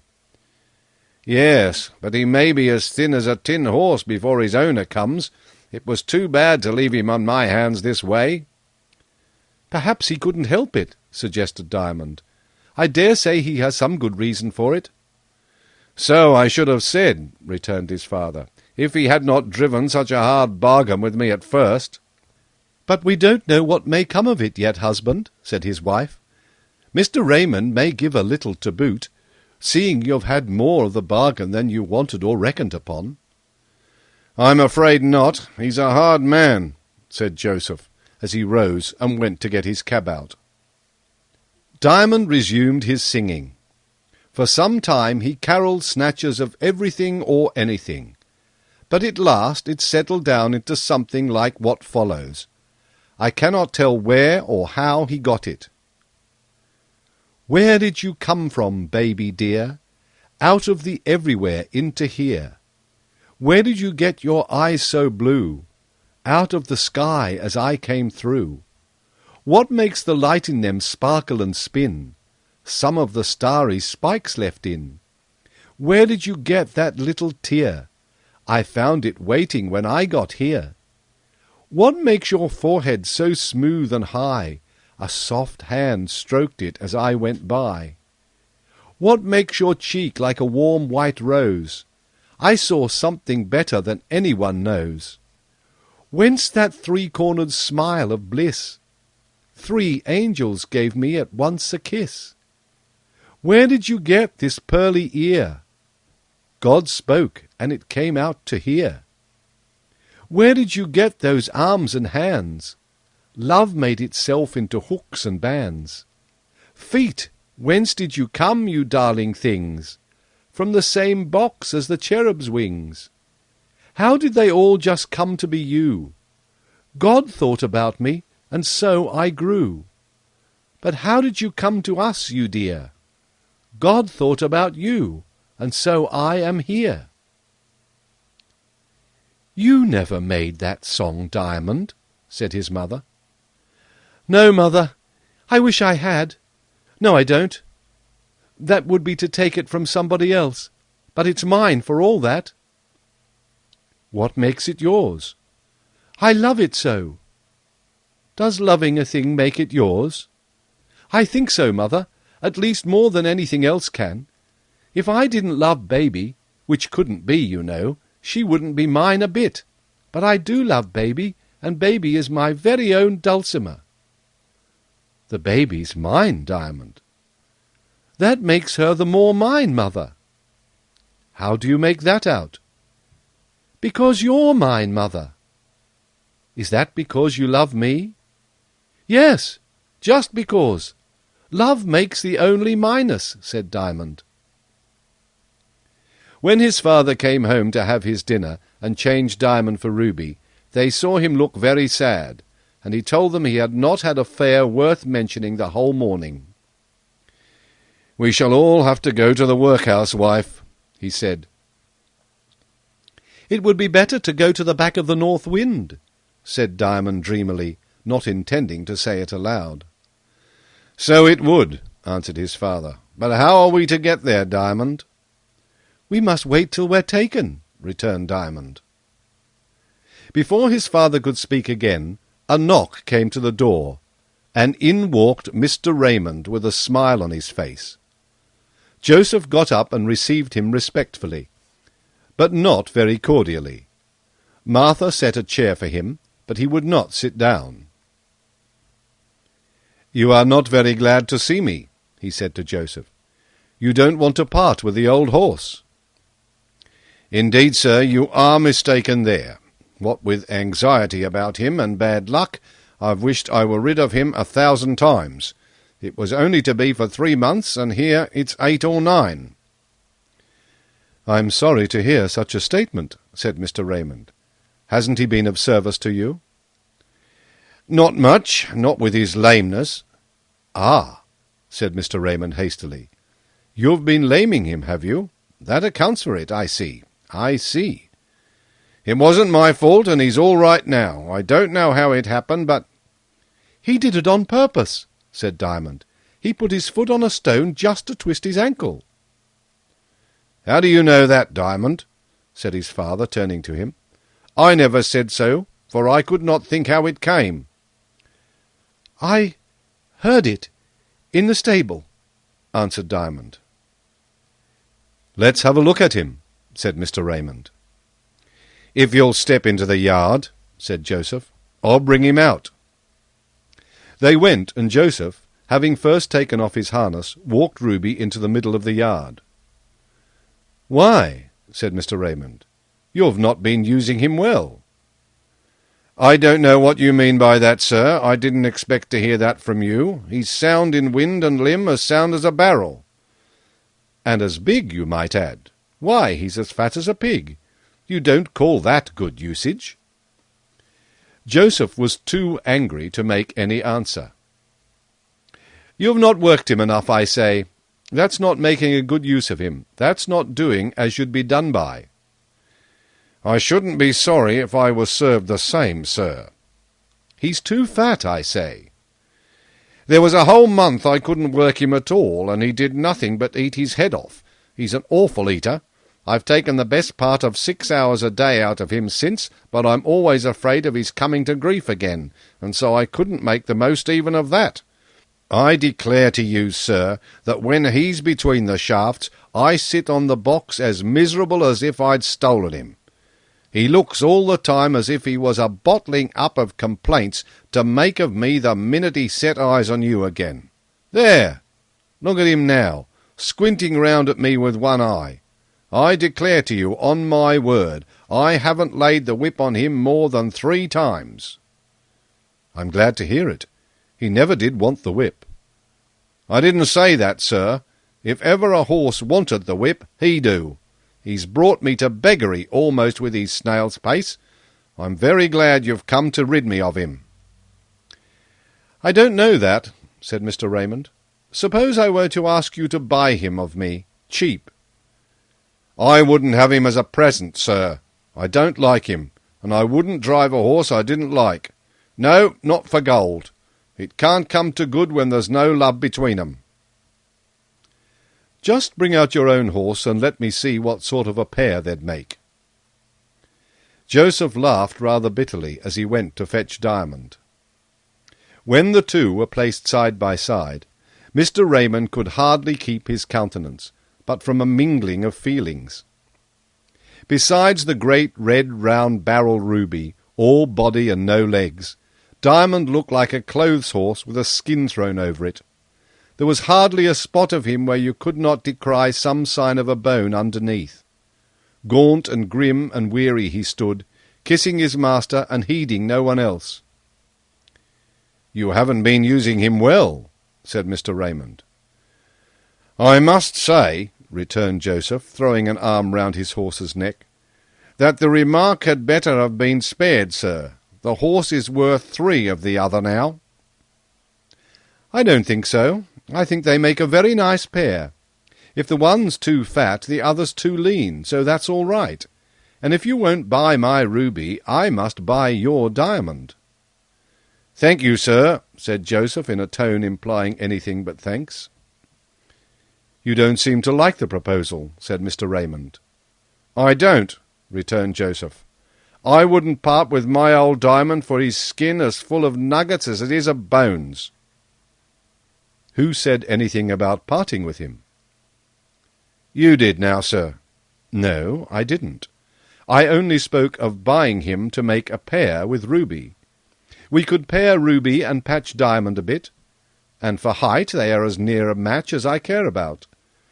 Of course you would be the coachman, if only you would consent to be reconciled to Ruby." Joseph stood bewildered, unable to answer. "I've bought a small place in Kent," continued Mr. Raymond, "and I must have a pair to my carriage, for the roads are hilly thereabouts. I don't want to make a show with a pair of high-steppers. I think these will just do. Suppose for a week or 2 you set yourself to take Ruby down and bring Diamond up. If we could only lay a pipe from Ruby's sides into Diamond's, it would be the work of a moment, but I fear that wouldn't answer." A strong inclination to laugh intruded upon Joseph's inclination to cry, and made speech still harder than before. "I beg your pardon, sir," he said at length. "I've been so miserable, and for so long, that I never thought you was only a chuffing of me when you said I hadn't used the horses well. I did grumble at you, sir, many's the time in my trouble, but whenever I said anything, my little Diamond would look at me with a smile, as much as to say, 'I know him better than you, father,' and upon my word, I always thought the boy must be right." "Will you sell me old Diamond, then?" "I will, sir, on one condition, that if ever you want to part with him or me, you give me the option of buying him. I could not part with him, sir. As to who calls him his, that's nothing, sir, for as Diamond says, it's only loving a thing that can make it yours, and I do love old Diamond, sir, dearly." "Well, there's a cheque for £20, which I wrote to offer you for him in case I should find you had done the handsome thing by Ruby. Will that be enough?" It's too much, sir. His body ain't worth it, shoes and all. It's only his heart, sir. That's worth millions, but his heart'll be mine all the same, so it's too much, sir. I don't think so. It won't be at least by the time you've got him fed again. You take it and welcome. Just go on with your cabbing for another month, only take it out of Ruby and let Diamond rest, and by that time I shall be ready for you to go down into the country. Thank you, sir, thank you. Diamond set you down for a friend, sir, the moment he saw you. I do believe that child of mine knows more than other people. I think so too, said Mr. Raymond as he walked away. He had meant to test Joseph when he made the bargain about Ruby, but had no intention of so greatly prolonging the trial. He had been taken ill in Switzerland, and had been quite unable to return sooner. He went away now highly gratified at finding that he had stood the test, and was a true man. Joseph rushed into his wife, who had been standing at the window, anxiously waiting the result of the long colloquy. When she heard that the horses were to go together in double harness, she burst forth into an immoderate fit of laughter. Diamond came up with the baby in his arms, and made big anxious eyes at her, saying, "What is the matter with you, mother dear? Do cry a little, it will do you good. When father takes ever so small a drop of spirits, he puts water to it." "You silly darling," said his mother, "how could I but laugh at the notion of that great fat Ruby going side by side with our poor old Diamond?" "But why not, mother? With a month's oats and nothing to do, Diamond will be nearer Ruby's size than you will father's. I think it's very good for different sorts to go together. Now Ruby will have a chance of teaching Diamond better manners." "How dare you say such a thing, Diamond?" said his father angrily. "To compare the two for manners, there's no comparison possible. Our Diamond's a gentleman." "I don't mean to say he isn't, father, for I dare say some gentlemen judge their neighbours unjustly. That's all I mean. Diamond shouldn't have thought such bad things of Ruby. He didn't try to make the best of him." "How do you know that, pray?" "I heard them talking about it one night." "Who?" "Why, Diamond and Ruby. Ruby's an angel." Joseph stared and said no more. For all his new gladness, he was very gloomy as he reharnessed the angel, for he thought his darling Diamond was going out of his mind. He could not help thinking rather differently, however, when he found the change that had come over Ruby.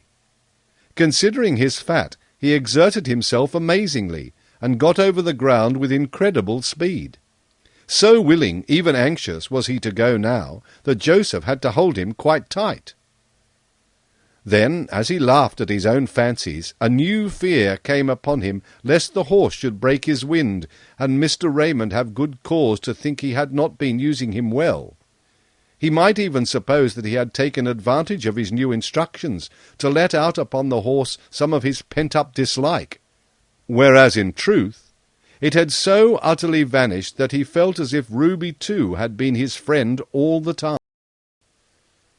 Chapter 34. In the Country. Before the end of the month, Ruby had got respectably thin, and Diamond respectably stout. They really began to look fit for double harness. Joseph and his wife had got their affairs in order, and everything ready for migrating at the shortest notice, and they felt so peaceful and happy that they judged all the trouble they had gone through well worth enduring. As for Nanny, she had been so happy ever since she left the hospital that she expected nothing better, and saw nothing attractive in the notion of the country. At the same time, she had not the least idea of what the word country meant, for she had never seen anything about her but streets and gas lamps. Besides, she was more attached to Jim than to Diamond. Jim was a reasonable being, Diamond, in her eyes, at best only an amiable, overgrown baby, whom no amount of expostulation would ever bring to talk sense, not to say think it. Now that she could manage the baby as well as he, she judged herself altogether his superior. Towards his father and mother she was all they could wish. Diamond had taken a great deal of pains and trouble to find Jim, and had at last succeeded through the help of the tall policeman, who was glad to renew his acquaintance with the strange child. Jim had moved his quarters, and had not heard of Nanny's illness till some time after she was taken to the hospital, where he was too shy to go and inquire about her. But when at length she went to live with Diamond's family, Jim was willing enough to go and see her. It was after one of his visits, during which they had been talking of her new prospects, that Nanny expressed to Diamond her opinion of the country. "There ain't nothing in it but the sun and moon, Diamond." "There's trees and flowers," said Diamond. "Well, they ain't no count," returned Nanny. "Ain't they? They're so beautiful, they make you happy to look at them." "That's because you're such a silly." Diamond smiled with a far-away look, as if he were gazing through clouds of green leaves, and the vision contented him. But he was thinking with himself what more he could do for Nanny, and that same evening he went to find Mr. Raymond, for he had heard that he had returned to town. "Ah, how do you do, Diamond?" said Mr. Raymond. "I am glad to see you." And he was indeed, for he had grown very fond of him. His opinion of him was very different from Nanny's. "What do you want now, my child?" he asked. "I'm always wanting something, sir," answered Diamond. "Well, that's quite right, so long as what you want is right. Everybody is always wanting something, only we don't mention it in the right place often enough. What is it now?" "There's a friend of Nanny's, a lame boy, called Jim." "I've heard of him," said Mr. Raymond. "Well?" "Nanny doesn't care much about going to the country, sir." "Well, what has that got to do with Jim?" "You couldn't find a corner for Jim to work in, could you, sir?" "I don't know that I couldn't. That is, if you can show good reason for it." "He's a good boy, sir." "Well, so much the better for him." "I know he can shine boots, sir." "So much the better for us." "You want your boots shined in the country, don't you, sir?" "Yes, to be sure." It wouldn't be nice to walk over the flowers with dirty boots, would it, sir? "No, indeed." They wouldn't like it, would they? "No, they wouldn't." Then Nanny would be better pleased to go, sir. If the flowers didn't like dirty boots to walk over them, Nanny wouldn't mind going to the country. Is that it? I don't quite see it. No, sir, I didn't mean that. I meant if you would take Jim with you to clean your boots and do odd jobs, you know, sir, then Nanny would like it better. She's so fond of Jim." "Now you come to the point, Diamond. I see what you mean exactly. I will turn it over in my mind. Could you bring Jim to see me?" "I'll try, sir, but they don't mind me much. They think I'm silly," added Diamond, with one of his sweetest smiles. What Mr. Raymond thought I dare hardly attempt to put down here, but one part of it was that the highest wisdom must ever appear folly to those who do not possess it. "I think he would come, though, after dark, you know," Diamond continued. "He does well at shining boots. People's kind to lame boys, you know, sir, but after dark there ain't so much doing." Diamond succeeded in bringing Jim to Mr. Raymond, and the consequence was that he resolved to give the boy a chance. He provided new clothes for both him and Nanny, and upon a certain day Joseph took his wife and 3 children, and Nanny and Jim, by train to a certain station in the county of Kent, where they found a cart waiting to carry them and their luggage to the Mound, which was the name of Mr. Raymond's new residence. I will not describe the varied feelings of the party as they went, or when they arrived. All I will say is, that Diamond, who is my only care, was full of quiet delight, a gladness too deep to talk about. Joseph returned to town the same night, and the next morning drove Ruby and Diamond down, with a carriage between them, and Mr. Raymond and a lady in the carriage. For Mr. Raymond was an old bachelor no longer. He was bringing his wife with him to live at the Mound.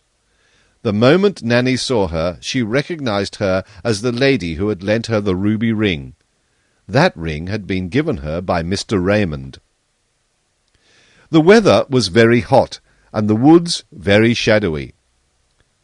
There were not a great many wildflowers, for it was getting well towards autumn, and the most of the wildflowers rise early to be before the leaves, because if they did not, they would never get a glimpse of the sun for them.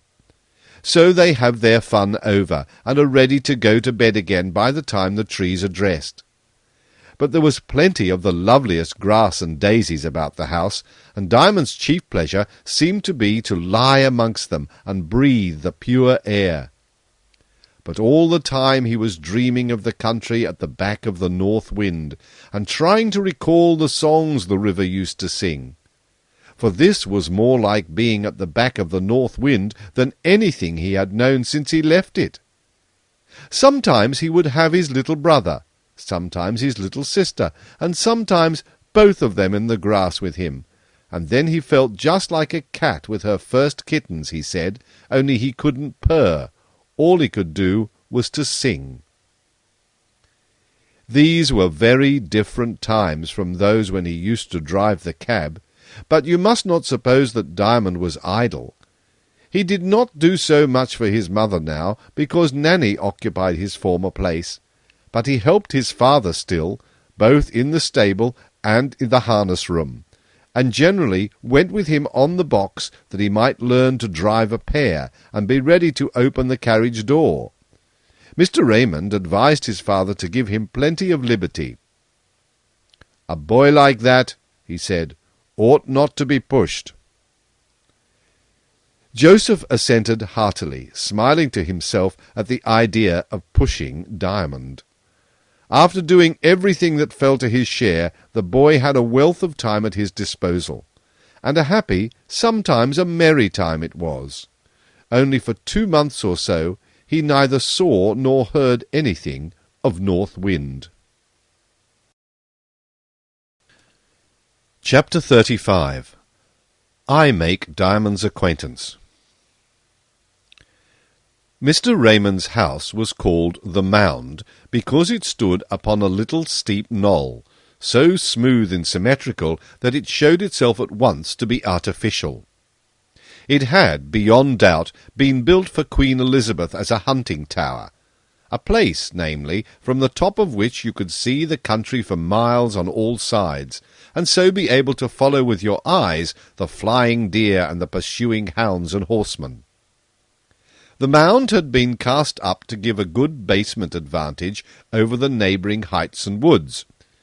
There was a great quarry hole not far off, brimful of water, from which, as the current legend stated, the materials forming the heart of the mound, a kind of stone unfit for building, had been dug. The house itself was of brick, and they said the foundations were first laid in the natural level, and then the stones and earth of the mound were heaped about and between them, so that its great height should be well buttressed. Joseph and his wife lived in a little cottage a short way from the house. It was a real cottage, with a roof of thick thatch, which in June and July the wind sprinkled with the red and white petals it shook from the loose topmost sprays of the rose-trees climbing the walls. At first Diamond had a nest under this thatch, a pretty little room with white muslin curtains, but afterwards Mr. and Mrs. Raymond wanted to have him for a page in the house, and his father and mother were quite pleased to have him employed without his leaving them. So he was dressed in a suit of blue, from which his pale face and fair hair came out like the loveliest blossom, and took up his abode in the house. "Would you be afraid to sleep alone, Diamond?" asked his mistress. "I don't know what you mean, ma'am," said Diamond. "I was never afraid of anything that I can recollect, not much at least." "There's a little room at the top of the house, all alone," she returned. "Perhaps you would not mind sleeping there?"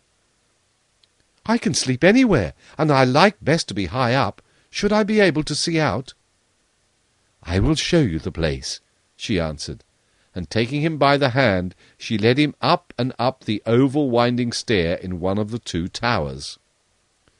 Near the top they entered a tiny little room, with 2 windows from which you could see over the whole country. Diamond clapped his hands with delight. "You would like this room, then, Diamond?" said his mistress. "It is the grandest room in the house," he answered. "I shall be near the stars, and yet not far from the tops of the trees. That's just what I like." I dare say he thought also that it would be a nice place for North Wind to call in at passing. But he said nothing of that sort. Below him spread a lake of green leaves, with glimpses of grass here and there at the bottom of it. As he looked down, he saw a squirrel appear suddenly, and as suddenly vanish amongst the topmost branches. "Ah, little squirrel!" he cried. "My nest is built higher than yours."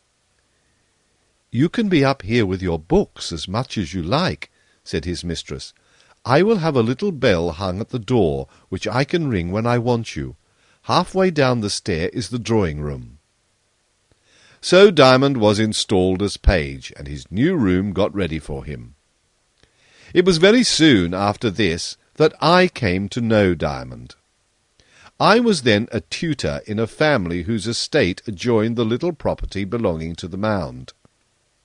I had made the acquaintance of Mr. Raymond in London some time before, and was walking up the drive towards the house to call upon him one fine warm evening, when I saw Diamond for the first time. He was sitting at the foot of a great beech tree, a few yards from the road, with a book on his knees. He did not see me. I walked up behind the tree, and peeping over his shoulder, saw that he was reading a fairy book. "What are you reading?" I said, and spoke suddenly, with the hope of seeing a startled little face look round at me. Diamond turned his head as quietly as if he were only obeying his mother's voice, and the calmness of his face rebuked my unkind desire and made me ashamed of it. "I am reading the story of the little lady and the goblin prince," said Diamond. "I am sorry I don't know the story," I returned. "Who is it by?" "Mr. Raymond made it." "Is he your uncle?" I asked at a guess. "No, he's my master." "What do you do for him?" I asked respectfully. "Anything he wishes me to do," he answered. "I am busy for him now. He gave me this story to read. He wants my opinion upon it." "Don't you find it rather hard to make up your mind?" "Oh dear, no! Any story always tells me itself what I'm to think about it. Mr. Raymond doesn't want me to say whether it is a clever story or not, but whether I like it, and why I like it. I never can tell what they call clever from what they call silly, but I always know whether I like a story or not." "And can you always tell why you like it or not?" "No, very often I can't at all. Sometimes I can. I always know, but I can't always tell why. Mr. Raymond writes the stories and then tries them on me. Mother does the same when she makes jam. She made such a lot of jam since we came here, and she always makes me taste it to see if it'll do. Mother knows by the face I make whether it will or not." At this moment I caught sight of 2 more children approaching. One was a handsome girl, the other a pale-faced, awkward-looking boy, who limped much on one leg. I withdrew a little to see what would follow, for they seemed in some consternation. After a few hurried words they went off together, and I pursued my way to the house, where I was as kindly received by Mr. and Mrs. Raymond as I could have desired. From them I learned something of Diamond, and was in consequence the more glad to find him when I returned, seated in the same place as before. "What did the boy and girl want with you, Diamond?" I asked. They had seen a creature that frightened them, and they came to tell you about it. They couldn't get water out of the well for it, so they wanted me to go with them. They're both bigger than you. Yes, but they were frightened at it. And weren't you frightened at all? No. Why? Because I'm silly. I'm never frightened at things. I could not help thinking of the old meaning of the word silly. And what was that? I asked. I think it was a kind of an angel, a very little one. It had a long body and great wings, which it drove about in so fast that they grew a thin cloud all around it. It flew backwards and forwards over the well, or hung right in the middle, making a mist of its wings, as if its business was to take care of the water. And what did you do to drive it away? I didn't drive it away. I knew, whatever the creature was, the well was to get water out of. So I took the jug, dipped it in, and drew the water. And what did the creature do? Flew about. And it didn't hurt you? No. Why should it? I wasn't doing anything wrong. What did your companions say then? They said, "Thank you, Diamond. What a dear silly you are." And weren't you angry with them? No. Why should I? I should like it if they would play with me a little, but they always like better to go away together when their work is over. They never heed me. I don't mind it much, though. The other creatures are friendly. They don't run away from me. Only they're all so busy with their own work they don't mind me much. Do you feel lonely then? Oh, no. When nobody minds me, I get into my nest and look up, and then the sky does mind me and thinks about me. Where is your nest? He rose, saying, I will show you, and led me to the other side of the tree. There hung a little rope ladder from one of the lower boughs. The boy climbed up the ladder and got upon the bough. Then he climbed farther into the leafy branches and went out of sight. After a little while I heard his voice coming down out of the tree. I am in my nest now, said the voice. I can't see you, I returned. I can't see you either, but I can see the first star peeping out of the sky. I should like to get up into the sky. Don't you think I shall some day? Yes, I do. Tell me what more you see up there. I don't see anything more, except a few leaves and the big sky over me. It goes swinging about. The earth is all behind my back. There comes another star. The wind is like kisses from a big lady. When I get up here, I feel as if I were in North Wind's arms. This was the first I heard of North Wind. The whole ways and look of the child, so full of quiet wisdom, yet so ready to accept the judgment of others in his own dispraise, took hold of my heart, and I felt myself wonderfully drawn towards him. It seemed to me somehow as if little Diamond possessed the secret of life, and was himself what he was so ready to think the lowest living thing, an angel of God with something special to say or do. A gush of reverence came over me, and with a single "good night," I turned and left him in his nest. I saw him often after this, and gained so much of his confidence that he told me all I have told you. I cannot pretend to account for it. I leave that for each philosophical reader to do after his own fashion. The easiest way is that of Nanny and Jim, who said often to each other that Diamond had a tile loose. But Mr. Raymond was much of my opinion concerning the boy, while Mrs. Raymond confessed that she often rang her bell just to have once more the pleasure of seeing the lovely stillness of the boy's face, with those blue eyes which seemed rather made for other people to look into than for himself to look out of. It was plainer to others than himself that he felt the desertion of Nanny and Jim. They appeared to regard him as a mere toy, except when they found he could minister to the increase of their privileges or indulgences, when they made no scruple of using him. generally with success.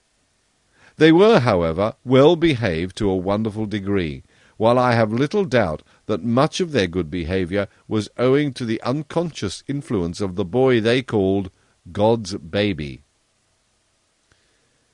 One very strange thing is that I could never find out where he got some of his many songs.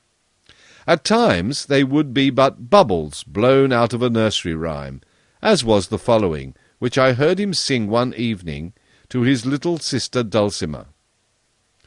There were about 100 of sheep feeding in a paddock near him.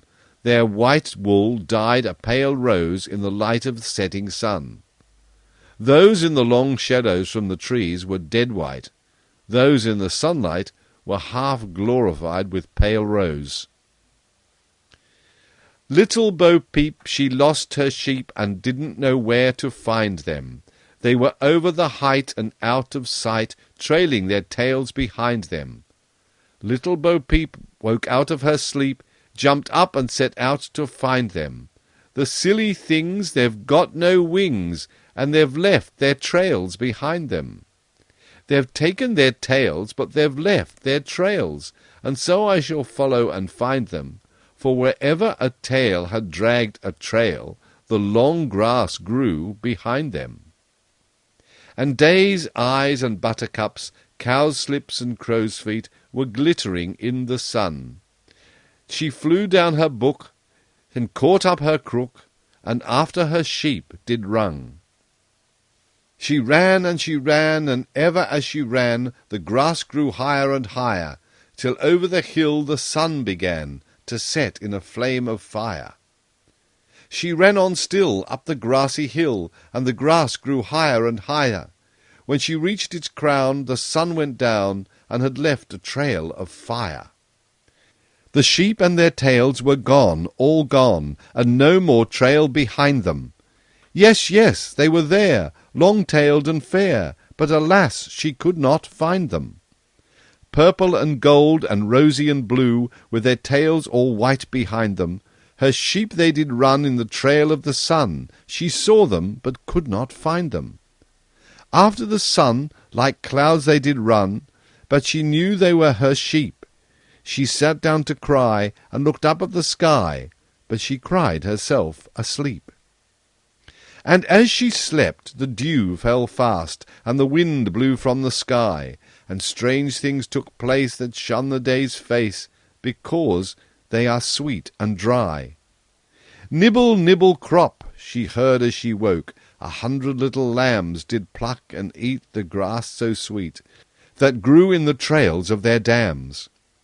Little Bo Peep caught up her crook, and wiped the tears that did blind her, and nibble, nibble, crop, without a stop, the lambs came eating behind her.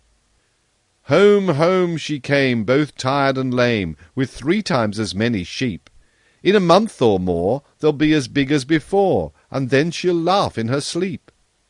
But what would you say if one fine day, when they've got their bushiest tails, their grown-up game should be just the same, and she have to follow their trails?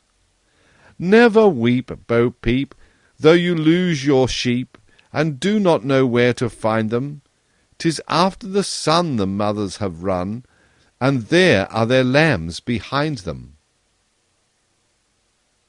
I confess again to having touched up a little, but it loses far more in Diamond's sweet voice singing it than it gains by a rhyme here and there. Some of them were out of books Mr. Raymond had given him. These he always knew, but about the others he could seldom tell. Sometimes he would say, "I made that one," but generally he would say, "I don't know. I found it somewhere," or "I got it at the back of the north wind." One evening I found him sitting on the grassy slope under the house, with his Dulcimer in his arms, and his little brother rolling on the grass beside them. He was chanting in his usual way, more like the sound of a brook than anything else I can think of. When I went up to them, he ceased his chant. "Do go on, Diamond, don't mind me," I said. He began again at once.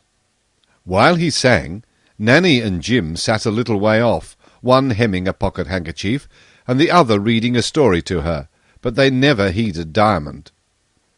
This is as near what he sang as I can recollect, or reproduce rather. What would you see if I took you up to my little nest in the air? You would see the sky like a clear blue cup turned upside downwards there. What would you do if I took you there to my little nest in the tree? My child with cries would trouble the air to get what she could but see. What would you get in the top of the tree for all your crying and grief? Not a star would you clutch of all you see, you could only gather a leaf. But when you had lost your greedy grief, content to see from afar, you would find in your hand a withering leaf, in your heart a shining star.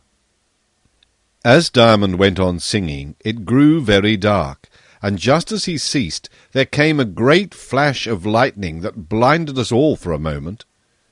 Dulcimer crowed with pleasure, but when the roar of thunder came after it, the little brother gave a loud cry of terror. Nanny and Jim came running up to us, pale with fear. Diamond's face, too, was paler than usual, but with delight. Some of the glory seemed to have clung to it and remained shining. "You're not frightened, are you, Diamond?" I said. "No. Why should I be?" he answered with his usual question, looking up in my face with calm, shining eyes. "He ain't got no sense to be frightened," said Nanny, going up to him and giving him a pitying hug. "Perhaps there's more sense in not being frightened, Nanny," I returned. "Do you think the lightning can do as it likes?" "It might kill you," said Jim. "Oh, no, it mightn't," said Diamond. As he spoke there came another great flash and a tearing crack. "There's a tree struck," I said, and when we looked round, after the blinding of the flash had left our eyes, we saw a huge bough of the beech tree in which was Diamond's nest, hanging to the ground like the broken wing of a bird. "There!" cried Nanny. "I told you so! If you'd been up there, you see what would have happened, you little silly!" "No, I don't," said Diamond, and began to sing to Dulcimer. All I could hear of the song, for the other children were going on with their chatter, was, "The clock struck one, and the mouse came down, dickory, dickory, dock." Then there came a blast of wind, and the rain followed in straight pouring lines, as if out of a watering pot. Diamond jumped up with his little Dulcimer in his arms, and Nanny caught up the little boy, and they ran for the cottage. Jim vanished with a double shuffle, and I went into the house. When I came out again to return home, the clouds were gone, and the evening sky glimmered through the trees, blue and pale green towards the west. I turned my steps a little aside to look at the stricken beech. I saw the bough torn from the stem, and that was all the twilight would allow me to see. While I stood gazing, down from the sky came a sound of singing, but the voice was neither of lark nor of nightingale. It was sweeter than either. It was the voice of Diamond, up in his airy nest. The lightning and thunder, they go and they come, but the stars and the stillness are always at home. And then the voice ceased. "Good night, Diamond," I said. "Good night, sir," answered Diamond. As I walked away pondering, I saw the great black top of the beech swaying about against the sky in an upper wind, and heard the murmur as of many dim half-articulate voices filling the solitude around. Chapter 36. Diamond questions North Wind. My readers will not wonder that after this I did my very best to gain the friendship of Diamond. Nor did I find this at all difficult, the child was so ready to trust. Upon one subject alone was he reticent, the story of his relations with North Wind. I fancy he could not quite make up his mind what to think of them. At all events, it was some little time before he trusted me with this. Only then he told me everything. If I could not regard it all in exactly the same light as he did, I was, while guiltless of the least pretence, fully sympathetic, and he was satisfied without demanding of me any theory of difficult points involved. I let him see plainly enough that whatever might be the explanation of the marvellous experience, I would have given much for a similar one myself.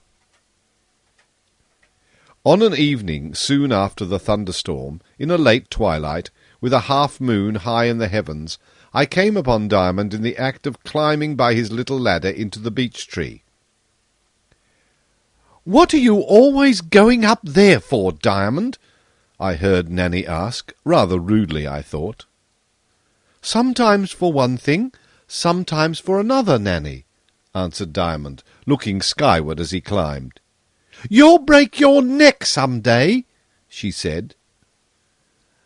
"I'm going up to look at the moon tonight," he added, without heeding her remark. "You'll see the moon just as well down here," she returned. "I don't think so." "You'll be no nearer to her up there." "Oh, yes, I shall. I must be nearer her, you know. I wish I could dream as pretty dreams about her as you can, Nanny." "You silly! You never have done about that dream. I never dreamed but that one, and it was nonsense enough, I'm sure." "It wasn't nonsense. It was a beautiful dream, and a funny one too, both in one." "But what's the good of talking about it that way, when you know it was only a dream? Dreams ain't true." "That one was true, Nanny. You know it was. Didn't you come to grief for doing what you were told not to do, and isn't that true?" "I can't get any sense into him," exclaimed Nanny with an expression of mild despair. "Do you really believe, Diamond, that there's a house in the moon with a beautiful lady and a crooked old man and dusters in it?" "If there isn't, there's something better," he answered, and vanished in the leaves over our heads. I went into the house, where I visited often in the evenings. When I came out, there was a little wind blowing, very pleasant after the heat of the day, for although it was late summer now, it was still very hot. The tree-tops were swinging about in it. I took my way past the beech, and called up to see if Diamond was still in his nest in its rocking head. "Are you there, Diamond?" I said. "Yes, sir," came his clear voice in reply. "Isn't it growing too dark for you to get down safely?" "Oh, no, sir, if I take time to it. I know my way so well, and never let go with one hand till I've a good hold with the other." "Do be careful," I insisted, foolishly, seeing the boy was as careful as he could be already. "I'm coming," he returned. "I've got all the moon I want tonight." I heard a rustling, and a rustling drawing nearer and nearer.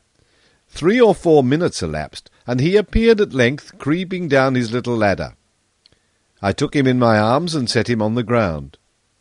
"Thank you, sir," he said. "That's the north wind blowing, isn't it, sir?" "I can't tell," I answered. "It feels cool and kind, and I think it may be, but I couldn't be sure except it were stronger, for a gentle wind might turn any way amongst the trunks of the trees." "I shall know when I get up to my own room," said Diamond. "I think I hear my mistress' bell. Good night, sir." He ran to the house, and I went home. His mistress had rung for him only to send him to bed, for she was very careful over him, and I dare say thought he was not looking well. When he reached his own room, he opened both his windows, one of which looked to the north and the other to the east, to find how the wind blew. It blew right in at the northern window. Diamond was very glad, for he thought perhaps North Wind herself would come now. A real north wind had never blown all the time since he left London. But as she always came of herself, and never when he was looking for her, and indeed almost never when he was thinking of her, he shut the east window and went to bed. Perhaps some of my readers may wonder that he could go to sleep with such an expectation, and indeed, if I had not known him, I should have wondered at it myself. But it was one of his peculiarities, and seemed nothing strange in him. He was so full of quietness that he could go to sleep almost any time, if he only composed himself and let the sleep come. This time he was fast asleep as usual. But he woke in the dim blue light. The moon had vanished. He thought he heard a knocking at the door. "Somebody wants me," he said to himself, and jumping out of bed ran to open it. But there was no one there. He closed it again, and the noise still continuing, found that another door in the room was rattling. It belonged to a closet, he thought, but he had never been able to open it. The wind blowing in at the window must be shaking it. He would go and see if it was so. The door now opened quite easily, but to his surprise, instead of a closet, he found a long, narrow room. The moon, which was sinking in the west, shone in at an open window at the farther end. The room was low, with a coved ceiling, and occupied the whole top of the house, immediately under the roof. It was quite empty. The yellow light of the half-moon streamed over the dark floor. He was so delighted at the discovery of the strange, desolate, moonlit place close to his own snug little room that he began to dance and skip about the floor. The wind came in through the door he had left open and blew about him as he danced, and he kept turning towards it that it might blow in his face. He kept picturing to himself the many places, lovely and desolate, the hillsides and farmyards and tree-tops and meadows, over which it had blown on its way to the mound. And as he danced, he grew more and more delighted with the motion and the wind. His feet grew stronger, and his body lighter, until at length it seemed as if he were borne up on the air and could almost fly. So strong did this feeling become that at last he began to doubt whether he was not in one of those precious dreams he'd so often had, in which he floated about on the air at will. But something made him look up, and to his unspeakable delight he found his uplifted hands lying in those of North Wind, who was dancing with him round and round the long bare room. Her hair now falling to the floor, now filling the arched ceiling, her eyes shining on him like thinking stars, and the sweetest of grand smiles playing breezily about her beautiful mouth. She was, as so often before, of the height of a rather tall lady. She did not stoop in order to dance with him, but held his hands high in hers. When he saw her, he gave one spring, and his arms were about her neck, and her arms holding him to her bosom. The same moment she swept with him through the open window in at which the moon was shining, made a circuit like a bird about to alight, and settled with him in his nest on the top of the great beech tree.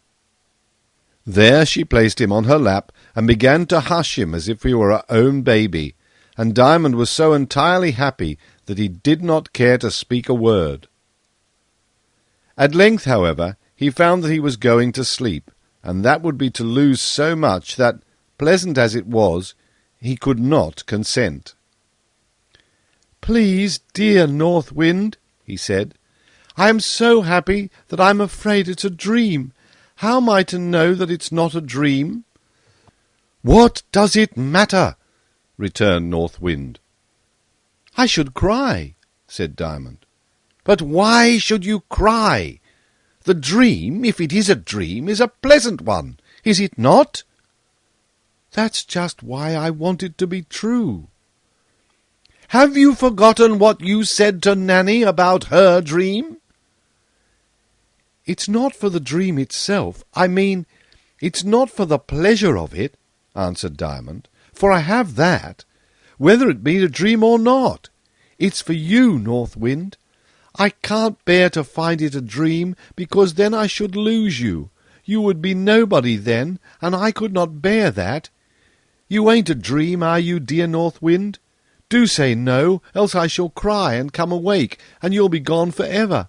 I daren't dream about you once again if you ain't anybody. I'm either not a dream, or there's something better that's not a dream, Diamond, said North Wind, in a rather sorrowful tone, he thought. But it's not something better, it's you I want, North Wind, he persisted, already beginning to cry a little. She made no answer, but rose with him in her arms and sailed away over the tree-tops till they came to a meadow, where a flock of sheep were feeding. "Do you remember what the song you were singing a week ago says about Bo Peep? How she lost her sheep, but got twice as many lambs?" asked North Wind, sitting down on the grass and placing him in her lap as before. "Oh, yes, I do, well enough," answered Diamond, "but I never just quite like that rhyme." "Why not, child?" "Because it seems to say one's as good as another, or two new ones are better than one that's lost. I've been thinking about it a great deal, and it seems to me that although any one sixpence is as good as any other sixpence, not 20 lambs would do instead of one sheep whose face you knew. Somehow, when once you've looked into anybody's eyes, right deep down into them, I mean, nobody will do for that one any more. Nobody, ever so beautiful or so good, will make up for that one going out of sight. So you see, North Wind, I can't help being frightened to think that perhaps I am only dreaming, and you are nowhere at all. Do tell me that you are my own real beautiful North Wind."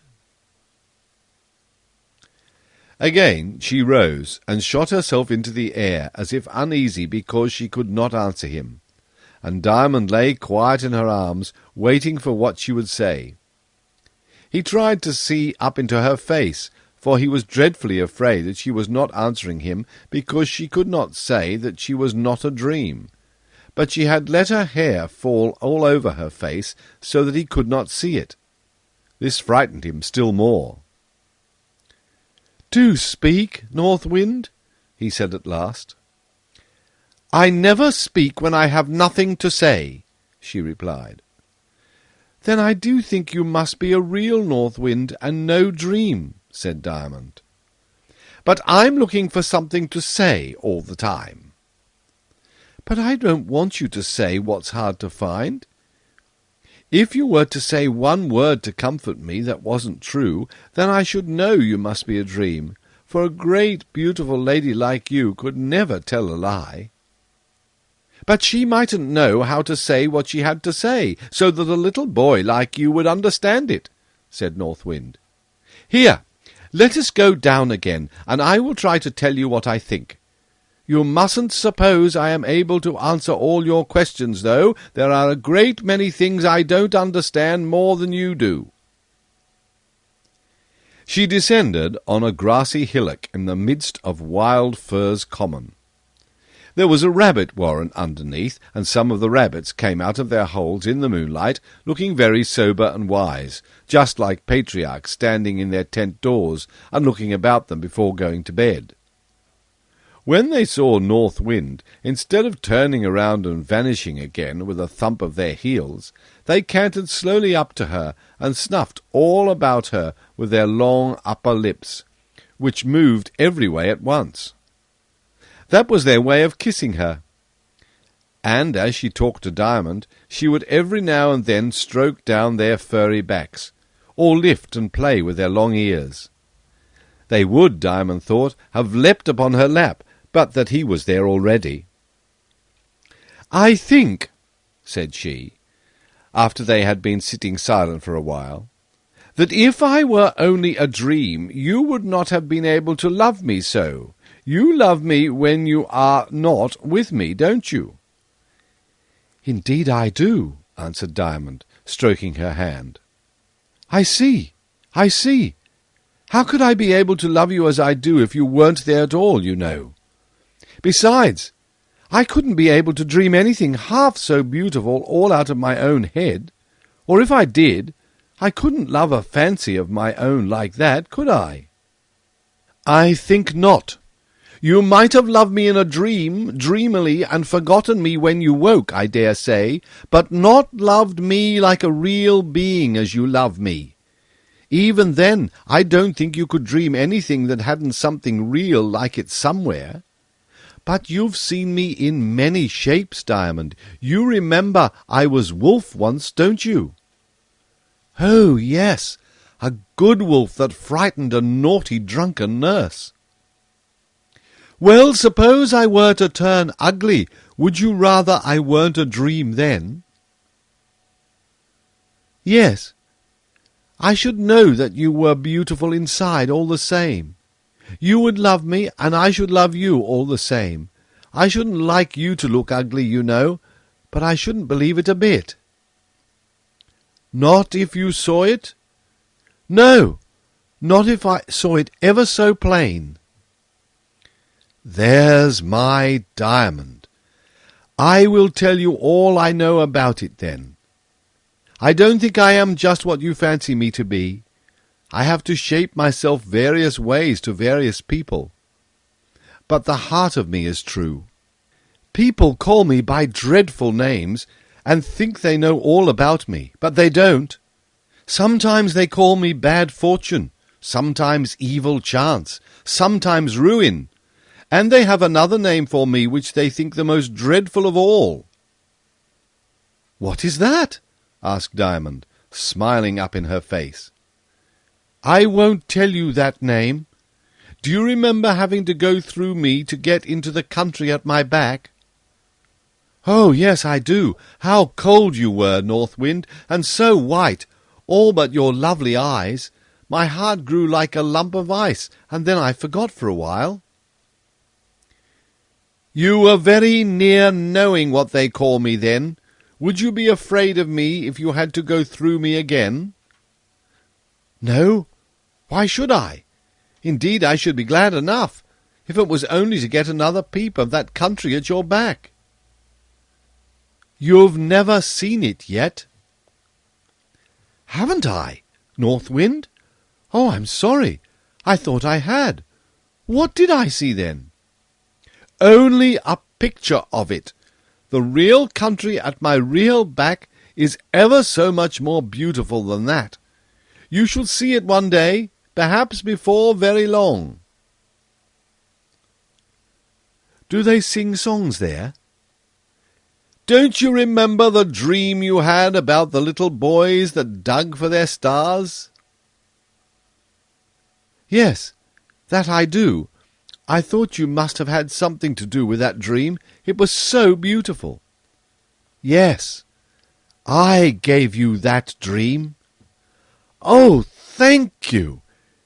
Did you give Nanny her dream too, about the moon and the bees? Yes, I was the lady that sat at the window of the moon. Oh, thank you. I was almost sure you had something to do with that too. And did you tell Mr. Raymond the story about the Princess Daylight? I believe I had something to do with it. At all events, he thought about it one night when he couldn't sleep. But I want to ask you whether you remember the song the boy angels sang in that dream of yours. No, I couldn't keep it, do what I would, but I did try. That was my fault. How could it be, North Wind? Because I didn't know it properly myself, and so I couldn't teach it to you. I could only make a rough guess at something like what it would be, and so I wasn't able to make you dream it hard enough to remember it. Nor would I have done so if I could, for it was not correct. I made you dream pictures of it, though, but you will hear the very song itself when you do get to the back of— My own dear North Wind, said Diamond, finishing the sentence for her, and kissing the arm that held him leaning against her. And now we've settled all this, for the time at least. said North Wind. But I can't feel quite sure yet, said Diamond. You must wait a while for that. Meantime, you may be hopeful and content not to be quite sure. Come now, I will take you home again, for it won't do to tire you too much. Oh, no, no, I'm not the least tired, pleaded Diamond. It is better, though. Very well, if you wish it, yielded Diamond with a sigh. You are a dear good boy, said North Wind. I will come for you again tomorrow night and take you out for a longer time. We shall make a little journey together, in fact. We shall start earlier, and as the moon will be later, we shall have a little moonlight all the way. She rose and swept over the meadow and the trees. In a few moments the mound appeared below them. She sank a little and floated in the window of Diamond's room. There she laid him on the bed, covered him over, and in a moment he was lapped in. Chapter 37. Once More. The next night Diamond was seated by his open window, with his head on his hand, rather tired, but so eagerly waiting for the promised visit that he was afraid he could not sleep. But he started suddenly and found that he had been already asleep. He rose, and looking out of the window saw something white against the beech tree. It was North Wind. She was holding by one hand to a top branch. Her hair and her garments were floating away behind her over the tree, whose top was swaying about while the others were still. "Are you ready, Diamond?" she asked. "Yes," answered Diamond, "quite ready." In a moment she was at the window, and her arms came in and took him. She sailed away so swiftly that he could at first mark nothing but the speed with which the clouds above him and the dim earth below went rushing past. But soon he began to see that the sky was very lovely, with mottled clouds all about the moon, on which she threw faint colours like those of mother-of-pearl, or an opal. The night was warm, and in Lady's arms he did not feel the wind, which down below was making waves in the ripe corn and ripples on the rivers and lakes. At length they descended on the side of an open, earthy hill, just where, from beneath a stone, a spring came bubbling out. "I am going to take you along this little brook," said North Wind. "I am not wanted for anything else tonight, so I can give you a treat." She stopped over the stream, and holding Diamond down close to the surface of it, glided along level with its flow as it ran down the hill. And the song of the brook came up into Diamond's ears, and grew and changed with every turn. It seemed to Diamond to be singing the story of its life to him, and so it was. It began with a musical tinkle, which changed to a babble, and then to a gentle rushing. Sometimes its song would almost cease, and then break out again, tinkle, babble, and rush, all at once.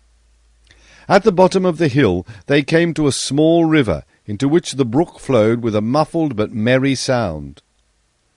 Along the surface of the river, darkly clear below them in the moonlight, they floated.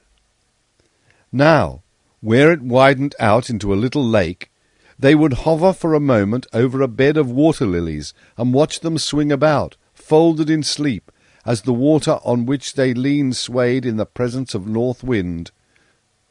And now they would watch the fishes asleep among their roots below. Sometimes she would hold Diamond over a deep hollow curving into the bank, that he might look far into the cool stillness. Sometimes she would leave the river and sweep across a clover field. The bees were all at home, and the clover was asleep. Then she would return and follow the river. It grew wider and wider as it went. Now the armies of wheat and of oats would hang over its rush from the opposite banks. Now the willows would dip low branches in its still waters, and now it would lead them through stately trees and grassy banks into a lovely garden, where the roses and lilies were asleep, the tender flowers quite folded up, and only a few wide awake and sending out their life in sweet, strong odours. Wider and wider grew the stream until they came upon boats lying along its banks, which rocked a little in the flutter of North Wind's garments. Then came houses on the banks, each standing in a lovely lawn with grand trees, and in parts the river was so high that some of the grass and the roots of some of the trees were under water, and Diamond, as they glided through between the stems, could see the grass at the bottom of the water. Then they would leave the river and float about and over the houses, one after another, beautiful rich houses, which, like fine trees, had taken centuries to grow. There was scarcely a light to be seen, and not a movement to be heard. All the people in them lay fast asleep. "What a lot of dreams they must be dreaming," said Diamond. "Yes," returned North Wind. "They can't surely be all lies, can they?" "I should think it depends a little on who dreams them," suggested Diamond. "Yes," said North Wind. "The people who think lies and do lies are very likely to dream lies. But the people who love what is true will sure now and then dream true things. But then something depends on whether the dreams are home-grown, or whether the seed of them is blown over somebody else's garden wall. Ah, there's someone awake in this house." They were floating past a window in which a light was burning. Diamond heard a moan and looked up anxiously in North Wind's face. "It's a lady," said North Wind. "She can't sleep for pain." "Couldn't you do something for her?" said Diamond. "No, I can't. But you could." "What can I do?" "Sing a little song to her." "She wouldn't hear me." "I will take you in, and then she will hear you." "But that would be rude, wouldn't it? You can go where you please, of course, but I should have no business in her room." "You may trust me, Diamond. I shall take as good care of the lady as of you. The window is open. Come." By a shaded lamp a lady was seated in a white wrapper, trying to read, but moaning every minute. North Wind floated behind her chair, set Diamond down, and told him to sing something. He was a little frightened, but he thought a while and then sang. "The sun is gone down and the moon's in the sky, but the sun will come up and the moon be laid by. The flower is asleep, but it is not dead. When the morning shines, it will lift its head. When winter comes, it will die. No, no, it will only hide from the frost and the snow. Sure is the summer, sure is the sun. The night and the winter are shadows that run." The lady never lifted her eyes from her book or her head from her hand. As soon as Diamond had finished, North Wind lifted him and carried him away. "Didn't the lady hear me?" asked Diamond, when they were once more floating down with the river. "Oh, yes, she heard you," answered North Wind. "Was she frightened then?" "Oh, no." "Why didn't she look to see who it was?" "She didn't know you were there." "How could she hear me then?" "She didn't hear you with her ears." "What did she hear me with?" "With her heart." "Where did she think that the words came from?" "She thought they came out of the book she was reading. She will search all through it tomorrow to find them, and won't be able to understand it at all." "Oh, what fun!" said Diamond. "What will she do?" "I can tell you what she won't do. She'll never forget the meaning of them, and she'll never be able to remember the words of them. If she sees them in Mr. Raymond's books, it will puzzle her, won't it? Yes, that it will. She will never be able to understand it. Until she gets to the back of the north wind, suggested Diamond. Until she gets to the back of the north wind, assented the lady. Oh, cried Diamond, I know now where we are. Oh, do let me go into the old garden, and into Mother's room, and Diamond's stall. I wonder if the hole is at the back of my bed still. I should like to stay there all the rest of the night. It won't take you long to get home from here, will it, North Wind? No, she answered. You shall stay as long as you like. Oh, how jolly! Cried Diamond, as North Wind sailed over the house with him and set him down on the lawn at the back. Diamond ran about the lawn for a little while in the moonlight. He found part of it cut up into flower beds, and the little summer house with the coloured glass and the great elm tree gone. He did not like this, and ran into the stable. There were no horses there at all. He ran upstairs. The rooms were empty. The only thing left that he cared about was the hole in the wall where his little bed had stood, and that was not enough to make him wish to stop. He ran down the stair again, and out upon the lawn. There he threw himself down and began to cry. It was all so dreary and lost. I thought I liked the place so much, said Diamond to himself, but I find I don't care about it.